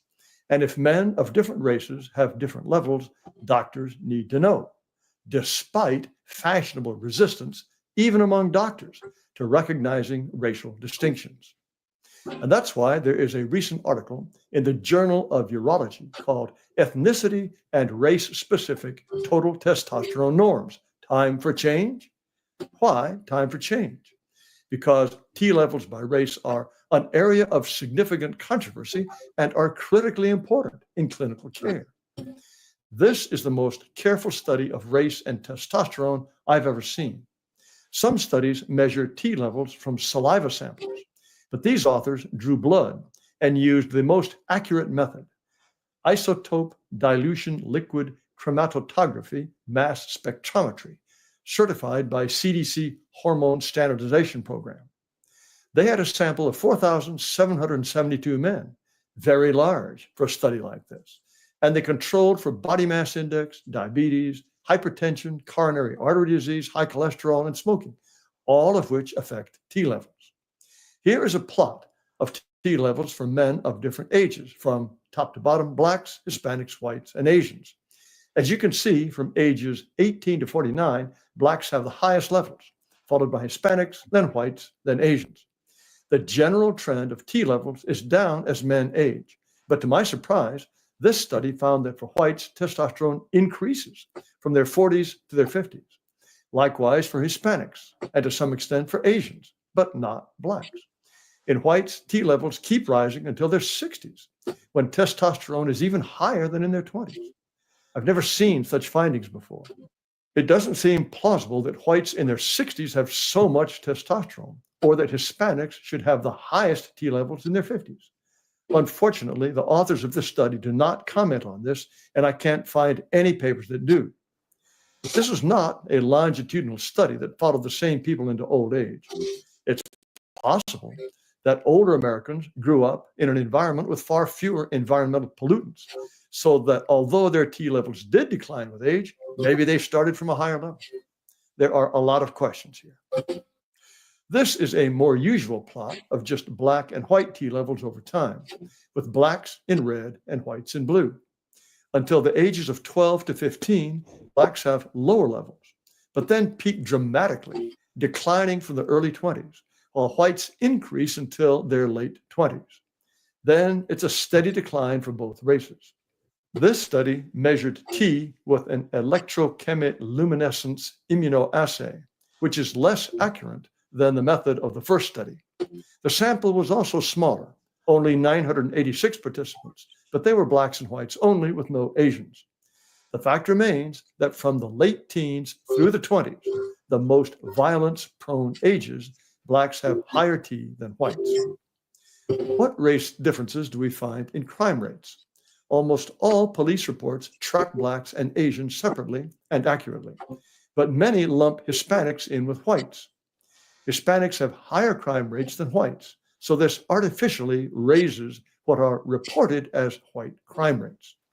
California, however, tracks whites and Hispanics in entirely separate categories, so it's possible to get clean data. Table 31 shows felony arrests for 2023 by race. Arrest rates are not the same as crime rates. Some criminals are not arrested, and some people who are arrested are later released or found not guilty. However, in extensive surveys that ask victims of violent crime the race of the perpetrator, the racial proportions reflected in their answers closely match the racial proportions of arrests. Here are total felony arrests for whites, Hispanics, blacks, and others. The number of Asians included in the other category can be calculated from Table 30 of the report. The population of California is approximately 35% white, 40% Hispanic, 15% Asian. With these figures, we can calculate what are called odds ratios for other races compared to whites. Hispanics are 44% more likely than whites to be arrested for a felony, and blacks are 5.3 times more likely. Asians have only a 27% chance of being arrested for a felony compared to whites.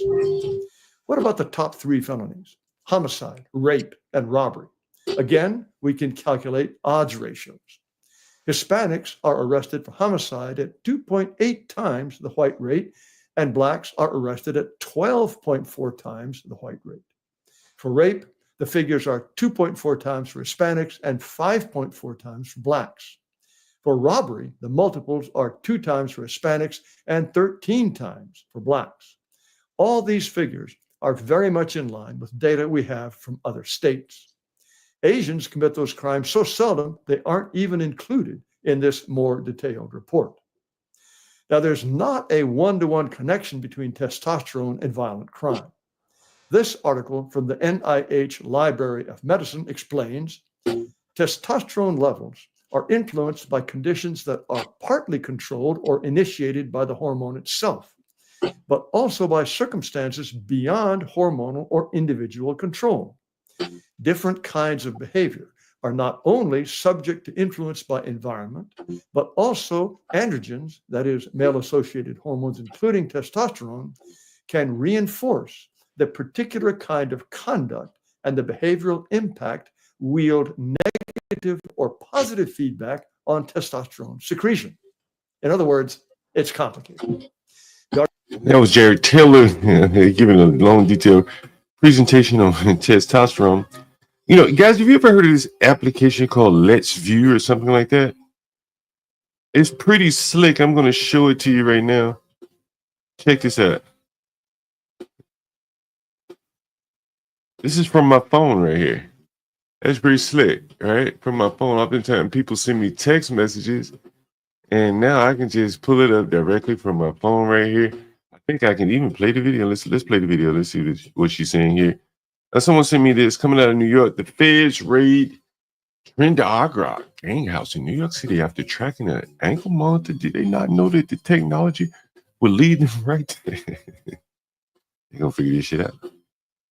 Let's see if we can get this playing. New York City and the country at large have now busted another ring of these alleged gang members in the Bronx. They found them in an apartment and arrested 7 of them on December 5th. It was a joint raid with the NYPD and Homeland Security, and they were a group by tracing them to the apartment using an ankle monitor that had early to one of the individuals alleged to be a Tren de Aragua member. Now, we already know that Tren de Aragua, or TDA, has spread in New York City. It's recruited in the migrant shelters there, where it's also set up gun smuggling rings. It's created snatch and grab moped robbery gangs. It has a youth crew and is wreaking havoc across the city, even shooting an NYPD cop and assaulting others. Now, most of the 7 individuals who were caught in this apartment in the Bronx actually had significant rap sheets and warrants out for the arrest after they had committed allegedly multiple crimes in the United States after crossing the southern border illegally. One of them was actually caught crossing the northern border illegally in Canada and was deported from Canada into the United States. That alleged gang member, Jonay Cardozo, had 4 busts from law enforcement within the United States before the raid. Most were in the Big Apple, while one was in Greenville, South Carolina. One of the other members of the gang that was caught in this apartment actually had crossed 2 different U.S. borders. He crossed into the United States illegally at the southern border, committed some crimes allegedly in the United States, and then made his way to the northern border, crossed into Canada, and the Canadian authorities caught him and kicked him back to the United States. One of the other members of the group had already been ordered deported by an immigration judge, but because these individuals are from Venezuela, and the Maduro regime refuses to accept deportation flights and provide the necessary documentation to ICE to allow them to carry out deportations, these Venezuelan gangbangers are stuck in limbo in the United States. Stuck in limbo in the United States. It's a good place to be in limbo. To grow and thrive here just within a couple of years of arriving at the southern border. And they've been able to get past federal vetting procedures when doing so. The migrants know not to get tattooed as they're crossing into the United States. And the only way that federal authorities really know, sources say, that these are gang members is if they, quote, self-admit. For more stories like these, be sure to subscribe to the New York Post right here on YouTube. The only way they can figure it out is if they self-admit is to be. It's almost like maybe being a joke here now. This is like one big joke being played on us. They're going to self-admit. Wait a minute, I just got a text message. But in my, he says he went to some black people's house this morning, 11:30. 6 people in the house, 4 adults, 2 children, 8 and 4 years old. Everybody was still in the bed at 11:30. Man, I've been up and at them since about 2 o'clock in the morning. Going and going and going. Have rental will travel. Indeed, indeed. Yeah, but there's some new technology. I found out. Let's View or something. You can share your screen on your phone. Makes it pretty easy because a lot of times people send me a bunch of text messages. I got to send it to my email or whatever. So I said, just send it to me. Send it to me that way, and I can always just display it that way. This makes it very, very easy. Makes it very easy indeed. A couple of things I want to share with you. I really want to look into this Jaya Cruz. That's very interesting to me. Have they really put her in a woman's prison? Jaya Cruz is the one that stabbed that Postal Service man was it the other night? I'm with you, Queen. Wait a minute. She getting a lot of shout outs on Instagram. Wait a minute. Are the black... it's interesting. Whose side will the Democrats be on? The Postal Service working, the man who delivers the mail-in ballots, or the transgender?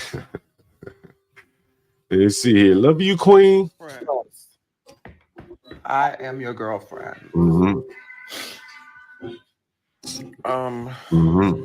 Let's bring them in here. Love you, Queen.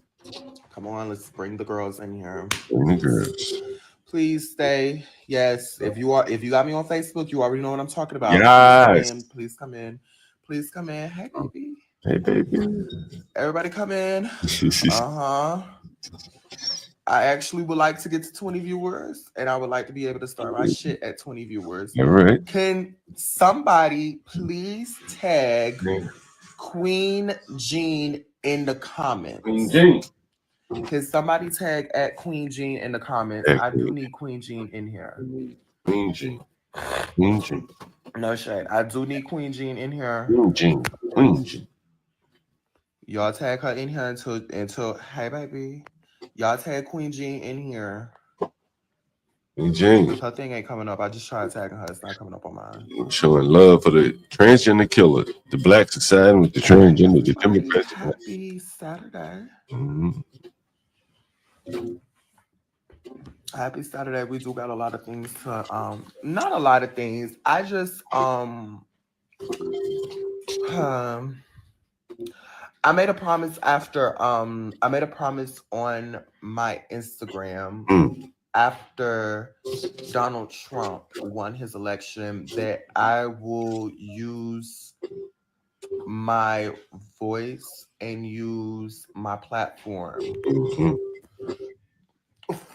Very FUBU about the situation. My profile is now for us, by us, FUBUs. right? FUBUs. And with it being for us, by us, sometimes we have to have these kind of lives. We have to have these kind of discussions. If you do not know who J. Cruz is, she is an individual here in the New York community, lovely trans woman who I've gotten a chance to meet on multiple occasions. I know her mother. If y'all could y'all tag Barbie? Could y'all tag Nayela? If you're in New York and y'all know who that is, please tag Barbie and Nayela as well. Like, I need y'all help on this because this is a very serious situation. I'm gonna try to wave to everybody. Hey, Dame.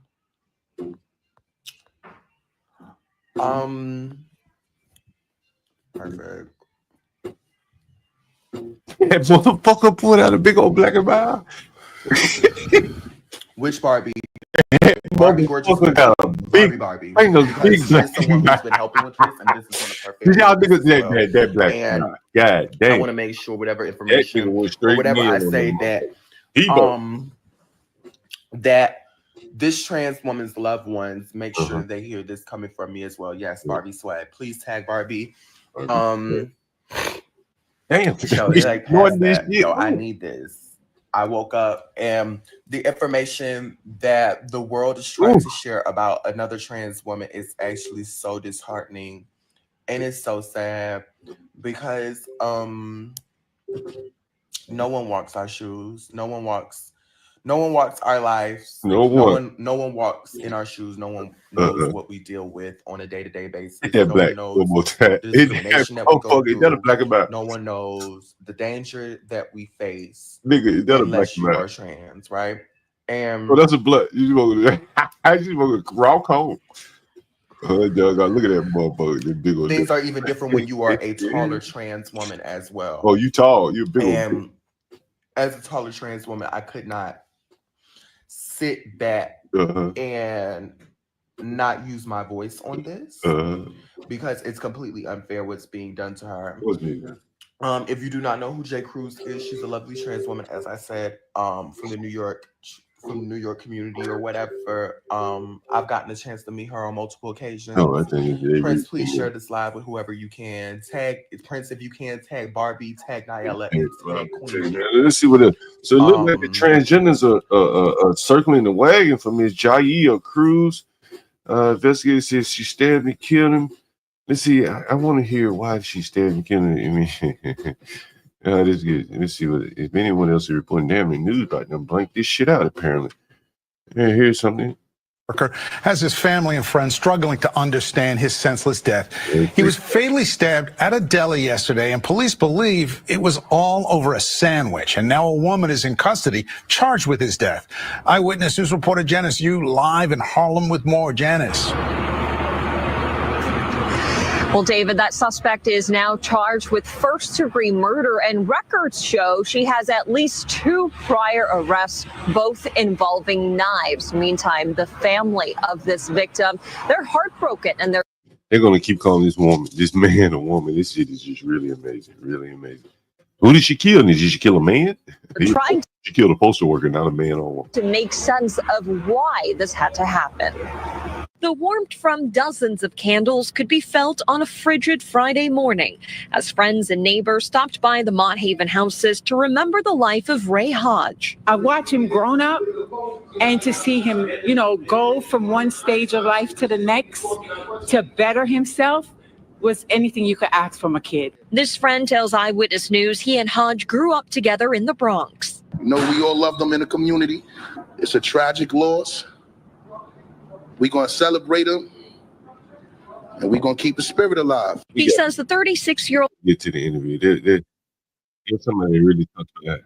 Postal worker was stabbed to death inside a Harlem deli. Jair Cruz is charged with murder in the attack, and now the victim's former colleagues Yeah, that motherfucker was tall. are struggling to process what happened. Eyewitness News reporter Phil Tate joins us live from Harlem with more. Phil? Yeah, Charlene, this is just a heartbreaking story. Jaya Cruz has now been charged with murder as police say that she is the person who allegedly... Can you believe this nigga up here calling this damn man a woman? I mean, this is his job. He got to look and see the damn thing as a man. It is she. Stupid ass nigga. Just reading off a script. Killed this postal worker, Ray Hodges, while on the job. This corner store that you see right behind me had turned into a crime scene, and we're told that an argument went off the rails that was all about who ordered a sandwich. No, they got to get it a little bit deeper. I hope he go deeper. Come on, man. Tell us the real. First, I want to get straight to some video right now as our cameras were rolling as we saw this That nigga that 24-year-old Jaya Cruz. She was walked. Yo, how tall that thing is? How tall that thing is? You go basketball, nigga. Like Kevin Durant. How tall that thing is? Like 6 feet easily, right? 6 feet easily.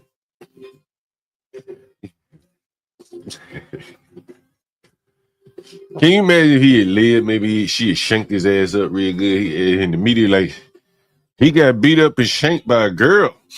Niggas be picking on the nigga. You got beat up by a girl. The media reported that nigga's a real man out there. That motherfucker might want to be a woman, but that's a man. And she had man-like intentions when she went in that nigga's abdomen and his neck with that motherfucking blade. She had to strangle a man when she jabbed that motherfucker with that. Oh, but they reporting that she like he picked on her or something. Maybe he did something to her. Why would he bother this woman? Out of the 28th Man that worked all his life. And here they are. Playing it like he was killed by a woman. Look at his 6 feet tall, knife carrying, knife wielding.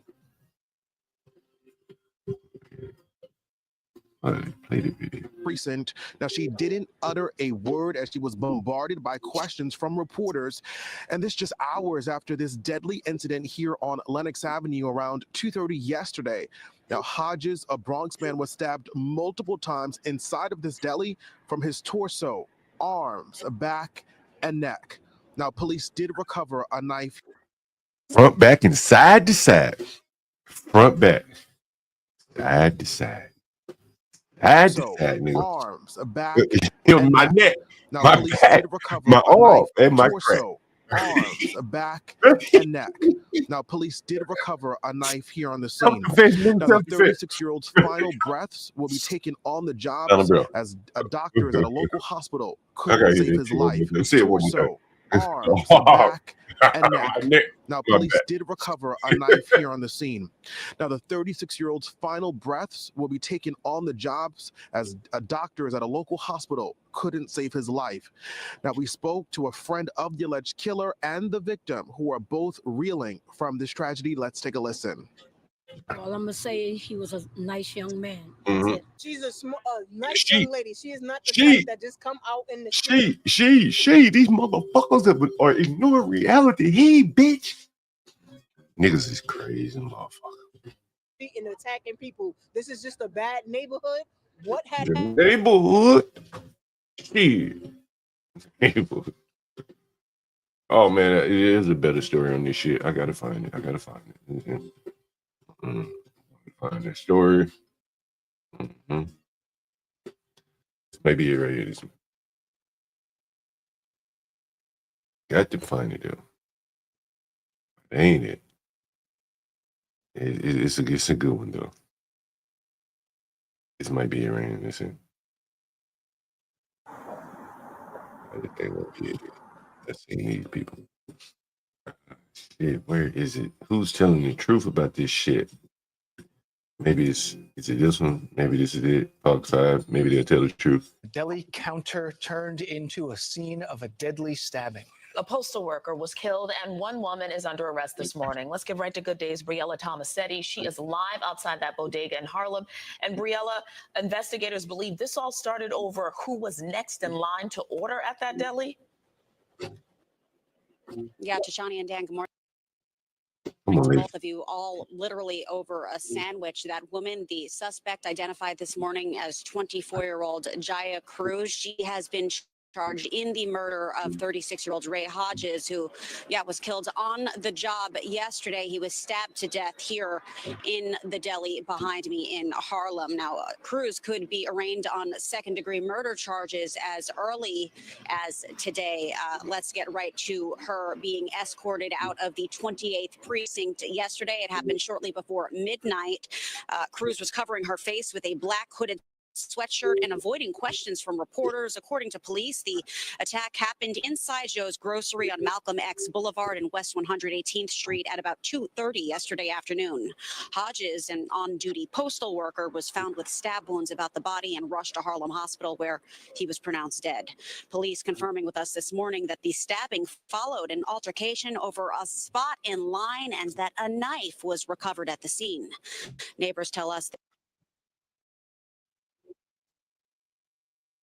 And here's the article where they really tell you the truth. Here's what the real happened. Postal worker. Let me know if you can see my screen. You can see my screen, right? You can see it. Yeah. These motherfuckers be telling lies like a motherfucker. You have to really like dig deep and figure out what the truth is. Postal worker Ray Hodges was only trying to order his food when he ran into a crazy maniac who spit in his face and then stabbed that nigga to death. How many of the news articles mentioned she spit in his face? Damn, he got me saying she. He spit in his face. He spit in his face. Let's see if they're gonna say that in here. He's spitting in his face. No, now they lining up bullshit. Let's see what they do. Anybody gonna mention they spitting? He's spitting in the man's face. Why did you order before me? Like, I should have ordered before you. You should order before me. And just because of that, like, I mean, I'm sure one of them should have had let it go, but none of them let it go. And one of them, the thing is that one of them was armed. What happened yesterday was so sad, like that guy was just doing his job. He came in to get a sandwich. Like, how do you stab somebody 7 times? Like, you should not stop. You think the one time could have been enough? Yeah. Like 7 times on the subways, on the He like one time is enough. All you do is get him one good time in the neck. streets. People are being lit on fire.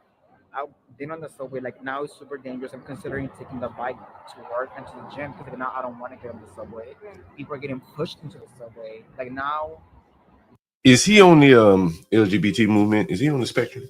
So dangerous. It's crazy. Like, I can't believe, like, it's crazy. Like, New York City was dangerous years ago, but like now you would think that the city would be more secure, and it's not. So, for folks, I gave you the real. She's spitting. Hey, Carly.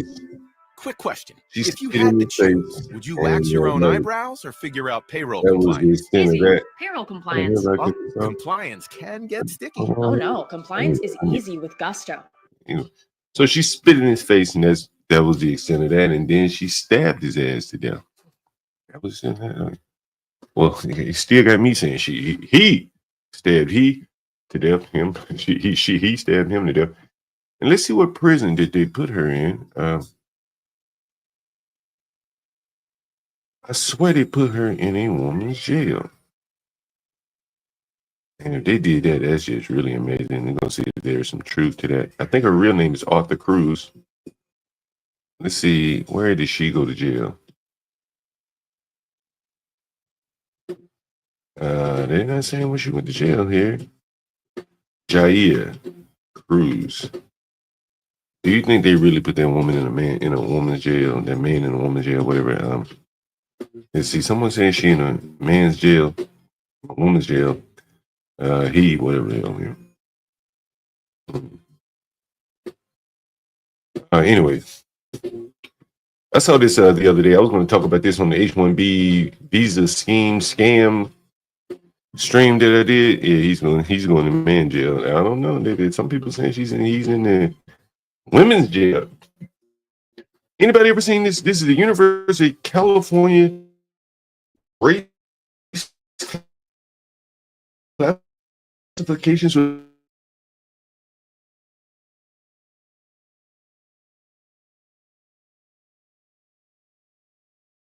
let me see if I can make that. You are considered white.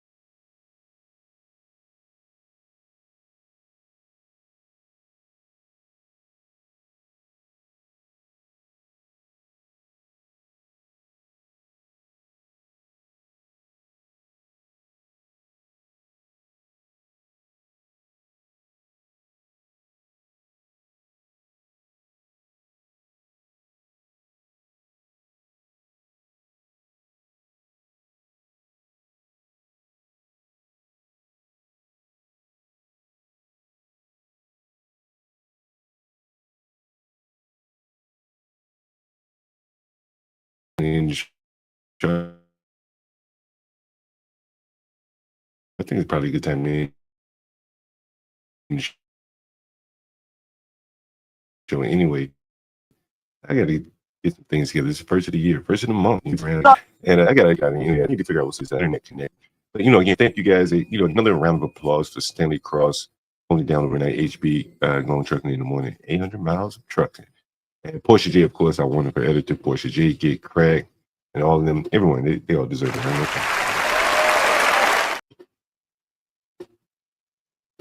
My internet is so spotty, I tell you. Anyway, guys, let me get out of here because this internet is crazy here. I don't even know if I'm connected talking to you. Let me see if I'm connected. I am connected, but things don't seem to be there. A little delay, a little pause here. Anyway, guys, let me get out of here. We'll be back online later, and I'm going to figure out this internet connection issue. Thank you again. Feel like I should, feel like I should, feel like I should, feel like I should go. Go. Feel like I should go. Feel like I should, feel like I should, feel like I should, feel like I should go. Feel like I should go. Feel like I should, feel like I should, feel like I should, feel like I should.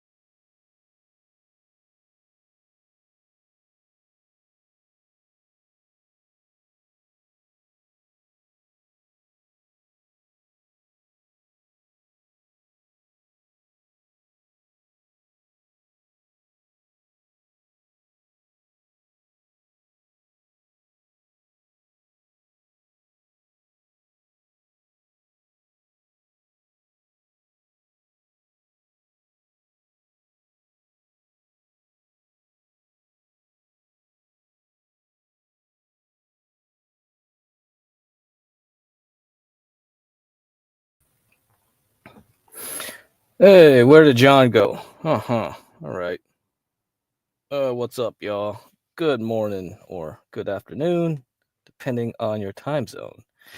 Okay, I gotta do something, so let me just play. Let me just play this while I'm away for a bit. See if I come back in time. Okay.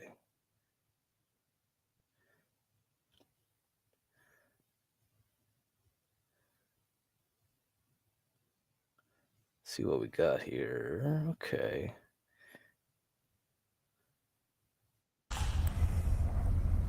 Glad I caught you.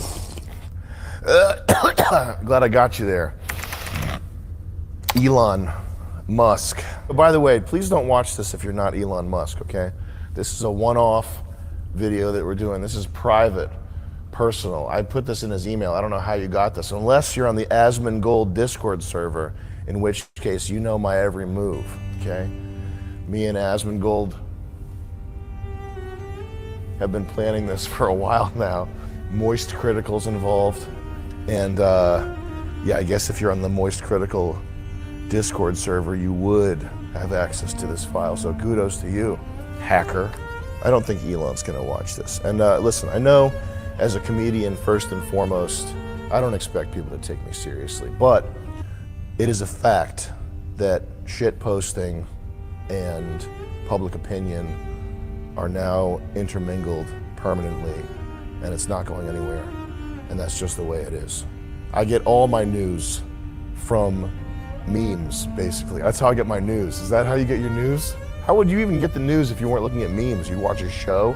That's even more fucking retarded. We turn that off. It's a smart thermostat, so it's gonna take 15 minutes to figure out how that fucking thing works. It's very intuitive. I don't know why the Nest thermostat is taking you so long to learn and intuit. Okay, a toddler could figure this out. A toddler on an iPad could figure out how to use the Nest thermostat. That's Chris Lynch, by the way, Elon. Do not hire him, okay? He's leaving this job very soon. See, he's white. He's too lazy. Chris, you're so lazy and white. Well, yeah. You guys should have studied violin harder as kids. I swear to God, Vivek would have figured this out by now. I want to believe that Elon is one of the great men of our age and that he has what it takes to become a 21st century Andrew Carnegie. I think it's important to have great men to look up to. Trump, Joe Rogan, oh there it goes, Elon, Tucker. And it's not necessarily important that our great men are perfect, but there are symbols of what we could be. I think if Ron Paul took steroids, he would be my number one. That would be my number one guy. You agree? Yeah.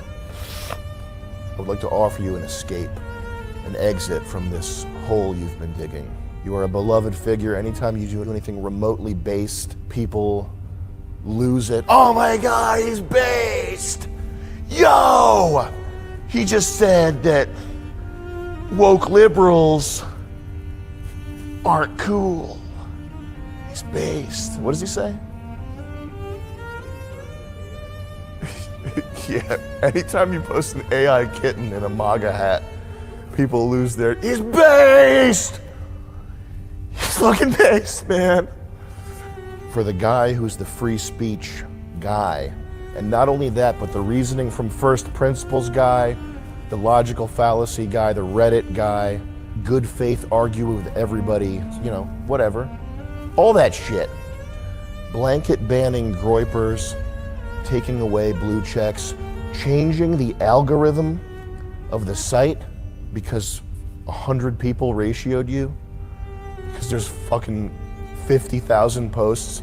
They're all organic, by the way. This is not some Russian bot farm. It's not some nefarious behind the scenes, let's mess with Elon, we're gonna fuck with him.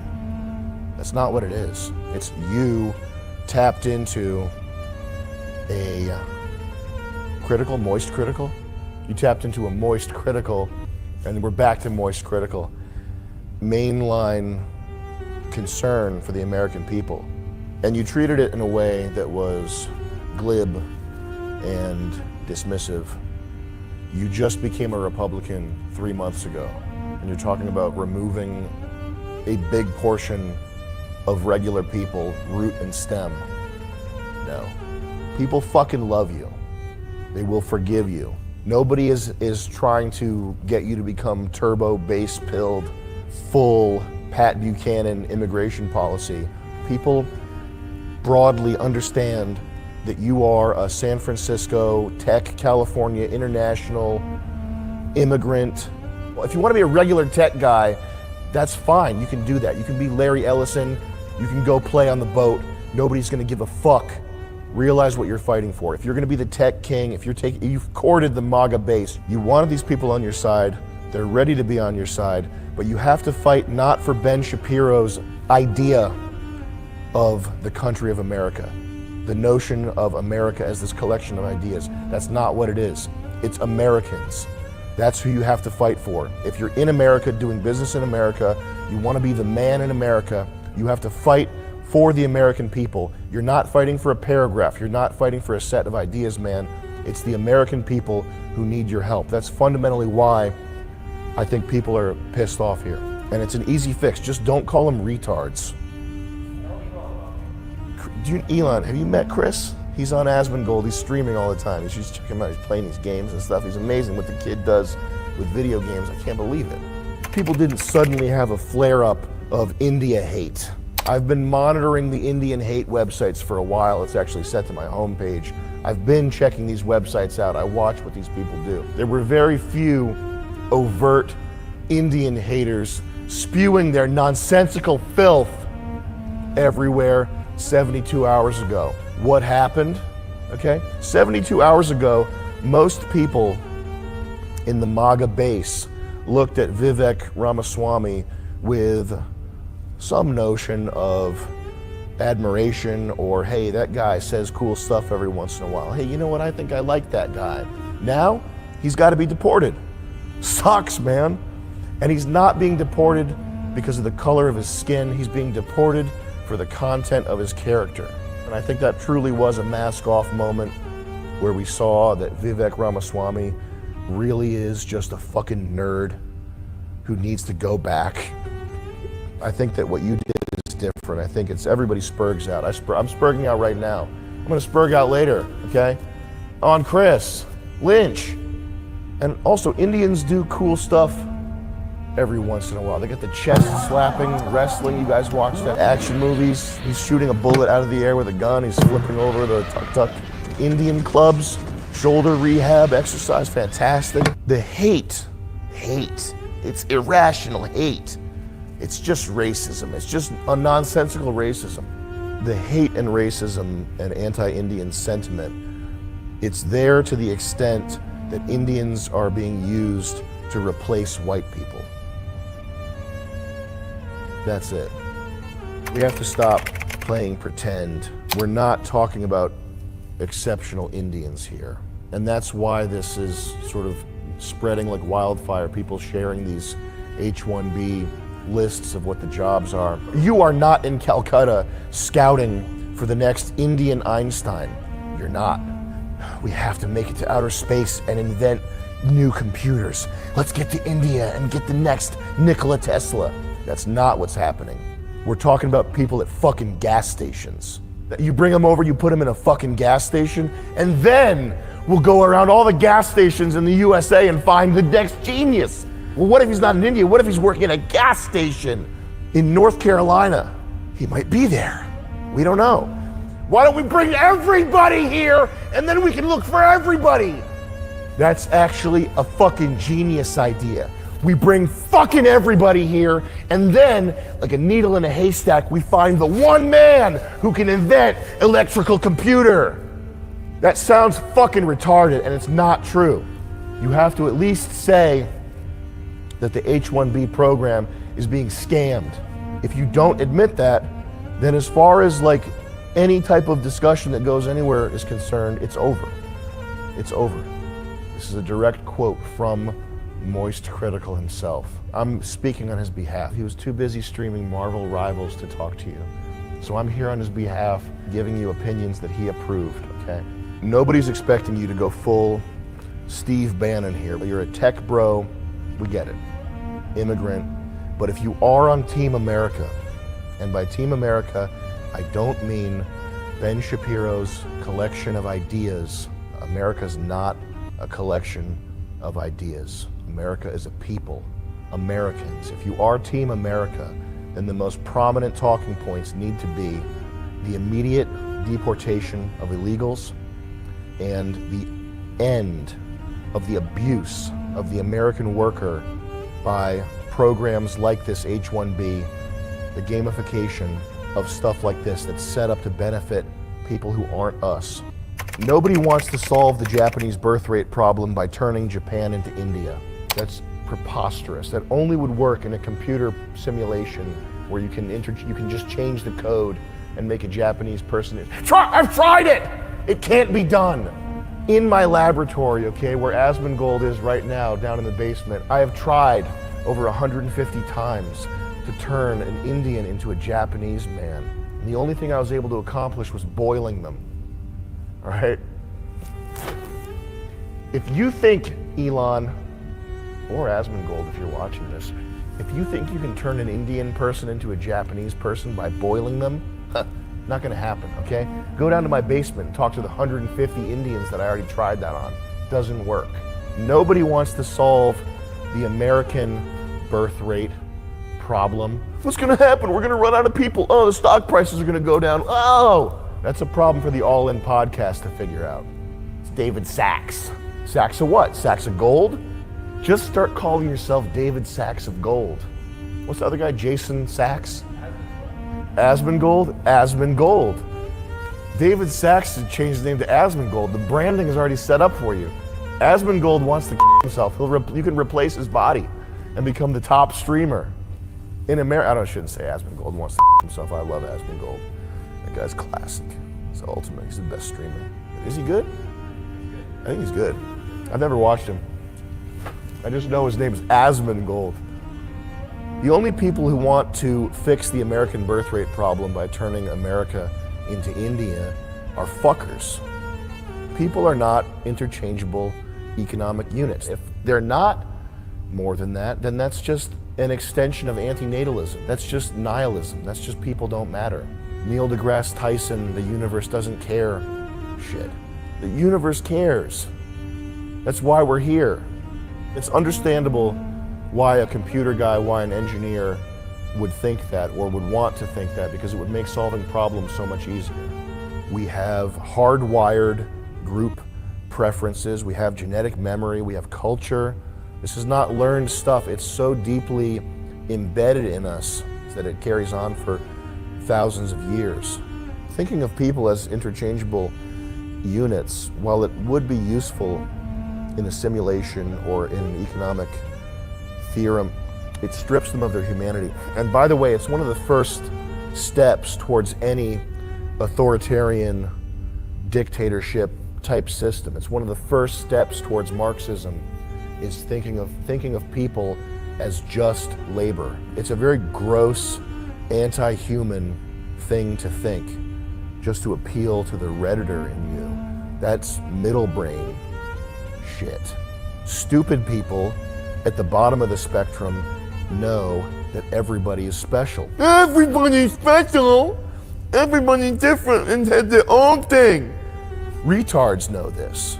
Geniuses understand that everybody is a unique product by and for their zeitgeist, or Zeitgeist if you want to go with the moist critical pronunciation. Everybody is uniquely a product of their time and location and has their place in space and time. The smart people know this, the stupid people know this. It's people in the middle with 110 IQ, which is the worst IQ to have, who think that people can just be pushed around and moved around and changed. They can't. No hate towards Hispanics, okay? But that's why the room that I'm sitting in is covered in dust, is because the general contractor I hired used Hispanic labor. I didn't know. They laid down masonry cement. When I said I wanted polished concrete floors, masonry cement, you can't polish it. They left board marks and footprints in it. And I had to pay another crew of black people, okay? Shout out to Greg to come in here with jackhammers and get this shit dumpstered out of here. I went and hired my own blacks. I went in the ghetto and hired them by hand. That's how you need to hire blacks for SpaceX.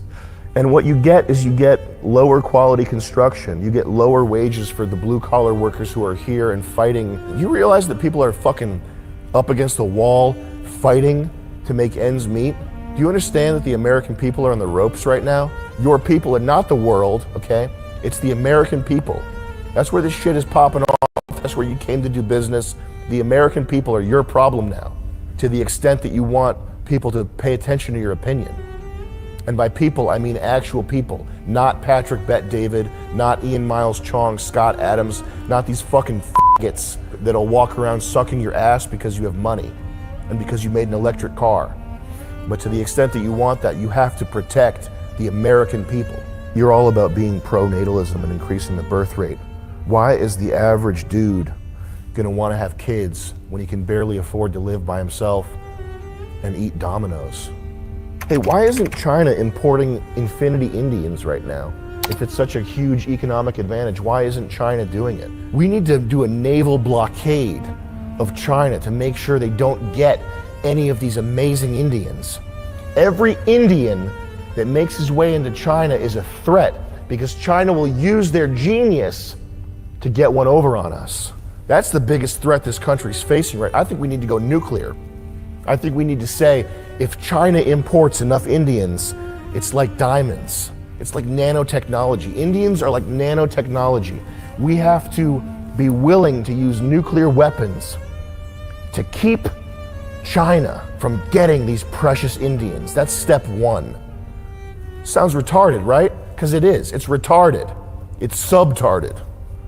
Ever hear of a subtard? By the way, Moist Critical coined that term, subtard. Competing with China in what sense? GDP? Making a number go up? Having software companies that are valued more highly? Competing with China in what sense? And at what cost? If the cost is making America look like Calcutta, that's not worth it. That's not a price that we're willing to pay. People keep posting these aerial drone display videos of drones shaped like a dragon. And correct me if I'm wrong, that's something that a bright high schooler could do on a smaller scale, is it not? Making drones move around in 3D space?